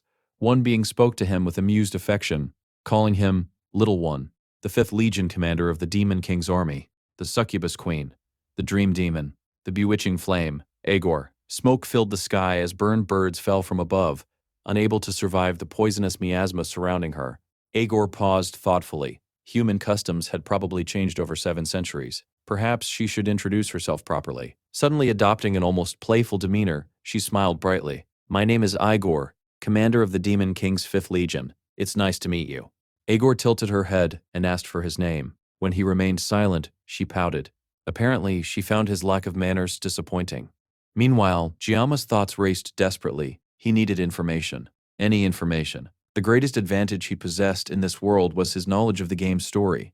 Even a small memory could save his life. Unfortunately, his memories regarding Igor were limited. He remembered basic details from online character information and old game guides, But none of those records explained why she had suddenly appeared in the human world after 700 years, nor did they explain why she had descended through possession using Lean as a host. Everything was spiraling completely out of control. Then Agor glanced around at the battlefield, the corpses, the blood, the carnage. She smiled. Was all of this his doing? She seemed genuinely impressed. No ordinary human could have created such a scene. Even more impressive was the fact that Giamma remained standing despite facing her overwhelming presence. Most humans would have lost their minds immediately. Looking him over, Agor chuckled. Right now he was just a young pup, but she could already see his future potential. That realization inspired an idea, a wonderful idea. Her eyes gleamed. Without hesitation, she proposed a contract. Giamma immediately stepped backward. The answer was obviously no. Agor ignored his reaction. Instead, she moved closer. She explained that he should feel honored. After all, this was a rare opportunity to become her servant. Naturally, Giamma found that argument completely ridiculous. The succubus continued speaking. According to her, humans were hypocrites. They betrayed one another. They killed each other for personal gain. Deep down, humanity was no better than demons. Therefore, why not surrender? Why not offer his life to her and dream of glory at her side? As she spoke, she gently lifted his chin. Her demonic power seeped into his mind. His thoughts became sluggish. His judgment weakened. For a moment, her words seemed reasonable. Humanity truly could be terrible. Joining her would certainly improve his chances of survival. The Demon King's army was powerful. Perhaps accepting her offer was the logical choice. The beautiful demon smiled warmly as she continued filling his mind with temptation. Then everything changed. A blade appeared within his soul. The blessing of the sword god erupted. Its power cut through the illusion. One thought echoed through his mind. Enemy identified, target, Agor. Demon. The mental influence shattered instantly. Agor blinked in surprise. Her charm had failed. Completely. That should have been impossible. Perhaps the host body was limiting her power. Annoyed, she complained about the quality of the vessel she had been given. After all, she had only accepted the contract because Lean would not stop begging. Maybe the entire arrangement had been a mistake. Then she heard laughter. Agor froze. Giamma was laughing. The demon stared at him in disbelief. Had he really just laughed at her? Giamma calmly explained that he found all of her nonsense amusing. Silence followed. For perhaps the first time in centuries, Igor was genuinely speechless. Then Giamma reached into his clothes and drew his weapon. Regarding her generous offer to become her slave, he declined. Igor's smile twitched. The irritation on her face became obvious. Apparently, she felt he lacked proper manners. Blue flames ignited around Giamma as he charged forward. Agor answered by unleashing blazing demonic fire. The battle began immediately. Giamma fought with everything he had. Unfortunately, he had already exhausted himself battling Leon and massacring the Undertakers. Igor, meanwhile, was an entirely different class of opponent. Every attack he launched was effortlessly avoided or blocked. She even yawned while fighting him. Despite the overwhelming difference in power, Giamma refused to back down. Again and again, he swung his sashimi knife. One slash carved a brilliant arc of blue light through the battlefield. Against an ordinary opponent, the strike would have been fatal. Agor simply laughed. The more she watched him fight, the more interested she became. Originally, she had been joking when she suggested making him her servant. Now she was becoming serious. His determination fascinated her. His refusal to surrender fascinated her. Everything about him fascinated her. The realization was slightly concerning considering she was several centuries older than him. Agor grinned. She wanted to see more. She wanted to discover the limits of his potential. Calling herself his older sister, she announced that she would personally test him. Then she activated Inferno. The battlefield exploded. Fire erupted in every direction. The world became a sea of flames. Giamma immediately sensed the terrifying surge of power. Igor merely laughed and encouraged him to do his best. The Inferno rushed toward him. Giamma responded by drawing another sashimi knife. His blade flashed. The fire parted before him like water. Agor's eyes widened. Then she smiled. Now she was truly enjoying herself. Giamma moved with astonishing speed. He dashed through the flames untouched. His knife danced through the blazing battlefield as he cut apart wave after wave of demonic fire. For the first time, Agor grew cautious. The boy before her had surpassed normal human limitations. At the same time, she reminded herself that she was still adapting to her newly acquired body. Perhaps that was why he was performing so well. Before she could finish the thought, Giamma appeared behind her. His knife was already descending.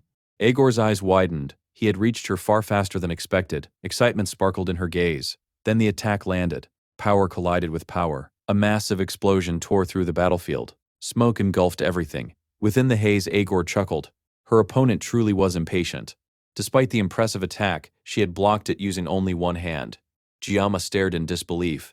Agor smiled. Why was he rushing so much? She had all the time in the world. Unfortunately, Giamma did not. The countdown of the pain blessing continued ticking away. Every second mattered. Knowing his time was running out, he launched another attack, and another, and another. Each strike grew faster than the last. Igor quickly noticed the change. His desperation was pushing him beyond his limits. Yellow sparks and crimson flames exploded throughout the battlefield as their powers collided repeatedly. Meanwhile, the countdown continued. The numbers kept falling, and Giamma knew that once they reached 0, everything would change. The battle continued without pause. Again and again, Giamma and Igor clashed, their powers colliding in bursts of fire and blue light. But eventually, the countdown reached 0. A massive spark exploded across the battlefield. Dust and smoke slowly settled, revealing the exhausted figure of Kangiyama. The boy stood barely upright. Bruises covered his body. His breathing was ragged. His sashimi knife still shimmered with power, but the blessing of regeneration had finally run out. If he pushed himself any further, the accumulated pain would hit him all at once. Across from him, Agor casually flexed her fingers. Moments earlier, they had been sliced apart by his attacks. Now they were already regenerating.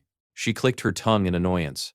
This body still felt unfamiliar. 700 years ago, she had possessed a much stronger vessel. The sensation of warm red blood and human limitations irritated her. Still, she found the entire situation amusing. Licking her lips, she laughed. At times, it almost felt as though she had become human herself. That thought only made her more interested in Giamma. The boy was talented, passionate, stubborn.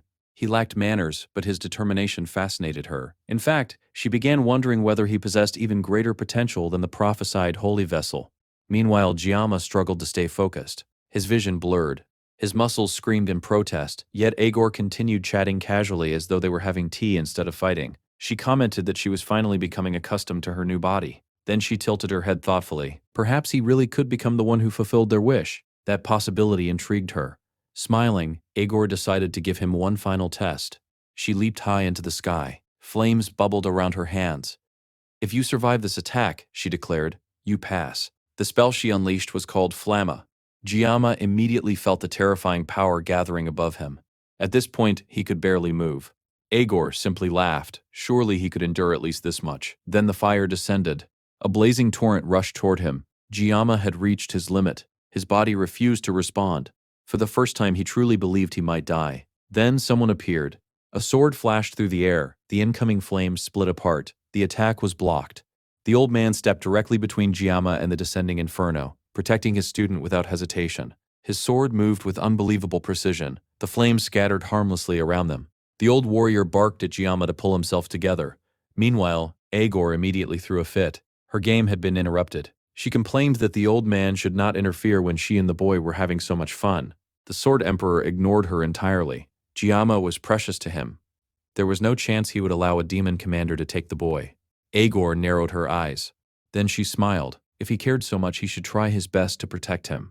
With that, she unleashed an even greater storm of flames. Fire rained down from every direction. The battlefield became an inferno. Meanwhile, Giamma's consciousness drifted. For a moment, he wondered if he had already died. Then he heard coughing. His vision slowly returned. Standing in front of him was the Sword Emperor. The old man's body was burning, yet he still stood firm. His body had become a shield. His sword had become a wall. And that wall had protected Giamma. The realization left the boy speechless. The Sword Emperor believed in him. He believed that Kangiyama was someone special, someone capable of bridging the gap between humans and demons, someone who could become the hope that changed the future. Because of that belief, the old man fought without hesitation, even against a legion commander of the Demon King's army. After deflecting another attack, he coughed heavily. Then he asked Giamma whether he had finally returned to his senses. The old man ordered him to rest. Their situation was already bad enough. Giamma wanted to argue, but then he noticed something. The Sword Emperor's arm. The old man had suffered serious injuries. Yet when Giamma looked at him with concern, the Sword Emperor merely laughed. Who needed two hands to hold a sword? Instead of worrying about him, Giamma should focus on surviving. Igor stepped forward, amused by the exchange. She admitted that taking her magic head-on should not have been possible. After all, he was only human. Frankly, she was becoming annoyed. First a talented brat, now an old man. Too many humans were refusing to die properly. The battlefield fell silent. Three figures faced one another: Giamma, the Sword Emperor, and Igor. Even in her weakened state, Igor remained a legion commander. A demon of her rank could only cross into the human world through an elaborate summoning ritual involving sacrifices. The backlash of possession weakened her. Yet even then she remained a walking disaster. Agor sighed dramatically. Apparently, her host body was defective. She could understand struggling against a gifted youngster, but if she could not crush an elderly swordsman, then this vessel truly was worthless. She took a step forward. This time she promised she would take more than just his arm. Flames erupted around her. The Sword Emperor narrowed his eyes. Then both warriors attacked simultaneously. His blue sword flashed. Her burning blade descended. The collision shook the battlefield. A moment later, Agor's eyes widened. One of her flaming arms had been severed. Even her weapon had been cut apart. For the first time since arriving, genuine shock appeared on her face. She demanded to know how he had managed to wound her. The Sword Emperor simply smiled. He asked whether she was afraid. The question enraged her. Calling him an insolent worm, she launched another furious assault. Flames exploded outward. The Sword Emperor raised his blade. One slash dispersed the fire. Another slash shattered the next wave. The inferno swirled around him but could not consume him. Igor stared in disbelief. The old man truly lived up to his title. Sword Emperor. Still, she refused to admit it. Surely he had only gotten lucky. The old man answered by appearing directly in front of her. His blade swept upward. The strike was so fast that it nearly removed her head. Igor barely escaped by jumping backward. Now she understood. This opponent was dangerous. Very dangerous. As she studied him more closely, a realization dawned on her. The old man carried the bloodline of Orin. No wonder he was capable of such feats. Igor cursed her luck. Still, he was old. His body had long since passed its prime. Humans were pathetic creatures no matter how talented they became. Age eventually dragged them down. Mocking him, she asked whether his frail body could continue avoiding her attacks. Then she unleashed hell. Thousands upon thousands of flaming projectiles appeared overhead. The sky itself turned red. Fire rained down like a divine punishment. Even Giamma was horrified. The Sword Emperor immediately began moving. He ran, dodged, weaved. Every streak of fire sought his life. The battlefield became a storm of destruction. Giamma gripped his knife helplessly. He wanted to help. He wanted to cover the old man's blind spots, but he could barely remain conscious. He had battled all night. If he released his blessing now, it might be the end. Meanwhile, the Sword Emperor continued fighting alone. Again and again, he cut apart incoming flames. Again and again, he survived.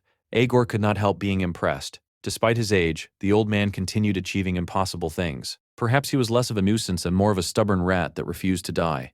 Then the Sword Emperor charged directly toward her. Instead of retreating, he advanced through the storm. As he moved, he spoke. Demons were stronger than humans. That was undeniable. When he was younger, he had hated the world for that truth. The gap between the races had seemed impossible to overcome. But after a lifetime of experience, he had learned something important. Agor rolled her eyes. The old man was rambling again. Still she listened. The Sword Emperor continued advancing. Searching for an opening, Agor suddenly noticed his missing arm. The weakness was obvious. A cruel smile spread across her face. The moment she prepared to exploit it, the old man spoke once more. Humans evolved. Humans adapted. Even in hopeless situations, that was the trait demons feared most. That was why demons constantly invaded the human world. Before she could react, his sword flashed. It cut through her flames. It cut through her defenses. Agor gasped. Then she smiled. Finally, this was becoming interesting. Laughing wildly, she unleashed her full power. The ground erupted beneath the Sword Emperor. Flames burst upward from every direction. Before he could escape, Agor appeared directly in front of him. Her hand slammed into his abdomen. She had grown tired of listening. The demonic spell activated instantly. A fiery lance erupted through his body. Then another. Then dozens more. Flaming spears pierced him from every direction. The battlefield exploded with fire. Agor yawned casually while destroying her opponent. To her, this was little more than a chore. The Sword Emperor coughed blood. His body trembled. The attack had finally broken through his defenses. The flames gradually faded. When they disappeared, the old man dropped to his knees. Blood covered the ground beneath him. His body was riddled with wounds. Large holes had been burned straight through him. Even Giamma could tell the truth. The Sword Emperor had reached his limit, and from the look of his injuries, it seemed impossible that he would survive much longer. Agor looked down at the fallen Sword Emperor and laughed. Mockingly, she placed her foot on his head. Was this really all humanity had to offer? Whether 700 years ago or today, humans always seemed the same to her. They fought bravely, delivered dramatic speeches, and died believing they had changed something. Still, she admitted that his final words had been decent enough for a human who had not even lived a century. Giamma could not accept what he was seeing. He called out desperately to the Sword Emperor, whose body looked moments away from collapsing completely. Then Agor suddenly remembered something. She had become so distracted by the old man that she had almost forgotten the reason she started this fight in the first place. Turning toward Giamma, she smiled brightly. She apologized for forgetting about him. After all, she still needed to announce the results of her test. Giamma immediately sensed danger. Using the last of his strength, the Sword Emperor shouted at him to run. Run now. Escape while he still could. Agegor merely chuckled. According to her, Giamma had passed. The world around him began spinning as Agor's magic wrapped around his mind. The demon smiled wickedly. She believed his body would become an important part of demonkind's future. As for him, she hoped he would not resent her too much. Perhaps they would meet again in the underworld. The Sword Emperor roared in anger.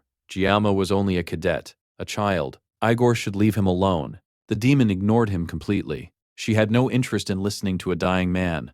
Leaning forward, she activated a demonic seal. Then she pressed her tongue against Giamma's face and branded him with her mark. The boy immediately collapsed to his knees. Dark energy surged into him. The Sword Emperor cursed her actions. Agor blushed dramatically and asked if that was supposed to be a compliment. Being demonic was one of her best qualities after all. The seal spread. Her power flooded into Giamma's body, mind, and soul. A bright purple symbol appeared on his forehead. Pink light erupted from his eyes. The demonic energy spread through him like an invading army, attempting to override everything that made him human. Then alarms began sounding. Deep inside his system, warning messages appeared one after another. Unauthorized external intrusion detected. Threat level critical. Naturally, the blessing of the sword god had no intention of accepting this. The defensive mechanisms activated immediately. A countdown began, then another problem appeared. The system reported that the user's level was insufficient. Giamma was too weak. The defense could not fully repel an attack of this magnitude. An emergency solution was initiated. Yggdrasil was activated as a catalyst. The system began forcibly increasing the user's level. World-line synchronization commenced. Blessing restraints were released. The countdown accelerated. Numbers flooded his vision. 10, 20, 30. Higher, higher, faster. The values climbed until they finally reached 100%. Conditions fulfilled. Meanwhile, Igor continued tormenting the Sword Emperor. The old warrior still struggled to rise, still refused to surrender. Agor found it ridiculous. How was he still moving? The answer revealed itself moments later.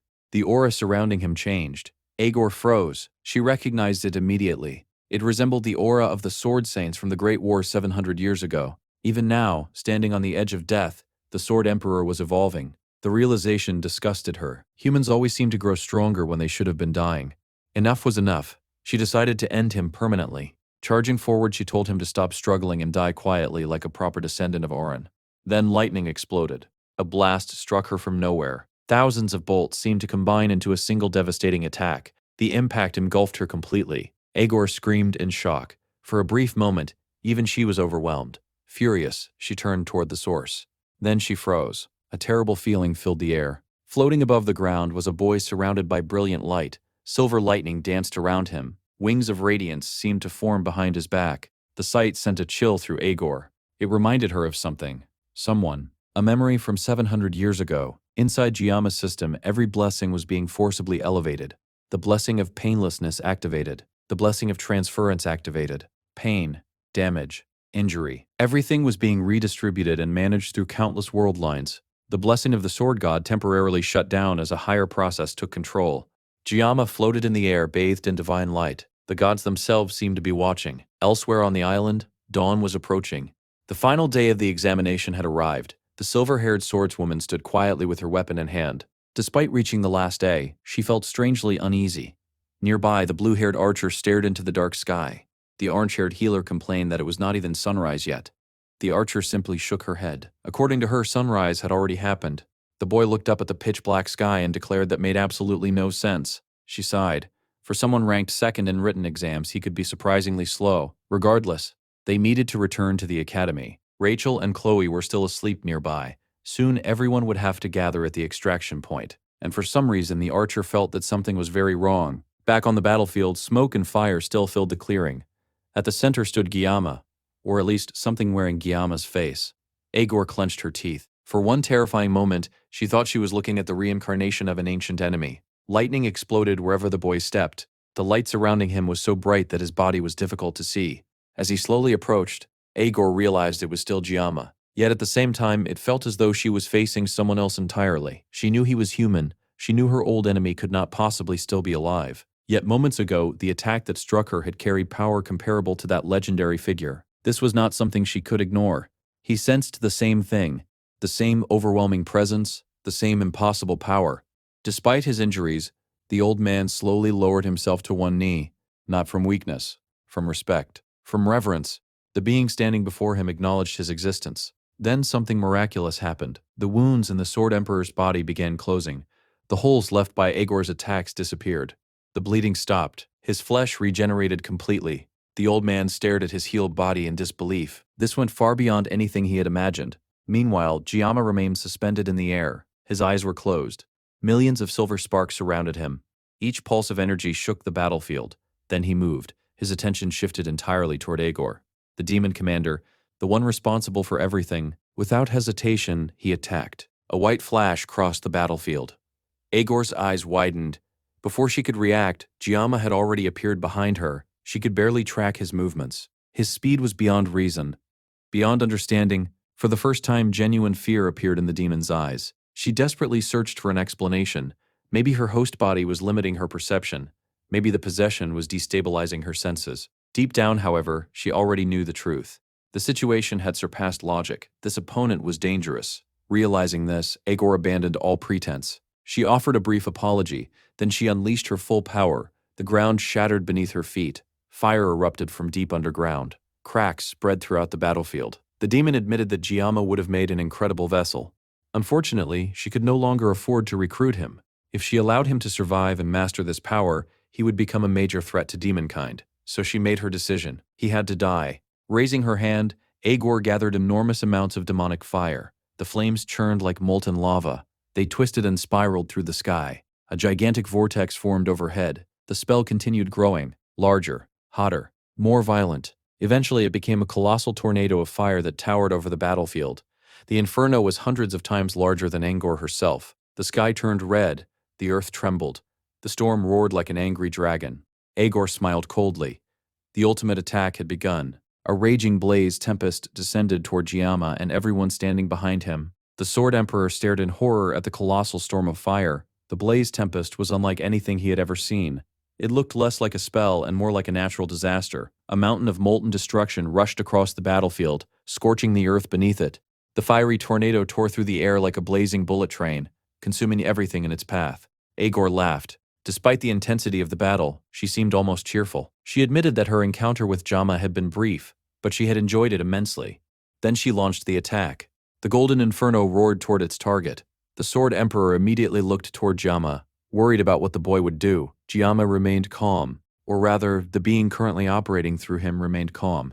The blessing of the Sword God activated once more. Divine power surged through his body. At the same time, a strange demonic force mixed with that power. The world changed. Colors disappeared. Everything around him became simplified into distinct lines and points. His entire focus narrowed onto a single target, the approaching inferno. As the massive wall of destruction drew closer, Giamma stepped forward. His muscles tightened. His enhanced vision pierced through the raging flames. Then he found it, a thin red line hidden deep within the attack. The core, the weakness, the point where everything connected. Without hesitation, he swung. The strike was so smooth and precise that it seemed to erase color itself. The thousand sword technique activated.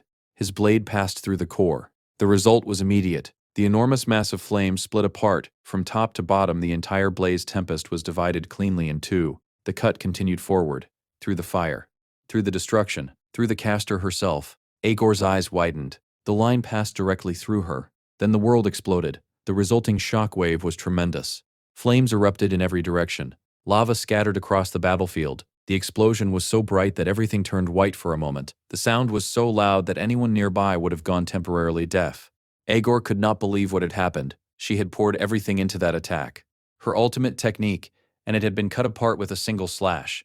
A small cry escaped her lips before she crashed into the ground. For the first time since arriving in the human world, the demon commander had been defeated. Far away, the students taking part in the examination finally noticed the disturbance. Massive explosions lit up the distant horizon. Everyone stopped and stared. What could possibly have caused such destruction? Rachel, Ryojo, weapon, the swordswoman. Every student looked toward the distant blast. Yet the explosion itself was not the most unbelievable sight.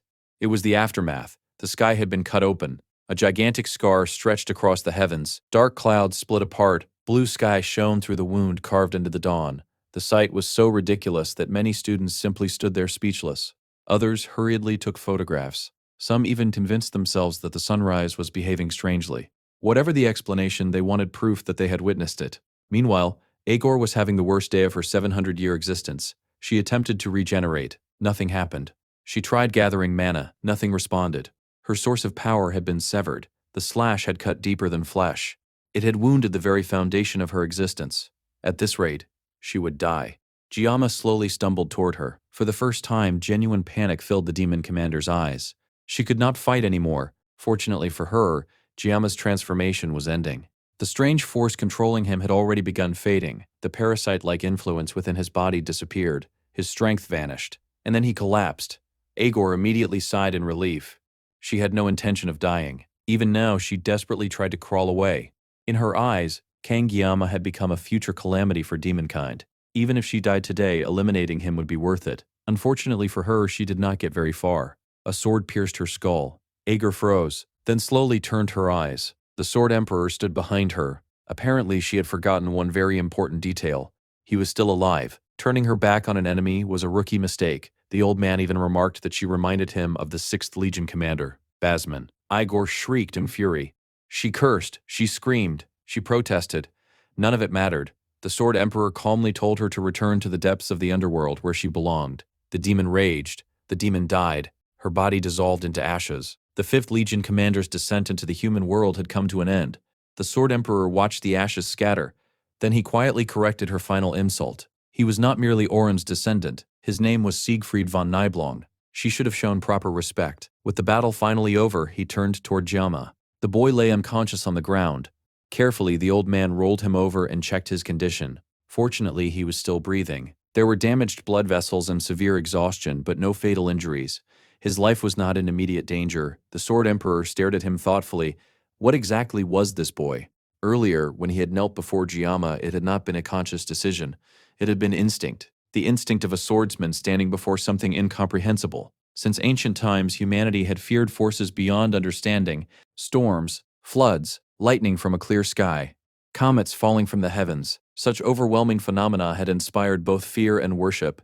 People prayed to those powers. They sought blessings from them. Some called them calamities. Others called them gods.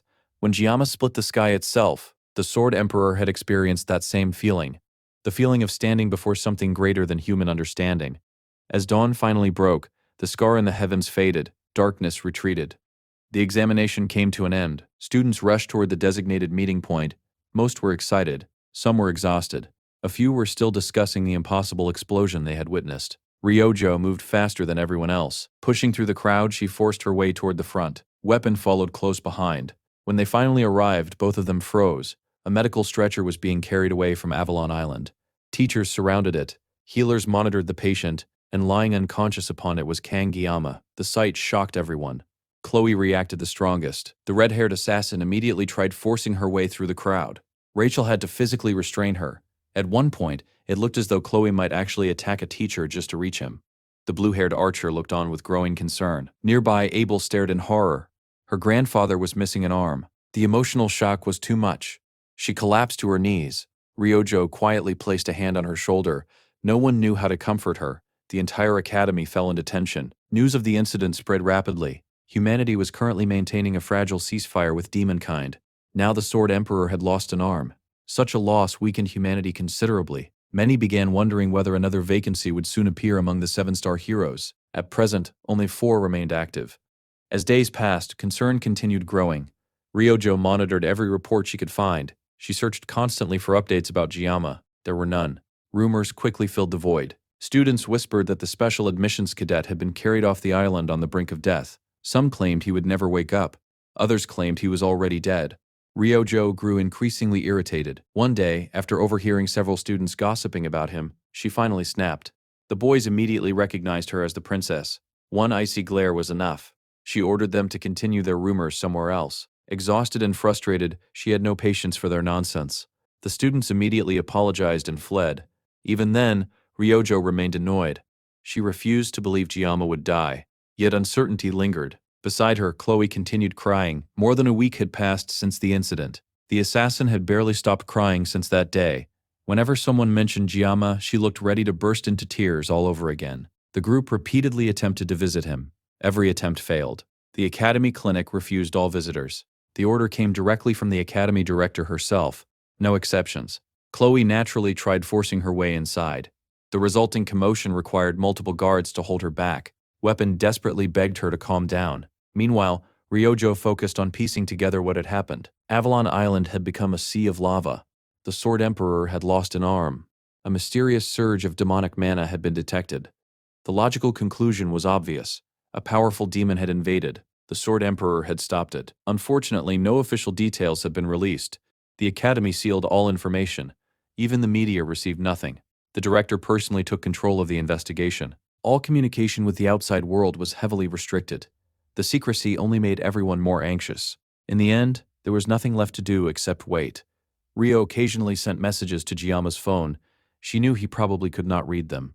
He was most likely still unconscious. But she sent them anyway, because despite everything, every one of his friends was still waiting for him to wake up. The archer let out a frustrated sigh as she thought back to the last conversation she had with the boy. She wondered whether he would ever return and found herself wishing that he would come back soon. After all, she had even changed classes just so she could stay by his side. The uncertainty weighed heavily on her heart. Abel was struggling as well. It was only natural. Her grandfather, the strongest man in the world, had been severely injured during a mysterious battle that no one had witnessed. Lost in thought, the swordswoman remained silent until Rachel called out to her once again, pulling her from her worries. The girl apologized for zoning out, but her classmate understood completely. Anyone would be concerned about the Sword Emperor's condition. Even the Spear Saint, Rachel's uncle, had been deeply worried. Abel already knew that and tried to reassure the blonde girl. According to her, there was no reason to panic because the Sword Emperor was recovering well. The old warrior had even apologized to the young swordsman and told her that she would understand everything soon enough. Eventually, she would learn why her grandfather had personally taken responsibility for caring for the cadet, Giamma. In truth, Rachel could not stop thinking about that explanation. She did not know all the details, but she was certain that Giamma had been injured while helping her grandfather. The thought left her uneasy. Meanwhile, the old man who had ordered the attack continued to spend his days drinking and indulging himself. Slamming his glass onto the table, he grumbled that everything was becoming more troublesome by the day. He tossed aside a leaflet concerning the undertakers and dismissed them as worthless trash, since every member listed there had already been marked as dead. Meanwhile, Giamma continued his recovery. Reports stated that his muscle fibers had been torn apart, and even his nerves had suffered severe damage. His injuries were far beyond what anyone would consider normal. Yet somehow he recovered completely and was discharged from the hospital. In fact, he looked healthier than ever. The hospital director was particularly proud of that outcome. She had mobilized every available doctor, healer, and medical specialist to save him. She had even threatened the entire staff, demanding that they keep him alive no matter what. Afterward, she turned her attention to the old man, who seemed to be treating his own injuries far too casually. He teased her, saying that if she became so emotional over everything, she would surely develop wrinkles. The woman scoffed and told him she was simply trying to stay positive. She then asked Siegfried how he was doing. After all, Giamma had not been the only one seriously injured. She was worried about her old friend as well. The two of them had lived long enough to witness countless unbelievable events, but this situation still stood out. Siegfried simply laughed and shrugged. According to him, he was experiencing no significant problems. The medical staff, however, had been completely baffled. In all their years of practice, they had never encountered a case like his. Not only was he healthy, but even his old illnesses had vanished entirely. It was as though his body had been completely reset. The doctors could only describe it as a miracle. The director sighed deeply and admitted that she no longer understood what was happening. Although Giamma's condition was partially Siegfried's responsibility, the old man had never left the boy's side during his hospitalization. He had even spent an outrageous amount of money to reserve an entire hospital ward for him. The director had never seen him go to such lengths for anyone before. Naturally, she wanted answers. Even her blessing of the poet failed to reveal the truth. Whatever had happened was beyond her ability to comprehend. Now that Giamma was awake, she demanded an explanation. The media had been pressuring her for weeks, and she had barely slept because of it. Siegfried carefully set down his teacup and admitted that he also needed time to process everything. What happened on Avalon Island was difficult even for him to fully understand. Still, the director insisted on hearing at least the basics. The old man glanced at the stump where his arm had once been and finally revealed the truth. Agor, the 4th Legion commander, had appeared on Avalon Island. The revelation was so shocking that the director thought she had misheard him. She asked him to repeat himself. Surely he could not be talking about that Agor. Unfortunately, he was. Siegfried confirmed that the legendary Devil Commander was the one who had taken his arm. The director immediately shot to her feet in horror. If Agor had been involved, then what had happened to Jian Ma? The old man fell silent for a moment before continuing. Since he had already begun the story, there was no point stopping now. The director desperately needed to know how the encounter had ended. Siegfried finally revealed that Agor had been eliminated. The news was so unbelievable that it could not yet be shared with the public. Nevertheless, he had witnessed it with his own eyes. There was no doubt. The director hesitantly asked whether he had somehow defeated the Devil Commander himself.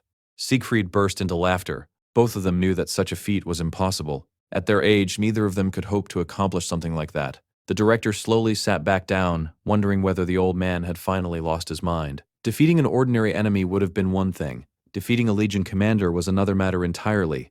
Then a realization struck her. A chill ran down her spine. Leaning forward, she cautiously asked whether the person who defeated Igor was the individual she suspected. The bespectacled woman stared in disbelief. Siegfried merely sighed and said that he would explain everything when everyone gathered together later. For now, there was somewhere a young man should visit before concerning himself with adult matters. The director stared at him for a moment before sighing and calling him a boomer. Considering her own age, the insult carried very little weight, but she accepted his reasoning nonetheless. Elsewhere, another gathering was taking place. The group had decided they could not remain depressed forever, so they began preparing for brighter days ahead. Speed Weapon enthusiastically volunteered to create a recruitment poster for their club. When he proudly revealed his masterpiece, everyone was stunned. The poster was covered in glittering colors and rainbow decorations. It was so flashy that it practically shined on its own. The boy admired his creation proudly, convinced that no one could possibly overlook it. Since they were always relying on Jian Ma, he felt that they should do something meaningful for him in return.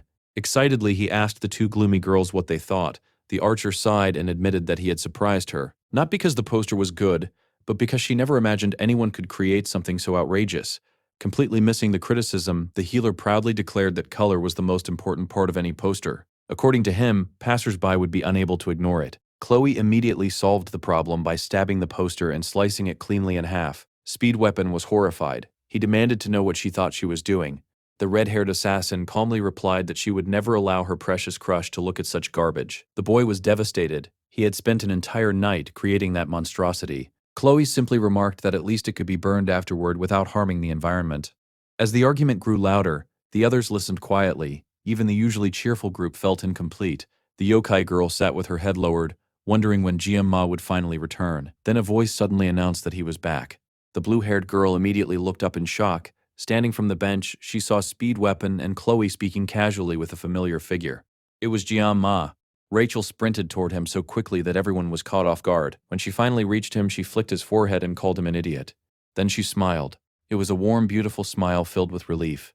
Jian Ma stared at her in surprise before smiling back. At last, he happily announced that he had returned. Meanwhile, the healer desperately tried to show everyone his newest poster design. Unfortunately for him, none of the girls wanted to look at that disaster a second time. The story then shifted into a special episode prepared by the author. Unlike the main narrative, it focused on a lighthearted vacation featuring Jian Ma and his friends. Even Jian Ma seemed confused by the author's strange commentary as he checked his phone notifications. Eventually, the car arrived at its destination. The director informed the young man that they had reached their location. Thanks to the Sword Emperor's driving, they had arrived safely at the seaside. The moment everyone stepped out, they realized this was going to be a beach outing. The beach was completely empty. It quickly became obvious that the director had rented the entire area for herself and her guests. Since money was never a problem for her, she saw no reason not to spend generously on special occasions. Their friends were already waiting. Speed Weapon greeted them enthusiastically, standing among the growing crowd of girls surrounding the protagonist. The swordswoman and the assassin excitedly welcomed Jian Ma back. However, the archer suddenly narrowed her eyes as everyone gathered around him. Jian Ma soon noticed something else. Leon was nowhere to be seen. The absence of the famous hero disappointed everyone. Speed Weapon explained that Leon practically lived inside dungeons now. The blonde warrior spent nearly every waking moment training. At this point, it was difficult to tell whether he was still human or had become some kind of monster. He would not even take a break for a once-in-a-lifetime beach trip. The group collectively mourned his absence, and even Jian Ma found the situation suspicious.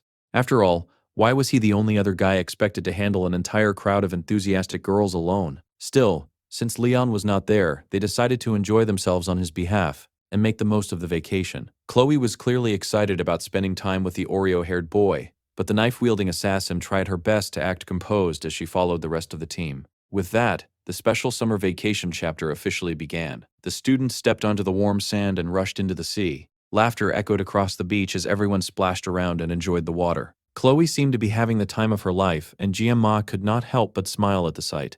He doubted the assassin had many opportunities to relax and enjoy herself like this. Meanwhile, the healer had already caught his first wave and was eagerly showing off his surfing skills. As part of the author's ongoing popularity rankings, Speed Weapon was revealed to have tied for 6th place. It was a respectable result for someone who was both dependable and genuinely likable. Rachel, however, was more focused on beating him at surfing. The blonde girl had ranked 4th in popularity, earning 10% of the votes. Powered by endless confidence and undeniable charm, she charged across the waves at incredible speed.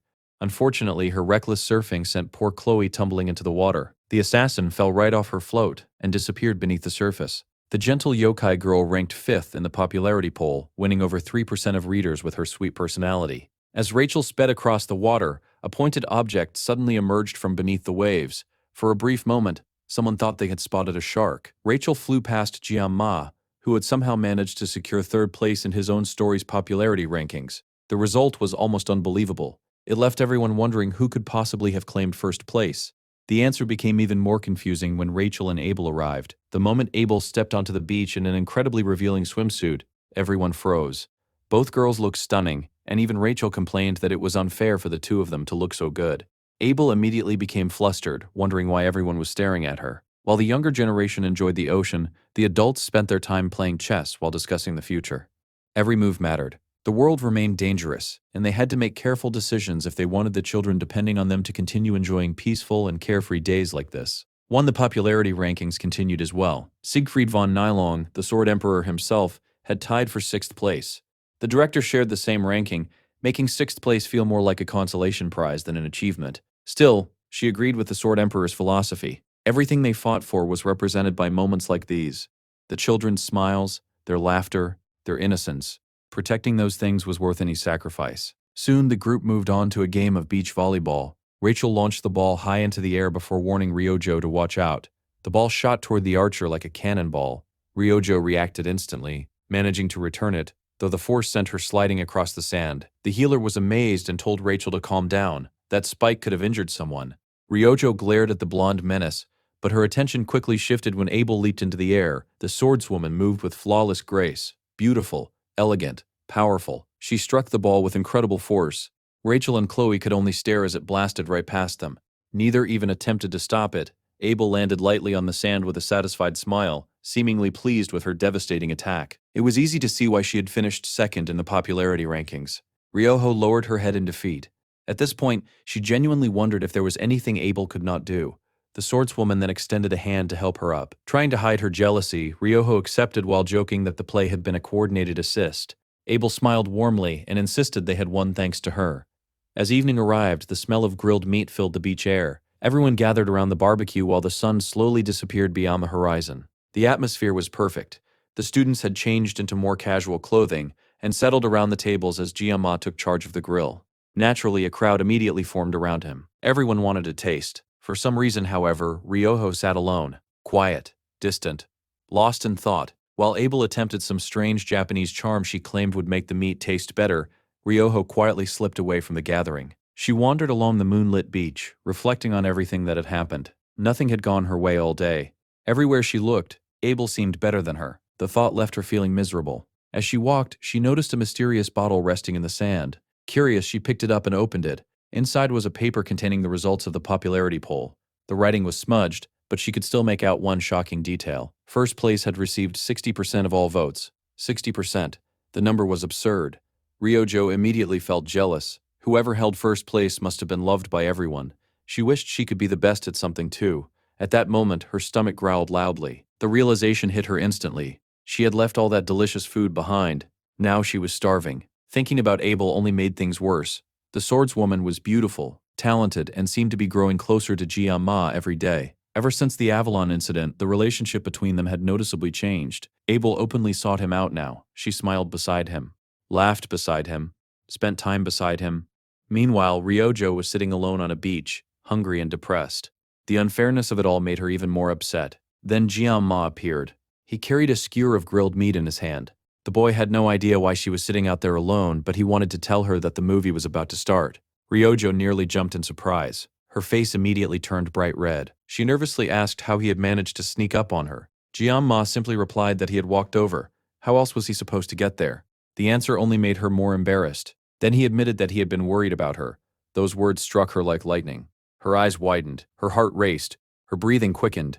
He had noticed she was missing. He had come looking for her. Trying to hide her excitement, Ryojo focused on the skewer of meat he was holding. Unfortunately, she wanted it so badly that her hands were practically shaking. Amused, Jianma handed it to her. Ryojo gratefully accepted.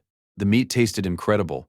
As she ate, her mood improved almost instantly. Jianma watched in amazement. The girl's emotions seemed completely controlled by snacks. Still, he reminded her to eat slowly. It was not as though he planned to steal it back. Suddenly, Ryojo grabbed his hand. The boy froze in confusion. Laughing brightly, she revealed the final result of the popularity poll. First place belonged to Ryojo herself. The beautiful archer had received an overwhelming 60% of all votes. With renewed confidence, she pulled Jianma along and raced back toward the others. Everyone welcomed them immediately. Apparently, they had all been waiting for the two of them. Ryojo quickly lied and claimed she had simply taken a phone call. It sounded far better than admitting she had been sulking by herself. The group then gathered together for the movie. Speed Weapon noticed that Ryojo had returned alone and asked where Jianma had gone. She casually replied that he was in the bathroom. Soon after, Abel approached her and apologized for what had happened during the Avalon game. She never intended for things to become so complicated. Ryojo simply smiled and said it was all in the past. Abel admired her kindness and promised there would be nothing to apologize for next time. Before Ryoho could respond, Jianma finally returned. He sat down between the two girls. Abel happily explained that she had intentionally given up her seat so he could sit there. Only then did Ryoho realize that the swordswoman had deliberately allowed her to sit beside her crush. Elsewhere, Jianma found himself standing before a massive castle-like structure illuminated by a brilliant clock tower. Colorful lights danced across the sky. At first they looked beautiful. Then they transformed into deadly ribbons of energy. The lights lashed out violently, spreading destruction wherever they went. Instinctively, Jianma raised his sashimi knife and deflected the attacks. He fought desperately against the glowing forces. The world around him twisted and shattered. Space itself seemed to tear apart. Then a giant sashimi knife descended from above. That could not possibly be a good sign. The scene shifted. It felt as though he was fighting against his own subconscious. Within the strange realm of red light, his status screen glitched repeatedly before displaying a message. The weapon wanted him to take it. Every instinct screamed that accepting a mysterious weapon from a strange dream was a terrible idea, yet the knife continued calling to him, demanding, insisting, refusing to be ignored. Power flooded through him. Countless blades erupted from the ground around him. The message echoed through his soul. Take it. Pick it up. Accept it. Jianma remained completely confused. He had somehow become trapped within the world of his own abilities and had no idea what was happening. Then he suddenly woke up. The dream again. He had experienced it far too many times already. Groaning, he sat up and checked his phone. The first thing he saw was a message from Speed Weapon. The boy had posted a new recruitment advertisement for their club. One look at the terrible poster was enough for Jianma to conclude that the club's future was doomed. Still, despite the awful design, he was pleased to discover that his body felt better than ever. In fact, he felt stronger than before. Perhaps all that time spent in the VIP recovery ward had helped. After the battle with Igor, he had learned that the Sword Emperor had personally paid for his treatment and remained by his side throughout his recovery. The old man had shown him incredible kindness. Jianma knew he owed him a debt that could never easily be repaid. After getting dressed, he adjusted his tie and prepared for school. As he did, memories of Avalon resurfaced. He remembered his confrontation with Leon and the bizarre events that followed. The uncertainty still bothered him. Lately, he had found himself questioning every decision he made. A supposed background character was becoming far more important than he had ever intended. After a moment of reflection, he sighed.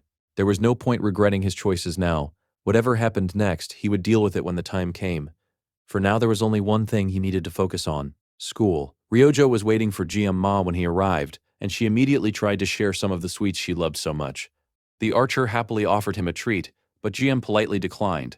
He did not really need that much sugar. Ryojo puffed her cheeks and complained that he was no fun. More importantly, she was disappointed that he was not even surprised to see her. Trying to humor her, Giojo burst out scoffing at him. After getting that out of the way, the blue-haired girl immediately moved on to the topic she was really interested in. She wanted answers. Specifically, she wanted to know what had happened on Avalon Island. Why had he been hospitalized for so long? What exactly had happened during that mission? Unfortunately for her, GM had been given strict instructions not to discuss any of it. No matter how much she asked, he refused to answer. Ryojo did not take the hint.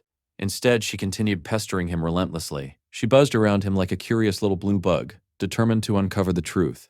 After enduring enough of her endless questioning, GM simply chose to ignore her completely. The tactic was highly effective. Ryo hated it. Still, she refused to back down. As the strategist of the travel club, which she openly admitted was a terrible name for a club, she argued that she deserved to know everything about her leader. That included his age, his height, his measurements, and every other piece of personal information she could think of.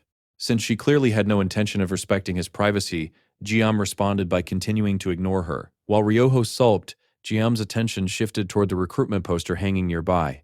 The thing was horrifying. It was without question one of the ugliest things he had ever seen. There was absolutely no chance they would recruit new members with that monstrosity. The club had worked hard just to gain permission to advertise, and Speed Weapon had somehow turned that opportunity into a disaster. As strategist, Ryojo knew it was her responsibility to intervene before permanent damage was done. Unfortunately, she could also tell she was being completely dismissed. GM clearly had no intention of telling her anything. Elsewhere, a very different conversation was taking place. The Sword Emperor calmly enjoyed a cup of tea while commenting on how surprisingly skilled someone was at making tea despite their appearance. The target of that comment was the principal. Naturally, she was not amused.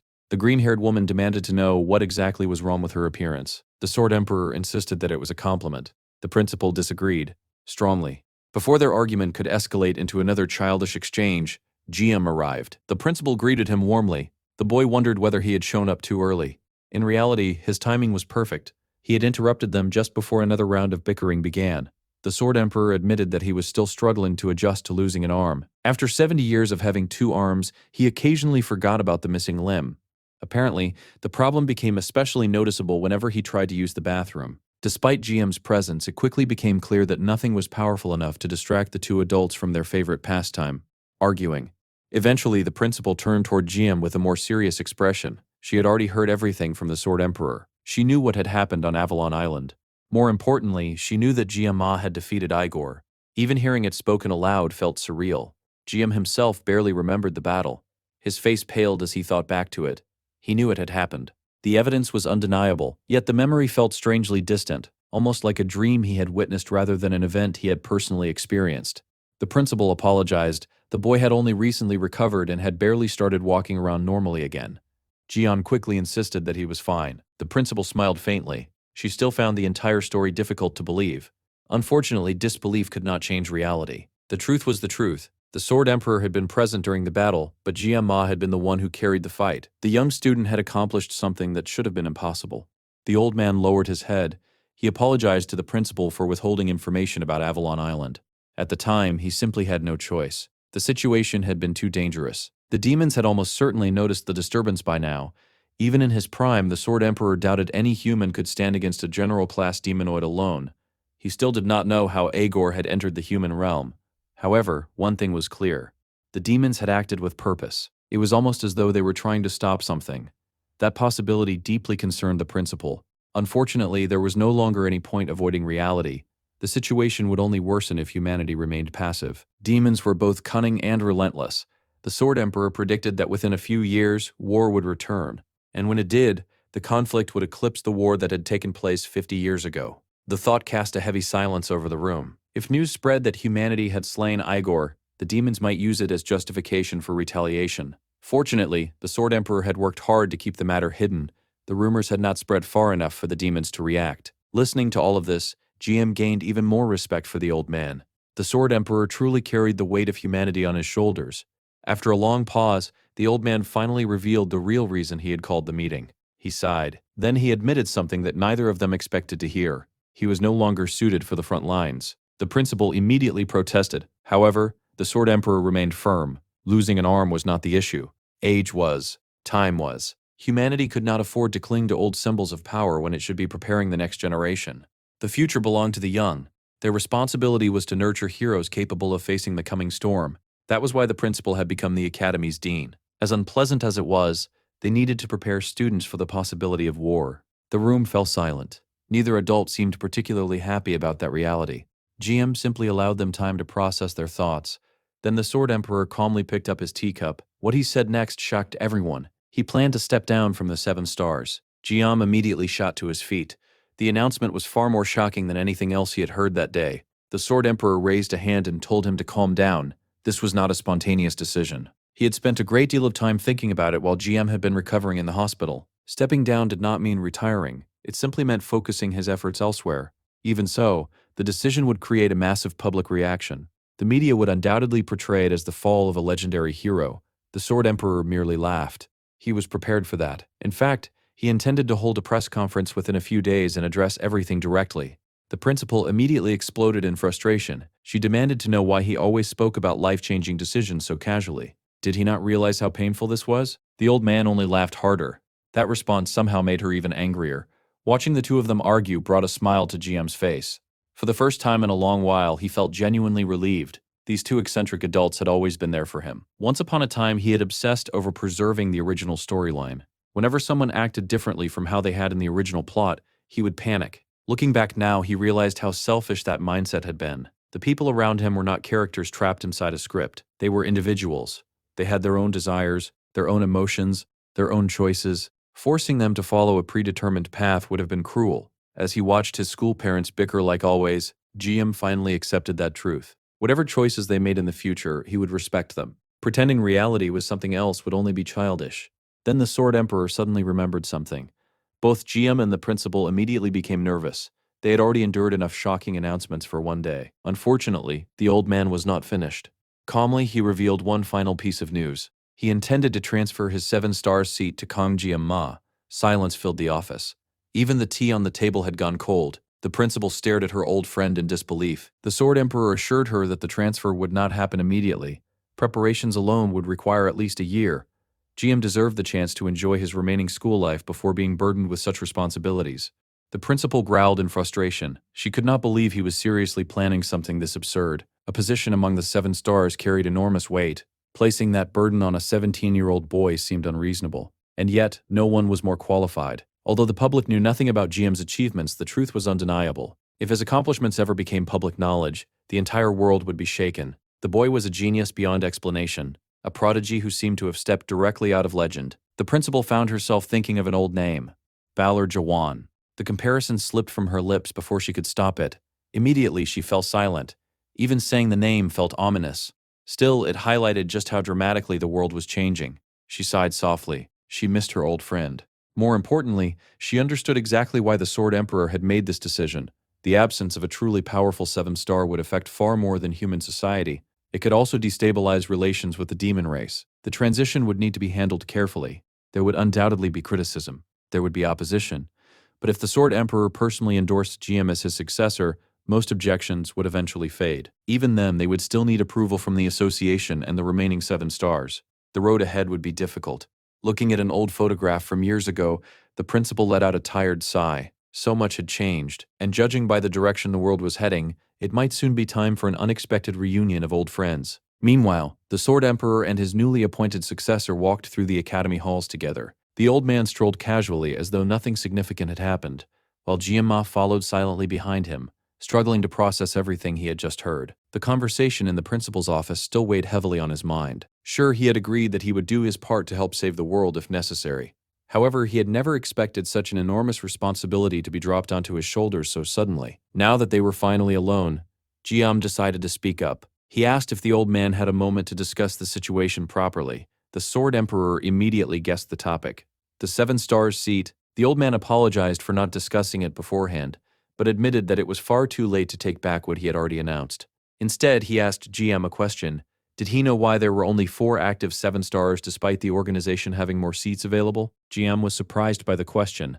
After a moment, he answered that the empty positions were kept as a way of honoring the heroes who had died during the war. The Sword Emperor nodded. That was certainly one way to look at it. Their sacrifices had allowed humanity to survive after all. However, that was not the real reason. In truth, the explanation was much simpler. They had never found anyone worthy of filling those seats. The old man bluntly stated that everyone else simply fell short. There were no heroes capable of standing on the same level as the existing 7 stars, much less surpassing them. The standards could not be lowered. The demons were terrifyingly powerful, far stronger than ordinary humans. Humanity could not afford to dilute the title by handing it to someone unqualified. GM understood exactly what he meant. The power of demons had always been overwhelming. Even in the game, demonic enemies possessed absurdly high base statistics compared to human characters. The difficulty was infamous among players. Of course, part of that had been the developers intentionally making the game frustrating, but the underlying reality remained the same. Demons were monsters. If a full-scale invasion ever occurred, humanity would likely be wiped out within 6 months despite vastly outnumbering them. It was a depressing reality. The Sword Emperor continued his explanation. Power was what allowed humanity to negotiate and survive. Without strength, there could be no equal footing. GM understood that much. However, he still did not understand why that justified leaving positions vacant. The old man frowned. Then he delivered his answer. Mediocre strength was worse than no strength at all. A weak 7-star was nothing more than dead weight. If someone carrying that title fell to a mere demonic beast, humanity's morale would collapse overnight. The 7 stars were not ceremonial figures. They were the frontline defenders of humanity. Their purpose was to repel demon invasions and embody the strongest force humanity could offer. It was a responsibility far greater than fame or prestige. Unfortunately, over time the title had become increasingly political. Powerful individuals used the authority of the 7 stars to strengthen their own influence. The Sword Emperor clearly found that disgusting. Politics would become meaningless the moment demons returned. One example immediately came to mind. The Prime Minister of Japan, a man who had effectively ruled for decades through the influence granted by his status as a 7-star, Saki Kojima, one of humanity's strongest heroes. And Ryojo's father, the realization made the situation rather awkward. Jian remembered that Ryojo almost never spoke about her family. In fact, even Chloe talked about her parents more often than she did. Whenever the topic came up, Ryojo's only consistent opinion was her hatred of the 7 stars. Perhaps that was the one thing strong enough to overcome her endless crush on Jian, at least temporarily. The boy understood the Sword Emperor's reasoning. Still, there was one question he desperately wanted answered. Why him? The Sword Emperor stared at him in disbelief. Of all the questions he could have asked, that was the one he chose? The old man had just spent several minutes explaining that the position required overwhelming strength. Then GM immediately asked why he had been selected. The Sword Emperor looked genuinely baffled. From his perspective, the answer was obvious. GM had fought a general of hell and survived. Not only survived, but nearly killed the creature. No other teenager in history had accomplished anything remotely comparable. The difference between GM and everyone else was like comparing a raindrop to the ocean. Some people were blessed with talent, others were blessed with stupidity. Apparently, Guillaume possessed both. The boy remained unconvinced. The problem was that he barely remembered the battle itself. Everything after a certain point felt distant and unreal. He could not shake the feeling that something else had been fighting in his place, something living inside him. Of course, explaining that out loud would have sounded completely insane. Fortunately, the Sword Emperor already had his own suspicions. Before moving forward with his plans, he wanted answers. Specifically, he wanted an explanation of GM's powers. The old man immediately pointed out something he had noticed. GM's abilities seemed to have a time limit. The boy froze. He had never told anyone that. How had the old man figured it out? The Sword Emperor placed a reassuring hand on his shoulder. There was no need to panic. It had only been a guess. Jiam's reaction had simply confirmed it. The old man explained his reasoning, a power that overwhelming could not possibly exist without restrictions. Otherwise, the burden would eventually kill its user. Back on Avalon Island, he had noticed that GM collapsed shortly after reaching his peak output. From that moment onward, he suspected a strict time limitation. Realizing there was no point hiding it anymore, GM finally made a decision. For the first time, he chose to confide in someone. His fists clenched as he admitted that there was something important he needed to explain. The confession brought an unexpected sense of relief. For so long, he had carried the burden alone. Now there was finally someone he could talk to. The conversation that followed lasted quite a while. GM explained that every use of his abilities subjected him to unbearable pain. To counteract it, he relied on another blessing that temporarily removed his sense of pain. However, that blessing only lasted a few minutes. He explained the basics of the blessing of the Sword God and the painless blessing without revealing every detail. While he trusted the Sword Emperor, he was not foolish enough to reveal all of his secrets. He mainly wanted guidance, information, advice. The Sword Emperor listened carefully before smiling. He promised not to share what he had learned. Then he admitted that using one blessing to suppress another was an incredibly unusual approach. The strategy was remarkably creative. Unfortunately, creativity alone would not solve the problem. The old man pointed out a major flaw. GM's entire combat style revolved around a timer. That was manageable now while he was young, but prolonged battles against truly powerful enemies could last far longer than a few minutes. Eventually, that limitation would become fatal. If he wanted to continue growing stronger, he would need proper guidance, an experienced master. As luck would have it, the Sword Emperor happened to be searching for a talented disciple. The old man reminded GM that he had already chosen him as both successor and student. Since he was preparing for retirement, he intended to pass on everything he knew. There was no point spending his remaining years sitting around waiting for disaster. The conversation continued for some time before finally coming to an end. The old man seemed quite satisfied. Then he suddenly remembered something. Reaching into his belongings, he pulled out an item. Abel had asked him to deliver it. GM looked at it in surprise. The Sword Emperor simply grinned and informed him that he would contact him once everything was ready. Until then, he should focus on enjoying his academy life. Laughing cheerfully, the old man walked away. Jian watched him leave in stunned silence. He had agreed to contribute a little more to the story. He had not agreed to become the Sword Emperor's disciple and successor. This situation had spiraled completely out of control. At some point, he would definitely need to talk the old man out of it. Unfortunately for him, that plan was destined to fail. Later that night, darkness settled over the academy. GM groaned as another nightmare dragged him from sleep. The dreams had become relentless. Every night the same giant sashimi knife appeared. Every night it tormented him. Once again he found himself standing before the academy's towering clock structure. Once again crimson threads danced through the air around him. Once again he fought them with his knives. The repetition was becoming unbearable. The strange words in the sky continued to shatter and reform endlessly. Then a spark of light appeared. This time GM hesitated. Previously he had always resisted, but now he found himself reconsidering. The Sword Emperor's words echoed in his mind. Accepting power while refusing growth would only hold him back. Humanity needed strength. Hugh accepted.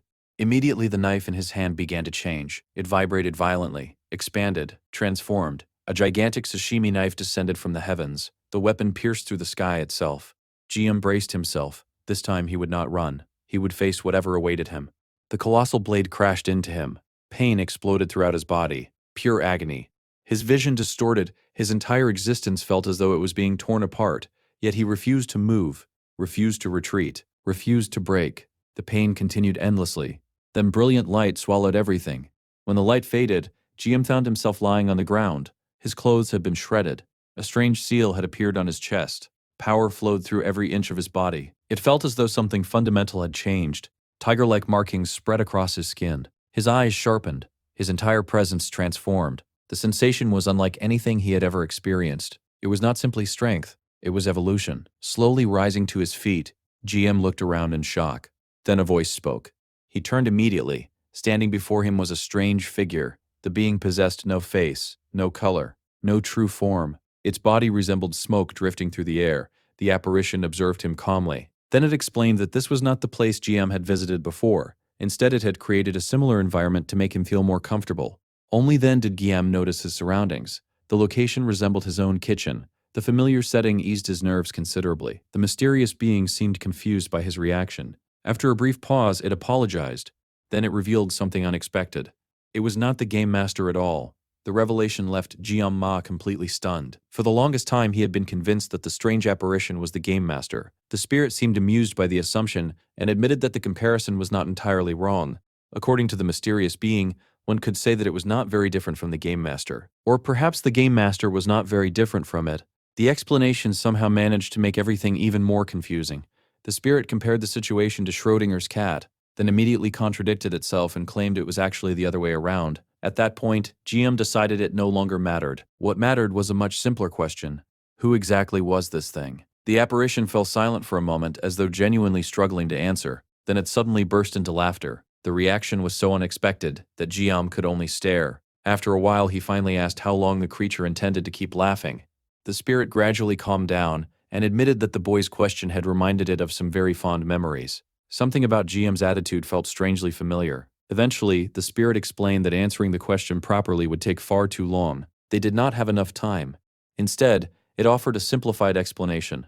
The being had been known by many names throughout history. Some called it a calamity, others called it nature itself. Some referred to it as space, and among those many titles, one name stood above the rest: God. Jiam froze. The apparition calmly claimed to be a god. Not just any god either. It was the sword god. That answer only created even more questions. The being quickly clarified that it was not exactly the type of god Jiam was imagining. Still, using the word god was close enough for now. The spirit would have gladly explained further, but time was running short. Accepting that explanation for the moment, Jiam moved on to another question. Why had the sword god appeared now? The spirit explained that something significant had recently happened. For the first time in a very long time, its restraints had weakened. The blessing of the sword god had finally been released. That statement immediately reminded Jiam of previous clues he had received. At last, pieces of the puzzle were beginning to connect. The sword god continued. Although the restraints had loosened, they had not disappeared entirely. That was why it could only appear in this incomplete form. The fact that it could communicate with him at all was already a miracle. As if to emphasize those words, the world around them suddenly began to crack apart. The sky shattered. The scenery trembled. Fragments of reality drifted away into nothingness. They were running out of time. The brief connection between them was already collapsing. The sword god sighed. It seemed this was all it would be able to explain for now. GM stared upward in shock as the sky continued to crumble. Then everything changed. The blue world around him turned crimson. The ground split open beneath his feet. As he began falling into the darkness below, the sword god called out one final warning. Using endless slashes and sword techniques was all well and good. However, Jiam should be careful not to act recklessly. The power he now wielded was... The spirit suddenly stopped. Then it casually remarked that Jiam would not understand even if it explained. The statement immediately annoyed him. Teachers who spoke like that were the worst. If the answer was important, they should simply explain it and let the student figure it out. Instead, the sword god chose to remain cryptic. GM cursed at the frustrating creature. After enduring all that pain, he had learned almost nothing new. Most of the information had simply confirmed suspicions he already possessed. There were still countless questions left unanswered. The spirit ignored his complaints. Instead, it simply smiled and told him not to mess things up this time. Then it said something even more ridiculous. It believed in him. Jiam almost wanted to throw something at it. Belief was nice. Actual answers would have been much better. The dream finally ended. The boy awoke in his room, staring at the ceiling with one hand stretched toward the sky. It felt almost as though he had been trying to reach out and grasp his own destiny. Unfortunately, there was no turning back anymore. The changes had already begun. As he sat up, a familiar notification appeared before him. Synchronization had reached 21%. The number immediately caught his attention. Moving quickly, GM rushed to his desk and grabbed a notebook. The memories of the dream were already fading. Whatever was happening, these encounters were becoming increasingly important. He rapidly wrote down every detail he could remember before it disappeared. When he finally finished, he let out a long sigh. The important thing was that the dreams continued providing clues, even if the answers remained frustratingly incomplete. Outside, monsoon season had already arrived. Rain tapped softly against the windows. GM remained uneasy about how quickly his synchronization level was increasing. However, every previous increase had ultimately benefited him, at least so far. Before he could think about it further, his phone suddenly erupted with noise. It was not a message, it was a call, a very loud call, far too loud for that time of morning. Despite his annoyance, the news on the other end was surprisingly positive. The travel club had somehow gained 52 new applicants. The number was so absurd that nobody could believe it, especially after seeing Speed Weapon's infamous recruitment poster. The club members gathered together in complete disbelief. Even the orange-haired healer looked stunned.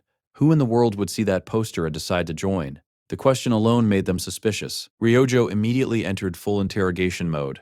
Anyone attracted by that poster clearly required careful investigation. Chloe shared her concerns. For once, the archer and assassin found themselves completely united. Even GM agreed that caution was reasonable. After all, someone was still trying to kill him. The identity of the female instructor connected to the dungeon incidents remained unknown. The possibility that a spy had joined the club was not entirely impossible. Speed Weapon nervously asked whether they should conduct interviews the following day. The healer quickly changed the subject afterward. Since GM had recovered from the hospital, they wanted to celebrate. The club planned to take him to one of the most famous restaurants in the academy. The place was incredibly difficult to reserve and boasted hundreds of thousands of positive reviews. Even visitors from Japan reportedly praised the food. The menu looked amazing, although Jiam could be surprisingly picky when it came to meals. He did enjoy sushi. Refusing his friend's kindness would feel wrong. Eventually, he agreed. The celebration did not sound so bad after all. Before they could discuss it further, someone entered the clubroom. A girl with mint green hair and glasses cautiously stepped inside and asked if this was the travel club. Everyone immediately welcomed her. She looked far more ordinary than they had expected. Then again, compared to an assassin, a lazy archer, and a healer who used a recorder as a weapon, almost anyone would seem normal. The newcomer quietly adjusted her glasses. Using her middle finger, for some reason, the gesture immediately felt suspicious. Speed Weapon enthusiastically thanked her for applying. Ryojo immediately cut him off. There would be no friendly conversation until the interrogation was complete. The archer demanded an introduction. The intensity of her questioning even intimidated her own teammates. The girl introduced herself as Sanhana. She was a second-year student from the ordinary class and originally came from Busan. The information surprised Jiam. There were very few important Korean characters in the story, so he had barely considered the possibility. Trying to be friendly, he mentioned how much pork soup rice he used to eat when he lived in Busan. The comment immediately brightened Hana's mood. She enthusiastically agreed and began talking about how delicious the dish became when extra spices and garnishes were added. Ryojo instantly shut down the conversation. Friendship time was over. The interrogation resumed. The archer demanded to know why Hana wanted to join the travel club. The girl answered honestly. According to the recruitment poster, the club specialized in traveling and dungeon exploration. Her grades had fallen recently, and she hoped dungeon participation would improve her academic standing. It was not exactly an inspiring answer. Still, it sounded sincere. Ryojo pointed out that dungeon exploration was only a secondary activity. The statement was somewhat ironic considering the club had spent far more time clearing dungeons than traveling. Many other clubs specialized in dungeon raids. Why choose theirs? Hana's expression darkened slightly. She explained that second-year students from the ordinary class were rarely accepted anywhere. Most people viewed them as weak. Disposable. If a dangerous dungeon raid occurred, someone like her would be abandoned first. The answer softened Ryojo's attitude. Feeling slightly sympathetic, she asked what weapon Hana specialized in. The mint-haired girl hesitated. She did not have a preferred weapon. The interview immediately took a turn for the worse. Eventually, she admitted that if she had to choose something, it would probably be her fists. The room fell silent. Hana was small, polite, completely ordinary in appearance. Nothing about her suggested a powerful hand-to-hand fighter. Naturally, everyone became concerned. Could she really survive dangerous dungeons? Hana calmly reminded them that they had just claimed dungeon exploration was not the club's primary purpose. The argument left everyone momentarily speechless. Still, given that mysterious enemies kept trying to kill GM, they needed members capable of surviving dangerous situations. Speed Weapon quietly observed the exchange. He admitted that he had never seen Ryojo lose a battle of words before. Now the two bespectacled girls sat across from each other, carefully measuring one another. The interview had become far more interesting than anyone expected. After a long pause, Ryojo finally nodded. At the very least, she understood Hana's situation. The mint-haired girl smiled softly and admitted her true motivation. Yes, she wanted dungeon experience, but more than anything else, she simply wanted to create meaningful memories before graduation. For the first time during the interview, the room grew quiet. That answer, at least, felt completely genuine. After dealing with countless customers over the years, Jian Ma had developed a habit of judging people based on their smallest actions and mannerisms. While Ryojo and Hana were talking, he quietly observed the new applicant. Using the instincts he had sharpened over time and the subtle insights granted by the blessing of the sword god, he came to a simple conclusion. Hana seemed genuine. More importantly, Ryojo herself appeared to realize that they could not afford to be overly selective. Finding trustworthy members was difficult enough as it was. With that in mind, GM smiled and welcomed the nervous girl into the travel club. Hana blinked in surprise. She asked if she had really passed the interview. The club members nodded. Since she was only 1 year older than them, they also told her not to worry about formalities and to speak casually. The girl seemed relieved. In fact, it almost looked as though she had been waiting for permission. Chloe's excessive politeness was already difficult enough for everyone to handle. Having another overly formal member would have been exhausting. Hana quickly agreed. She admitted that she disliked being treated like some kind of elder simply because she was a year older. Everyone could just call her Hana. The atmosphere immediately became much more relaxed. They handed her the paperwork she needed to complete by the end of the week, including her official club registration form. As she scanned through the documents, something immediately caught her attention. The club advisor was the principal. Hana stared at the page in surprise. The others explained that their club president had personally asked the principal to oversee the club, and she had accepted almost immediately. Hana smiled. She admitted that she had a feeling she was going to have a lot of fun here. For some reason, that statement immediately made everyone suspicious. She was acting a little too comfortable, a little too confident. After exchanging farewells, Hana told them to contact her next week before leaving the clubroom. The members watched her disappear down the hallway. Jian narrowed his eyes thoughtfully. Something felt familiar.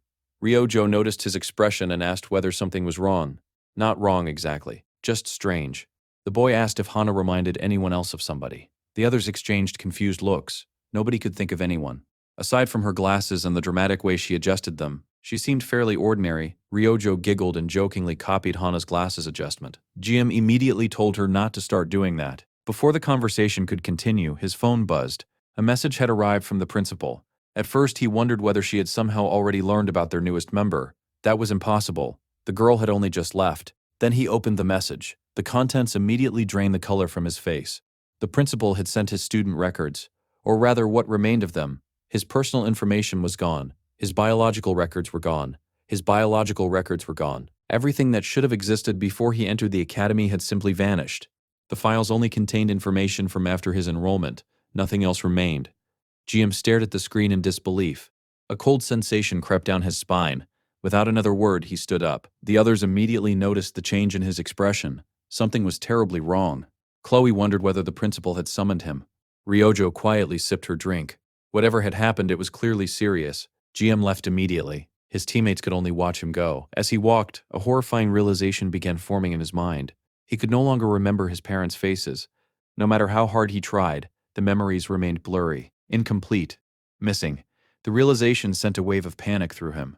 So this was what Leon had been trying to warn him about. The principal later confirmed his fears. His records had truly been erased. Everything related to his family had disappeared. The only information remaining was connected to the academy. Nothing before that existed anymore. Jiam desperately searched his memories. Still nothing. His parents' faces remained hidden behind a fog he could not penetrate. He had not contacted them since the midterm exams because he did not want them worrying about him. Now, desperate for answers, he pulled out his phone. At least their numbers should still exist. His fingers trembled as he dialed. The phone rang, and rang, and rang. Then the automated message finally played. The number was no longer in service. His breathing became shallow. His family was gone, not dead, not missing, gone, as though they had never existed. The phone slipped from his ear. For a moment, he simply stood there in the middle of the street, speechless, lost. A piece of his identity had just been ripped away. Then the rain began to fall. The sky opened above him as though mourning alongside him. Slowly, Jiam walked through the downpour. He had no destination, no goal, only a hollow feeling inside his chest.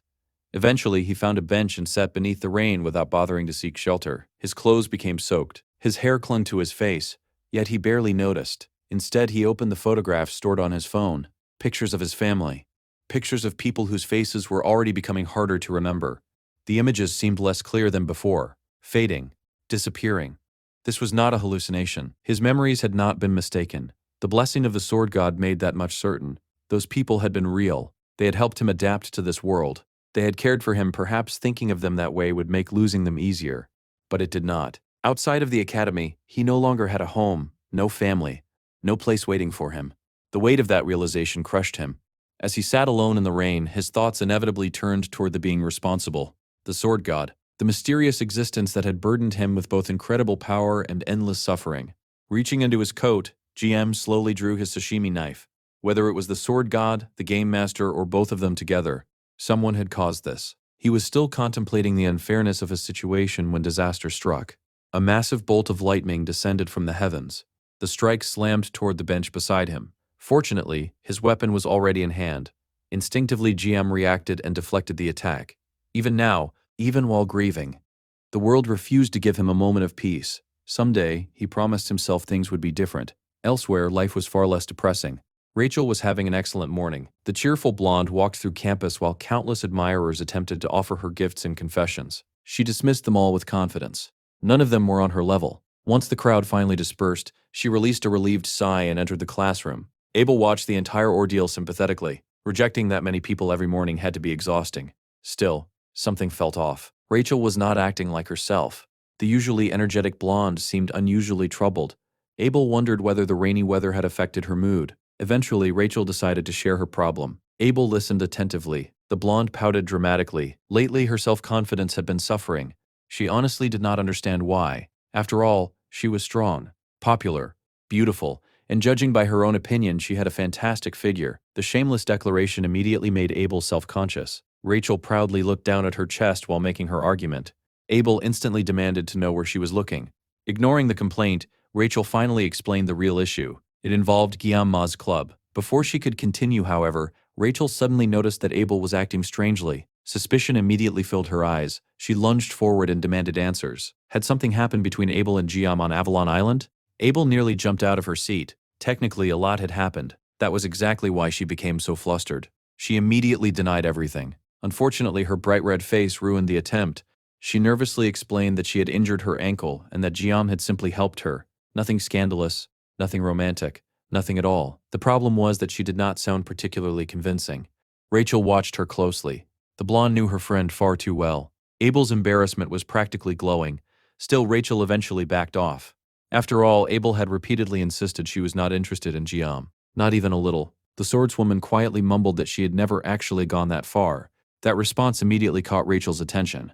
Now things were getting interesting. The blonde pounced. Was Abel actually interested in him? The blue-haired swordswoman instantly denied the accusation. Rachel merely smiled. People changed their minds all the time. Nothing in relationships was ever absolute. Eventually, she remembered what she had originally wanted to discuss: the travel club. Apparently, she had asked Speed Weapon if she could join. He had rejected her immediately.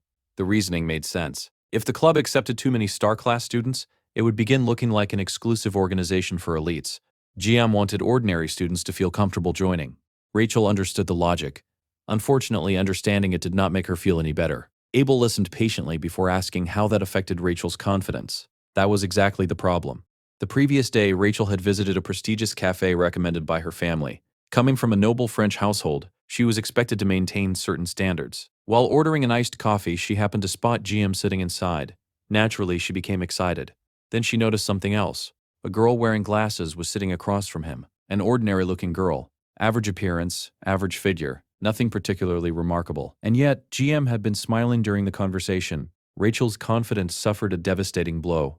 She could not understand it. What exactly was so appealing about girls with glasses? Was that his type?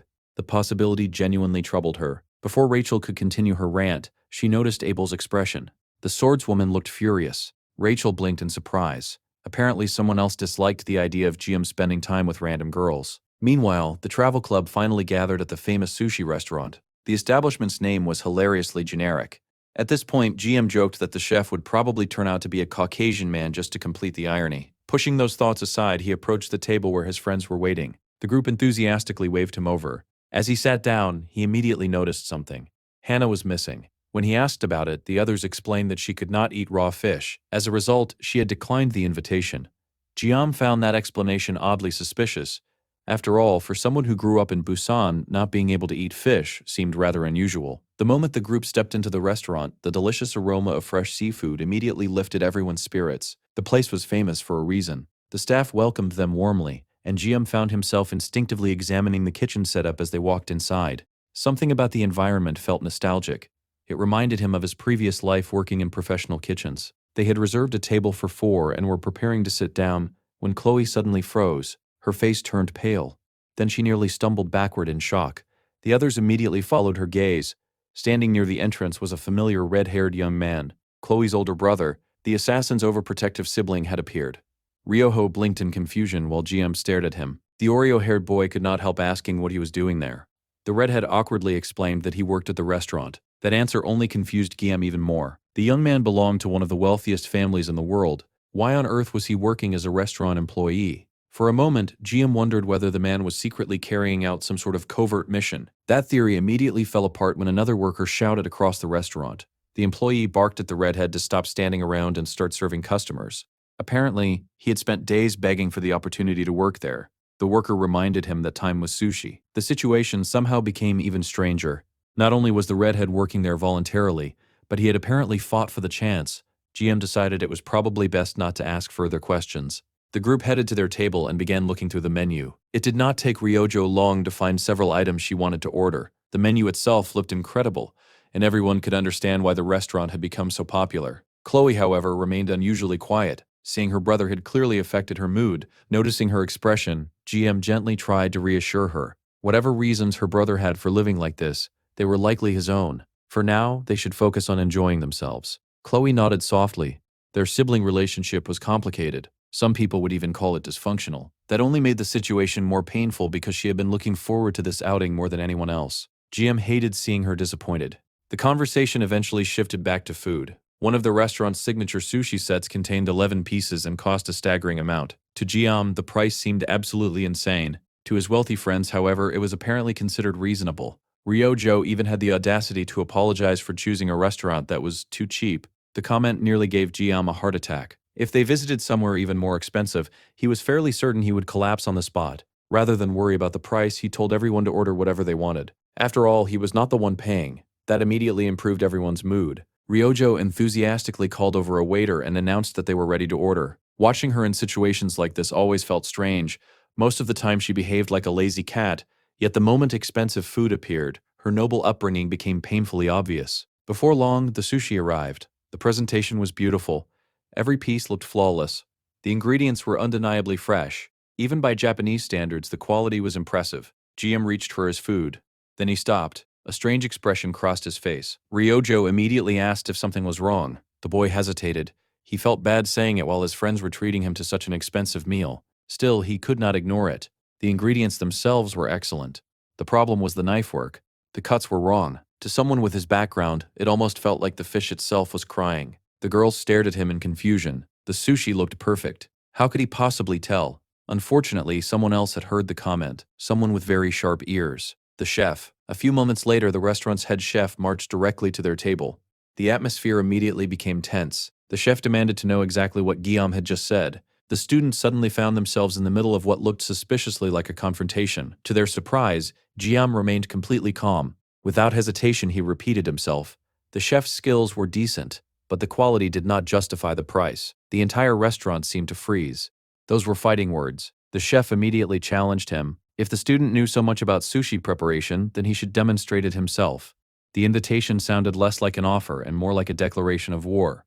The rest of the table became increasingly nervous. Even if GM's criticism was accurate, there was no reason for the chef to become this confrontational. The surrounding customers were already beginning to wonder whether an actual fight was about to break out. Unfortunately for the chef, he had picked the wrong person to challenge. GM had spent a large portion of his previous life working in kitchens. This was his territory.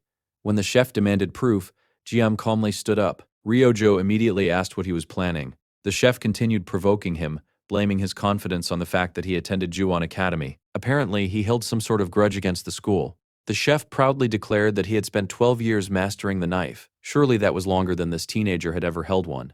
Jiam almost laughed. If only the man knew. Confident in his superiority, the chef offered a wager. If the boy truly surpassed him, the entire meal would be free. There would be no taking back the promise. The challenge had officially begun. The chef planned to humble the arrogant student. To do so, he intended to use a flounder.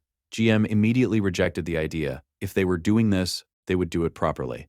He pointed toward a red snapper. The atmosphere in the restaurant instantly changed. The fish sitting on the cutting board was significantly more expensive. The chef stared at him in disbelief. He wanted to embarrass the boy. He had never intended to let him work on something that valuable. Nearby, Chloe's brother watched the situation unfold with growing concern. Nothing good ever seemed to happen whenever GM was involved. Still, he quietly suggested that they simply observe. The chef protested. Allowing an outsider into the kitchen was already a terrible idea. Wasting an expensive red snapper would only make matters worse. Nevertheless, GM stepped forward. The moment he entered the kitchen, something inside him relaxed. For the first time in a long while, he felt at home. The red snapper rested before him like an old friend waiting to be greeted. He removed his jacket, rolled his shoulders, then reached for the knife. The instant his fingers touched the blade, the blessing of the sword god activated. The world sharpened. Every detail became crystal clear. This time he exercised caution. Destroying the kitchen table with supernatural power would probably create unnecessary paperwork. The knife moved. The cuts appeared almost instantly. Within seconds, the fish had been transformed. Every slice was perfect, every angle precise, every movement efficient. Silence filled the kitchen. The chef could only stare. Then he dropped to his knees. The man bowed so deeply that his forehead nearly struck the floor. The customers watching from outside were completely stunned. The chef had spent 12 years perfecting his craft, yet he had never seen technique like this. The defeat was absolute. To his credit, he accepted it immediately. There was no arrogance, no excuses, only admiration. Then things became even more ridiculous. The chef declared that he wanted to become GM's disciple. GM nearly panicked. He begged the man to stand up. The chef refused. Instead, he insisted on calling him master. That absolutely could not happen. If word of this spread, GM would never be able to show his face in the restaurant again. After several increasingly desperate attempts, he finally convinced the chef to stand. A formal apprenticeship was out of the question. However, he was willing to offer some advice. The chef immediately pulled out a notebook. The man was taking this very seriously. Seeing such genuine enthusiasm, GM decided to help. He explained that the chef's technique was fundamentally solid. The real issue was his knife. Specifically, he needed a left-handed blade. The chef blinked. GM continued. Based on the cut marks, he could tell that the man was compensating for excessive strength in his dominant arm. The imbalance was crushing the flesh and reducing the quality of the cuts. Switching equipment would solve a significant portion of the problem. As for the rest, experience would teach him eventually. There was no need to overwhelm him with details. The chef looked as though he had just received divine revelation. He continued trying to call GM master. There was clearly no escape from that problem anymore. Deciding to change the subject, GM reminded him about their wager. The meal was supposed to be free. Technically, since he had also provided professional consultation, perhaps the chef should be paying him instead. The response left everyone speechless. Then the chef suddenly raised his voice and addressed the entire restaurant. He proudly announced that all customers would be eating for free that day. The restaurant exploded with cheers. Every customer immediately celebrated. Dozens of grateful diners thanked the strange young man who had walked into the restaurant, challenged the chef, and somehow turned lunch into a free feast for everyone. For once, Jiam's bizarre talents had benefited an entire crowd of strangers. For Jia Ma, returning to something familiar felt surprisingly therapeutic.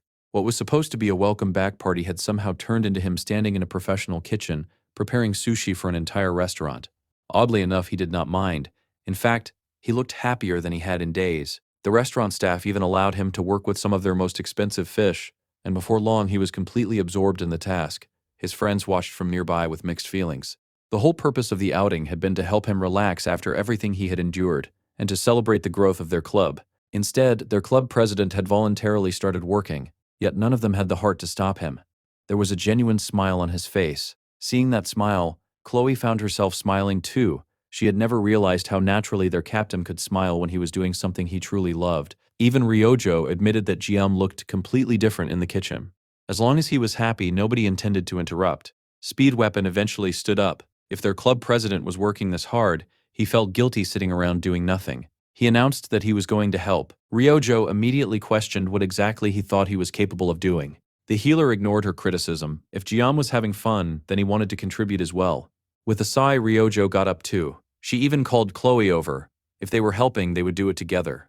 Chloe hesitated. The presence of her older brother still made her nervous. Ironically, she was far more afraid of him than he was of Jiam. Fortunately, her brother gently reassured her. He promised to teach her. The simple words instantly brightened her mood.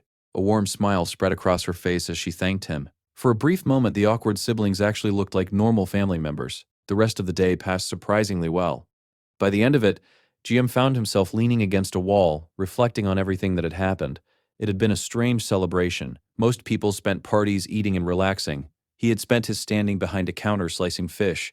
Yet somehow it had been exactly what he needed. Preparing 3 fish in under a minute had become effortless for him. Compared to cutting demonic beasts and battling monsters, working with fish felt almost peaceful. The experience reminded him of a dream he had once entertained. After graduation, maybe he could open a sushi restaurant.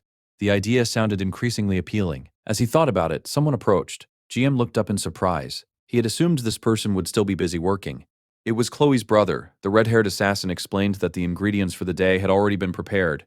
The chef had taken over the rest of the kitchen duties. Meanwhile, Guillaume's friends were helping with cleanup and customer service. Apparently, Chloe had specifically sent him over to talk with the brooding protagonist. Since they finally had some free time, Guillaume decided to ask a question that had been bothering him. Why was he working here in the first place? The assassin looked mildly offended. According to him, GM had once suggested that working a real job could teach a person valuable lessons. He had simply taken that advice seriously. The problem was that Guillaume barely remembered saying it. The redhead seemed genuinely hurt by that fact. Laughing awkwardly, GM assured him he had not completely forgotten. He was just surprised. When the assassin committed himself to something, he truly followed through. That level of dedication was admirable. The compliment immediately made the redhead blush. Naturally, he denied being affected by the praise. Still, he admitted there was something valuable about honest labor. That curiosity was what had brought him there.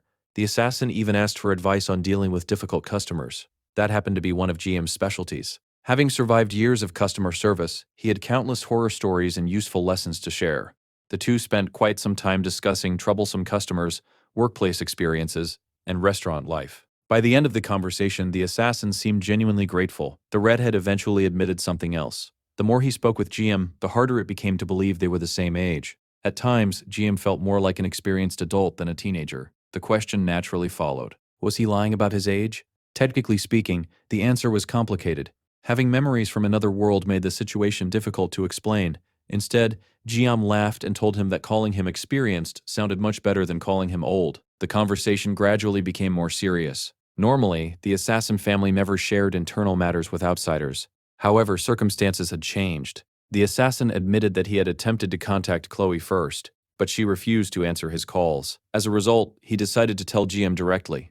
The auditor family had completed its investigation. After thoroughly examining Guillaume's background, they had found nothing suspicious. In fact, the Council of Elders had abruptly canceled the contract. That alone was alarming. The auditor family specialized in eliminating dangerous individuals who threatened society. They did not assassinate innocent teenagers simply because someone paid them enough money. As a result, the family had shifted its attention. Now they were investigating the Council of Elders itself. They wanted to know why a powerful organization would suddenly target a student. The entire situation felt wrong. something much larger appeared to be happening behind the scenes. The assassin explained that his family intended to proceed carefully. A large investigative team had already been assembled. Even he planned to participate personally. Most importantly, he wanted Jiam to know that the auditor family would no longer be targeting him. That revelation brought a tremendous sense of relief. If one of the world's most dangerous assassin organizations had withdrawn their hostility, that was certainly good news. The possibility of conflict between the auditors and the elders would undoubtedly create chaos. Still, that was not Jiam's problem. He sincerely thanked the redhead for trusting him with such sensitive information. The assassin stared at him quietly. Then, unexpectedly, he extended his hand. The two shook hands firmly. The assassin admitted that he felt like he should be thanking Jiam instead. After all, his relationship with Chloe had improved considerably because of him. Almost immediately afterward, he withdrew his hand and began awkwardly mumbling. Apparently, he still was not comfortable acting friendly. Jiam found the reaction amusing. At least things between the siblings seemed to be improving.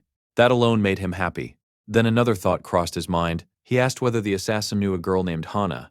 The new club member still felt suspicious. Since they were in the same year, perhaps he knew something. The assassin nodded. He knew exactly who she was.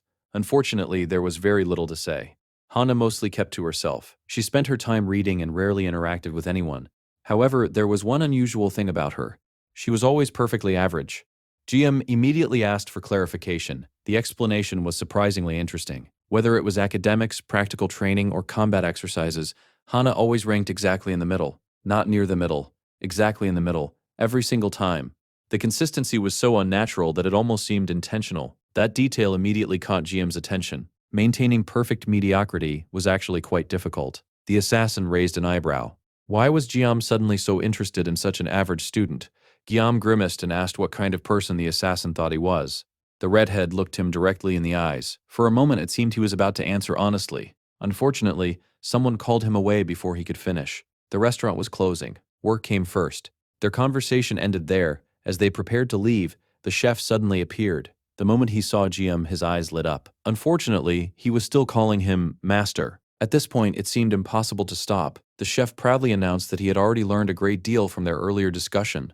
In fact, he was so grateful that he wanted to offer a gift. The man carefully presented a knife. Jiam immediately froze. For a chef, a knife was not just a tool. It was practically an extension of the soul. Giving one away was a significant gesture. The chef understood that perfectly. Bowing deeply, he explained that the knife no longer suited him. He had once believed it was the source of his success. Now he understood the truth. Skill mattered more than equipment. The knife deserved to belong to someone capable of using it properly. Someone worthy. Someone like his master. Jiam nearly groaned. The title was never going away. Still, refusing such a heartfelt gift felt wrong. So he accepted it. The knife gleamed beautifully beneath the restaurant lights. It was clearly expensive. More importantly, it looked less like a kitchen utensil and more like a genuine weapon. The blade reminded him of his first teacher. The old man had always insisted that masters should never rely on equipment. Ironically, he also loved collecting expensive knives. A good knife, he claimed, was family. Naming one was practically a sacred ritual. Most of his teachers' names had been terrible, but the tradition remained important. The chef nervously asked whether GM disliked the gift. The boy shook his head. He was simply thinking of a name. The chef looked impressed. He had never considered naming his tools. After a long moment of thought, GM finally made his decision. He remembered his family, or at least what remained of those fading memories. The Sorkang bloodline, the family that had seemingly been erased from existence. Using the letters of his own name as inspiration, he chose a name, Everost. The knife would preserve memories that the world seemed determined to steal from him. Even if the faces of his family eventually vanished, this blade would remain. A reminder of what had been lost. Far away from the peaceful restaurant, a very different gathering was taking place. Dark magicians and demon worshippers had assembled beneath the cover of night. Many of them had abandoned important work to attend. The strange part was that none of them actually knew why they had been summoned. At the center of the gathering stood a mysterious figure dressed in black. The man introduced himself with a smile. He was known as the Professor. The assembled villains were unimpressed. They had not traveled all this way just to stare at a dramatic stranger. One of them demanded that he stop wasting time and explain why they had been called. The others immediately agreed. Instead of answering, the professor burst into laughter. Not a small laugh, not a polite chuckle, a full-blown fit of hysterical amusement. The gathering fell silent. The villains exchanged concerned looks. Had this man lost his mind? Had they seriously gathered here just to watch some lunatic laugh at his own jokes? Eventually, someone demanded to know what was so funny. The professor wiped away a tear and smiled. He explained that their reactions were adorable. That only made everyone angrier. One particularly aggressive individual immediately charged forward. The man happened to be a follower of the fourth general, Parrish. The professor identified him almost instantly. Earth attribute magic. A loyal servant of Parrish, the attacker did not appreciate being analyzed. He slammed his foot into the ground and demanded that the professor stop talking nonsense. His hands were already itching for violence. If necessary, he would happily paint them with the strange man's blood. Unfortunately for him, charging recklessly toward a person who could gather so many dangerous individuals in one place was probably a very bad decision. The gathered villains immediately grew uneasy. The man who had charged forward had been reckless, but attracting the attention of heroic forces was an entirely different matter. If a large group of soldiers or hunters discovered their meeting, it could become troublesome. The enraged follower of Parrish scoffed at the concern. He openly declared that he did not care. Anyone foolish enough to interrupt them could simply die. Apparently, spilling blood was one of his favorite hobbies. Those ended up being his final words. A flash erupted through the darkness. The next moment, the man's body was gone. Or rather, most of it was. A massive hole had replaced his torso. His corpse collapsed lifelessly onto the floor. The sight was pitiful. The masked figure calmly watched the body fall. He dismissed the dead man as someone unworthy of the power he had been granted. Silence fell over the gathering. Even the traitorous instructor was present at this meeting, and the fact that she answered to this masked individual made the situation even more alarming. The assembled villains stared at the corpse in shock. The masked figure had eliminated the man effortlessly. There had been no dramatic battle, no visible struggle. The kill had happened so quickly that many of them had barely registered it. The masked figure spread his arms. He explained that the demonstration should serve as a proper introduction. Surely everyone now understood his qualifications. If there were no further misunderstandings, they could proceed with the meeting. Nobody objected. Nobody even considered objecting. After witnessing the power of the second general, Korin, everyone suddenly became very cooperative. The masked demon then called for one of his students, or rather he corrected himself. The student was now known as the instructor. That was the traitorous teacher's cue. The beautiful woman stepped forward. Korin smiled as though proudly presenting a prized disciple. After teaching for so many years, he had apparently developed a habit of calling everyone his student. The instructor stood before the crowd. Unlike her usual demeanor, she was not smiling. Her expression remained cold and serious. Without wasting time, she began her report. The first statement immediately shook the gathering. According to her, the rumors were false. Her master had not died at the hands of the Sword Emperor. The room exploded into murmurs. This was enormous news. For years, the public had believed the Sword Emperor was responsible for defeating the demon. Now they were being told that the story was a lie. After confirming that Korin approved of the information being released, the instructor continued. The next revelation was even more shocking. Agor had not fallen to a legendary hero. Agor had been killed by a single student. The room erupted into chaos. Everyone began talking at once. A mere student defeating a demon commander was absurd, impossible. Yet the instructor seemed completely serious. Then she revealed the name, Leon von Reinhardt. The room fell silent once again. Interesting. Very interesting. Someone clearly wanted the future hero to become the target of every demon organization on the continent. Far away from the gathering of villains, Jianma was doing his best to be a normal student. Unfortunately, being normal had become increasingly difficult. Sitting inside the cafe frequently used by the travel club, he stared down at a notebook filled with information. His notes covered everything. The Council of Elders, the mysterious female instructor, the sword god, the strange apparition connected to the game master. The deeper he investigated, the more complicated everything became. At the center of the mess stood the Council of Elders. The organization possessed enormous influence. They had treated even the auditor family like disposable tools. The fact that they casually ordered the assassination of a student without justification said everything GM needed to know about them. Fortunately, their arrogance had backfired. Instead of eliminating him, they had pushed the auditors toward becoming his allies. That mistake had probably saved his life. Thinking back to the game, GM remembered similar events occurring around Leon. Groups that attempted to undermine the protagonist eventually disappeared after being exposed by the auditors. Now GM found himself occupying a similar position. The difference was that Leon had been protected by plot armor. GM was protected by a family of professional assassins. The game developers had cleverly avoided forcing their protagonist to kill human opponents directly. The auditors usually handled that part. At the time, GM had thought it was a convenient writing trick. Now he found himself grateful for it. Even so, he realized that his situation might actually be worse than Leon's. He had accumulated enemies at an alarming rate. Still, with the auditors investigating, answers would eventually come. That left one mystery unresolved: the female instructor. Agor's final comments provided valuable clues. According to the demon, the instructor had entered into a contract after constantly whining and complaining, It was rather hypocritical for a demon to criticize someone else's behavior. Then again, hypocrisy was hardly unusual among demons. The reports described the instructor as having purple hair. Unfortunately, appearance meant very little. Villains frequently disguised themselves. Hair color could be changed. Faces could be altered. The only consistent traits mentioned were her gender and eye color. That was not nearly enough information. At this rate, the culprit could be almost anyone. GM wondered whether learning more about magic would help.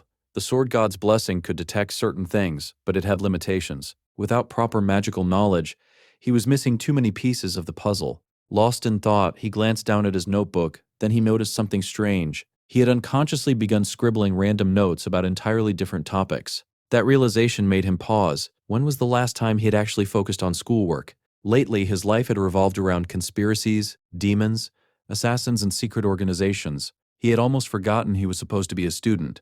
Deciding to do something productive for once, he prepared to visit Professor Damien. Perhaps actually studying would be a refreshing change of pace. Before he could leave, the cafe door opened. His teammates arrived. As usual, Ryojo and Speedweapon were arguing. The archer complained that the healer became excited over the smallest things. Speedweapon immediately denied the accusation. This was important. Very important. In fact, he could not believe Ryojo had forgotten what day it was. GM looked up from his notes. Curious, he asked what they were talking about. Before Ryojo could answer, Speedweapon eagerly jumped in. The upcoming Academy Festival, it would take place on July 4th. The date made Guillaume freeze. July 4th happened to be his birthday. For a brief moment, he almost mentioned it. Then he stopped himself. Nobody knew. And bringing up his own birthday felt awkward. Meanwhile, the healer continued talking. The festival also commemorated the day that Balor Jacquin sealed Lycan. That piece of information immediately triggered warning bells in GM's mind. The historical significance of the date was enormous. The healer enthusiastically listed the distinguished guests expected to attend. The legendary assassin known as the Old Man of the Mountain, the heir of the Iron King family, several future 7-star candidates, some of the most famous young talents in the world. The Academy Festival would be packed with powerful figures. Speedweapon practically vibrated with excitement. As a hero fanatic, this event was his equivalent of paradise. He immediately started talking about club activities and opportunities. Ryojo called him out instantly. The healer clearly just wanted an excuse to enjoy the festival. GM quietly watched the argument unfold. Then Chloe nervously spoke up. She asked whether he already had plans for that day. The question caught him off guard. Under normal circumstances, he probably would have spent his birthday with his family. The thought left a bitter taste in his mouth. That option no longer existed. So he honestly admitted that he had no plans. Chloe's eyes widened. Gathering her courage, she prepared to ask him something. Unfortunately, Speedweapon interrupted at the worst possible moment. The healer enthusiastically proposed that the travel club run a food tasting booth. Their captain's knife skills would attract attention. It would be excellent publicity. GM immediately disliked the idea. Working on his birthday sounded terrible. Chloe, meanwhile, looked ready to murder someone. The interruption had completely destroyed her opportunity. The dark aura around her was becoming visible. Recognizing the danger, GM reacted instantly. He loudly declared that the idea sounded great. Chloe immediately calmed down. As expected, she supported anything he said. Speedweapon nearly cried with gratitude. His ridiculous proposal had received approval. Ryojo, however, looked horrified. She accused GM of wanting to show off his abilities in front of important people. That accusation was completely unfair. If possible, GM preferred remaining invisible. The irony was especially rich considering Ryoho was the daughter of one of the most influential political figures in existence. Trying to explain himself, GM admitted that he did not have any grand objective. He simply thought they should enjoy opportunities like this while they still could. That answer made Ryoho pause. Then she narrowed her eyes. What exactly did he mean by while they still could? GM froze. The words had slipped out accidentally. Without realizing it, he had been thinking about the second human-demon war that would begin in 3 years. His knowledge of the future had slipped into the conversation. That was a dangerous mistake. The more comfortable he became around his friends, the easier it was to forget himself. Ryoho immediately leaned forward. She demanded answers. This was not the first time GM had spoken as though he knew things that had not happened yet. Chloe also became suspicious. Unfortunately, she was standing directly behind him while Ryojo leaned closer from the front. The situation was rapidly becoming a disaster. Even Speedweapon realized their captain was in trouble. For once, the healer decided to save him. Without warning, he jumped to his feet. Then he proudly announced that he would personally design the poster for the festival event. Moments later, he began drawing something truly horrifying on the board. The resulting artwork looked like a crime against humanity. Everyone immediately turned their attention toward the monstrosity. The interrogation vanished. The danger passed. GM quietly released a breath of relief. For perhaps the first time in history, Speed Weapon's terrible artistic talent had successfully saved someone's life. The room fell silent for a moment. Then Hana adjusted her glasses and laughed. Honestly, she was completely in favor of the idea. After all, she had joined the travel club because of that ridiculous recruitment poster in the first place. The statement immediately stunned everyone. Speed Weapon looked vindicated. The healer proudly crossed his arms as though his artistic masterpiece had finally received the recognition it deserved. After risking everything to save their captain from Ryojo's interrogation, he firmly believed that GM owed him one. Unfortunately, nobody else wanted the club's legacy to be built on horrifying posters. Ryojo in particular had finally reached her limit. The blue-haired archer marched directly towards Speed Weapon. Her expression was completely serious. The healer nervously asked what was wrong.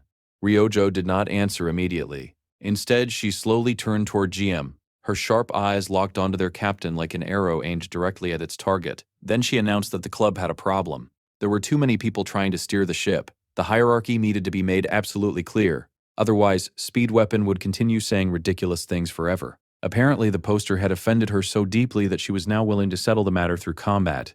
The healer immediately grew nervous. Still, he refused to back down. If she wanted to fight, then she would get one. He warned her not to regret it when she lost. Ryojo confidently accepted the challenge. If she lost, she promised she would never oppose him again. She would even support his absurd festival plans. The declaration shocked everyone. That was an incredibly dangerous promise. Meanwhile, Jiam quietly wondered how things had escalated this far. 5 minutes ago, they had been discussing posters. Now 2 club members were preparing for a duel. Speed Weapon grinned. He declared that he would prove to their captain who the more useful support member truly was. That statement only made Ryojo angrier. Apparently, she still had unfinished business with him. Hana stepped forward to act as referee. The mint-haired girl calmly instructed both combatants to prepare themselves. The duel began immediately. Speed Weapon reacted first. He stuffed his recorder into his mouth and began playing battle music. Ryojo reached for her bow. Both combatants now held their weapons. The outcome would be decided by whoever landed the first strike. The healer remained confident. As long as he maintained distance and stacked debuffs, victory would be his. At least, that was the plan. Then Ryojo suddenly vanished. The next moment she appeared directly above him. The healer nearly had a heart attack. Long-range fighters were not supposed to do that. Panicking, he called her an idiot.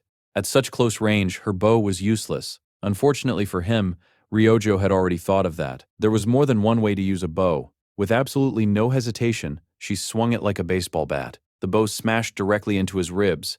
The impact launched him across the room. Speed Weapon crashed through a wall before disappearing from sight entirely. Silence filled the clubroom. Everyone stared at the massive hole. Then they stared at Ryojo. The girl calmly lowered her bow. Apparently she had been carrying an alarming amount of frustration. That was probably something they should address later. Ryojo then turned toward Jiam. Smiling brightly, she asked whether he had now clearly seen who the most useful member was. The entire fight had ended so quickly that nobody else had even managed to blink. Somewhere in the distance, Speed Weapon weakly played his recorder to heal himself. The healer had technically survived. That was the most positive thing anyone could say about the situation. 4 days remained until the Academy Festival. Since GM had approved the booth idea, preparations officially began. To everyone's surprise, things went remarkably well afterward. The members worked together inside the clubroom. Chloe handled cooking preparations. At one point, she became completely focused on frying a heart-shaped egg. Hana had already ordered kimchi, vegetables, and various ingredients needed for the event.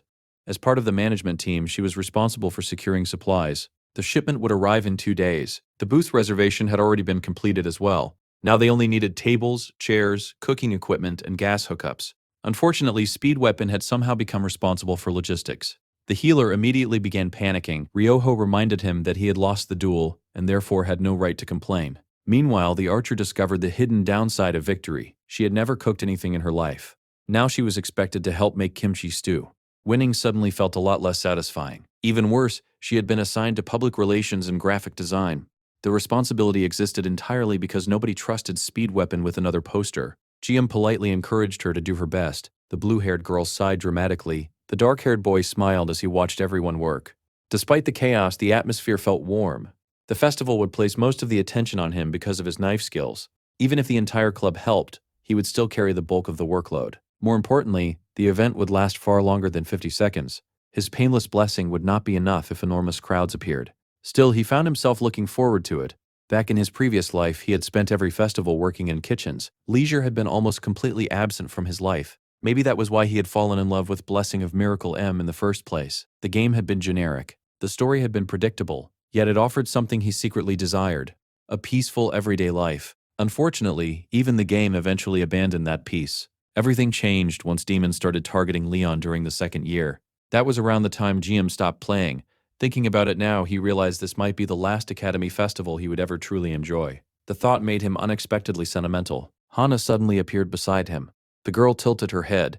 Why was he making such a gloomy face? He was acting as though this would be his final festival despite only being a first-year student. Jiam nearly jumped. For a moment he wondered whether Hana could somehow read minds. The mint-haired girl simply smiled. Then she asked if he remembered what she had told him when she first joined the club. Jiam thought about it. Nothing came to mind. That answer made Hana laugh. Apparently he had forgotten completely. In that case, she said he should not worry about it. The cryptic response left him more confused than before. Feeling slightly overwhelmed, GM stood up. He informed everyone that he would be back shortly. His teammates immediately demanded to know where he was going. The boy simply told them he would explain later. For now, they should continue working without him.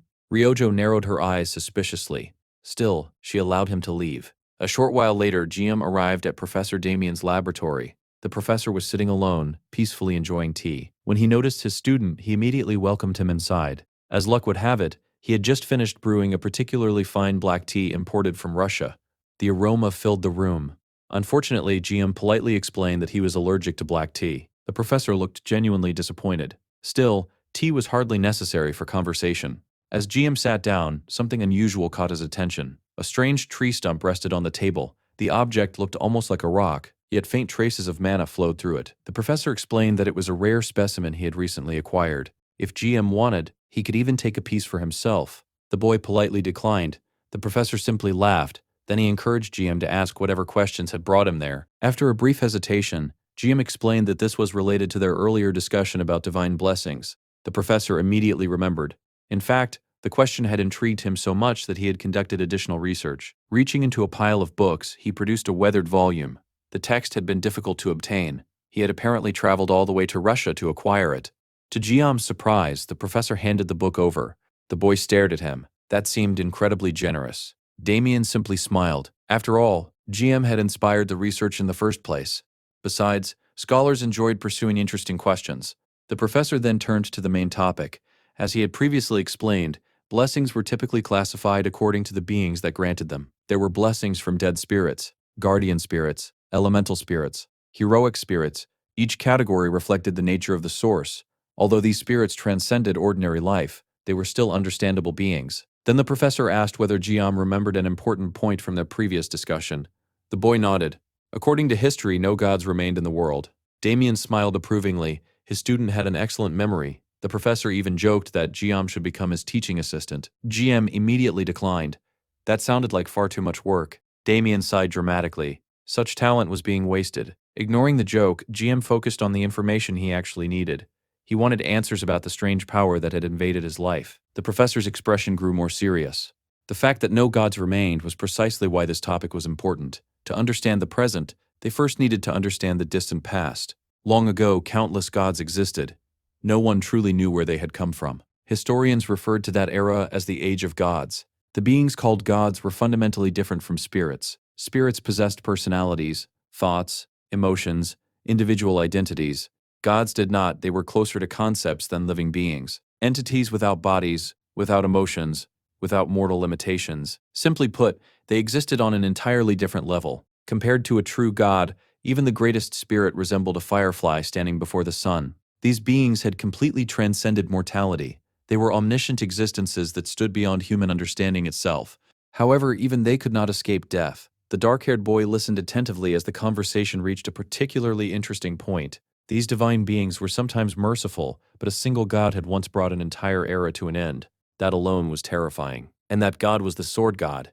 Needless to say, that was not very reassuring news for our protagonist. The boy looked genuinely alarmed upon learning that the deity he served was such a terrifying existence. Apparently, the phrase, "May the gods' blessings be with you," originated shortly after the Age of the Gods. Humans used it to praise the mighty sword god and borrow a fraction of his power. That revelation was concerning enough on its own. The teacher then smiled warmly and asked if he had answered the student's question. Technically he had, but he had also opened an entirely new can of worms and raised far more questions than before. The boy walked carefully with his hands tucked into his pockets, pondering everything he had just learned. He was not sure if he truly understood any of it. Still, the teacher had traveled all the way to Russia just for him. Thinking about it now, perhaps he had been too selfish with his curiosity. Even so, he definitely wanted to avoid ever drinking Russian uranium tea. Suddenly, the boy realized why he had felt so uneasy earlier. He had not brought his sashimi knife with him to the teacher's office. Without it, his senses felt strangely dull.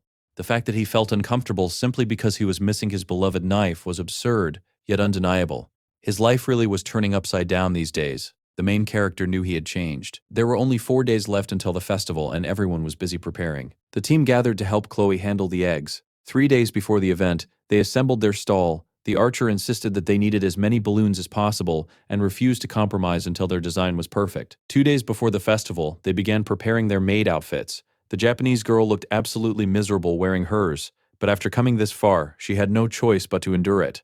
Naturally, the ginger-haired healer seized every opportunity to laugh at her suffering. Then came the final day of preparation. The kimchi stew simmered away in a giant pot, its rich aroma spreading through the room. They had poured their hearts into making this festival unique, and the people around them were amazed by GM's cooking skills. At last, the day of the festival arrived. The team captain stood proudly in front of their stall, admiring the small setup they had built together. During his 20 years of working, he had revived countless struggling restaurants. He had always refused high salaries and deliberately chosen establishments on the brink of closure. It was not because he was particularly charitable. He simply enjoyed the feeling. Just like what he had done at Korea Sushi, one swing of his sashimi blade launched fireworks into the sky, symbolizing rebirth and revival. It was a little embarrassing to admit, but the boy thought it looked incredibly cool. In fact, he would later admit that he held onto his edgy side for far longer than he should have, probably because of his first master. Soon, his teammates arrived in their costumes. Weapon really should have stuck to his normal hairstyle. The new one was doing him absolutely no favors. Only 10 minutes remained before opening. Serving food in exchange for actual money was no joke, but they did not need to panic. They simply had to do what they had practiced. The team exchanged encouraging smiles. No matter what happened, they had each other's backs. This might be their final festival together, so they would make the most of it. The jockey festival had finally begun, and the academy was overflowing with excitement. Rachel, the blonde troublemaker, was in unusually high spirits. It seemed she had completely recovered from her recent depression. She assured Abel not to worry. Since they were disguised, nobody would recognize them. Everyone was too busy enjoying the festival to care about who was walking around. Rachel even encouraged the shy swordswoman to smile for a photo. To her surprise, Abel actually joined in and seemed to be having fun. The festival grounds were lively and noisy, and stepping outside had been a fantastic idea. Of course, their disguises were utterly ridiculous. Abel wore an ugly fake mustache, while Rachel hid behind a pair of sunglasses. Honestly, the mustache only made Abel stand out more. Combined with the obviously fake hair and mismatched outfit, she looked suspicious from every angle. Still, it felt nice to relax for once. Rachel looked around excitedly and wondered if anyone important would appear. Maybe the Sword Emperor would make an appearance or deliver a speech. Abel quickly shut down that fantasy. Her grandfather was retired and had no interest in events like this. Rachel nodded knowingly. Her uncle was the same way, which made it much easier for her to sneak out and enjoy herself. That was when the two girls spotted a cute flyer advertising the best kimchi stew ever, proudly made by the travel club. Rachel picked it up from the ground and grinned. She would recognize their boys' club anywhere. Meanwhile, an announcement echoed throughout the festival grounds. The organizers would now introduce the heroes who had once again protected humanity from the demons. First to appear were the 2 rookie heroes who had become the talk of the world. India's hero, the great adventure king Mahatma Simbad, and Russia's #1 hero, the man who walked through flames, Vladimir Yasov. This year's festival was on an entirely different level. Reporters rushed forward eager to capture the moment. Then someone spotted All Mute. Instantly, the reporters swarmed the beautiful hero and bombarded her with questions. Was she a candidate for the 7-star heroes? Did she have any comments regarding the competition? Had her friendly relationship with Korea changed? Did she know about PTS? And most importantly, had she tried kimchi? Reporters had a habit of firing off endless questions and hoping celebrities answered at least one. The students watching nearby were losing their minds. One boy in particular looked exactly like Weapon with his terrible new haircut. He was practically trembling with excitement as he praised All Mute's calm and elegant demeanor. In his enthusiasm, he accidentally tore apart the flyers he had been carrying. Suddenly, someone grabbed his ear. Weapon immediately cried out in pain. Ryoja was furious. They had specifically told him to hand out flyers, yet here he was shredding them like they grew on trees. She had been working herself to exhaustion while he stood around worshipping heroes, and to make matters worse, this entire booth had been his idea. Weapon protested weakly. Of course he was excited. World-class heroes had shown up. Ryo did not care. She yelled that if he wanted to admire heroes, he should have thought twice before suggesting they run a booth. Now he could either get back to work or die. Sadly, Weapon chose life and returned to work. Then, as fate would have it, he bumped into someone. He looked up. Rachel and Abel stood before him in their hilariously bad disguises. Well, this was awkward for everyone involved. Still, thanks to the encounter, the two girls found what they had been searching for much faster. Their kimchi stew was finally ready. Customers eagerly gathered around as Chloe worked diligently in the kitchen, slicing vegetables with impressive speed. The main character had only taught her the basics, but she was naturally gifted with a knife and learned everything almost instantly. He could not help feeling proud. Since using knives would activate his blessing, he left all the preparation work to Chloe and focused entirely on cooking. After all, he was the only one who knew how to make kimchi stew properly. Meanwhile, Hana greeted customers at the front and nearly burst out laughing when she saw Saki dragging Weapon along like a prisoner trying to escape. The captain kept his eyes on the growing crowd. He had been worried because Ryojo and Weapon had taken too long to return. Fortunately, they were back, and they had brought Rachel and Abel with them. The blonde hyena immediately leaped toward the main character with excitement shining in her eyes. The boy was caught off guard, but before Rachel could hug him, the red-haired assassin stepped in and blocked her path with perfect timing. She was as possessive as ever. Rachel barely managed to stop herself before walking straight into the assassin's knife. Then she laughed.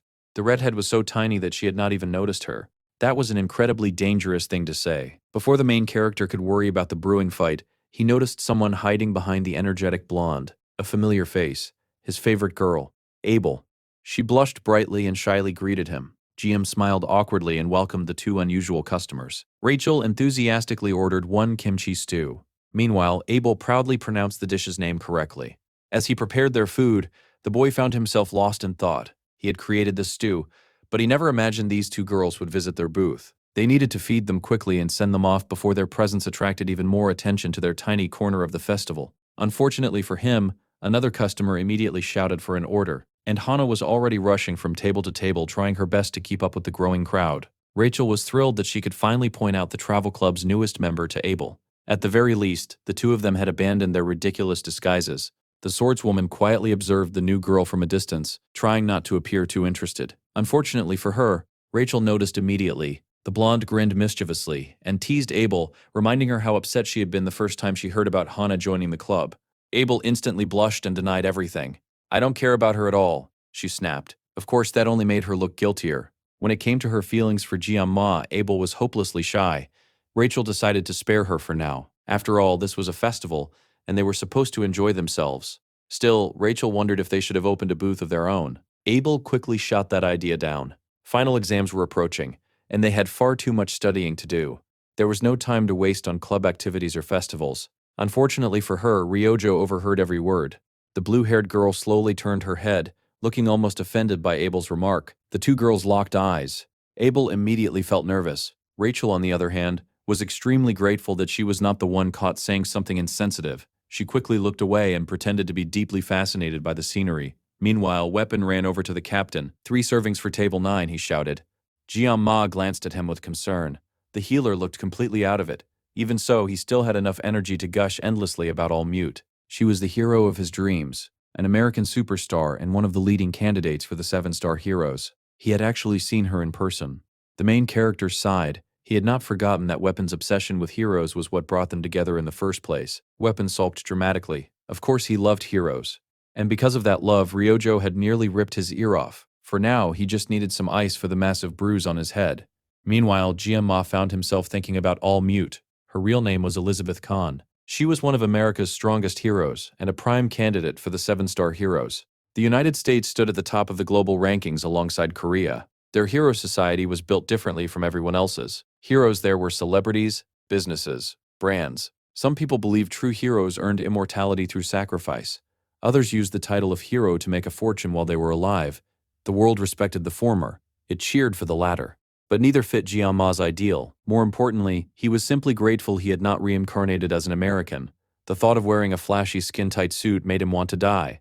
Besides, there was a good chance he would meet Elizabeth Kahn someday. After all, the Sword Emperor had publicly marked him as his successor. The situation was already dangerous enough. Of course, he had every intention of refusing that title. He had enough problems without painting an even bigger target on his back. If possible, the best outcome would be never meeting Elizabeth Kahn at all. All he had to do was stay inside this booth for 3 days and quietly make kimchi stew. There was no way someone as famous as her would visit a tiny stall just to eat Korean food. Meanwhile, over at Abel's table, an entirely different battle was unfolding. The swordswoman awkwardly explained that she had not meant to insult their booth. She even pointed out that she knew what the archer had been like before skipping a grade. Back then, she slept through classes all the time. Rachel wisely stayed out of the conversation. The archer glared at Abel. Club activities are completely separate from academics, she said. Abel stubbornly shook her head. No, that's not the issue. She pointed directly at the maid outfit. That ridiculous outfit is. The archer exploded instantly. Rachel burst into laughter as the tension between the two girls grew stronger. Then suddenly, a voice came from the entrance. Something smells spoiled. But I think we've come to the right place. Everyone inside froze. The students turned toward the entrance and gasped. Standing there was one of the two heroes who stood at the top alongside All Mute, a beautiful woman with long violet hair. She ignored the stares and walked straight toward Jiam Ma. A smirk spread across her face. So you're the brat who did all that to my brothers. Jiam Ma narrowed his eyes. Now he recognized her. She was the older sister of the Ma twins, those two lunatics who had nearly killed Chloe during the entrance exams, the infamous Wicked Twins. And this woman was iron-legged Mylene. Mylene laughed softly. My brothers described you as some kind of wild beast. She tilted her head. But you're a lot more refined than they said. Then again, she admitted that her brothers had never spoken kindly about anyone. The atmosphere inside the booth became tense. Mylene casually waved her hand. A servant rushed over and placed a chair behind her. She sat down with her legs spread confidently, as if she owned the place. Apparently, she was trying to establish dominance. More importantly, she was wearing the S-rank armament known as Storm Greaves. That was alarming. If she came armed, then revenge was a real possibility. Chloe immediately stepped forward to protect Guillaume Ma, but he raised a hand and stopped her. This was not another student. This woman was a genuine powerhouse. He would handle her himself. The warning was directed at Ryoho and Hana as well. Milayan chuckled. It isn't what you're thinking. She had no interest in digging up an old grudge. Jiam Ma frowned. If that was true, then why was she here? Someone with her status should not have time to wander around festivals like All Mute. Milayan frowned. Do not compare me to that woman. Apparently, she did not appreciate the comparison. Then she shrugged. There isn't any special reason. She simply wanted to see the boy who had traumatized her brothers. The twins had terrible personalities, but they were talented, and for some reason they completely lost their minds whenever Jiam Ma's name came up. Watching them was hilarious. Naturally, she became curious. What kind of monster had scared them this badly? Jiam Ma silently wondered if the entire family was insane. Millian suddenly smiled. Actually, she was grateful. Her brothers had dragged the family's reputation through the mud. She had tried disciplining them countless times. Nothing worked. But after their encounter with the sashimi-obsessed lunatic before her, they had finally calmed down. From her family's perspective, he had done them a huge favor. So she came to thank him. Jiam Ma was not convinced. It almost sounded like she was thanking him for eliminating future competition. After all, Milan herself was aiming for one of the 7-star hero seats. Everyone seemed obsessed with those positions. Her popularity rivaled Elizabeth Kahn's, but her ranking was lower. Her strength did not quite match All Mute's, and being the older sister of the Wicked Twins did her reputation no favors. None of that mattered to Jiam Ma. Sibling drama and 7-star heroes had nothing to do with him. He saw no reason to become friendly with her. So if she was finished talking, he wanted her gone. To his surprise, Melian simply laughed. That made her much easier to deal with than her brothers. Then she suddenly remembered something. There is one more thing I'm grateful for. Jiam Ma looked at her. Melian grinned wickedly. Thank you for opening this fermented vegetable booth. She looked incredibly proud of herself. The appreciation immediately felt suspicious. She told them to keep up the good work and turned to leave. Then, get back here. Jiam Ma threw off his apron dramatically. The cloth fluttered through the air. His eyes burned with righteous fury. Never compare kimchi to fermented vegetables ever again. That was crossing a line. He had promised himself not to stand out. But insulting kimchi? Absolutely unforgivable. There were limits to his patience. And this was one of them. The dark-haired boy pointed at Milan. I'll cut you down. So much for keeping a low profile. News spread across the festival instantly. Iron-legged Malian was about to duel a student. The audience lost their minds. Wasn't this the same special student who fought the academy auditor? People rushed toward the arena. Some wanted to see Mylian crush him. Others simply wanted entertainment. After countless chapters, Leon finally appeared. The blue-eyed boy paused. He had heard the name. He remembered that student. But he kept walking. He was fully committed to never letting hero business ruin his peace ever again. He had dumped all those responsibilities onto Jiam Ma. Meanwhile, the arena filled with excited students. Everyone cheered for Millian. Even Nox showed up to watch. He still remembered the humiliating beating Jiam Ma had given him. Rachel and Abel sat together in the stands. Rachel giggled. This reminded her of old times. The first time Jianma became important to them was when they watched him fight the red-haired assassin. No matter where he went, that boy always became the center of attention. Abel smiled softly as she watched him. Unfortunately for Jianma, All Mute was also in the audience. So much for staying off her radar. Millian laughed. The atmosphere reminded her of her academy days. Still, she looked at Jianma with concern. Will you really be okay? Excitement was one thing, but if he got reckless, he could end up just like her brothers. They had been confident too, right until Jianma destroyed them. Then Millian looked him up and down. What a handsome face. She sighed dramatically. It would be such a shame if it got ruined. And then she said something so outrageous that the audience nearly forgot they were about to fight. If I beat you badly enough, I'll marry you. Apparently, she had no issue collecting handsome men. Wonderful. Another absurdly flirtatious female villain. Was it really too much to ask for one normal villainess? Fortunately, Jianma was not stupid. This was obviously a trap. She wanted him angry, she wanted him careless, but he had no intention of falling for it. Millian chuckled. You're smarter than you look. And just like that, she managed to insult him again.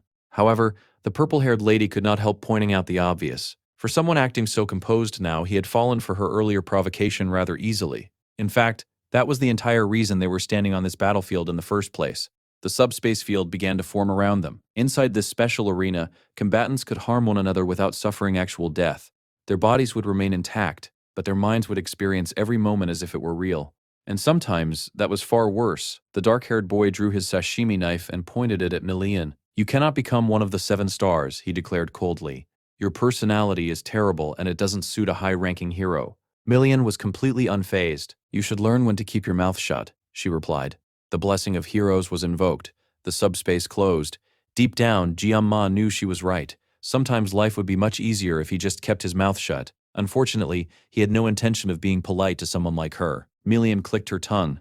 Well, there goes my interest in making you my lover. That was a huge relief, partly because she was about to do things to her that no sane person would do to someone they loved. The moment the fight began, the two clashed. The impact shook the arena. For a few brief moments, the audience could not even see them. Their movements were too fast, their footsteps too sharp, and their attacks blurred together. Millian's expression changed. This brat was not bluffing. Smoke spread across the arena as Jianma disappeared from sight. Millian smirked. How cute. Eventually the smoke would clear, and he would have nowhere left to run. Or so she thought. Before she could even launch her next attack, her head suddenly flew away. At least, that was what she felt. The sensation was so vivid that her heart nearly stopped. In the blink of an eye, she had experienced her own death. The audience gasped. That was ridiculously fast.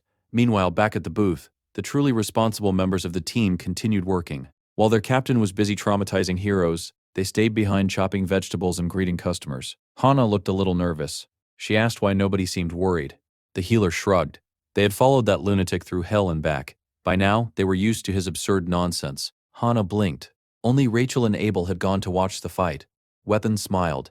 They should worry more about customers than their captain. He would be back soon. The bespectacled girl smiled softly. It felt like she had learned something important. Back in the arena, the audience was still in disbelief. Millian stood there trembling. Some people thought she had already lost. Others who knew Jianma's terrifying tendencies were not surprised at all. But one person was paying especially close attention. All Mute narrowed her eyes. Millian was still alive. Her head was attached. And yet she had undoubtedly felt death. Sweat rolled down her face. What she had just experienced was not physical. It was mental, a domain of the mind, a spiritual battlefield. Normally, only legendary warriors could use such a technique. The 7 stars, the head of the auditor house, masters who stood at the peak. Yet exceptions existed. When talent surpassed experience, even a teenager could knock on the gates of that realm. And the monster standing before her had already done so. Millian's stomach twisted.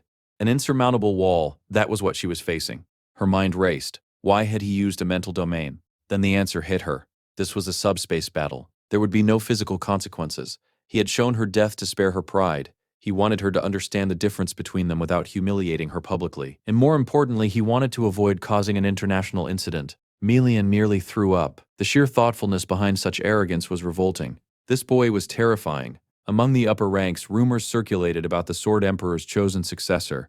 Millian's smile trembled. So, it was him. Suddenly, memories came flooding back when she was a student, watching classmates surpass her, watching geniuses grow into monsters, feeling fear, feeling envy, feeling admiration, and now she was standing before another one.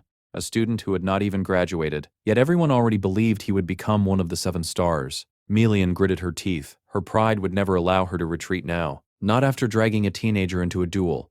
"Don't get cocky, brat," she roared. "I didn't come this far through luck." Jiama sighed. He had already given her a chance to walk away. Hatred burned in her eyes. Her body accelerated to its limit. She moved faster and faster, determined to overwhelm him. But there was one glaring problem. Jiama didn't move. That should have been the first warning. Still, Melian ignored it. She unleashed her whirlwind kick, then her stomping greaves kick, then her axe kick. 3 techniques, one after another, and somehow he avoided every single one. The audience stared. That was honestly embarrassing. But Melian refused to stop. She attacked relentlessly. Some of her kicks flew dangerously close to the audience. Jiama frowned, but Melian barked angrily. "Don't look away." Her voice trembled. "You don't get to treat me like I'm insignificant." The Stormgreaves activated. Purple energy exploded beneath her feet. She soared high into the air. This attack would definitely land. She descended like a meteor, falling destruction. Boom. The ground shattered. A massive crater formed beneath her feet. But she wasn't finished. Years of training erupted from her body. A second explosion sent rubble flying everywhere. Melian laughed.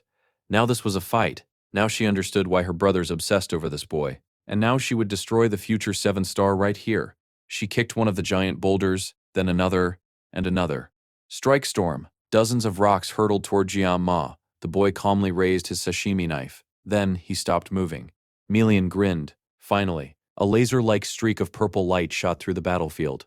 The Stormgreaves unleashed their hidden skill. Heavenly Drive. Melian transformed into a purple meteor. She flew directly at him. Jiama stumbled backward. He raised his knife. Crack! The impact echoed through the arena. Tiny cracks spread across the blade. Melian smirked. That pathetic little knife had finally reached its limit. Then, Jiame casually ran his fingers across the blade. The cracks vanished instantly. The knife repaired itself. Sparks danced around his body. Melian's smile disappeared. Something bad was coming. Very bad. Yet she was too deep into her attack to stop. Besides, it was just a small knife. Even if the boy was terrifyingly fast, her eyes darted around the battlefield. Where would he attack from? She sensed him behind her. Without hesitation, she spun. Her kick flew instantly. Perfect timing, perfect prediction. And yet, her arm fell to the ground. Silence. Melian stared blankly. Her arm. It was gone. She had predicted the attack perfectly, but prediction meant absolutely nothing. If you couldn't dodge, pain exploded through her body. Shock, rage, disbelief. It all hit at once. Meanwhile, Guillemot stood behind her calm, expressionless, untouchable.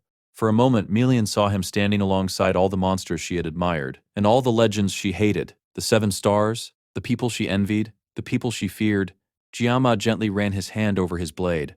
"You still have plenty of spirit." He sounded almost impressed. He had no intention of underestimating her. He would crush her pride directly. After all, she was a hero, not some weakling who broke after one setback. Abel's eyes widened. She remembered that stance. Knox turned pale. He remembered it too. Those memories were traumatic. Unfortunately, Melian had never seen it before, and she had no idea what was coming. Panic gripped her heart. She could not lose. Not now. Not after sacrificing everything to get this far. The boy had offered mercy. She rejected it. And now, her spirit slowly began to crack. Melian screamed. Her aura exploded. "I am Hero Melian." The ground shattered beneath her. "I refuse to lose to some academy brat." She launched herself forward. At the same time, Guillemot disappeared. The audience lost sight of him. Everything became a blur. And then, Melian had one final thought. It felt as though someone precious was leaving her behind. Farther, farther away, until she could never catch up. Then her head flew, cleanly, perfectly, just as Jiama predicted. Melian's eyes widened.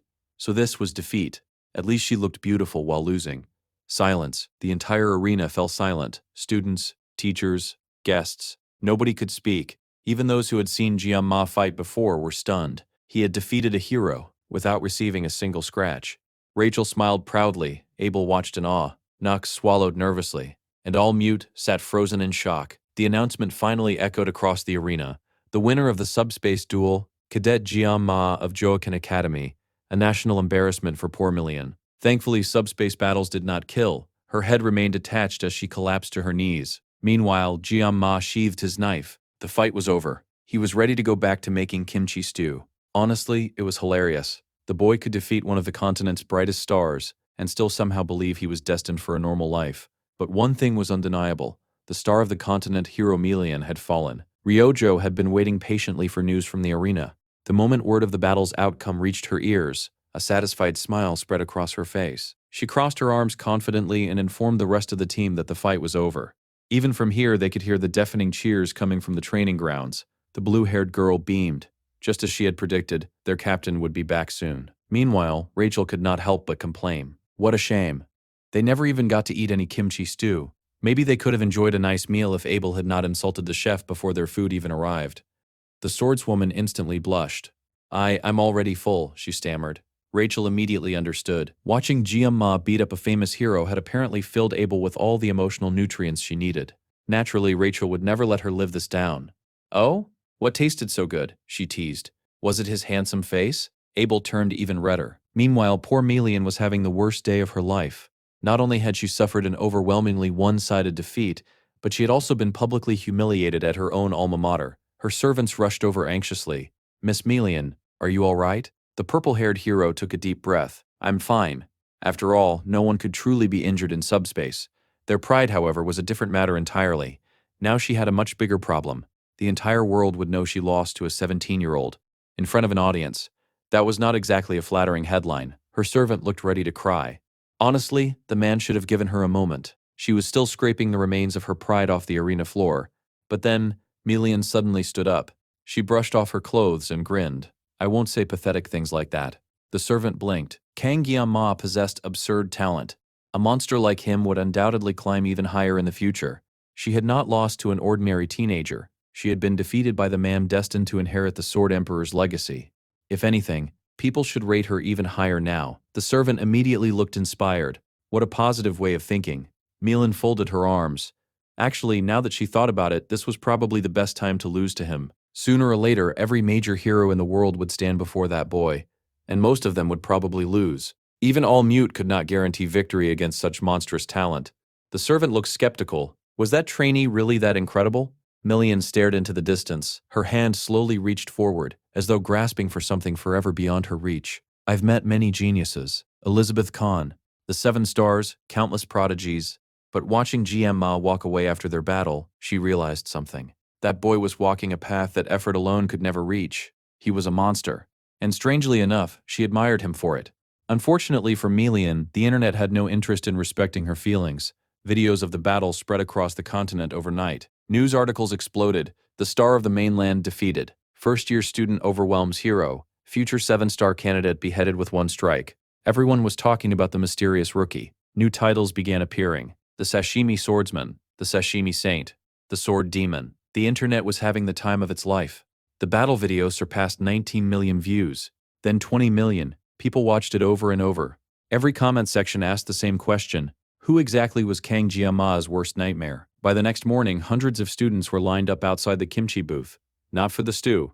They wanted to see him, the Sashimi Sword Saint.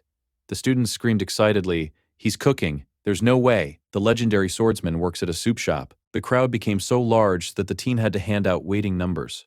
Customer number 238 was still waiting. Chloe chopped vegetables as fast as humanly possible. At this rate, they would run out of ingredients long before they ran out of customers. As if things were not bad enough, a reporter showed up. Saki instantly blocked him. "No interviews," the reporter begged. "Just 30 seconds. No? 15 seconds. Absolutely not." The man refused to give up. Saki finally snapped. "Leave right now or I'll cut you." Somehow that worked. The reporter fled. Unfortunately, the customers were no better. One girl secretly took a picture of Jian-ma. She happily showed it to her friend. "I'm posting this right now." Of course, the most important hashtag was, "Number Sashimi Sword Saint Jian-ma nearly died from embarrassment." This was awful. He was becoming a local celebrity. People looked at him like some divine being. He hated every second of it. Article after article flooded the internet. Every single one praised him. But there was one phrase that haunted him.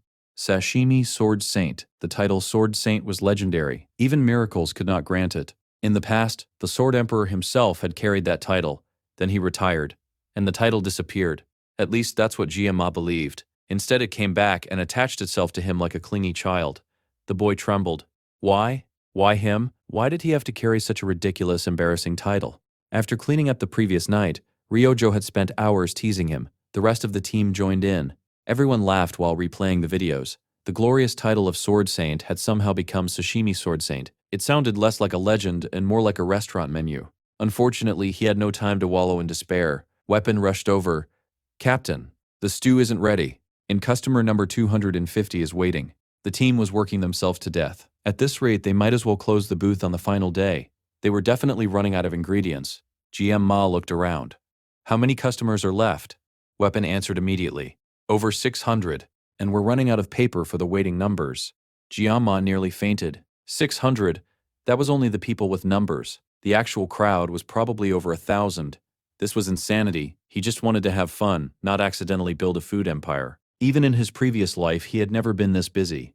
Poor Chloe chopped vegetables at superhuman speed. Then suddenly, ow, the knife slipped. Everyone froze. Thankfully, it only scratched her fingernail. There was no blood. But Giamma's expression darkened. This pace was dangerous. Sooner or later, someone would get hurt. Even if they had more helpers, there was no way the stew could cook fast enough. Just as he was wondering what to do, someone appeared, the blonde chef. And beside him, Knox. The chef grinned proudly. "As expected of my master." The boy who had gathered thousands of customers was exactly the man he chose to follow. Jiam Ma sighed. He assumed they had come as customers. He was already preparing to tell them to visit another time. But the chef shook his head. They had come to help. After seeing the news, he expected this disaster. And Knox, well, Knox was getting dragged into helping whether he liked it or not. The dark-haired boy was genuinely touched. The chef puffed out his chest proudly. "It is an honor to help my master." In fact, he was more than willing to call him the Sashimi Sword Saint. GMA pointed at the exit. "You can leave." The chef laughed loudly. Nearby, the little red-haired assassin rubbed her injured hand. Her older brother smirked. He looked like he was making fun of her, but in reality, he was just a massive sister fanatic. GMA honestly had no idea how to deal with people like him. Still, with Knox and the chef helping, the pressure eased considerably. The team finally had enough manpower, and strangely enough, the chef looked thrilled. His eyes sparkled as he watched them make kimchi. Honestly, Jiama had surrounded himself with a bunch of weirdos, but at least they were reliable weirdos. The customers kept coming. One by one, 252, 300. The entire team worked tirelessly. Nobody had any time left to enjoy the festival. Slowly, the line became shorter. The sun began to set, and finally, peace returned to the kimchi booth. Jiama slumped into his chair. He was exhausted. There was no way he could survive another day like this. Honestly, they should probably keep the booth closed tomorrow. It had been fun while it lasted. Then, ahem, Knox cleared his throat. Guillaume Ma looked up. The cleanup was almost finished. The blonde chef offered to bring more ingredients if they opened tomorrow. Guillaume Ma thanked them sincerely. Knox shook his head. "Thank him."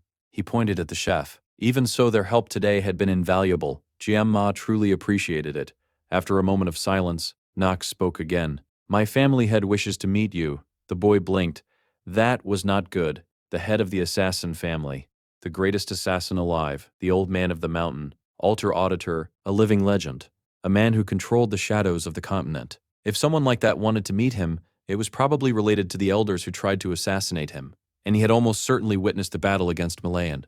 Those who understood domains could recognize them instantly. This was the first time the head of the auditor family had shown interest in an outsider.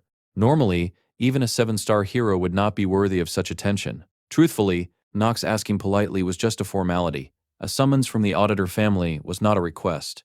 It was an order. But GM Ma was different. Knox assumed he would gladly accept. After all, he probably had many questions. And Knox was right. GM Ma did have questions. Besides, he owed Knox and the chef for helping today. The two sat quietly. Then Knox frowned. "Why are you so quiet?" GM Ma thought for a moment. Then he smiled. "I don't want to go." Knox stared at him. "What?" "I'm tired." The boy yawned. "I appreciate the help today, but I'm ignoring the summons." Knox was speechless. This idiot was really planning to ignore the assassin family. What an unbelievably troublesome protagonist. Meanwhile, inside the principal's office, the principal welcomed an unexpected guest. "It has been a while, Chairman." The woman smiled warmly. Standing before her was none other than All Mute, the famous American hero. And apparently, she could talk perfectly fine. The principal chuckled. To her, All Mute was not a legendary hero. She was simply Little Ellie. Meanwhile, back before the festival had even begun, Weapon had proudly borrowed costumes for the booth. Ryojo looked suspicious. "Why do we need costumes to sell kimchi stew?" Weapon grinned. There was a popularity contest for clubs. Naturally, they needed bonus points. Then he proudly revealed the outfits. Cute maid uniforms. One for every girl. Ryojo stared at him. The brunette looked horrified, and somehow, she became even less interested than before. Chloe was instantly thrilled. She had never had the chance to wear cute costumes just for fun, so the moment Weapon opened the box, her eyes sparkled with excitement. Unfortunately, the archer did not share her enthusiasm. Ryojo folded her arms and frowned. There is no way I'm wearing something weird like that. She demanded that Weapon pick something more normal. The ginger-haired healer smirked and dug deeper into the box. A moment later, he proudly pulled out another option, a girl Santa outfit. For some reason, it was far more revealing than the maid uniform and looked more appropriate for summer than winter. Apparently, it was a limited seasonal offer, and somehow, they had borrowed 5 of them. Weapon looked absolutely delighted. This was their only chance to use these costumes, and they would even have 2 extras left over. It sounded perfect. Ryojo stared at the tiny skirt and revealing design in horror. That outfit would absolutely be the death of her. Meanwhile, Weapon was already imagining how good everyone would look in them. Even Jian-ma found himself briefly agreeing. For just a second, he pictured the girls wearing the outfits. The vision was quite dangerous. Weapon grinned wickedly. He was just about to convince everyone to wear them. Bam! A double kick slammed directly into his face. The poor healer went flying. The entire team stared in shock. Needless to say, they went with the maid outfits instead. Meanwhile, in the principal's office, an old student had come to visit. The principal smiled warmly. It had been 5 years since the girl graduated, yet she still looked at her fondly. She asked if the young hero was enjoying the festival. The blonde nodded politely. The festival was fun. But it did not take her long to realize something. The principal seemed unusually fond of one particular student. Everyone was talking about him these days. Naturally, she became curious. The hero narrowed her eyes. What exactly is that trainee? The principal tilted her head. What do you mean? The blonde frowned. That boy barely moved like a human. A teenager capable of using the mind realm. How is that normal? The principal simply shrugged. So can you. The blonde nearly exploded. She punched the nearby wall in frustration. Books fell off the shelves. She had not come all this way to joke around. This was serious. The principal slowly looked at the mess. Then a terrifying green aura filled the room. The blonde instantly froze. She immediately remembered where she was and who she was speaking to. The principal, one of the 7-star heroes. A woman whom even the elders dared not provoke. Long ago, she had been known by another title, the Sage, or as the rumors called her, the Tyrant Media. The principal smiled gently, but her eyes were terrifying. How long are you planning to stand there looking like a mute puppet? The blonde coughed awkwardly and stepped forward. The principal sighed. Honestly, Jiama had everyone on edge these days. Still, she was curious. What exactly had the blonde heard? Unfortunately, she could not discuss her students. As principal, she had a duty to protect them equally. And besides, she had told little Ellie the same thing many times when she was younger. If you are curious about someone, find out for yourself. That is the most fun way. The blonde sighed. She bowed politely. Thank you for your time. The principal waved her off casually. No hard feelings. Then she tilted her head. How long are you staying?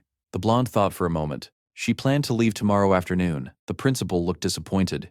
It was a festival. The least she could do was enjoy herself. The blonde hesitated. Then she asked one last question. You said you treat all students equally. Does that include him? The principal hummed. Then she smiled mischievously. Actually, our dear Jian-ma is more like my lover. Silence. The blonde stared. The principal smiled. The blonde immediately slammed the door shut and fled. Absolutely not. Nope. She refused to process whatever nonsense she had just heard. Standing outside the office, she wiped cold sweat from her forehead. Who on earth was that boy? And why was he so close to someone that important? Being the lover of a 7-star hero, that was an absurd rumor. There was no way it could be true. Probably. Hopefully. Very soon the final day of the festival arrived. Weapon dragged himself into the shop looking half dead. He apologized for being late. Apparently he had gotten sick. Ryoho rolled her eyes. What a weakling. Jiama shook his head. Everyone had worked themselves to exhaustion, especially after his popularity exploded. He looked around the shop. We should close early today. The moment Weapon heard that, he was instantly cured. The boy straightened up. His eyes sparkled. Ryogo looked disgusted. You were the one who wanted to open this booth. Closing early would at least help them deal with the remaining ingredients. Chloe nervously raised her hand. With a shy smile and blushing cheeks, she asked Jian-ma if he had any plans tonight. The girl clearly had ulterior motives. Jian-ma thought about it. Honestly, he had no plans, and Chloe had worked harder than anyone else. Because of his blessing, he could only use a knife for about 50 seconds. Meanwhile, she had practically run the kitchen herself. The booth succeeded because of her. She deserved a reward. Besides, he remembered something she said before the festival. She wanted to spend time with him, so he invited her to explore the festival together. Chloe froze. Then, yay, she practically exploded with joy. This was incredible. Not only was she spending time with her crush invited her first.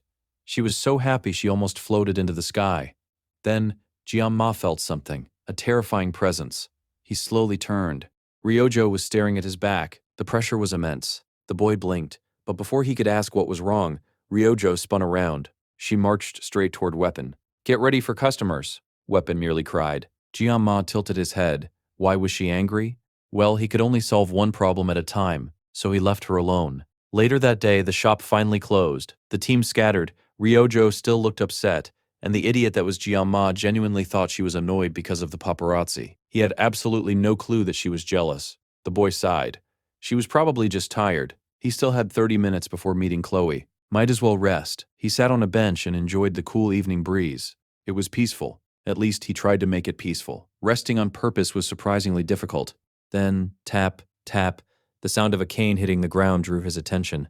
An old man approached. He wore simple leisure clothes. His back was hunched, his beard was long and white, and his dark eyes seemed impossibly deep. The old man smiled. "May I sit here?"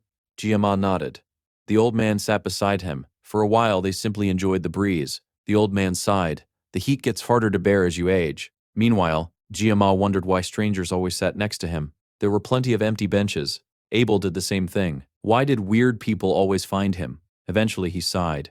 "You came a long way." The old man smiled. Jianma looked at him calmly. "Head of the auditor family."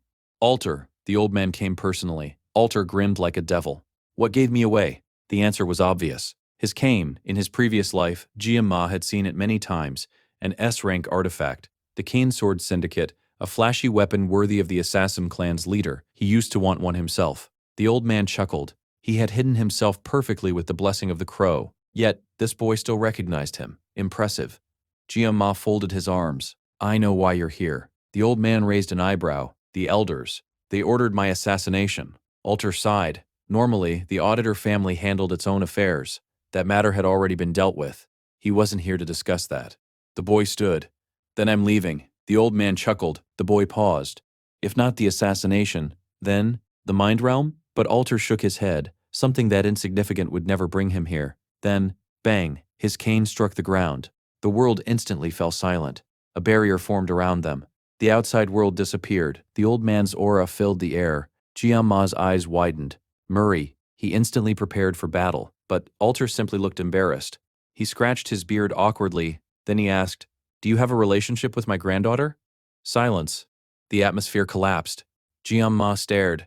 That was it. The terrifying head of the auditor family, the greatest assassin alive, had come all this way to ask about his granddaughter? Alter coughed. His face turned slightly red. He looked surprisingly nervous. I need to know. Are you two dating?" Jianma nearly had a heart attack. This was somehow more terrifying than the assassination attempt. A couple walked past outside the barrier. The timing could not have been worse.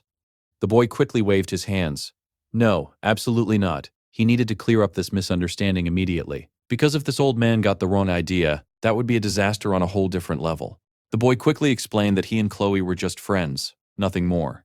The old man stared at him for a moment before slowly nodding in understanding. This respected head of the auditor family had always been portrayed as a mysterious figure lurking in the shadows. Never in his wildest dreams had Jianma imagined that the man was actually a shameless old pervert obsessed with his granddaughter's love life. Still, the power he had displayed earlier was absolutely terrifying. No matter how ridiculous he acted, this old man was one of the strongest people alive. Since his question had been answered, Jianma stood up. "Then I'll be going." The boy still could not believe it. This old man had traveled all the way here just to ask whether his granddaughter was dating someone. What an unbelievable grandpa. However, before Jianma could leave, the old man spoke again. "Please take care of her, even if they were only friends." Chloe was a soft-hearted girl. Nobody wanted to see her get hurt. Jianma already knew that. Then, seemingly out of nowhere, he asked something that surprised even the old man. "Do you really believe Chloe has to become an assassin?" Alter paused. He looked at the boy for a long moment. Then he sighed. The girl was sweet, adorable even, but she was also dangerous. Her yandere tendencies and unstable emotions made her frightening. Jianma knew exactly what he meant. He had witnessed it himself. Whenever Chloe's emotions spiraled out of control, an overwhelming bloodlust leaked from her. Her sweet smile could transform into the expression of a predator in an instant. Alter folded his hands over his cane. Could you really let someone like her live freely in the ordinary world? Jianma frowned. He blamed her personality on the way she had been raised. The old man immediately shook his head. No one else in our family is like that. Sure, the auditor family trained harshly. Most of them were borderline lunatics. But Chloe was different. Jian-ma listened quietly. For all his goofy behavior, Alter's concern was genuine. The old man only wanted to protect his granddaughter. And Chloe was far from normal. They had hidden her true nature for years. They taught her reason. They taught her logic. But every time her emotions ran wild, the beast inside her showed its fangs. Alter lowered his head. Speaking this way about his granddaughter hurt him, but the truth remained. Chloe was dangerous, and anyone around her could get hurt, even Jia-ma. One day, he might lose his head without even realizing it. The boy silently considered those words. The Chloe he knew was a girl who fought desperately to reclaim her own life. She was fierce. She was unstable. She was terrifying.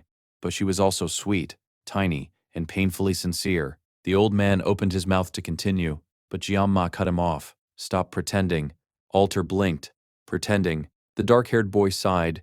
I understand your concerns. But you are a terrible liar. Instantly, he drew his weapon. The blessing of the sword god activated. Light exploded from his blade. The atmosphere shifted. Suddenly, the harmless bystanders nearby sprang into action. People who had been walking casually only moments ago now held hidden weapons. Their eyes sharpened, murderous intent flooded the area. Every single one of them was staring at Jian-ma. The boy narrowed his eyes. He recognized those gazes, those killing instincts. This wasn't a coincidence. The old man raised his hand. Stand down. Immediately, the assassins vanished. Their presence melted away as if they had never existed. Alter sighed. When did you notice? Jian-ma glanced around. Just like you said, I have good instincts.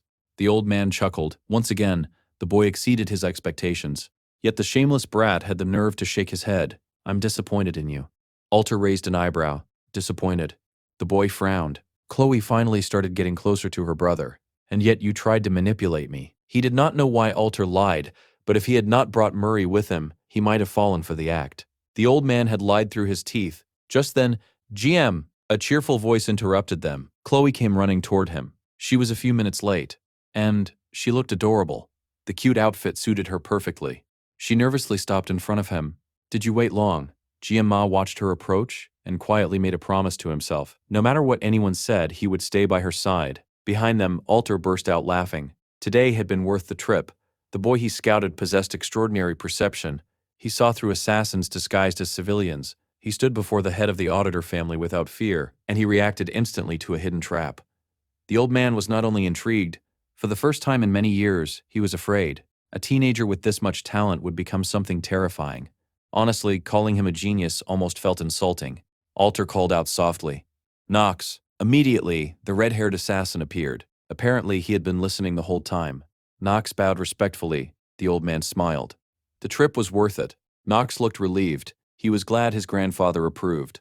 Then Alter casually dropped a bomb. It is the first time in my life that I have feared someone. Knox froze. Even Jian-ma looked over 100 years old, and he was saying that a teenager scared him. Alter simply laughed. He hoped they would meet again. Next time, he wanted to truly witness the boy's brilliance. After saying that, the old man disappeared. The atmosphere finally relaxed. Chloe looked around curiously. Did something happen? Jian-ma smiled awkwardly. There was absolutely no way he was telling her that he casually met her grandfather, who also happened to be the most terrifying assassin alive. That conversation would only worry her. So, he lied. Nothing happened. Chloe smiled brightly. Perfect.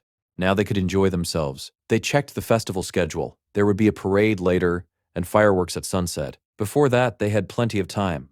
The redhead's eyes sparkled. She happily grabbed his hand and ran ahead. Jian-ma followed at his own pace. There was no way anyone would rush him. Still, the two of them had fun. Chloe tried on cute headbands. They walked along balconies overlooking the festival. They explored food stalls. Honestly, it felt like Chloe was having all the fun while Jian-ma acted as her silent escort. He followed her around like a moving statue. He refused to let his guard down and enjoy himself. He simply existed nearby. Eventually, they found a place to sit, and for the first time the story reminded everyone of a harsh truth. Jian-ma was mentally far older than his classmates. He died as an adult in his previous life. To him, running around festivals was not nearly as exciting as it should have been. Honestly, he was tired. Chloe looked guilty. Are you tired because of me? The boy shook his head immediately. But Chloe lowered her eyes. She blamed herself. She wished she had helped more. Outside of carrying him on her back, which absolutely was not happening, there was not much else she could have done. The girl sulked.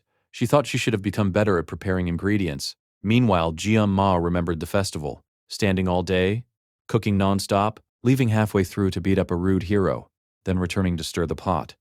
Of course he was tired. The booth would have been impossible without Chloe. Her knife skills were excellent. She worked harder than anyone. So, the dark-haired boy smiled softly. Then he gently ruffled her hair. You did well. Chloe froze. Then her face exploded red. Hey, thank you. The boy blinked. That reaction was unexpectedly cute. No problem. The redhead nervously played with the hem of her skirt. She fidgeted, then softly called his name. Jim. The boy tilted his head. What is it? Chloe gathered her courage. She looked ready to confess something important. And then, Captain, Weapon appeared. Chloe's soul nearly left her body. The healer grinned, and somehow he brought everyone else too. Chloe looked absolutely devastated. Weapon apologized. Apparently it took a while to gather everyone. GM Ma blinked. Everyone? He thought they were all spending time separately. He was supposed to enjoy some quality time with Chloe. Weapon tilted his head. Huh, but you texted us to meet here at 5. The boy froze. He definitely did not send that message. Slowly, very slowly, he turned. Ryojo looked guilty beyond belief, and somehow she had the audacity to stick out her tongue. That selfish little gremlin. She would never allow anyone to interrupt her private moments, but Chloe's date? Perfectly acceptable to sabotage. Truly shameless.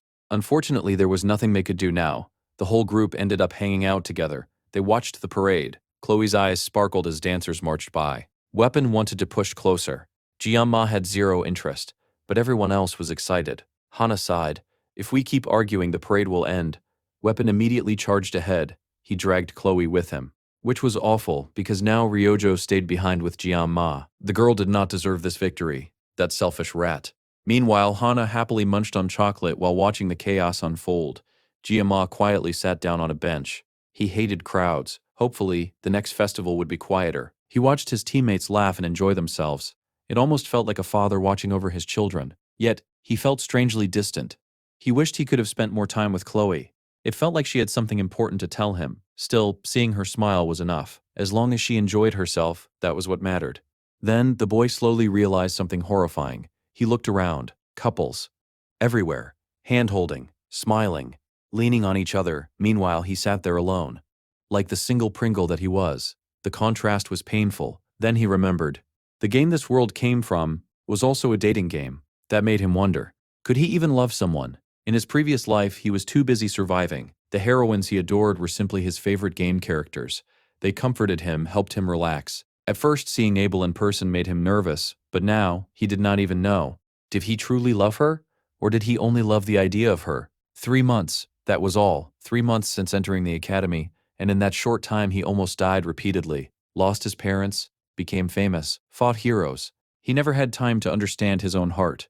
His life just kept moving. Faster, harder, crueler. He never wanted this kind of life. Now, sitting alone among happy couples, the world suddenly felt gray, like something precious was slipping away from him once again. And for the first time in a long while, the overpowered boy looked genuinely lonely. GM felt like he had been on edge more and more lately. His head hung low as he sat alone, feeling the weight of the world pressing down on his shoulders.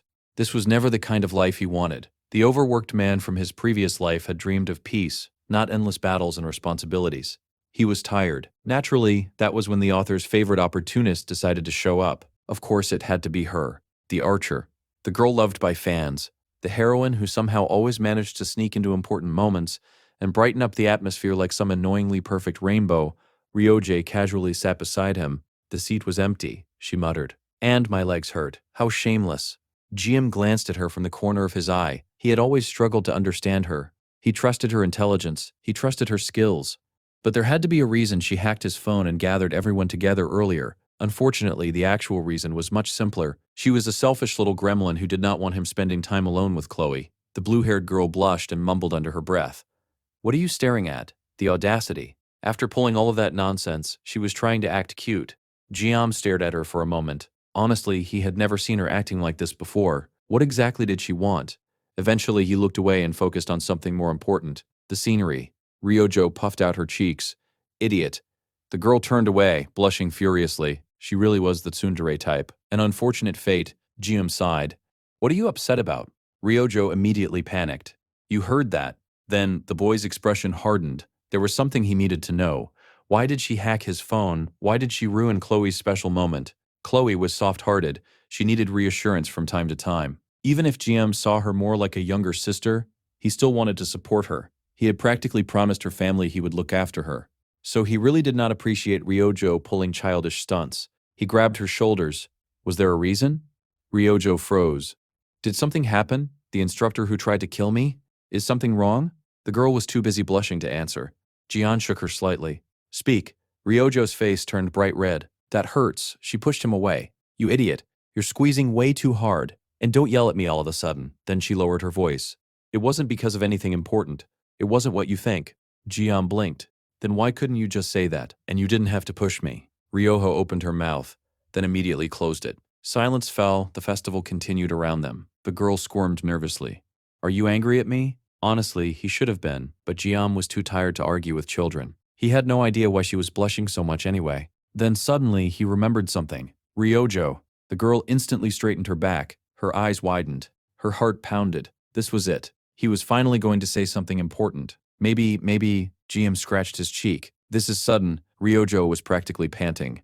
And then, is there a guy you like? Silence. Absolute silence. Ryojo stared at him. The blush on her face became so intense it almost looked painful. Meanwhile, Gyojo was just a video game character. She used to blush like this around the protagonist. She acted shy, fidgety, cute. And right now she looked exactly the same. What a coincidence. Unfortunately, GMA was an idiot. Since he remembered Ryojo acting this way around the protagonist, he naturally assumed she liked Leon. Do you have a crush on Lion? The girl's face instantly twisted. Disgust. Pure disgust. It was honestly impressive. Jian blinked. Wait, you don't? Ryoho wanted to die. Why did she ever expect this idiot to understand? Meanwhile, Jian was still stuck thinking in game logic. Ryojo was supposed to like the protagonist. That was the story. So why was everything changing? Then, his genius brain somehow reached an even worse conclusion.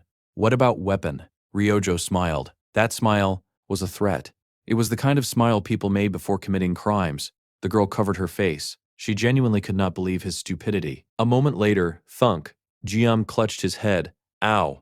Apparently, Ryojo's fists hit much harder than arrows. Served him right. The boy rubbed the sore spot and grumbled. How does an archer punch this hard? Suddenly, a notification screen appeared before him. His eyes widened. New changes. His restrictions regarding swords had weakened. His mind grade had reached 10. His words and actions now carried greater intimidation. His armament grade had increased to 6. And all pain he received was now reduced by 2.5 levels. That was nice. The increase in armament grade was probably thanks to the 10,000-year frost he acquired earlier. The synchronization percentage had increased too. That part worried him. He still did not know if synchronization with the sword god was good or bad, but he was certain it mattered. The festival was slowly coming to an end. The lights dimmed, the laughter faded. And strangely enough, the world felt a little like Earth. Monsters existed. Yet moments like this felt ordinary. Jian looked at the night sky. He did not miss his previous life. Back then, all he did was work. The only person he could truly call a friend was his master, and even he abandoned him. At the time, Jian hated him for it. He could not understand why, but now he finally did. The real world was the greatest teacher. Skills alone meant nothing. The ability to adapt, that was what mattered. His master said it all the time, and this academy seemed to believe the same thing. Suddenly, his eyes narrowed. Someone was nearby. He was not alone. A presence lingered in the darkness. And, Mana. GM instantly stood. His sword appeared in his hand. Enemy. Without hesitation, he activated his mind palace. The world expanded around him. Every sound, every movement, every fluctuation of mana, he sensed it all. There, someone moved in the shadows. The boy shot forward instantly. If it was another assassin, he would kill them first. No hesitation, no mercy. The purple-eyed woman hidden in the darkness saw him coming. She tensed, but strangely she did not dodge. Slash. The blade cut deeply into her side. Purple blood splattered onto the ground. The woman collapsed. Jiam looked at the blood coating his blade. Purple. Demonic. At long last he had found her. The woman shrieked. What are you doing? You tried to kill me. GM stared at her coldly. That accusation was incredibly rich coming from someone who spent months trying to murder him. The woman groaned. I came to talk. I wanted to negotiate.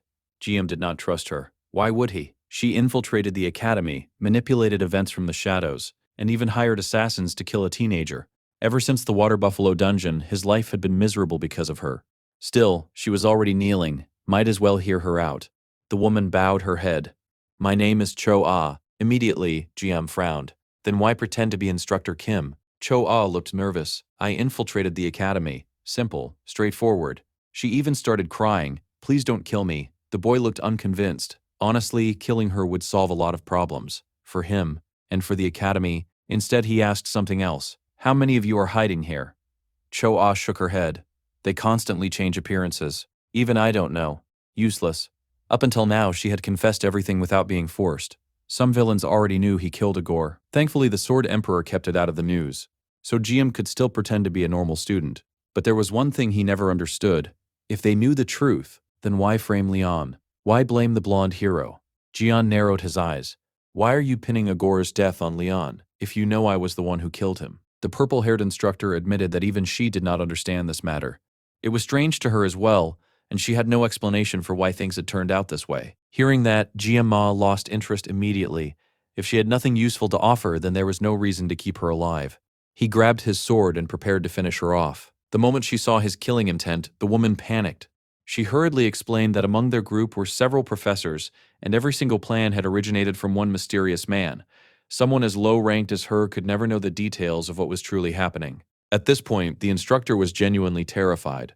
She had never expected the dark-haired boy to be so ruthless, ready to kill her without hesitation. But now that she had betrayed her allies, there was no turning back.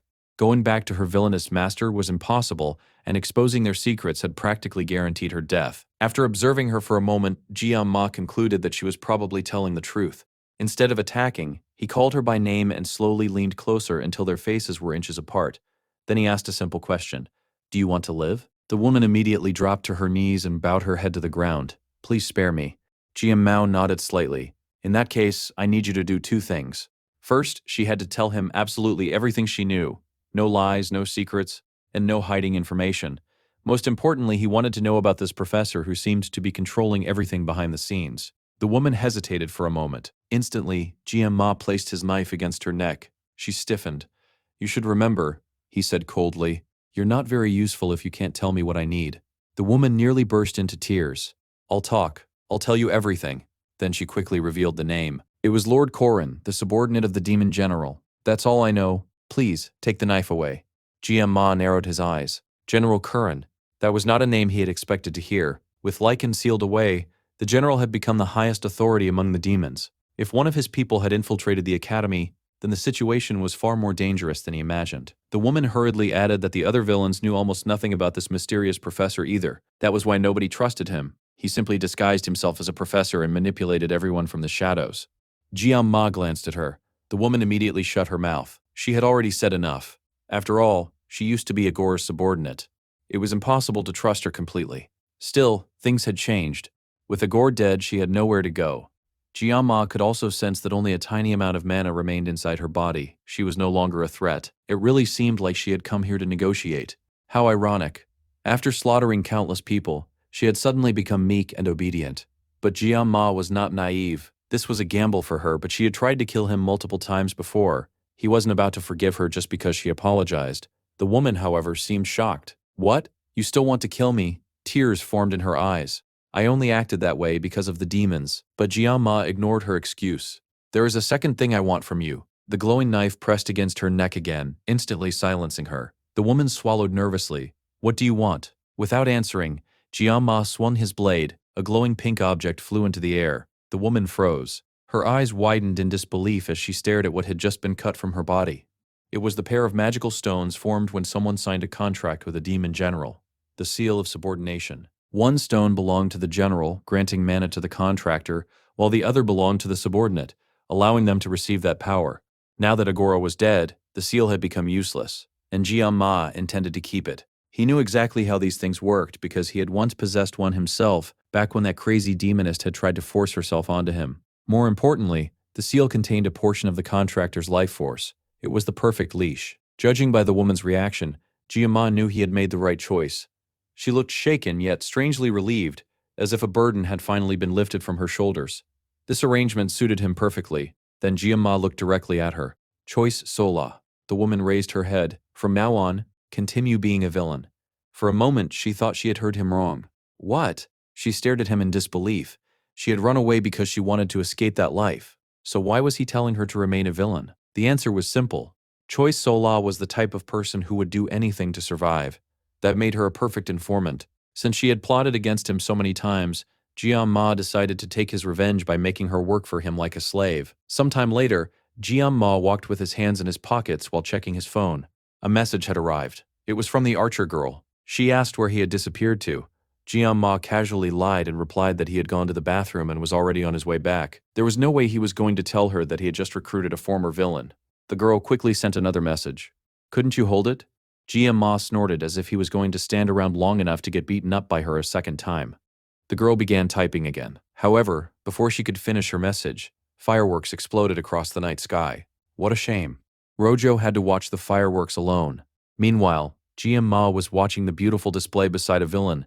At least Chloe was spending the moment surrounded by friends. Across the academy, students gazed up in amazement. Heroes smiled.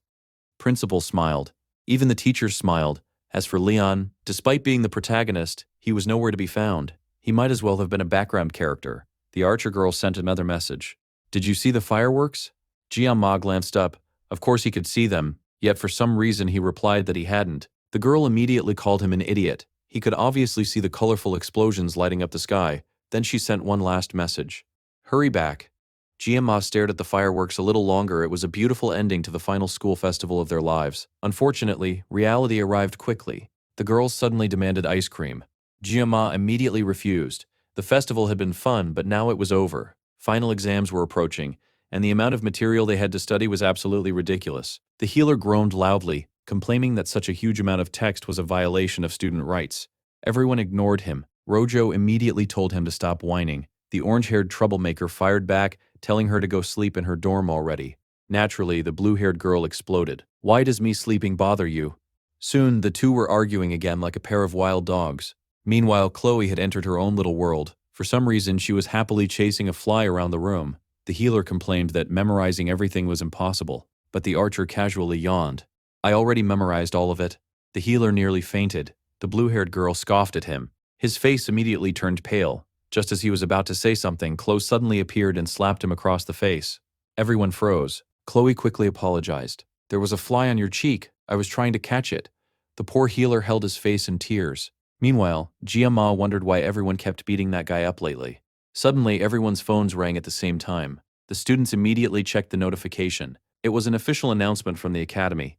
Due to undisclosed reasons, the field examination had been changed. Instead of clearing the Goblin Dungeon in Gapong, students would now participate in an outside dungeon clearing team battle. The exam would take place on Monday at the Joaquin Academy Special Hall. Each team would consist of one second-year student and two first-year students, with the academy deciding the groups. The healer groaned loudly. What kind of school changes an exam 3 days before it starts? Jian Ma, however, wasn't paying attention to his complaints. He frowned. Originally, he had been looking forward to the Goblin Dungeon because of all the valuable materials hidden there. But now, the future had changed. Of course it had. Everything he had done until now had altered the story. Still, it left him with an uncomfortable feeling. His greatest advantage had always been his knowledge of the future. But if the future itself had changed, then from this point onward, nothing would be the same anymore. The blue-haired girl noticed his silence. She tilted her head. What's wrong with you? Jian Ma quickly shook his head and brushed off her concern. But she was surprisingly perceptive at times. After thinking for a moment, she smiled softly. Everyone is surprised by this. She tried to reassure him. Besides, strange things happen all the time. During their previous exam, a demonoid had suddenly appeared. Even the Sword Emperor had been injured in Avalon. Every major event outside the academy seemed to attract disaster. So perhaps this decision wasn't so strange after all. After everything that had happened, there was probably no safer place for them than inside the academy itself. The dark-haired boy stared at the blue-haired girl for a moment, silently thinking about her words. The more he thought about them, the more he realized she was right. Not everything that had happened was his fault. The future had changed because of countless reasons, not simply because of his actions. Some things were always destined to happen, while others had changed naturally as time moved forward. Realizing this, Jian Ma suddenly smiled. The anxiety that had been weighing on his chest slowly disappeared. His thoughts became clearer and the tension in his heart finally eased. Looking at the girl, he sincerely thanked her. The blue-haired archer instantly became flustered. Her face turned red as she crossed her arms. Don't give me that weird soft expression. Honestly, she was just as confused as he was. She grumbled that everyone in the travel club was confused these days. If their president started acting strangely, then naturally everyone else would become uneasy too. It was obvious she was making excuses so she wouldn't have to deal with these unfamiliar feelings. Fortunately, Guillaume understood her personality. She wasn't the type to express her emotions honestly. Meanwhile, the girl secretly thought that he was unbelievably dense. After a short silence, Jian remembered something important. "I need a favor." The archer blinked. "What is it?" he asked about the academy faculty list she had hacked before. "Do you still have it?" The girl shook her head. "I deleted most of the files to avoid being tracked." Then she smirked proudly. "But I printed out a copy." Jian's eyes lit up. That was perfect. Seeing his reaction, the girl tilted her head. "What are you planning?" Jian looked at her seriously. "I need you to hack the academy network again." For a split second, the girl froze. Then her face turned bright red. The way he asked sounded strangely intimate. Thankfully, Jian was the kind of leader who always explained his reasoning. Once he revealed his theory about a villain infiltrating the academy, everyone in the room gasped. Back during the Buffalo Dungeon incident, there had already been suspicions that a villain was involved. Of course, Jian couldn't prove anything. Still, villains were experts at disguising themselves. The blue-haired girl quickly understood his plan. "You want to compare the new faculty list with the old one?" Jian nodded. If someone had suddenly appeared, changed identities, or altered their records, then there was a chance they would find their hidden enemy. After all, the travel club existed to protect themselves. Knowing the identity of potential threats was incredibly important.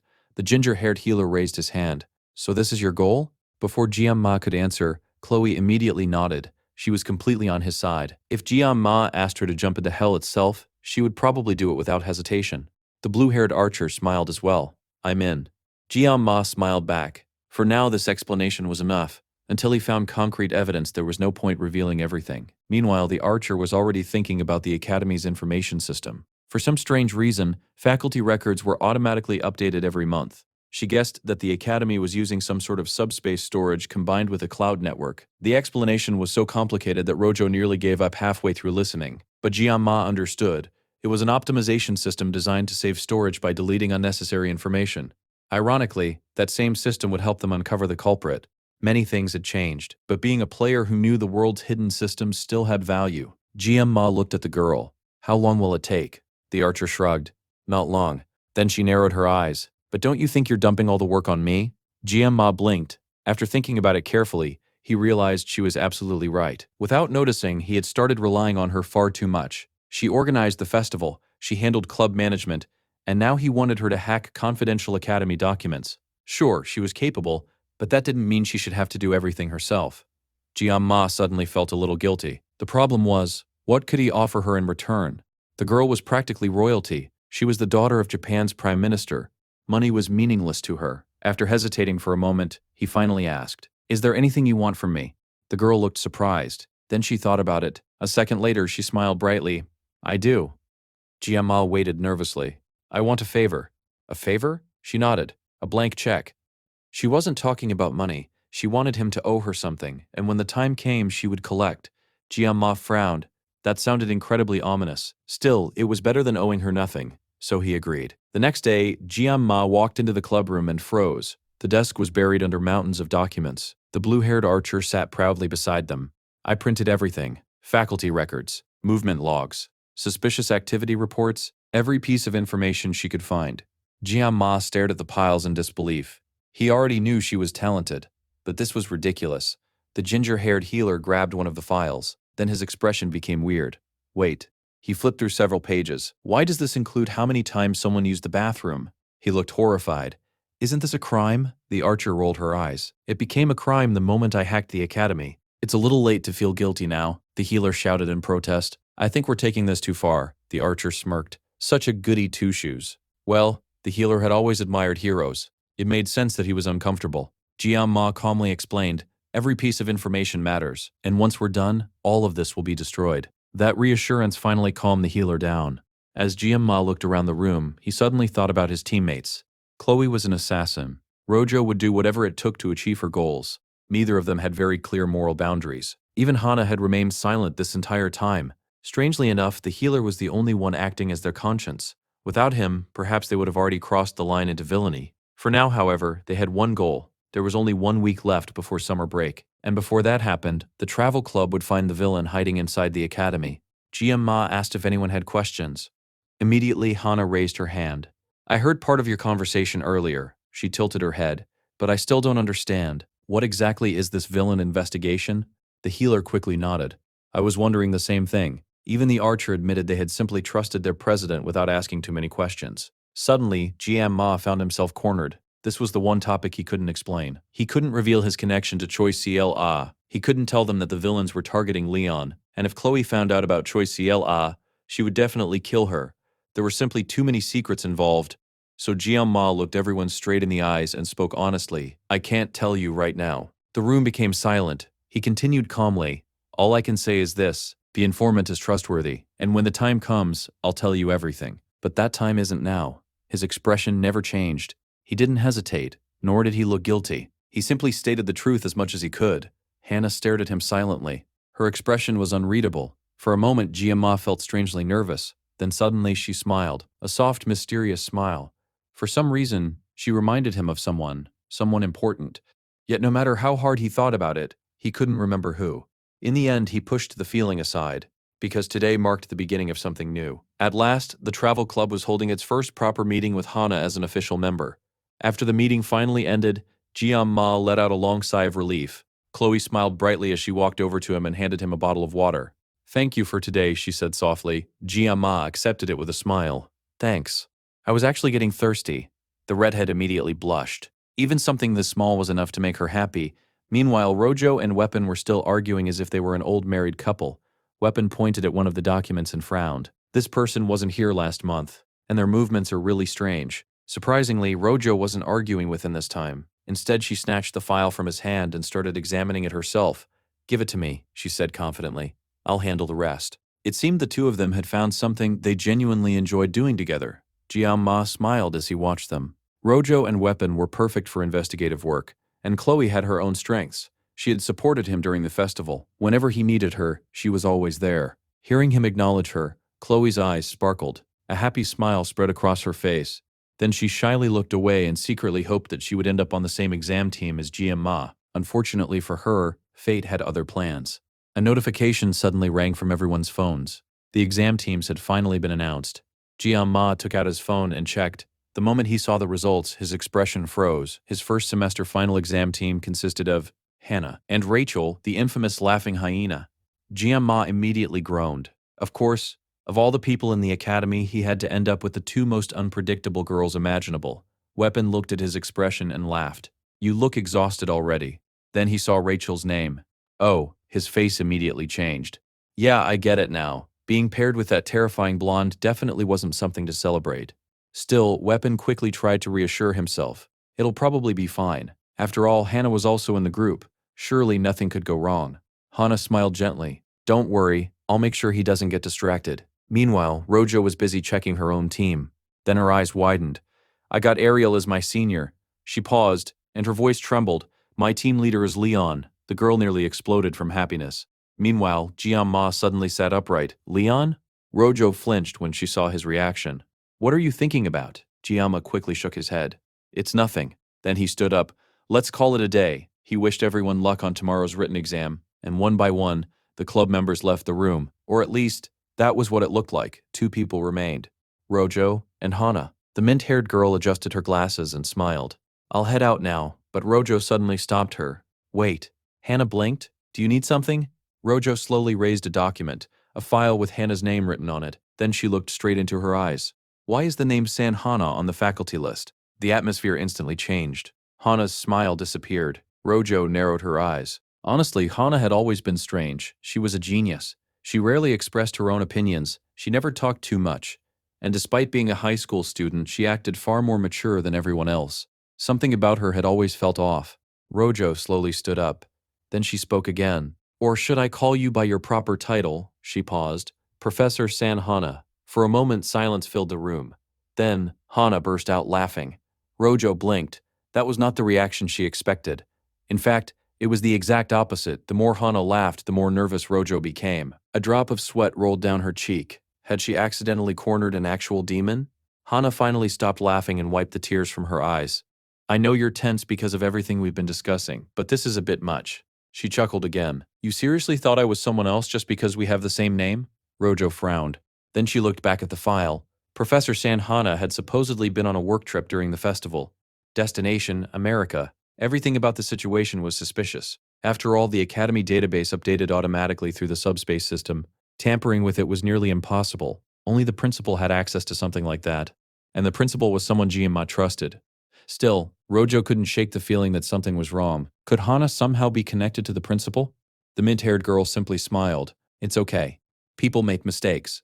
After all, we're humans, not machines. Then she added playfully, I don't know how things are in Japan, but in Korea it's pretty common for people to have the same name. Rojo hesitated. Honestly, that explanation made sense. All right. Hana smiled warmly. You've been on edge because of all this villain talk. But don't worry.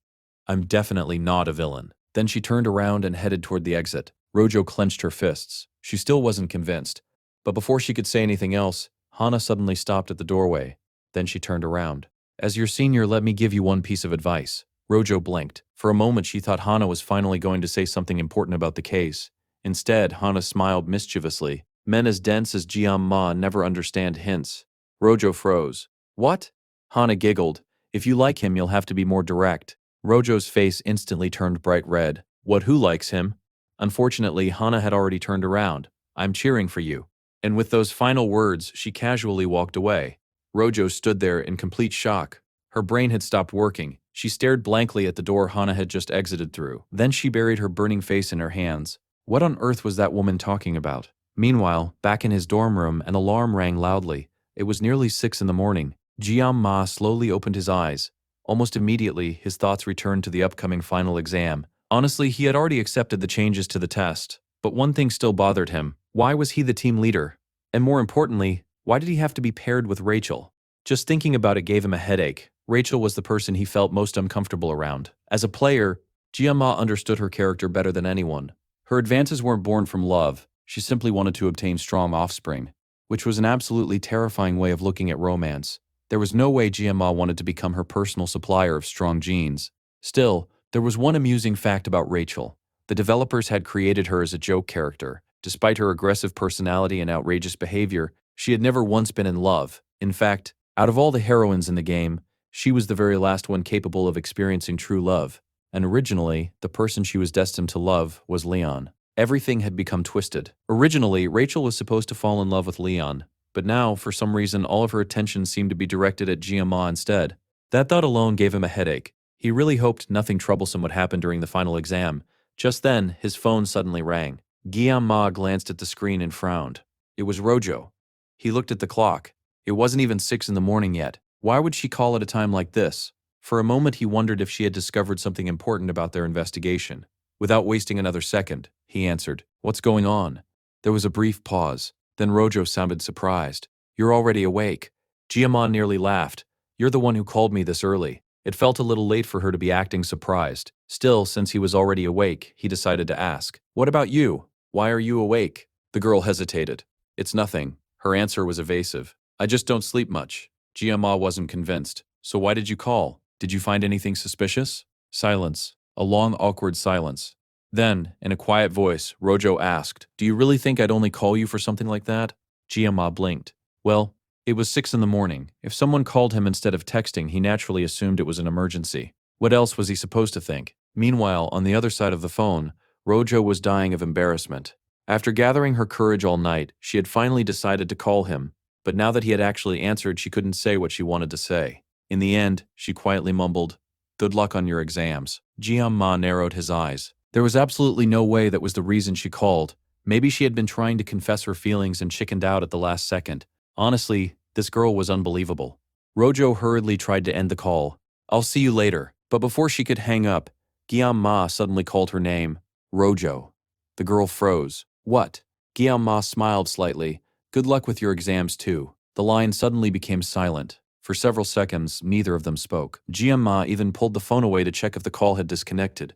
It hadn't. Rojo was still there. She just wasn't saying anything. That was honestly a little concerning. Finally, after a long pause, she softly replied, Thanks. Then she immediately hung up. Jian-ma stared at his phone in confusion. What on earth was wrong with her? Outside, the sun had already begun to rise. There was no point thinking about it any longer. It was time to get ready for school. Soon, students began arriving at the academy. The atmosphere was completely different from normal. Everyone was gathered in front of the Joaquin Academy Special Hall. At first glance, it looked like an ordinary building, but the inside was anything but ordinary. The special hall was a miniature recreation of Gehenna. It was modeled after the 20 years that the legendary Balor Jokin had spent surviving within the demonic realm. Rocky terrain, overgrown weeds, harsh landscapes, everything had been recreated in perfect detail. Fortunately, there were no monsters inside. Still, Jian Ma found it strange. The academy loved real field experience. Holding an exam in a controlled environment like this was completely different from their usual style. As he was looking around the hall, disaster suddenly struck. Or more specifically, Rachel struck. The blonde hyena charged at him without warning. Before Jian Ma could react, she threw herself at him and wrapped him in a crushing hug. His face instantly twisted. Not in happiness, in pain. The hug was so sudden that his hand instinctively reached for his knife. "Whoa, calm down," she laughed loudly. "It's not that serious." Then she looked him up and down. "You're even scarier than before." A grin spread across her face. "But that's part of your charm. No wonder girls keep gathering around you." Jian Ma sighed. At that moment, Hana finally arrived, completing their team. The mint-haired girl greeted them with a smile. As always, she carried her favorite weapon, AB rank armament, a giant crowbar. Honestly, it looked ridiculous. Seeing such a cute girl carrying something so crude was always a bizarre sight. Rachel immediately crossed her arms. "You're late, Mademoiselle Sanhana." Hana simply smiled. "This is my first time meeting you properly. We met briefly at the festival, but it's nice to meet my team leader." Rachel's eyes sparkled. "You called me team leader." She puffed out her chest proudly. "Leave everything to me. I'll make sure this exam goes perfectly." Jian Ma stared at Hana. Once again, he was amazed. She somehow knew exactly how to deal with Rachel. Before their conversation could continue, a loud announcement echoed across the academy. Every student immediately looked up. The final exam briefing had begun. The instructor explained that the first-year final exam would take place entirely inside the special hall. And unlike previous tests, this would be a team versus team event. The rules were surprisingly simple. Students only needed to pass through the gate and reach a checkpoint within 1 hour. Any team that arrived before the time limit would move on. Any team that failed would automatically be eliminated. Some of the dumber students immediately relaxed. "So it's just a race? Easy." GMA frowned. There was no way the academy would make the final exam this simple. And he was right. The instructor continued. Once inside, the students would enter artificial Gehenna, a recreation of the demonic realm. The environment was identical to the real thing, except for one crucial difference. There were no demonic beasts. Some students immediately started whispering, "If there are no monsters, what's the danger? Will the air be poisonous or something?" The instructor's face darkened. "Be quiet. Guessing won't help you." Everyone instantly shut up. Then came the next announcement. Since this exam involved impulsive teenagers carrying dangerous weapons, the use of weapons would be completely prohibited. The students erupted in shock. No weapons? That was insane. Still, Jian Ma remained calm. Without subspace support, the exam was already difficult enough. What interested him more was, how would they be graded? The instructor answered his question almost immediately. Each team would be assigned an instructor. Their job would be to evaluate performance and intervene if casualties became likely. If students wanted to give up, they only needed to notify their assigned instructor. Then, the instructors appeared. One after another, they stepped forward like an elite squad. Some looked gentle. Others looked terrifying. Rachel yawned loudly. "This sounds boring. I was hoping to beat up some classmates." Hana smiled. "I'm just glad I don't have to carry my crowbar around." The students laughed nervously.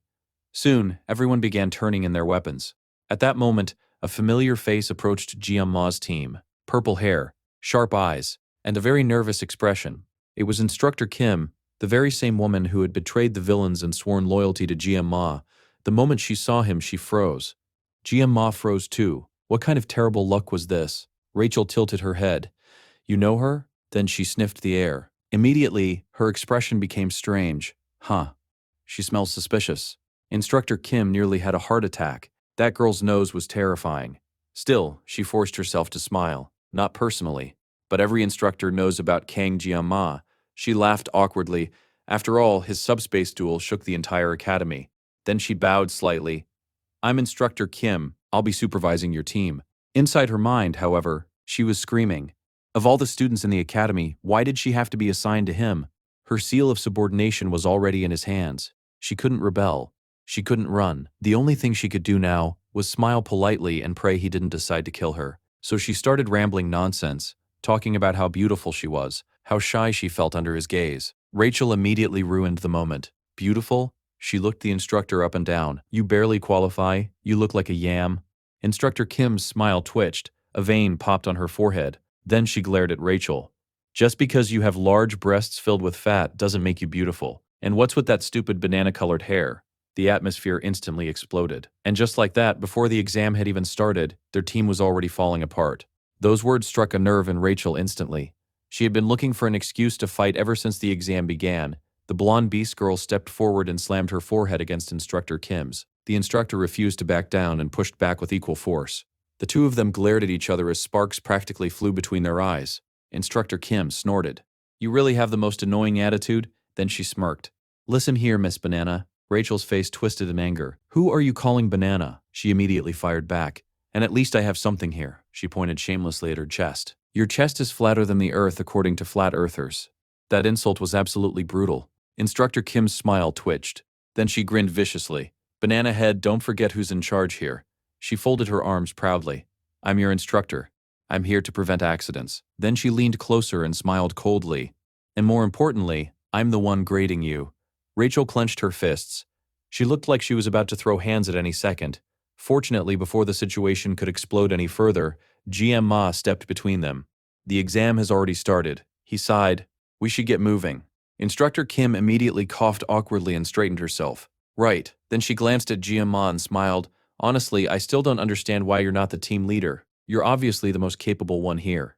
Rachel nearly exploded. "What do you mean?" She pointed at herself. "I'm the team leader. Show some respect." But before anyone could argue any further, they crossed through the gate. And instantly Rachel fell silent. They had entered artificial Gehenna. The first trial, the wasteland. Even Instructor Kim looked impressed. She slowly looked around, marveling at how accurately the academy had recreated the demonic realm. The cracked earth stretched endlessly. Not a single tree could be seen, no birds, no animals, no signs of life, just dry land and dust as far as the eye could see. The place felt dead. Rachel swallowed nervously. Then she looked at Instructor Kim. What kind of instructor walks ahead of the students instead of guarding them from behind? Instructor Kim turned back and smirked. "Oh, where did all that confidence go, Banana Head?" Rachel clicked her tongue. The moment they entered artificial Gehenna, she could feel the mana in the air pressing against her body. Breathing became difficult. Her muscles felt heavier, and her instincts screamed that this place was dangerous. Meanwhile, Instructor Kim seemed delighted to tease her. Naturally, Rachel cursed her out, and naturally, Instructor Kim cursed her back. At this point, GM Ma had already given up trying to stop them. Honestly, this was perfect. As long as Rachel was busy fighting the instructor, she wouldn't bother him. GM Ma quietly observed the surroundings. The wasteland was exactly as he remembered. A land where monsters once roamed. A barren world devoid of life. The oppressive atmosphere alone was enough to break ordinary students. This was the first trial. Not a physical obstacle, but a mental one. The dense and suffocating mana filling the environment. GM Ma felt mostly fine. Rachel, however, looked exhausted. Because of her heightened sensitivity to mana, she felt the pressure much more strongly than others. If the first trial was already this difficult, then the second one would probably be worse. Meanwhile, someone else looked perfectly comfortable. Choi Ciel Ah, or rather, Instructor Kim. The mana in the air seemed to have no effect on her at all. Jiam Ma narrowed his eyes. He had suspected her of plotting something, but he couldn't sense any unusual movements. Besides, he held her seal of subordination. Even if she wanted to betray him, there wasn't much she could do. Eventually, he shifted his attention to Hana. "How are you holding up?" The mint-haired girl smiled. "It's difficult, but manageable." Then she tilted her head. "You seem completely fine." Jiam Ma shrugged. "My skin tingles a little." Hana blinked. Then she laughed. "That's all?" Everyone else was struggling to breathe, and all he felt was a slight prickling sensation. What kind of monster was this guy? Still, Hana herself also seemed strangely unaffected. Jiam Ma frowned slightly. According to Choi Ciela, villains had infiltrated the academy far more deeply than expected. And Hana, she remained an enigma. She didn't seem suspicious, yet something about her still bothered him. Unfortunately, he didn't have his sashimi knife with him right now. All weapons had been confiscated before the exam, so for now he would simply observe. The group continued walking. After some time, Jiam Ma turned to Rachel. "How long has it been?" Rachel looked exhausted. She groaned. "How would I know?" That answer immediately worried him. This was a timed exam. If they failed to reach the checkpoint within an hour, they would automatically fail. Fortunately, Hana had been keeping track. 25 minutes. Jiam Ma frowned. That meant they only had 35 minutes remaining, and both girls were struggling. At this rate, they would fail. That wasn't an option. He had no idea what rewards awaited the winners, but he absolutely refused to lose. Jiam Ma started thinking. If only he had his knife. With it, he could sense the flow of mana and find the shortest route, but his weapon was locked away in his subspace pocket. Then suddenly, an idea flashed through his mind. He slowly turned toward Instructor Kim, more specifically toward the former villain whose seal of subordination he possessed. Her abilities revolved around consuming and sensing mana, which meant she was basically a living mana detector. Jianma's eyes lit up. They had their answer: Kim. The instructor looked over. What? I need you to find the route with the highest mana density. Instructor Kim blinked. Then she blinked again. A moment later, her face twisted. Are you seriously treating me like a hunting dog? Unfortunately, that was exactly what Jianma was doing. Since her life was tied to the seal in his possession, she had no choice. Grumbling the whole time, Instructor Kim crouched down and began sensing the mana-sniffing dog. But now, she was literally acting like one. It was honestly hilarious. Meanwhile, Rachel was busy fighting her own battle. She planted one foot forward, then another. Step, step, step. Each movement was heavy, but she refused to stop. Jianma watched her strangely. Rachel was muttering under her breath. 1, 2, 1, 2. It was like she was hypnotizing herself. Eventually, Jianma couldn't help asking, Are you okay? Rachel laughed. Of course. Then she grinned. I'll beat this stupid mana pressure with sheer willpower. Jianma smiled. Honestly, that was exactly like her. Little by little, everyone was adapting to the environment. Even Rachel, who had struggled the most, was slowly adjusting. Instructor Kim looked surprised. Huh, you got used to it already? She folded her arms. I guess your grades aren't fake after all. Then she looked at Hana. And you too. Sure enough, the mint-haired girl was doing much better than before. But as Jianma watched her calmly walk through the wasteland, that strange feeling in his chest returned once again. There was definitely something unusual about Hana. He just couldn't figure out what it was yet. Instructor Kim watched Jianma for a moment and couldn't help but smile. Honestly, she still couldn't understand him.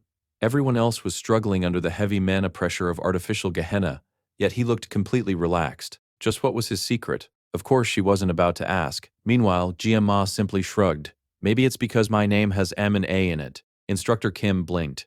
Then she stared at him. What kind of joke is that? She shook her head in disbelief. Honestly, this boy was impossible to understand. Meanwhile, Rachel was still forcing herself forward. One step, then another. The pressure in the air weighed heavily on her shoulders, but she stubbornly refused to stop. As the group continued walking, Instructor Kim quietly moved closer to Jianma. She lowered her voice. I can feel strong mana coming from the northwest. Jianma looked up. If we keep walking in that direction, she whispered, we should reach the first checkpoint in about 10 minutes. Jianma smiled. Their mana-sniffing dog was doing an excellent job. Good work. Instructor Kim immediately frowned. Stop treating me like a dog. Unfortunately, that was exactly how he was treating her. And honestly, she was incredibly useful. Without her, they would probably still be wandering around the wasteland. As they continued moving, Jianma found himself wondering how the rest of the travel club was doing. At that exact moment, Leon's team was leading the entire exam. They had already been walking for over 30 minutes and were dangerously close to reaching the first checkpoint. Leon glanced behind him. Hurry up. His voice was cold. The second-year student Ariel groaned. Her legs were trembling. I know, but can't we rest for a moment? The mana pressure was crushing her. Every step felt heavier than the last. Unfortunately, Leon wasn't in the mood to slow down. We're almost there. We keep moving. Ariel almost cried. Meanwhile, Rojo's expression darkened. She finally couldn't hold herself back anymore. Stop. Leon turned. Rojo crossed her arms. What exactly are you trying to do? She pointed at Ariel. Can't you see she's struggling? The checkpoint isn't going anywhere. We can afford to rest. Leon frowned. He genuinely didn't understand. From his perspective, he was doing exactly what a leader should do. That only made Rojo angrier. You're acting ridiculous. You only want to play captain because you have a little power. Leon sighed. The wasteland stretched endlessly around them. The oppressive mana weighed heavily on his shoulders. And more importantly, as the marked hero, Leon had many enemies. The longer they remained in a dangerous place like this, the greater the risk.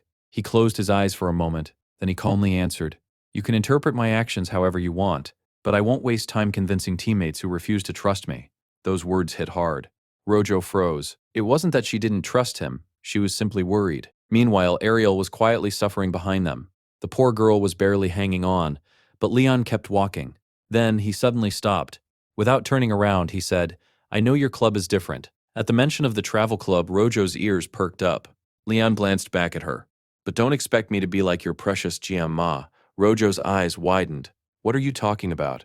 But Leon simply ignored her and continued walking. Rojo stood there completely flustered. Meanwhile, the supervising instructor watched the argument unfold with amusement. It's natural for young people to fight. She laughed softly. Especially in a stressful environment like this. The leader is under pressure too. So why not try to understand each other a little? Ariel quickly nodded. This is my fault too. As the senior here, I should have been supporting you both. She lowered her head apologetically. But I'll do my best from now on. Hearing that, Rojo finally calmed down. She clicked her tongue and looked away. Then, for some reason, her thoughts drifted toward Jian Ma. She wondered if he was doing okay. Hopefully, he wasn't having too much trouble. Meanwhile, Jian Ma's team was having a completely different problem. They had already walked for more than 30 minutes. And yet, they hadn't encountered a single other team. Rachel frowned. Isn't that weird? Hana giggled. It feels like one of those escape rooms. You know, the type you can't leave without solving some crazy puzzle. Jian Ma chuckled. That wasn't a bad comparison. Instructor Kim rolled her eyes. What a filthy example. Still, the explanation wasn't far from the truth. This exam is designed so that teams don't interact. Each group started from a different location, and the teleportation system sends everyone onto different routes. Rachel groaned. That's boring. She crossed her arms. It would have been way more fun if we got to fight other teams. Jian Ma couldn't help agreeing. Honestly, if Instructor Kim hadn't been guiding them with her mana sensing, they probably would have given up already. Then suddenly, a thought crossed his mind. He turned toward Instructor Kim. The woman immediately became nervous. What? Jian Ma narrowed his eyes. Something about this exam feels suspicious. He pointed toward the wasteland. What happens to teams that give up? How do they return to school? Instructor Kim blinked. Oh, that. She rummaged through her belongings and pulled out a strange device. It looked like a small handheld signal transmitter. She pointed at the large button in the middle. If someone gives up, we press this. Then she proudly explained, it sends our location directly to the control center. Jian Ma frowned. How? Instructor Kim tilted her head. Huh? This place blocks subspace. So, how does that thing transmit signals? Instructor Kim stared blankly. Then she scratched her cheek. I don't know. Jian Ma sighed. The woman really was hopeless sometimes. Still, she tried her best to explain. I heard it was developed by the Hero Association's research department. They made it by replicating an artifact. She lifted another item. Even this subspace bag was issued by the association. She puffed out her chest proudly. There. I explained everything perfectly. Jian Ma stared at her. No, nothing about that explanation made sense. If subspace was sealed, then how could replicated artifacts still function? The more he thought about it, the stranger this entire exam felt, and that uneasy feeling in his chest only grew stronger. Long before humanity drew a clear line between magic and blessings, there existed mysterious relics left behind from the Age of Gods. These relics were known as artifacts. Each one contained unimaginable power, and their value was beyond measure. In fact, fewer than 10 World Heritage artifacts still existed in the entire world. Because of their immense importance, international law prohibited any single nation from possessing them. Instead, the Hero Association acted as their custodian, using them to maintain the balance of power between nations. And somehow, that shady organization had figured out how to replicate them. Not perfectly, of course, but well enough to turn them into standard-issue equipment. Jian Ma frowned. That sounded terrifying. Instructor Kim quickly stuffed her signal device back into her bag. Don't even think about asking for it. She hugged the bag protectively. If I lose this thing, I'd have to pay for it myself. And my salary is already terrible. For a former villain, she was surprisingly down to earth. Then she puffed out her chest proudly. Anyway, as long as I'm here, everything will be fine. At that exact moment, Rachel suddenly shouted, We found it. Everyone looked up. Sure enough, a strange gate stood before them. Instructor Kim immediately became smug. See? There was no way we'd get lost with me around. She proudly pointed at herself. Then she turned toward Rachel and smiled. Good job, Banana Head. Rachel clicked her tongue. Stop calling me that. Even after all this time, Jian Ma still felt uneasy. Something about this exam didn't sit right with him. Still, the results spoke for themselves. Their current time was 48 minutes and 20 seconds. They had passed the first trial. Once they entered the second gate, the timer would reset to 1 hour. Naturally, everyone felt relieved. Until they saw the gate. The group stood silently. Nobody moved. Even Instructor Kim looked nervous. This, she swallowed. This doesn't look like a normal checkpoint. It was just a single door. Yet the mana pouring from it was so intense that the surrounding space appeared distorted. The atmosphere alone was enough to make anyone hesitate. Rachel slowly stepped back. You sure this is the right one? Instructor Kim glanced at the timer. The countdown resets after entering. So yes, Rachel narrowed her eyes. You're not messing with me, right? I'm not. Even so, everything about this place felt wrong. Unfortunately, Rachel was the team leader, which meant she had to open it. The blonde swallowed nervously. The oppressive aura pouring from the gate made every instinct in her body scream at her to stay away. Instructor Kim prepared the timer. Hana adjusted her glasses, and Jian Ma quietly became serious. He could tell The moment they crossed this gate, things would get dangerous. Rachel forced a smile. Then she grabbed the handle. What could possibly be hiding behind one stupid door? She swung it open confidently and immediately screamed. There was no floor. Beyond the doorway was a massive abyss. Rachel stepped forward without looking and instantly fell. Her face turned pale. She flailed desperately. Fortunately, Hana reacted instantly. She grabbed Rachel's arm just in time. Rachel dangled over the endless pit below. For a moment, nobody moved. Then Hana pulled her back. Rachel collapsed onto the ground. Her whole body trembled. She stared at Hana with watery eyes. "Yi, you saved me." Hana smiled. Rachel quickly stood up and pointed at Instructor Kim. "You almost got me killed." Instructor Kim jumped in shock. Hey, it's my first time here too. But this is definitely the second gate. Nobody expected it to open over a cliff. Unfortunately, the timer had already started. There was no turning back now. Rachel cursed under her breath. Before them stretched the second trial, Artificial Gehenna, the Abyss Bridge. The place looked terrifying. A narrow stone bridge stretched across an endless abyss. Beneath it flowed dark waters that radiated sinister mana. The bridge itself looked ancient. One strong gust of wind felt like it could shatter the entire thing. Jian narrowed his eyes. So, this was where all the mana covering Artificial Gehenna came from. Suddenly, everything made sense. This was also why they hadn't encountered any other teams. Every group had an instructor. The instructors existed for safety, but their very presence encouraged students to give up whenever things became difficult. And this trial was absolutely designed to break people. The abyss alone was enough to terrify anyone. Combine that with the suffocating mana, and most students would surrender immediately. Meanwhile, Leon's team was already crossing the bridge. He walked calmly at the front. Not once did he hesitate. Rojo stared at him in disbelief. The bridge shook beneath every step. One wrong move could send them plunging into the darkness below. Yet, Leon walked as if he had crossed it hundreds of times before. The archer couldn't help wondering, had he been here before? Meanwhile, the supervising instructor quietly watched Leon. A strange look flashed in her eyes. It was difficult to tell what she was thinking. Back in the wasteland, other students weren't doing nearly as well. Some collapsed on the ground. Others coughed violently. One student even looked like he was about to die. Abel looked at her exhausted teammates. Then she looked at the checkpoint. They had come this far, but her teammates had clearly reached their limit. Just because she could continue didn't mean she should drag them into danger. Abel took a deep breath. Then she bowed her head. "As team leader, I request to forfeit the exam." The instructor nodded quietly. It was the right decision. She pressed the evacuation button. In an instant, Abel and her teammates disappeared. Moments later, they appeared back inside the special hall. Everyone immediately collapsed. They coughed violently and gasped for fresh air. Nearby, Weapon was lying on the ground looking half dead. The healer groaned. "That stupid mana, I even threw up my breakfast." Suddenly, a familiar voice called out, "Weapon." Chloe happily ran toward him. The healer blinked. "You failed too?" Chloe nodded cheerfully. "Yep, the two of them were officially losers together." Chloe explained that her team had spent too long wandering around and barely managed to find the first checkpoint. The toxic atmosphere had made everything worse. Weapon sighed. At least she made it that far.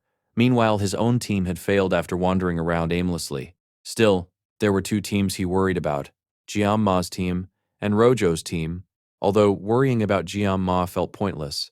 That monster would survive somehow, but Leon Weapon frowned. That guy unsettled him.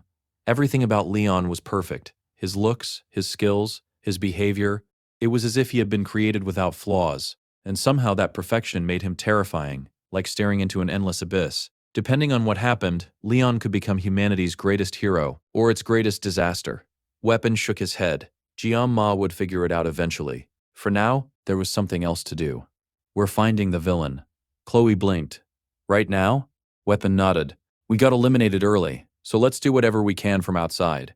Chloe's eyes sparkled. "Wow, you're starting to sound like Jianma." Weapon would have appreciated the compliment more if she would just learn his name. Still, the two of them quickly left together. Their own little side quest had begun. Meanwhile, deep within Artificial Gehenna, Jianma's team continued crossing the Abyss Bridge, step by step. Carefully, suddenly Rachel slipped. The stone beneath her foot cracked. Her balance disappeared. She yelped. Fortunately, she crashed directly into Jianma. The boy didn't move an inch. It was like slamming into a mountain. Rachel blinked. Then she proudly puffed out her chest. "See? My heart is huge. That's why I'm such a generous person." Jianma stared at her. That wasn't what people meant by having a big heart. Still, it was good to see her smiling. It seemed Rachel had finally adapted to the environment. Then, Jianma looked ahead. In the distance, a gigantic tower rose from the darkness. its silhouette pierced the sky. Everyone immediately understood that was their next checkpoint. At least now, they knew where they needed to go. The problem was obvious. Everyone could see the tower standing in the distance, but reaching it was another matter entirely. Without the help of subspace, even GM Ma found it difficult to move forward in this oppressive environment. The lake beneath the bridge was clearly the source of all the mana-flooding artificial Gehenna. Instructor Kim nodded. She had suspected as much. Then suddenly, GM Ma smiled. He had just remembered that he possessed a very useful tool. He slowly turned toward Instructor Kim. The purple-haired woman immediately became nervous. GM Ma smiled kindly. "You're excellent at sensing mana, so," he pointed ahead, "lead the way." Instructor Kim blinked. Then her eyes widened. What? The boy crossed his arms. "Think about it, you've already helped us find the first checkpoint. I've already used you as a mana-sniffing dog. It's a little late to start complaining now." Instructor Kim nearly exploded. "Stop calling me that." GM Ma ignored her protest. "The whole reason instructors are here is to prevent accidents, so this is the perfect opportunity for you to do your job." That manipulative little brat. He was clearly trying to dump all the difficult work onto her. Instructor Kim shook her head. "This is your exam. I can't interfere." GMA nodded. "Fine. We'll accept any penalties. As long as our stories match." Instructor Kim froze. This little demon, he had already thought of everything. Then Rachel raised her hand. "I agree." Hannah smiled sweetly. "I agree too." Instructor Kim slowly turned her head. 3 votes. Against 1. She collapsed to her knees. This was tyranny. After a moment of silence, she finally revealed the truth. She trembled. "I'm terrified of heights." The students stared at her. That wasn't the answer they expected. Fortunately, Jiama immediately had a solution. He stepped closer. Then he gave her a direct order. "Cross the bridge." Instructor Kim blinked. "If you do it," he paused, "I'll grant you 1 wish." The teacher's eyes widened. A wish. Now that was tempting. Of course, Jiama quickly added, "Anything except removing your seal of subordination." Instructor Kim clicked her tongue. She almost had him. Still, a wish was a wish, and that was far more than she had before. The teacher slowly stood up. Then she proudly puffed out her chest. "All right, follow behind me. I'll safely guide all of you across." Hana clapped excitedly. The praise instantly inflated Instructor Kim's ego. She strutted toward the bridge, then immediately dropped onto all fours. Everyone stared. The mighty instructor slowly crawled across the bridge, sweating, shaking, and muttering to herself, "It's safe. It's definitely safe." "You can follow me." Rachel stared blankly. Was this woman seriously terrified of heights? Time slowly passed. The dangerous crossing continued. Then suddenly, Instructor Kim stopped. "I can't do it anymore." She sat down and began whining. Rachel finally lost her patience. "What kind of adult are you?" The teacher looked less like an instructor and more like a spoiled child throwing a tantrum. Still, thanks to her, they had safely crossed most of the bridge. GM Ma walked over and smiled. "Good work." Instructor Kim blinked. He wasn't angry. GM Ma repeated himself. "You did great. If you're tired, we'll handle the rest." The purple-haired teacher stared at him. Nobody had ever thanked her like that before. Suddenly, her eyes began sparkling. She jumped to her feet. "No, I'm the instructor. I'll guide you to the end." Then she charged forward full of energy. Rachel stared in disbelief. Then she leaned toward Jiama. "Did you bribe the ironing board?" Jiama nearly choked. The insults this girl came up with were getting more outrageous by the day. "No, I don't have that kind of money." Rachel laughed loudly. "So you're poor too." Then she sprinted ahead. "Hey, I'm the team leader. Don't leave me behind." Instructor Kim snorted. "Instructors lead." The two immediately started arguing again. Hana smiled as she watched them. "They get along surprisingly well." Jiama looked at her. "No, they don't." Hana giggled. "It's because you're such a bad boy." Jiama blinked. That was a strange choice of words. He stared at the mint-haired girl for a moment. Honestly, she was weird. But before he could think any deeper about it, they finally arrived. The 3rd trial. The Tower of Ordeal. Meanwhile, Leon's team had already entered the tower. They had climbed without rest, and by now everyone except Leon was exhausted. Yet the blonde hero never slowed down. He climbed the stairs confidently, never looking back, never checking on his teammates. Rojo watched him in disbelief. They hadn't encountered a single other team. At this rate, first place was guaranteed. So why was he still pushing himself so hard? The instructor encouraged them to keep climbing, but Ariel finally collapsed. Her legs gave out. She sat on the stairs breathing heavily. I can't do this anymore." She had tried, she really had, but the oppressive mana, the endless walking, the pressure, it was all too much. She looked at the instructor with tears in her eyes. "I want to quit." The instructor tried to encourage her, but Ariel simply shook her head. She was exhausted. Rojo clenched her fists. She couldn't watch this anymore. Leon, she shouted, you need to look back. The blonde hero paused. Rojo pointed at Ariel. Your teammates are suffering. Can't you slow down? Leon slowly turned his head. Then he said something cold. It's your fault for being slow. The words hit everyone like a slap. Rojo stared at him. This wasn't normal. He was acting like a machine, like someone chasing something invisible. A few minutes of rest wouldn't hurt anyone. Yet he kept moving forward as if stopping meant death. Leon suddenly noticed their expressions. Everyone was staring at him. The blonde hero paused, then slowly lowered his eyes. He took a deep breath, as if forcing something dark out of his mind. Sorry, Rojo blinked. Leon rubbed his forehead. I went too far. His voice had returned to normal. We'll rest on the 5th floor.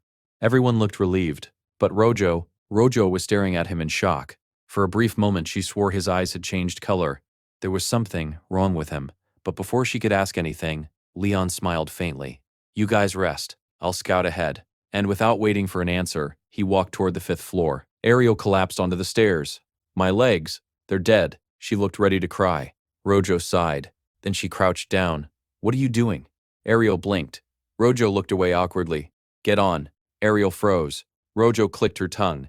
People who can help should help. So hurry up before I change my mind. The senior's eyes widened. Honestly, Rojo wasn't doing that great herself. But she had changed. Ever since joining the travel club, ever since meeting Jian Ma, the old Rojo would have ignored someone this weak. But now, she couldn't. Ariel smiled gratefully, then climbed onto her back. A second later, Rojo nearly collapsed. Why are you so heavy? I'm skinny. Then explain this, the girls argued as they climbed. And for a moment, the atmosphere felt lighter. Suddenly, something changed. Rojo's eyes widened. An overwhelming sensation swept through the tower. At the exact same moment, far away, Jian Ma stopped walking. He looked up. The hairs on his neck stood on end. Something was wrong. Rachel tilted her head. What's with you? Jian Ma frowned. I don't know. But he looked toward the tower. Something terrible was about to happen. Still, he couldn't pinpoint the source. So he shook his head. It's nothing. Unfortunately, his instincts had been right. A bloody dagger suddenly appeared. Rojo's body froze. Her eyes widened in horror. She staggered forward. Ariel slid from her back. Blood dripped onto the stone stairs. Rojo slowly looked down. A blade had pierced her body. She coughed violently. Blood spilled from her lips. Her legs gave out. And as darkness began to consume her vision, the blue-haired girl whispered the name she trusted most. Jian Ma. Meanwhile, Jian's group continued scouting the area as they made their way toward the nearest finish line. Since they had already come this far, they decided to treat the journey like a bizarre and dangerous excursion. While his teammates walked calmly ahead, Jian could not shake the strange feeling lingering in the air. At first, he thought he was simply overreacting. After all, this place was filled with demonic energy, so it made sense for the atmosphere to feel unsettling. Still, the uneasiness in his chest refused to disappear. Their teacher stepped forward and announced that she would take the lead once again. No one objected. After all, none of them were foolish enough to rush headfirst into danger. They happily followed behind her. Soon they arrived at a long staircase leading upward. The team leader glanced back at the dark-haired boy and asked whether he would have trouble climbing the stairs. The structure looked almost identical to the magic tower, but Jean was no ordinary person. As they climbed higher, he suddenly slowed down. His eyes narrowed as he noticed footprints on the stairs. That was strange. Until now, he had believed that his team was the only group in this part of the exam, yet someone had clearly passed through here before them. Surprisingly, none of his teammates seemed to notice. They were too busy groaning about having to climb stairs at the final stretch of the journey. Meanwhile, Jian stared at the footprints in silence. Footprints meant people, but they had not seen a single person since entering the exam grounds. If another team was ahead of them, then who could it possibly be? However, he did not have much time to think. A moment later, he sensed something horrifying. Blood. Instantly, every alarm bell in his mind went off. Rachel stopped walking as well. Even she could tell that something was terribly wrong. Without hesitation, Jian shot forward. He had not stepped in blood directly, but he could sense its traces nearby. The moment he realized that, he rushed past his teacher and classmates. The boy who had been lazily dragging himself at the back of the group suddenly moved, like a bullet train. The teacher shouted his name, but even she knew the situation was serious. Thanks to her mana perception, she could sense danger just as clearly. Immediately, she ordered the other students to stay where they were, and chased after Jian alone. There was no way she would drag the others into something this dangerous. Meanwhile, Jian sprinted up the stairs with everything he had. All of his strength, all of his mana, was focused on reaching the source of that familiar sensation. At the same time, Ryojo struggled to keep her eyes open. Her vision was blurry as she looked at the person standing before her with a weapon raised high. but of course her vision was blurry. She had been betrayed. The very person she had tried to help had stabbed her. Ryojo stared at her blood-stained hands in confusion before the memories of what had happened came flooding back. The blades piercing through her body served as a painful reminder. Poison. And not just any poison. A deadly poison. She was lying helplessly on the floor as her life slowly slipped away. Not far from her, their team captain Lion was engaged in a desperate battle. But the opponent he was fighting was none other than their own teacher. Lion, covered in blood and wounds, glared at Professor Paul, who wore a disturbing smile on his face. It turned out that the man had been a traitor all along. The blond boy gritted his teeth and unleashed a blazing attack. However, Paul easily dodged it. The teacher chuckled. So this is the strength of the hero candidate. Before he could launch another sneak attack, Leon suddenly appeared behind him and swung his weapon at incredible speed. Unfortunately, things were not that simple. Paul sneered. Even as a hero candidate, you're disappointingly easy to injure. The next moment, Leon felt a sharp pain explode through his body. But it was not Paul who had stabbed him. It was Ariel, the timid, crying girl he had trusted. Leon's eyes widened in disbelief. It had been a trap from the very beginning. Ryojo had already been taken down, and now Ariel and Paul were working together to kill him as well. Ariel smiled coldly as Leon cried out in agony. The hero is strong, she said calmly. But in the end, he's only human.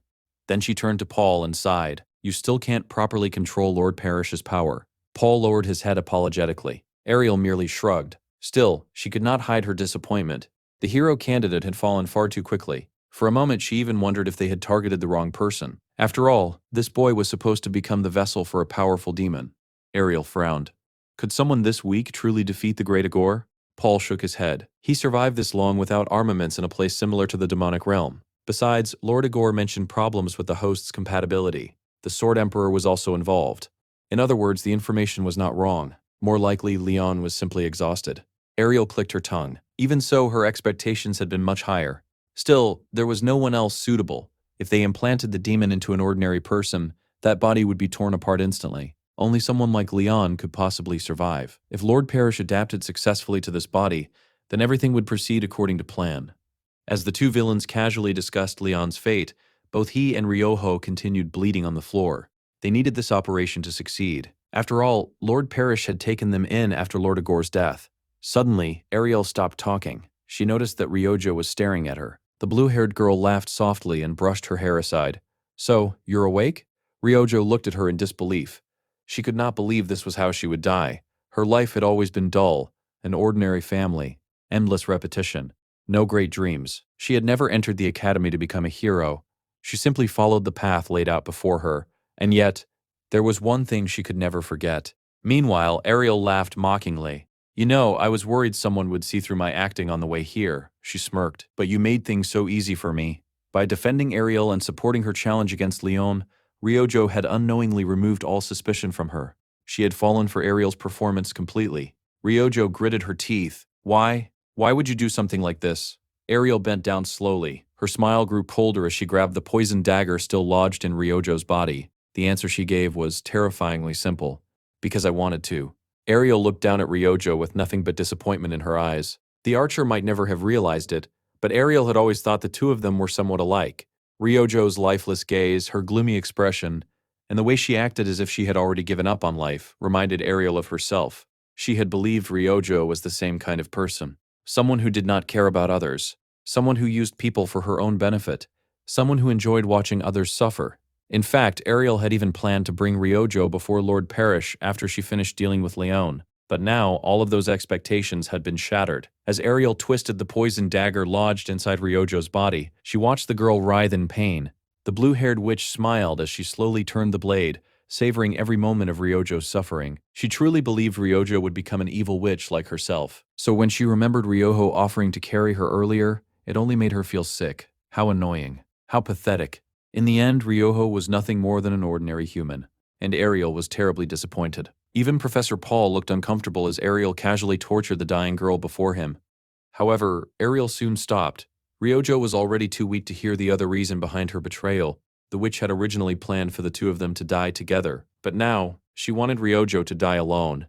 With that cruel thought, Ariel stood up and waved goodbye. Meanwhile, Ryojo lay helplessly on the cold ground. Blood flowed endlessly from her wounds as tears filled her eyes. The truth was, she did not want to die. Not like this. Not because she had tried to be kind, The thought echoed endlessly in her mind. I don't want to die. Not now, not when she had finally found a reason to keep living. A reason who always wore a blank expression that was almost frustrating to look at. No matter how cold or annoying he could be, Ryojo wanted to live a little longer. For Jean, tears rolled down her cheeks. For the first time in her life, she desperately wished for a miracle. Yet the world remained silent. It almost felt as though there was no God in this world. Her vision gradually blurred. The world spun around her. Then she heard footsteps. Someone was approaching.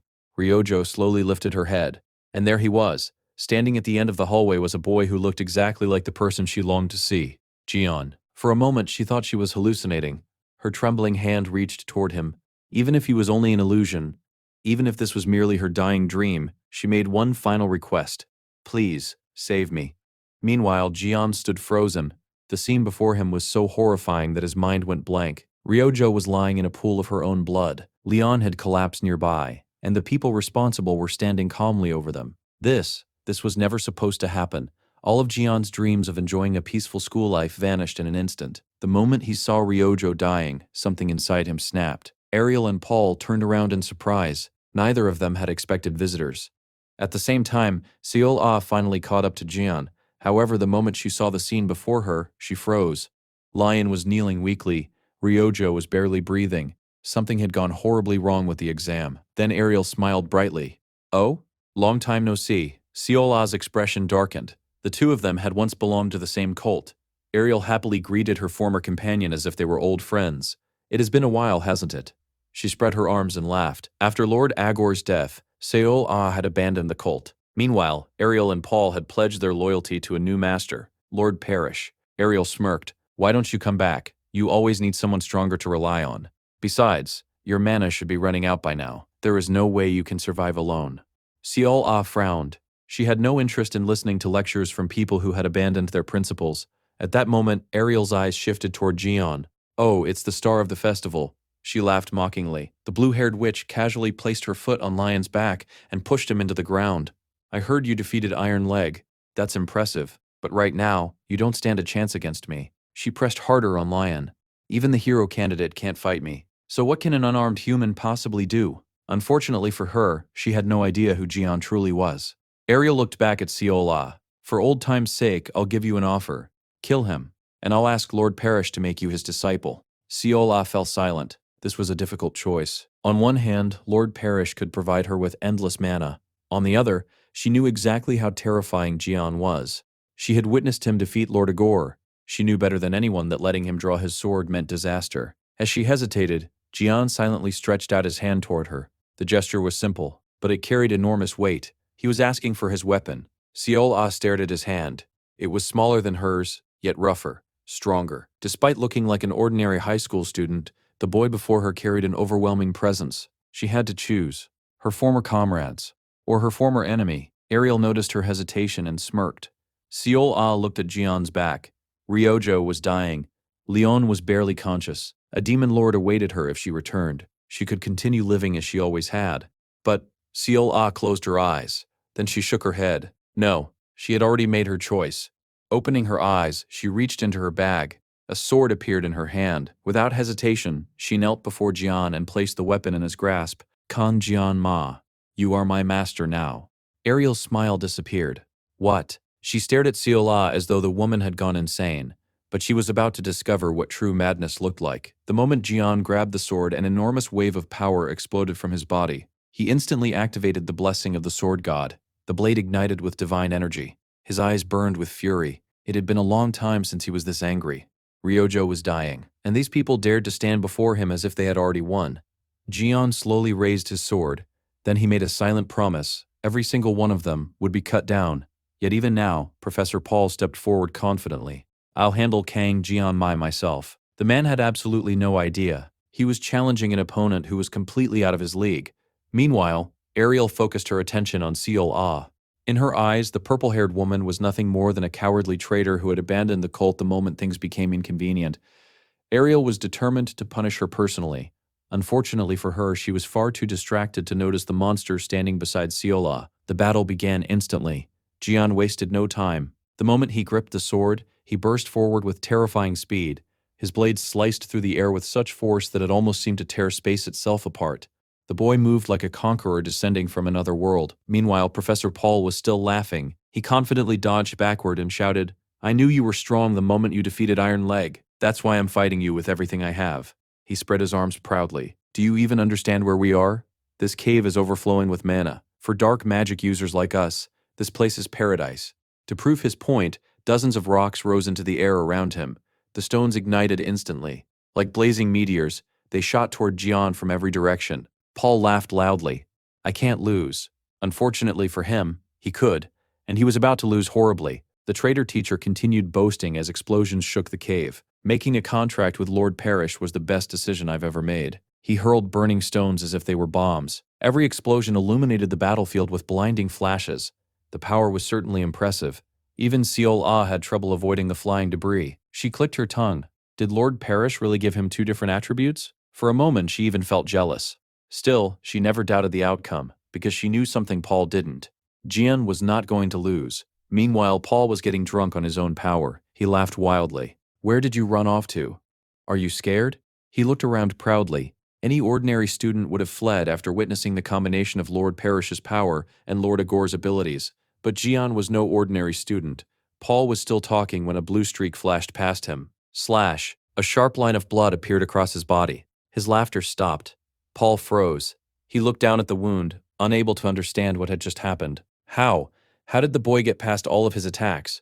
How did he breach his defenses so easily? The teacher hurriedly looked around, but John was nowhere to be seen. Then, another slash. Paul barely dodged. Blood sprayed from his side. His eyes widened. That attack could have killed him. No, Jian had intentionally avoided killing him. The realization sent chills down his spine. The boy wasn't fighting seriously. He was torturing him. Paul frantically spun around. Ariel frowned. "Get a grip."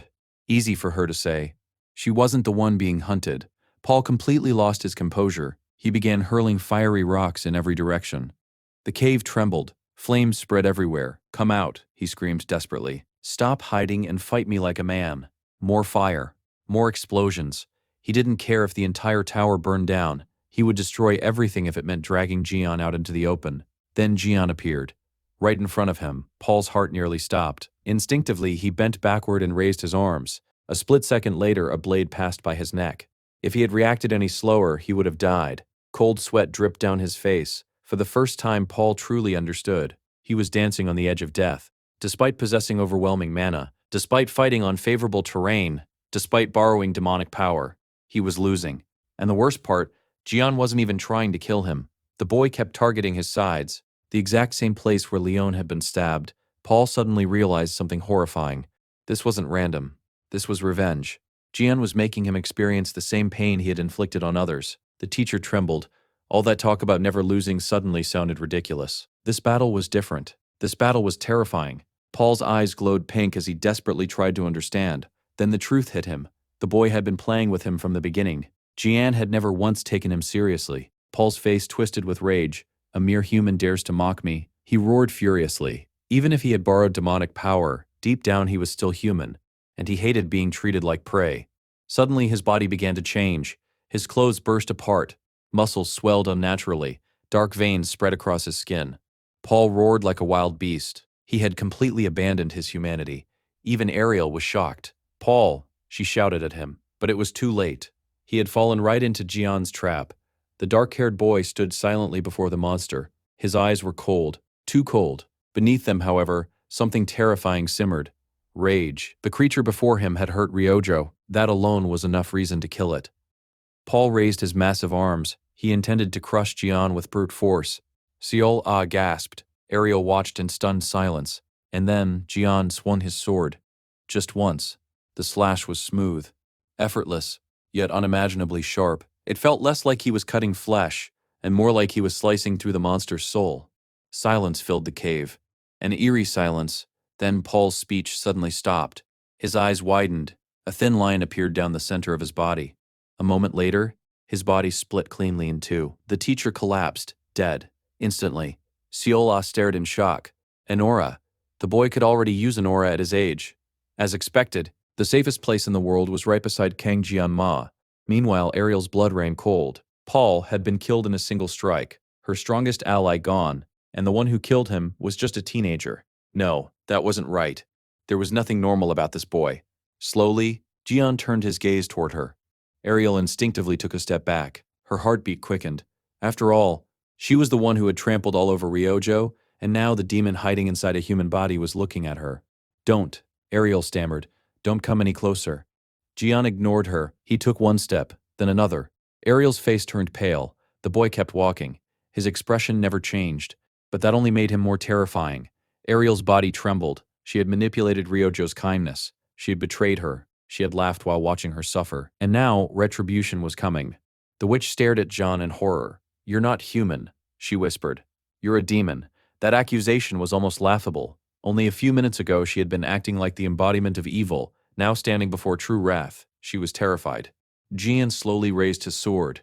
Ariel's mind went blank. Death. She could taste it. Every instinct in her body screamed at her to run, but she couldn't. There was only one thing left for her to do. She had to survive.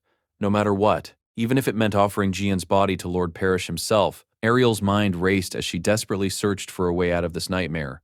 Running was impossible. Jian was simply too fast. If she tried to flee, he would catch her in an instant. So she quickly came up with another plan. She would use magic to obscure his vision and then manipulate the abundant mana in the cave to suffocate him. However, the moment she reached out with her senses, her face turned pale. The mana, it was gone. No matter how hard she searched, she could not feel even a trace of it. Cold sweat rolled down her forehead. The cave had been overflowing with mana just moments ago, yet now it felt completely empty. Then she looked at Jian. The boy slowly approached her with a sword in his hand, surrounded by a dark aura that swallowed everything around him. His weapon was rejecting mana itself. It erased mana, devoured mana, completely isolated her from the power she relied on. Ariel's heart sank. What kind of monster was this? Realizing she was cornered, she desperately tried to bluff. "If you take one more step," she shouted, "I'll slit Ryojo's throat." Unfortunately for her, she only made the situation even worse. She grabbed the injured Ryojo and pressed a blade against her neck. For the first time since the fight began, Jian stopped walking. Seol Ah's expression changed immediately. Ariel noticed his reaction and secretly sighed in relief. Without wasting another second, she began retreating while dragging Ryojo behind her. "Damn it. I need to get out of here." She cursed her luck while desperately trying to escape. But suddenly, something felt wrong. Ariel frowned. Her knife. Where was her knife? At that moment, a weak voice spoke beside her. "Let go. It hurts." Ariel's eyes widened. She slowly looked down and froze. Ryojo was staring back at her, alive, awake, and furious. The archer's eyes burned with determination. With the last of her strength, she suddenly pushed herself to her feet and drove the poisoned dagger straight into Ariel's chest. Stab. Ariel coughed violently. She looked down in disbelief. How are you still moving?" Ryojo grinned weakly. "You really thought I'd just lie there and die?" She coughed up blood before continuing. "Besides, poison resistance is standard in the Absolute Bow clan." Ariel's face twisted. That was when she realized something even more horrifying. The poison was spreading through her own body.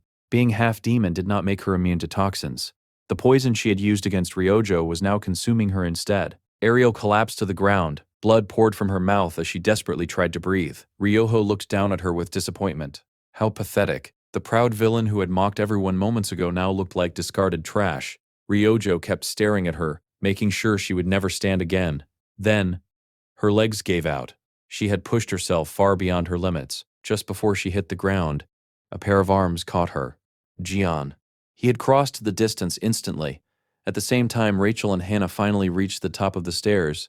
The explosions and chaos had attracted their attention, and they hurried over as fast as they could. But the moment they arrived, they saw a scene they never expected. Ryojo was resting in Jian's arms. The usually cold swordsman looked visibly shaken. Ryojo chuckled weakly. "That hurts." She looked up at him. "Why are you making such a sad face?"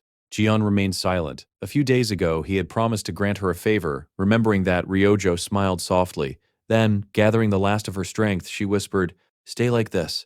Just a little longer." A faint light surrounded them. Ryojo closed her eyes as she rested comfortably in his embrace. For a moment, everyone thought she was dying. Fortunately, that wasn't the case. Soon afterward, the injured students were rushed back to the academy hospital. It had been a disastrous exam. But thankfully, Jian arrived before things became irreversible. The injured received emergency treatment immediately. 3 days later, Ryoho slowly opened her eyes. The first thing she saw was the hospital ceiling. For a moment, she simply stared blankly. She was alive.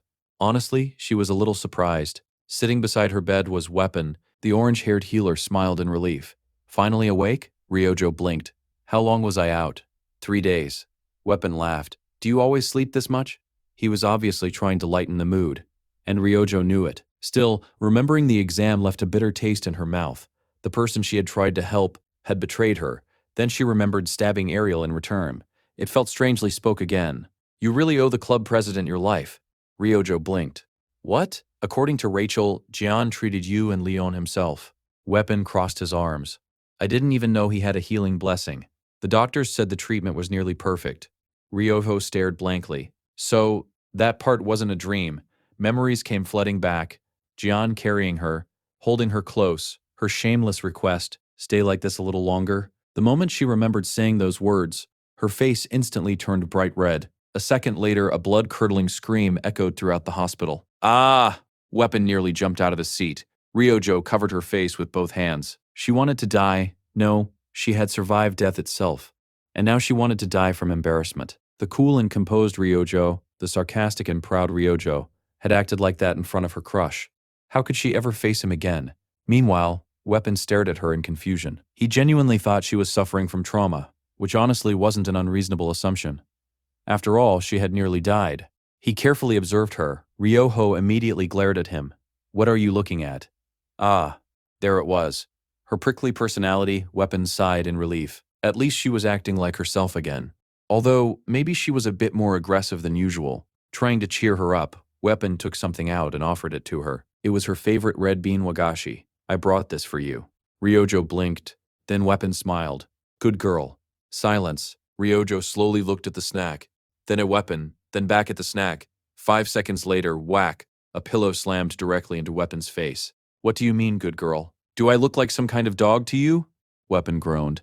You could have just told me. Ryojo pointed furiously at the door. Get out. Weapon quickly fled the room while Ryojo continued throwing pillows after him. Finally, the room became quiet.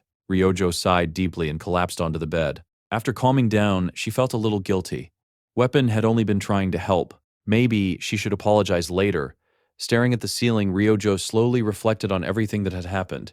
The betrayal, the battle, the fear, the pain, and the miracle that allowed her to survive. She was alive, safe, lying in a warm hospital bed.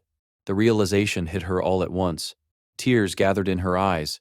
At first it was only a few drops, but before long those small tears turned into an unstoppable flood. Ryojo cried quietly as she held her favorite snack in her hands. After everything she had gone through, the simple sight of it nearly brought her to tears again. She carefully unwrapped it, took a bite, and immediately started sobbing. It tasted exactly the way she remembered. Sweet, comforting, familiar. No matter how terrible the past few days had been, she was still alive to enjoy it. That simple fact filled her heart with relief. The blue-haired archer was alive, and that was enough. Meanwhile, Jian walked through the academy halls with his hands tucked into his pockets. 3 days had passed since the final exams. As he walked, he silently reflected on everything that had happened. Leon and Ryojo had both been on the verge of death. Thankfully, his gamble had paid off. By activating all of his blessings at once, he had managed to heal them just enough to keep them alive until they reached the hospital. Still, that didn't make him feel any better. Eventually, Jian stopped in front of a hospital room. He remembered the principal's expression when he returned from the exam. The relief, the tears. And now, more than ever, he understood something. This wasn't just about him anymore. People around him were being targeted, dragged into danger. The exam was supposed to be simple, yet Ryoje had nearly died. That alone was unforgivable. Jian clenched his fists. Power alone wasn't enough. No matter how strong he became, he couldn't be everywhere at once. He needed something greater, something absolute. Just as he was lost in thought, the door to Ryojo's room suddenly burst open. Speed Weapon came running out. The orange-haired boy was grumbling to himself. I was just trying to be so cold. Jian blinked in surprise. Weapon stopped in his tracks. Oh, Captain. The healer quickly explained that he was on watch duty for the day. Everyone in the club had been taking turns keeping Ryojo company while she recovered. Weapon grinned.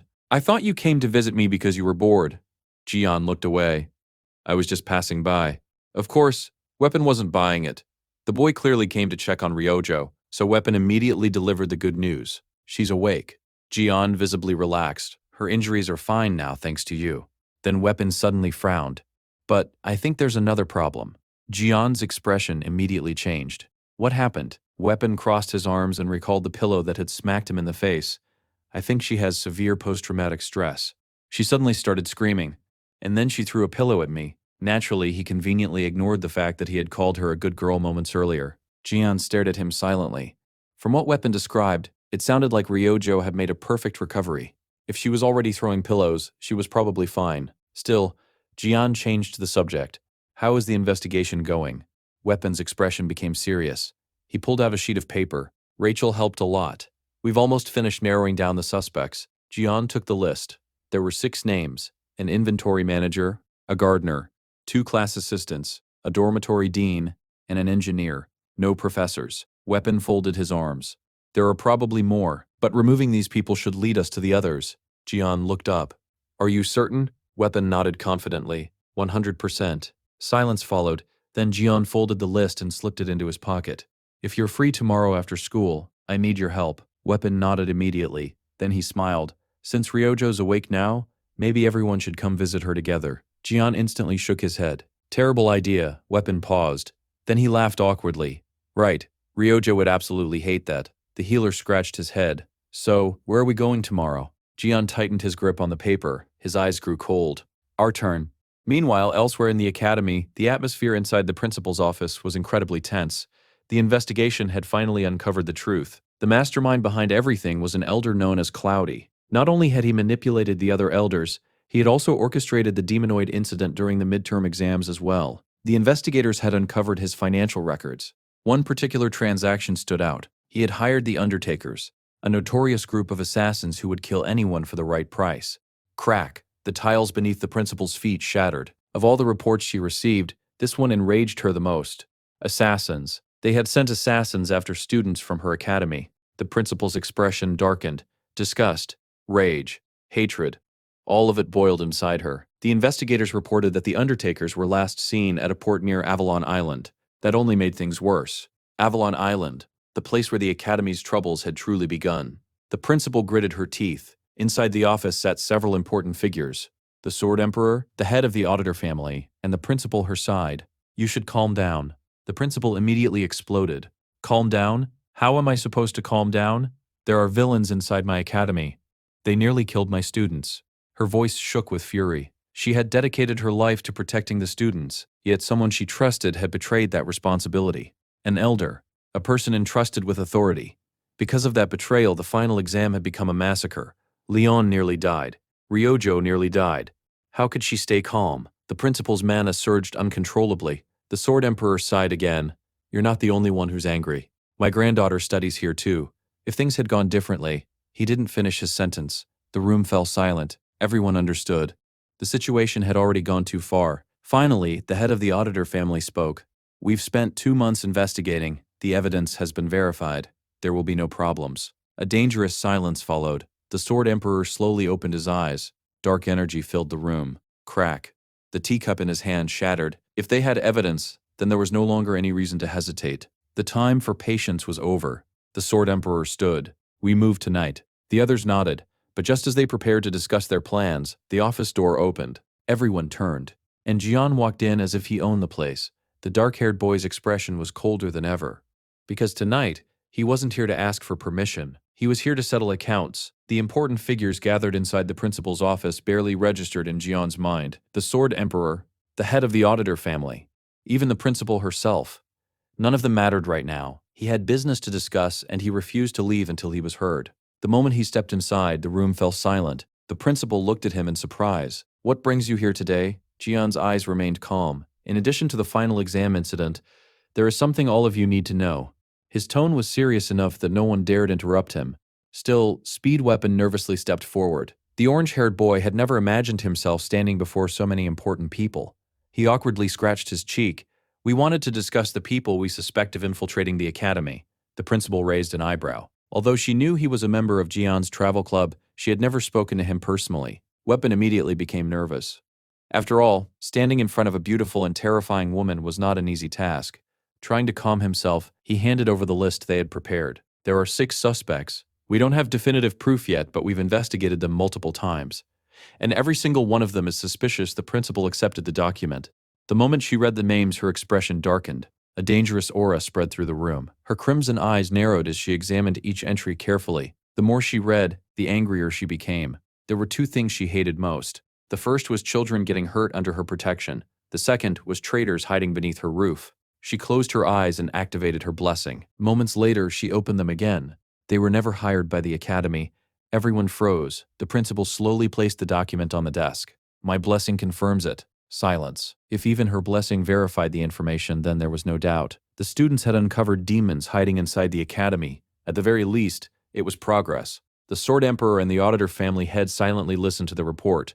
But then, the principal suddenly narrowed her eyes. There is something I would like to know. Weapon instantly stiffened. How exactly did two students obtain confidential personnel records? The pressure in the room skyrocketed. Weapon nearly jumped. Those records were supposed to be inaccessible to students. The principal leaned forward. Answer me. Weapon desperately looked at Jian for help. Meanwhile, Jian remained completely calm. We hacked the Academy network. Silence. Absolute silence. Even the Sword Emperor blinked. The principal stared at him blankly. The most secure network on the continent had been hacked by two students, and the boy admitting it sounded like he was confessing to borrowing a book. Jian continued speaking. As the club president, I ordered it.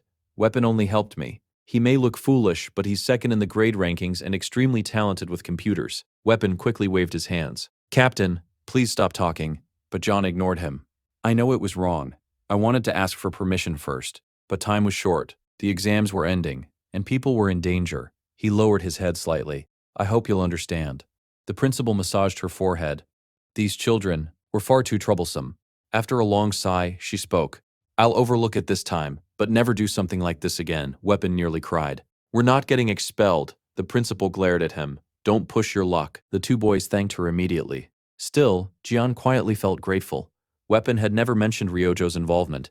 He kept her name completely out of it. If anyone had to bear the blame, Jian intended to shoulder it himself. He would rather suffer than drag his teammates into danger. The more time he spent with Weapon, the more he realized what a loyal friend the boy truly was. Then suddenly, the Sword Emperor spoke. This complicates things. If we're still planning to attack tonight, the room froze. Everyone slowly turned toward him. The principal stared in disbelief. The Auditor family head closed his eyes. That was supposed to be confidential. The Sword Emperor casually took a sip of tea, as if he hadn't just revealed a secret operation. The Auditor family head sighed. Well, the victims deserve to know. He folded his hands. Our original plan was to visit Elder Cloudy's residence tonight. Jian looked up immediately. Elder Cloudy? The man nodded. The Council of Elders had spent months slandering Jian and his friends, and Cloudy had been the mastermind behind it all. Not only that, the Auditor family had finally gathered enough evidence linking him to multiple crimes. Their plan was simple. Interrogate him. Legally. Though judging by the Sword Emperor's expression, he would have preferred a much more direct solution. Unfortunately, things weren't that easy. The Council of Elders represented a massive political force. Even the Sword Emperor couldn't openly attack them without consequences. Jian quietly listened. Then he shook his head. If you move tonight, the infiltrators will flee. Everyone looked at him. He continued calmly. If the Elders are attacked first, the villains hiding in the academy will immediately disappear, and we'll lose our chance to catch them. The principal slowly nodded. He was right.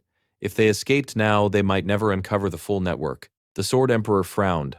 So what do you suggest? Jian answered immediately. Gather them all. The adults blinked, both the elders and the infiltrators. In one place, the room went silent. That was an absurd proposal, yet strangely, it made sense. A single strike, one operation, no survivors. The principal frowned. But how? Without answering, Jian took out his communication device. He called Seol Ah. The purple-haired woman answered almost instantly. Most villains don't know each other's identities right.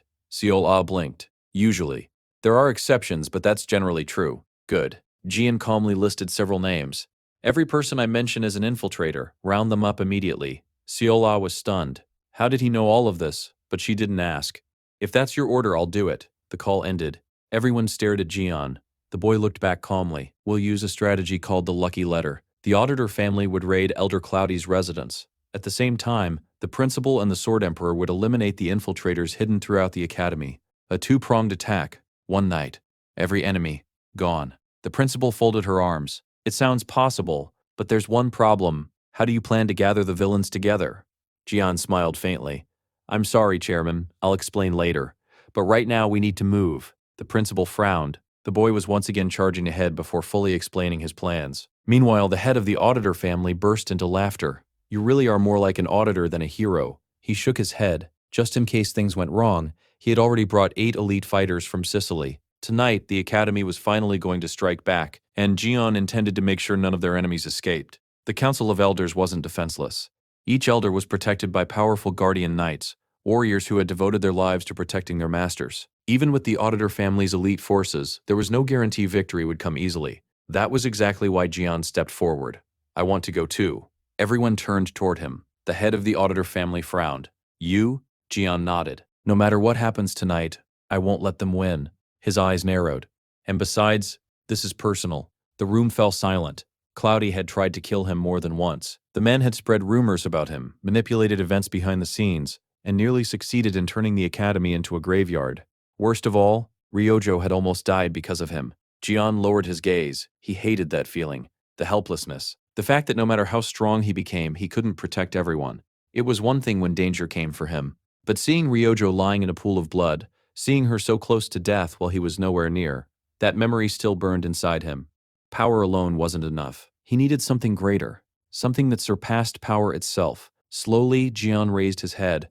"I will become a 7-star hero." The declaration exploded through the room.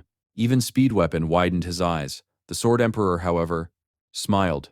Finally, the boy had made up his mind. "You've chosen your path," the old man said softly. Jian nodded. "I have." Night had fully fallen by the time Jian left the principal's office. The moon hung high overhead. Weapon walked beside him nervously. "Captain, are you really going?" Jian smiled faintly. Without answering, he pulled out his familiar sashimi knife. The simple blade gleamed beneath the moonlight. "Wait for me in the hallway. I won't take long." Weapon frowned. The boy always acted so calm. But lately, he had been pushing himself too hard. Weapon had always stood behind him, cheering him on. Still, more than anything else, he didn't want his captain to get hurt. Meanwhile, far away from the academy, one of the infiltrators checked his phone. A message had arrived. It was from someone saved simply as, "Professor." The man read it aloud. "Tomorrow at 3 a.m., a great misfortune will befall you." What kind of nonsense is this? He exploded in anger. The villain kicked a nearby wall. Everyone around him rolled their eyes. The professor, the mysterious mastermind who had gathered them together, and someone most of them absolutely hated. The villains grumbled among themselves. "He treats us like dogs. I swear one day I'll put him in his place." The others burst out laughing. "Big words. You ran here the moment he called." The man clicked his tongue. "I'm not scared. Sure you're not." Everyone laughed again. The truth was simple. They all hated the professor. But they also feared him, so no one dared disobey. Still, something felt strange tonight. One of the villains looked around. Where are the others? Normally, more infiltrators would have attended, yet tonight the warehouse felt emptier than usual. Before anyone could answer, a noise echoed from the darkness. Everyone turned. There were crates stacked near the entrance. Someone was moving behind them. One of the villains scoffed. "You're late. You better hurry before the professor gets angry." The others laughed. Unfortunately, the newcomer wasn't there to attend a meeting. He was there to kill.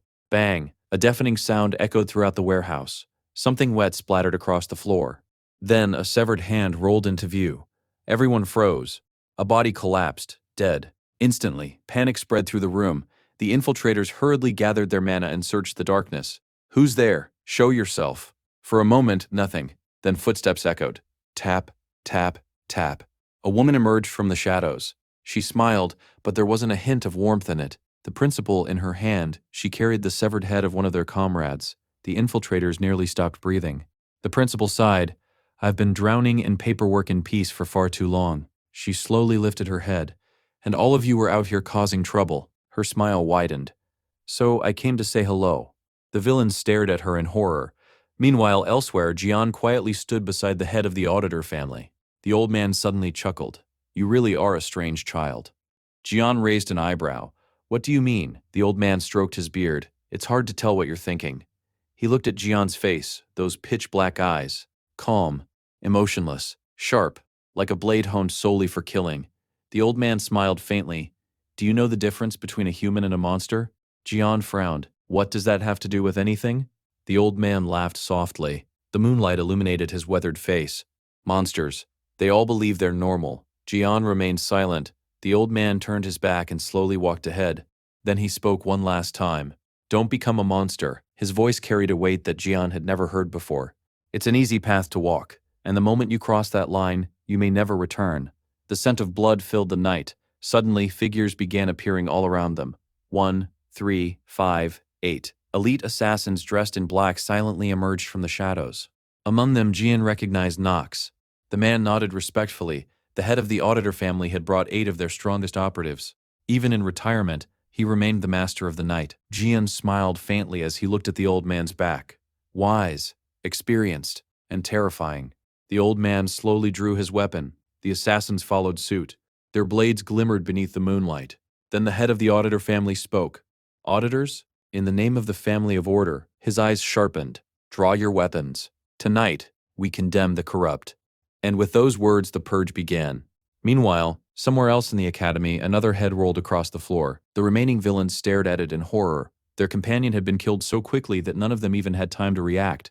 Then they looked ahead, and their expressions froze. Standing before them was the last person they ever expected to see. Media, the sage, the academy's principal. Beneath her youthful beauty was a warrior who had survived countless battles and stood among the strongest people alive. The remaining villains immediately prepared for battle. One of them gritted his teeth and shouted, "Don't let her appearance fool you. She's just an old hag who's been away from the battlefield for more than 40 years.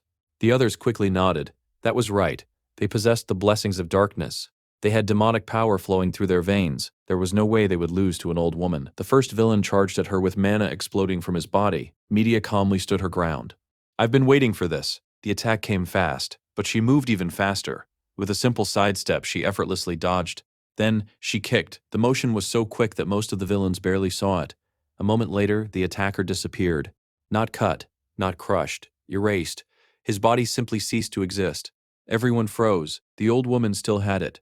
Even after all these years, she could still obliterate enemies with terrifying ease. The villains watched in horror as Media stepped forward and stomped on the remains of the man she had already killed. Green energy erupted around her body. The ground cracked beneath her feet, and she kept stomping, again and again. At this point, the poor man was already dead. But Media wasn't done. She was furious. These rats had infiltrated her academy. They had hurt her students. They had nearly killed children under her protection. There was no forgiveness left in her heart. The villains trembled. Among the 7-star heroes, Media was the only one without an official combat title, but everyone knew her other nickname, Media the Tyrant. She slowly raised her head. Who's next? The villains looked at each other. Then, despite their fear, they charged. Fortunately for them, someone arrived to spare them from facing her wrath alone.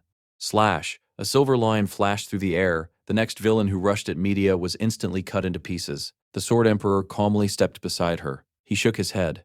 You really don't know how to hold back. Media scoffed, and you're late. The remaining villains felt their hearts stop. The Sword Emperor and Media, standing side by side.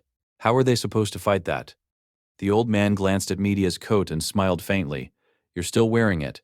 Media looked down. The long gray coat fluttered gently behind her. A nostalgic expression appeared on her face.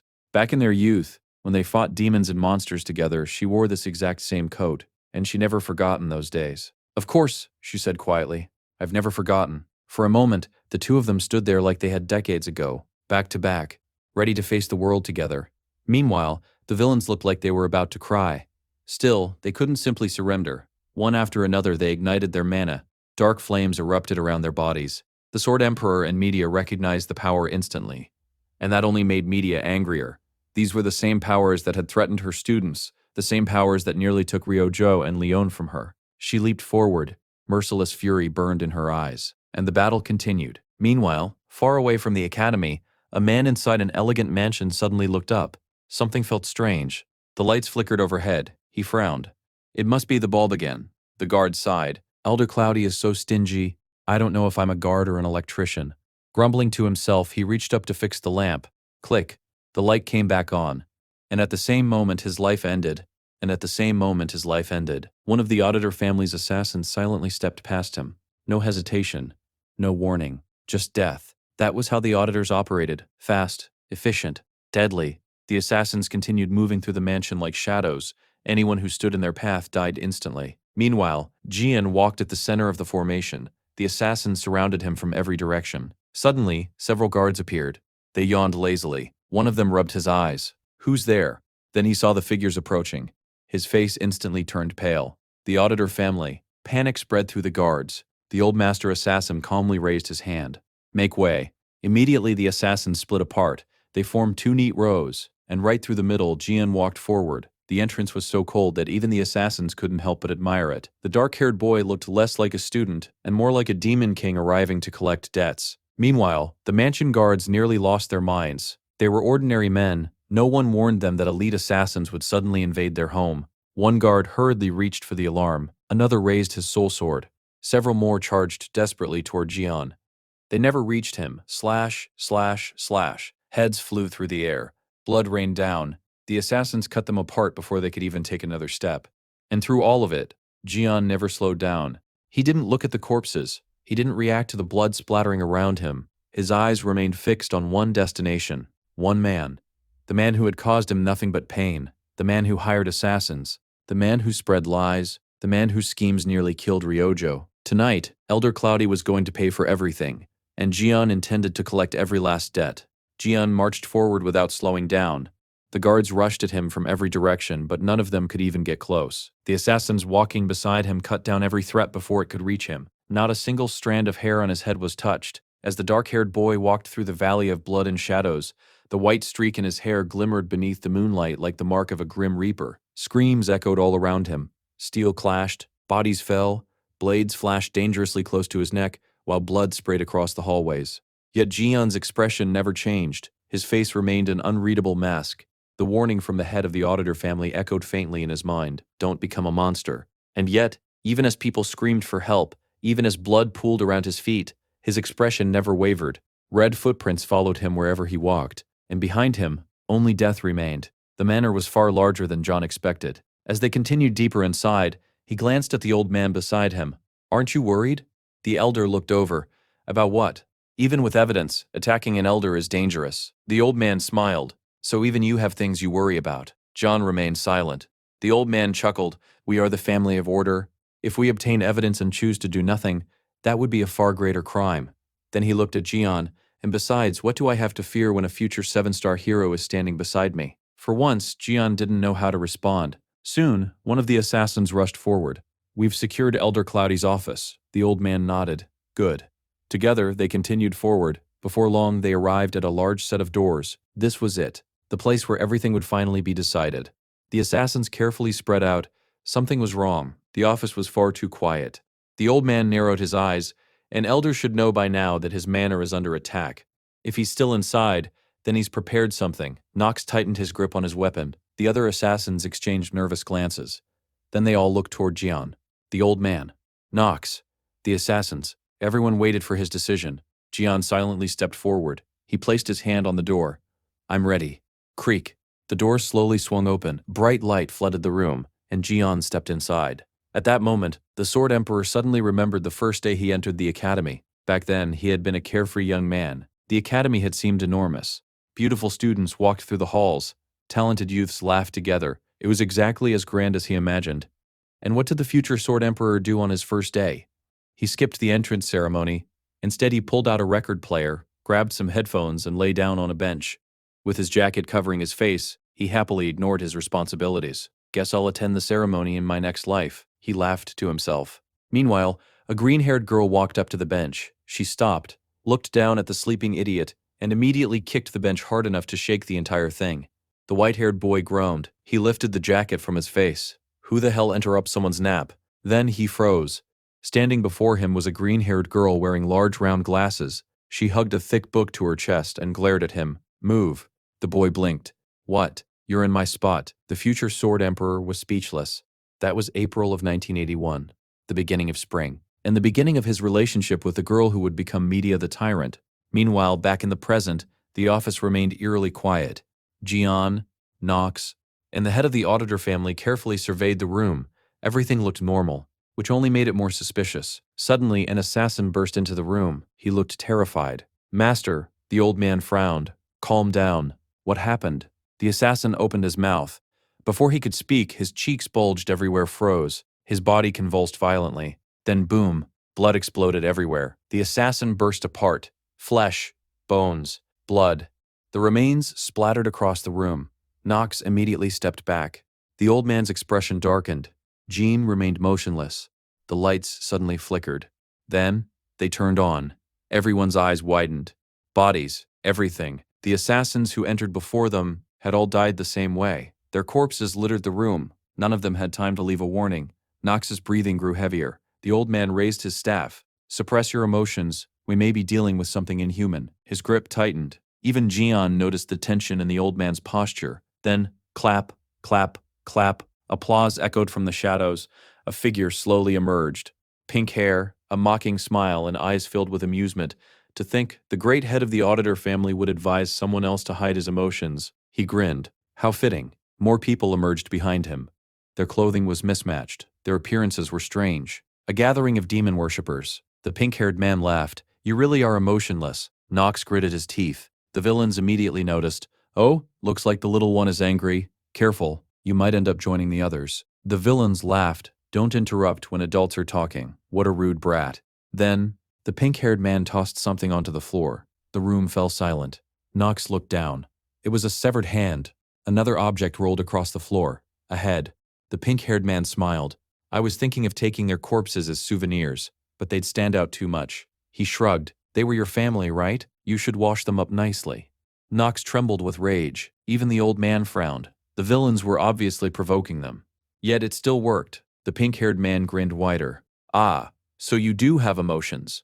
Just then a man slowly stepped forward. Elder Cloudy, the man everyone came here to arrest. He sneered. I cannot question the wisdom of our honored guest. His gaze shifted toward the auditors, but seeing butchers trying to mingle with nobles, it disgusts me. The old man growled. You joined hands with demons. No matter how corrupt you were, even your father would be ashamed. Cloudy's expression twisted instantly. My father? You dare mention my father? The old man glared at him. You're a parasite, feeding on demons. Cloudy's face turned red. You lowly butcher, you dare lecture me. The auditor family has no right to challenge an elder, which was ironic because challenging corruption was literally their entire purpose. Cloudy was simply throwing a tantrum because someone finally held him accountable. He pointed furiously. After tonight, I'll destroy the auditor family with my own hands. The pink-haired man sighed. This is embarrassing. Suddenly, he slapped his hand onto Cloudy's head. The noble instantly shut up. I told you to be quiet. Cloudy's face turned ugly, but he obediently stepped back. The pink-haired man chuckled. So funny. You nobles hate butchers, but the moment you're in trouble, you hire them. He slowly stepped forward. Then his eyes landed on Jian. The smile on his face widened. The unprecedented genius of the academy. The golden generation, the student who claimed first place with ease. The other vessel candidate, Kang Jianma. The room suddenly grew colder. The demon worshippers smiled greedily. Their master had given them an order, capture Liam, capture Jian, and in return, they would receive limitless glory. The villains looked at each other excitedly. An old man and a teenager. It should have been easy, but John never reacted. He never frowned, never smiled, never showed anger. If anything, the darkness around him only deepened, and for some reason, that frightened everyone in the room. Suddenly, the atmosphere around Jian became even heavier. The pressure rolling off his body was suffocating, and it was directed entirely toward the demon worshippers standing before him. Frankly, Jian didn't think much of these people. To him, they were nothing but vermin, and he couldn't wait to erase them. The pink-haired leader's smile faltered for the first time. He hadn't expected to feel such killing intent from a mere teenager. Meanwhile, Elder Cloudy was still barking nonsense. A commoner dares glare at me like that, he sneered arrogantly. Without media protecting you, your life ends here. It was obvious. The old fool couldn't even sense Jian's strength. That was why he was still standing there acting superior. Jian simply stared at him, the same way a man might look at dirt stuck beneath his shoe. Ever since Jian entered the academy, Elder Cloudy had done nothing but target him. Well, to be fair, Cloudy originally targeted Lion, but Jian always happened to be nearby. Then the attacks escalated, rumors, schemes, assassins, and finally, attempts on his life, but what truly crossed the line was Ryojo. Cloudy's people nearly killed her. That was unforgivable. So tonight, Jian had come to collect. Without another word, he drew his knife. The sound of metal leaving its sheath echoed through the room. I'll leave there next to the two of you. Immediately, the others moved. The head of the auditor family pulled a blade hidden inside his walking stick. Knox unsheathed his weapon as well. In an instant, 3 people became 3 executioners. The demon worshippers burst out laughing. So we were right, the pink-haired man smirked. You're different, but it turns out you're just insane. The others joined him. What's that kitchen knife supposed to do? Cut our magic. Jian slowly raised his weapon. A divine aura burst from his body. The blessing of the sword god activated. The kitchen knife glowed brilliantly. Then Jian smiled faintly. Exactly, the pink-haired man's grin froze. The battle exploded instantly. Boom. The force of the first exchange tore the doors clean off Elder Cloudy's office. The noble nearly cried. This office cost a fortune. Unfortunately for him, he probably wouldn't be using it ever again. The demon worshippers unleashed their magic all at once. Fire, ice, wind, explosions. The room was swallowed by smoke. The pink-haired leader laughed. That's enough. I'm sure they're dead by now. Even Cloudy sighed mournfully as he looked at the destruction. My office. The pink-haired man waved his hand. Go check. One of his underlings stepped forward. The fool laughed. I can see movement. You think hiding in smoke will save you? Then slash. The man's body split cleanly in half. Blood sprayed into the air. And standing behind the corpse were Knox and the auditor family head, completely unharmed. The villains froze. What? Not a scratch. The pink-haired man lost his temper. You idiots! How hard is it to hit someone standing in one place? He pointed furiously. Attack again. The underlings obediently complied. More magic filled the room. Fireballs, ice spears, cursed projectiles, everything they had. This time, however, the assassins weren't standing still. Knox burst forward. His target was the well-dressed mage among the villains. The man screamed, He's here! Another villain hurriedly raised a giant stone wall and launched a massive boulder at Knox. The attack was fast, deadly, and completely useless, because John suddenly appeared. Slash! The boulder split perfectly in half. The magic maintaining it shattered instantly. Knox dashed through the opening. The auditor family head stopped for a moment. Even he couldn't hide his amazement. That boy could really cut magic. It was absurd. The demon worshippers looked horrified. They had sold their souls, thrown away their humanity, and yet they couldn't defeat a teenager holding a kitchen knife. Panic spread among them. The pink-haired leader shouted desperately, Keep attacking! Fight them! One of his underlings snapped. What about you? The pink-haired man straightened proudly. I'm supervising. Everyone stared at him. What a shameless liar. Still, the younger mages kept firing. They reasoned that if they flooded the room with attacks, Jian couldn't possibly cut everything. Unfortunately, their teamwork was awful. The fire mage's spells vaporized the ice mage's attacks. The ice mage exploded. Watch where you're aiming, the fire mage shouted back.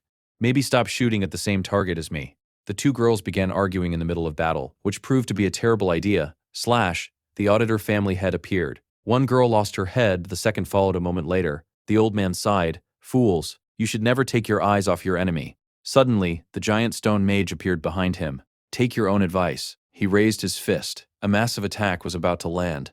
But there was a reason assassins never fought alone. Slash, Jian appeared again. The stone mage froze. Then, his body slowly slid apart. The old man scoffed. The weak never understand silence. And that's why they die. The battle raged on. Smoke filled the room.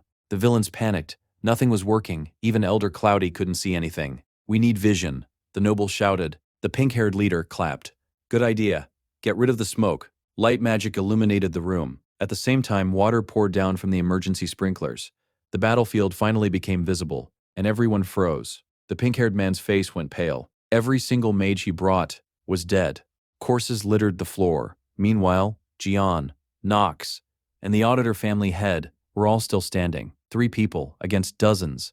And they won. The assassin's eyes still burned with killing intent. Cloudy trembled, then growled. Insects. He hated seeing people beneath him achieve something so impossible. But Jian wasn't paying attention to him anymore. Slowly, he stepped forward. The pink-haired man narrowed his eyes. Kang Jian Ma. Now he understood. This boy was the root of all their problems. For some impossible reason, he could cut magic. Suddenly, the pink-haired man grabbed Elder Cloudy by the neck and pulled him in front of himself. Don't come any closer, he shouted. I'll kill him. The room fell silent. Honestly, that was kind of funny, because Jian and the others came here intending to kill or capture Elder Cloudy anyway.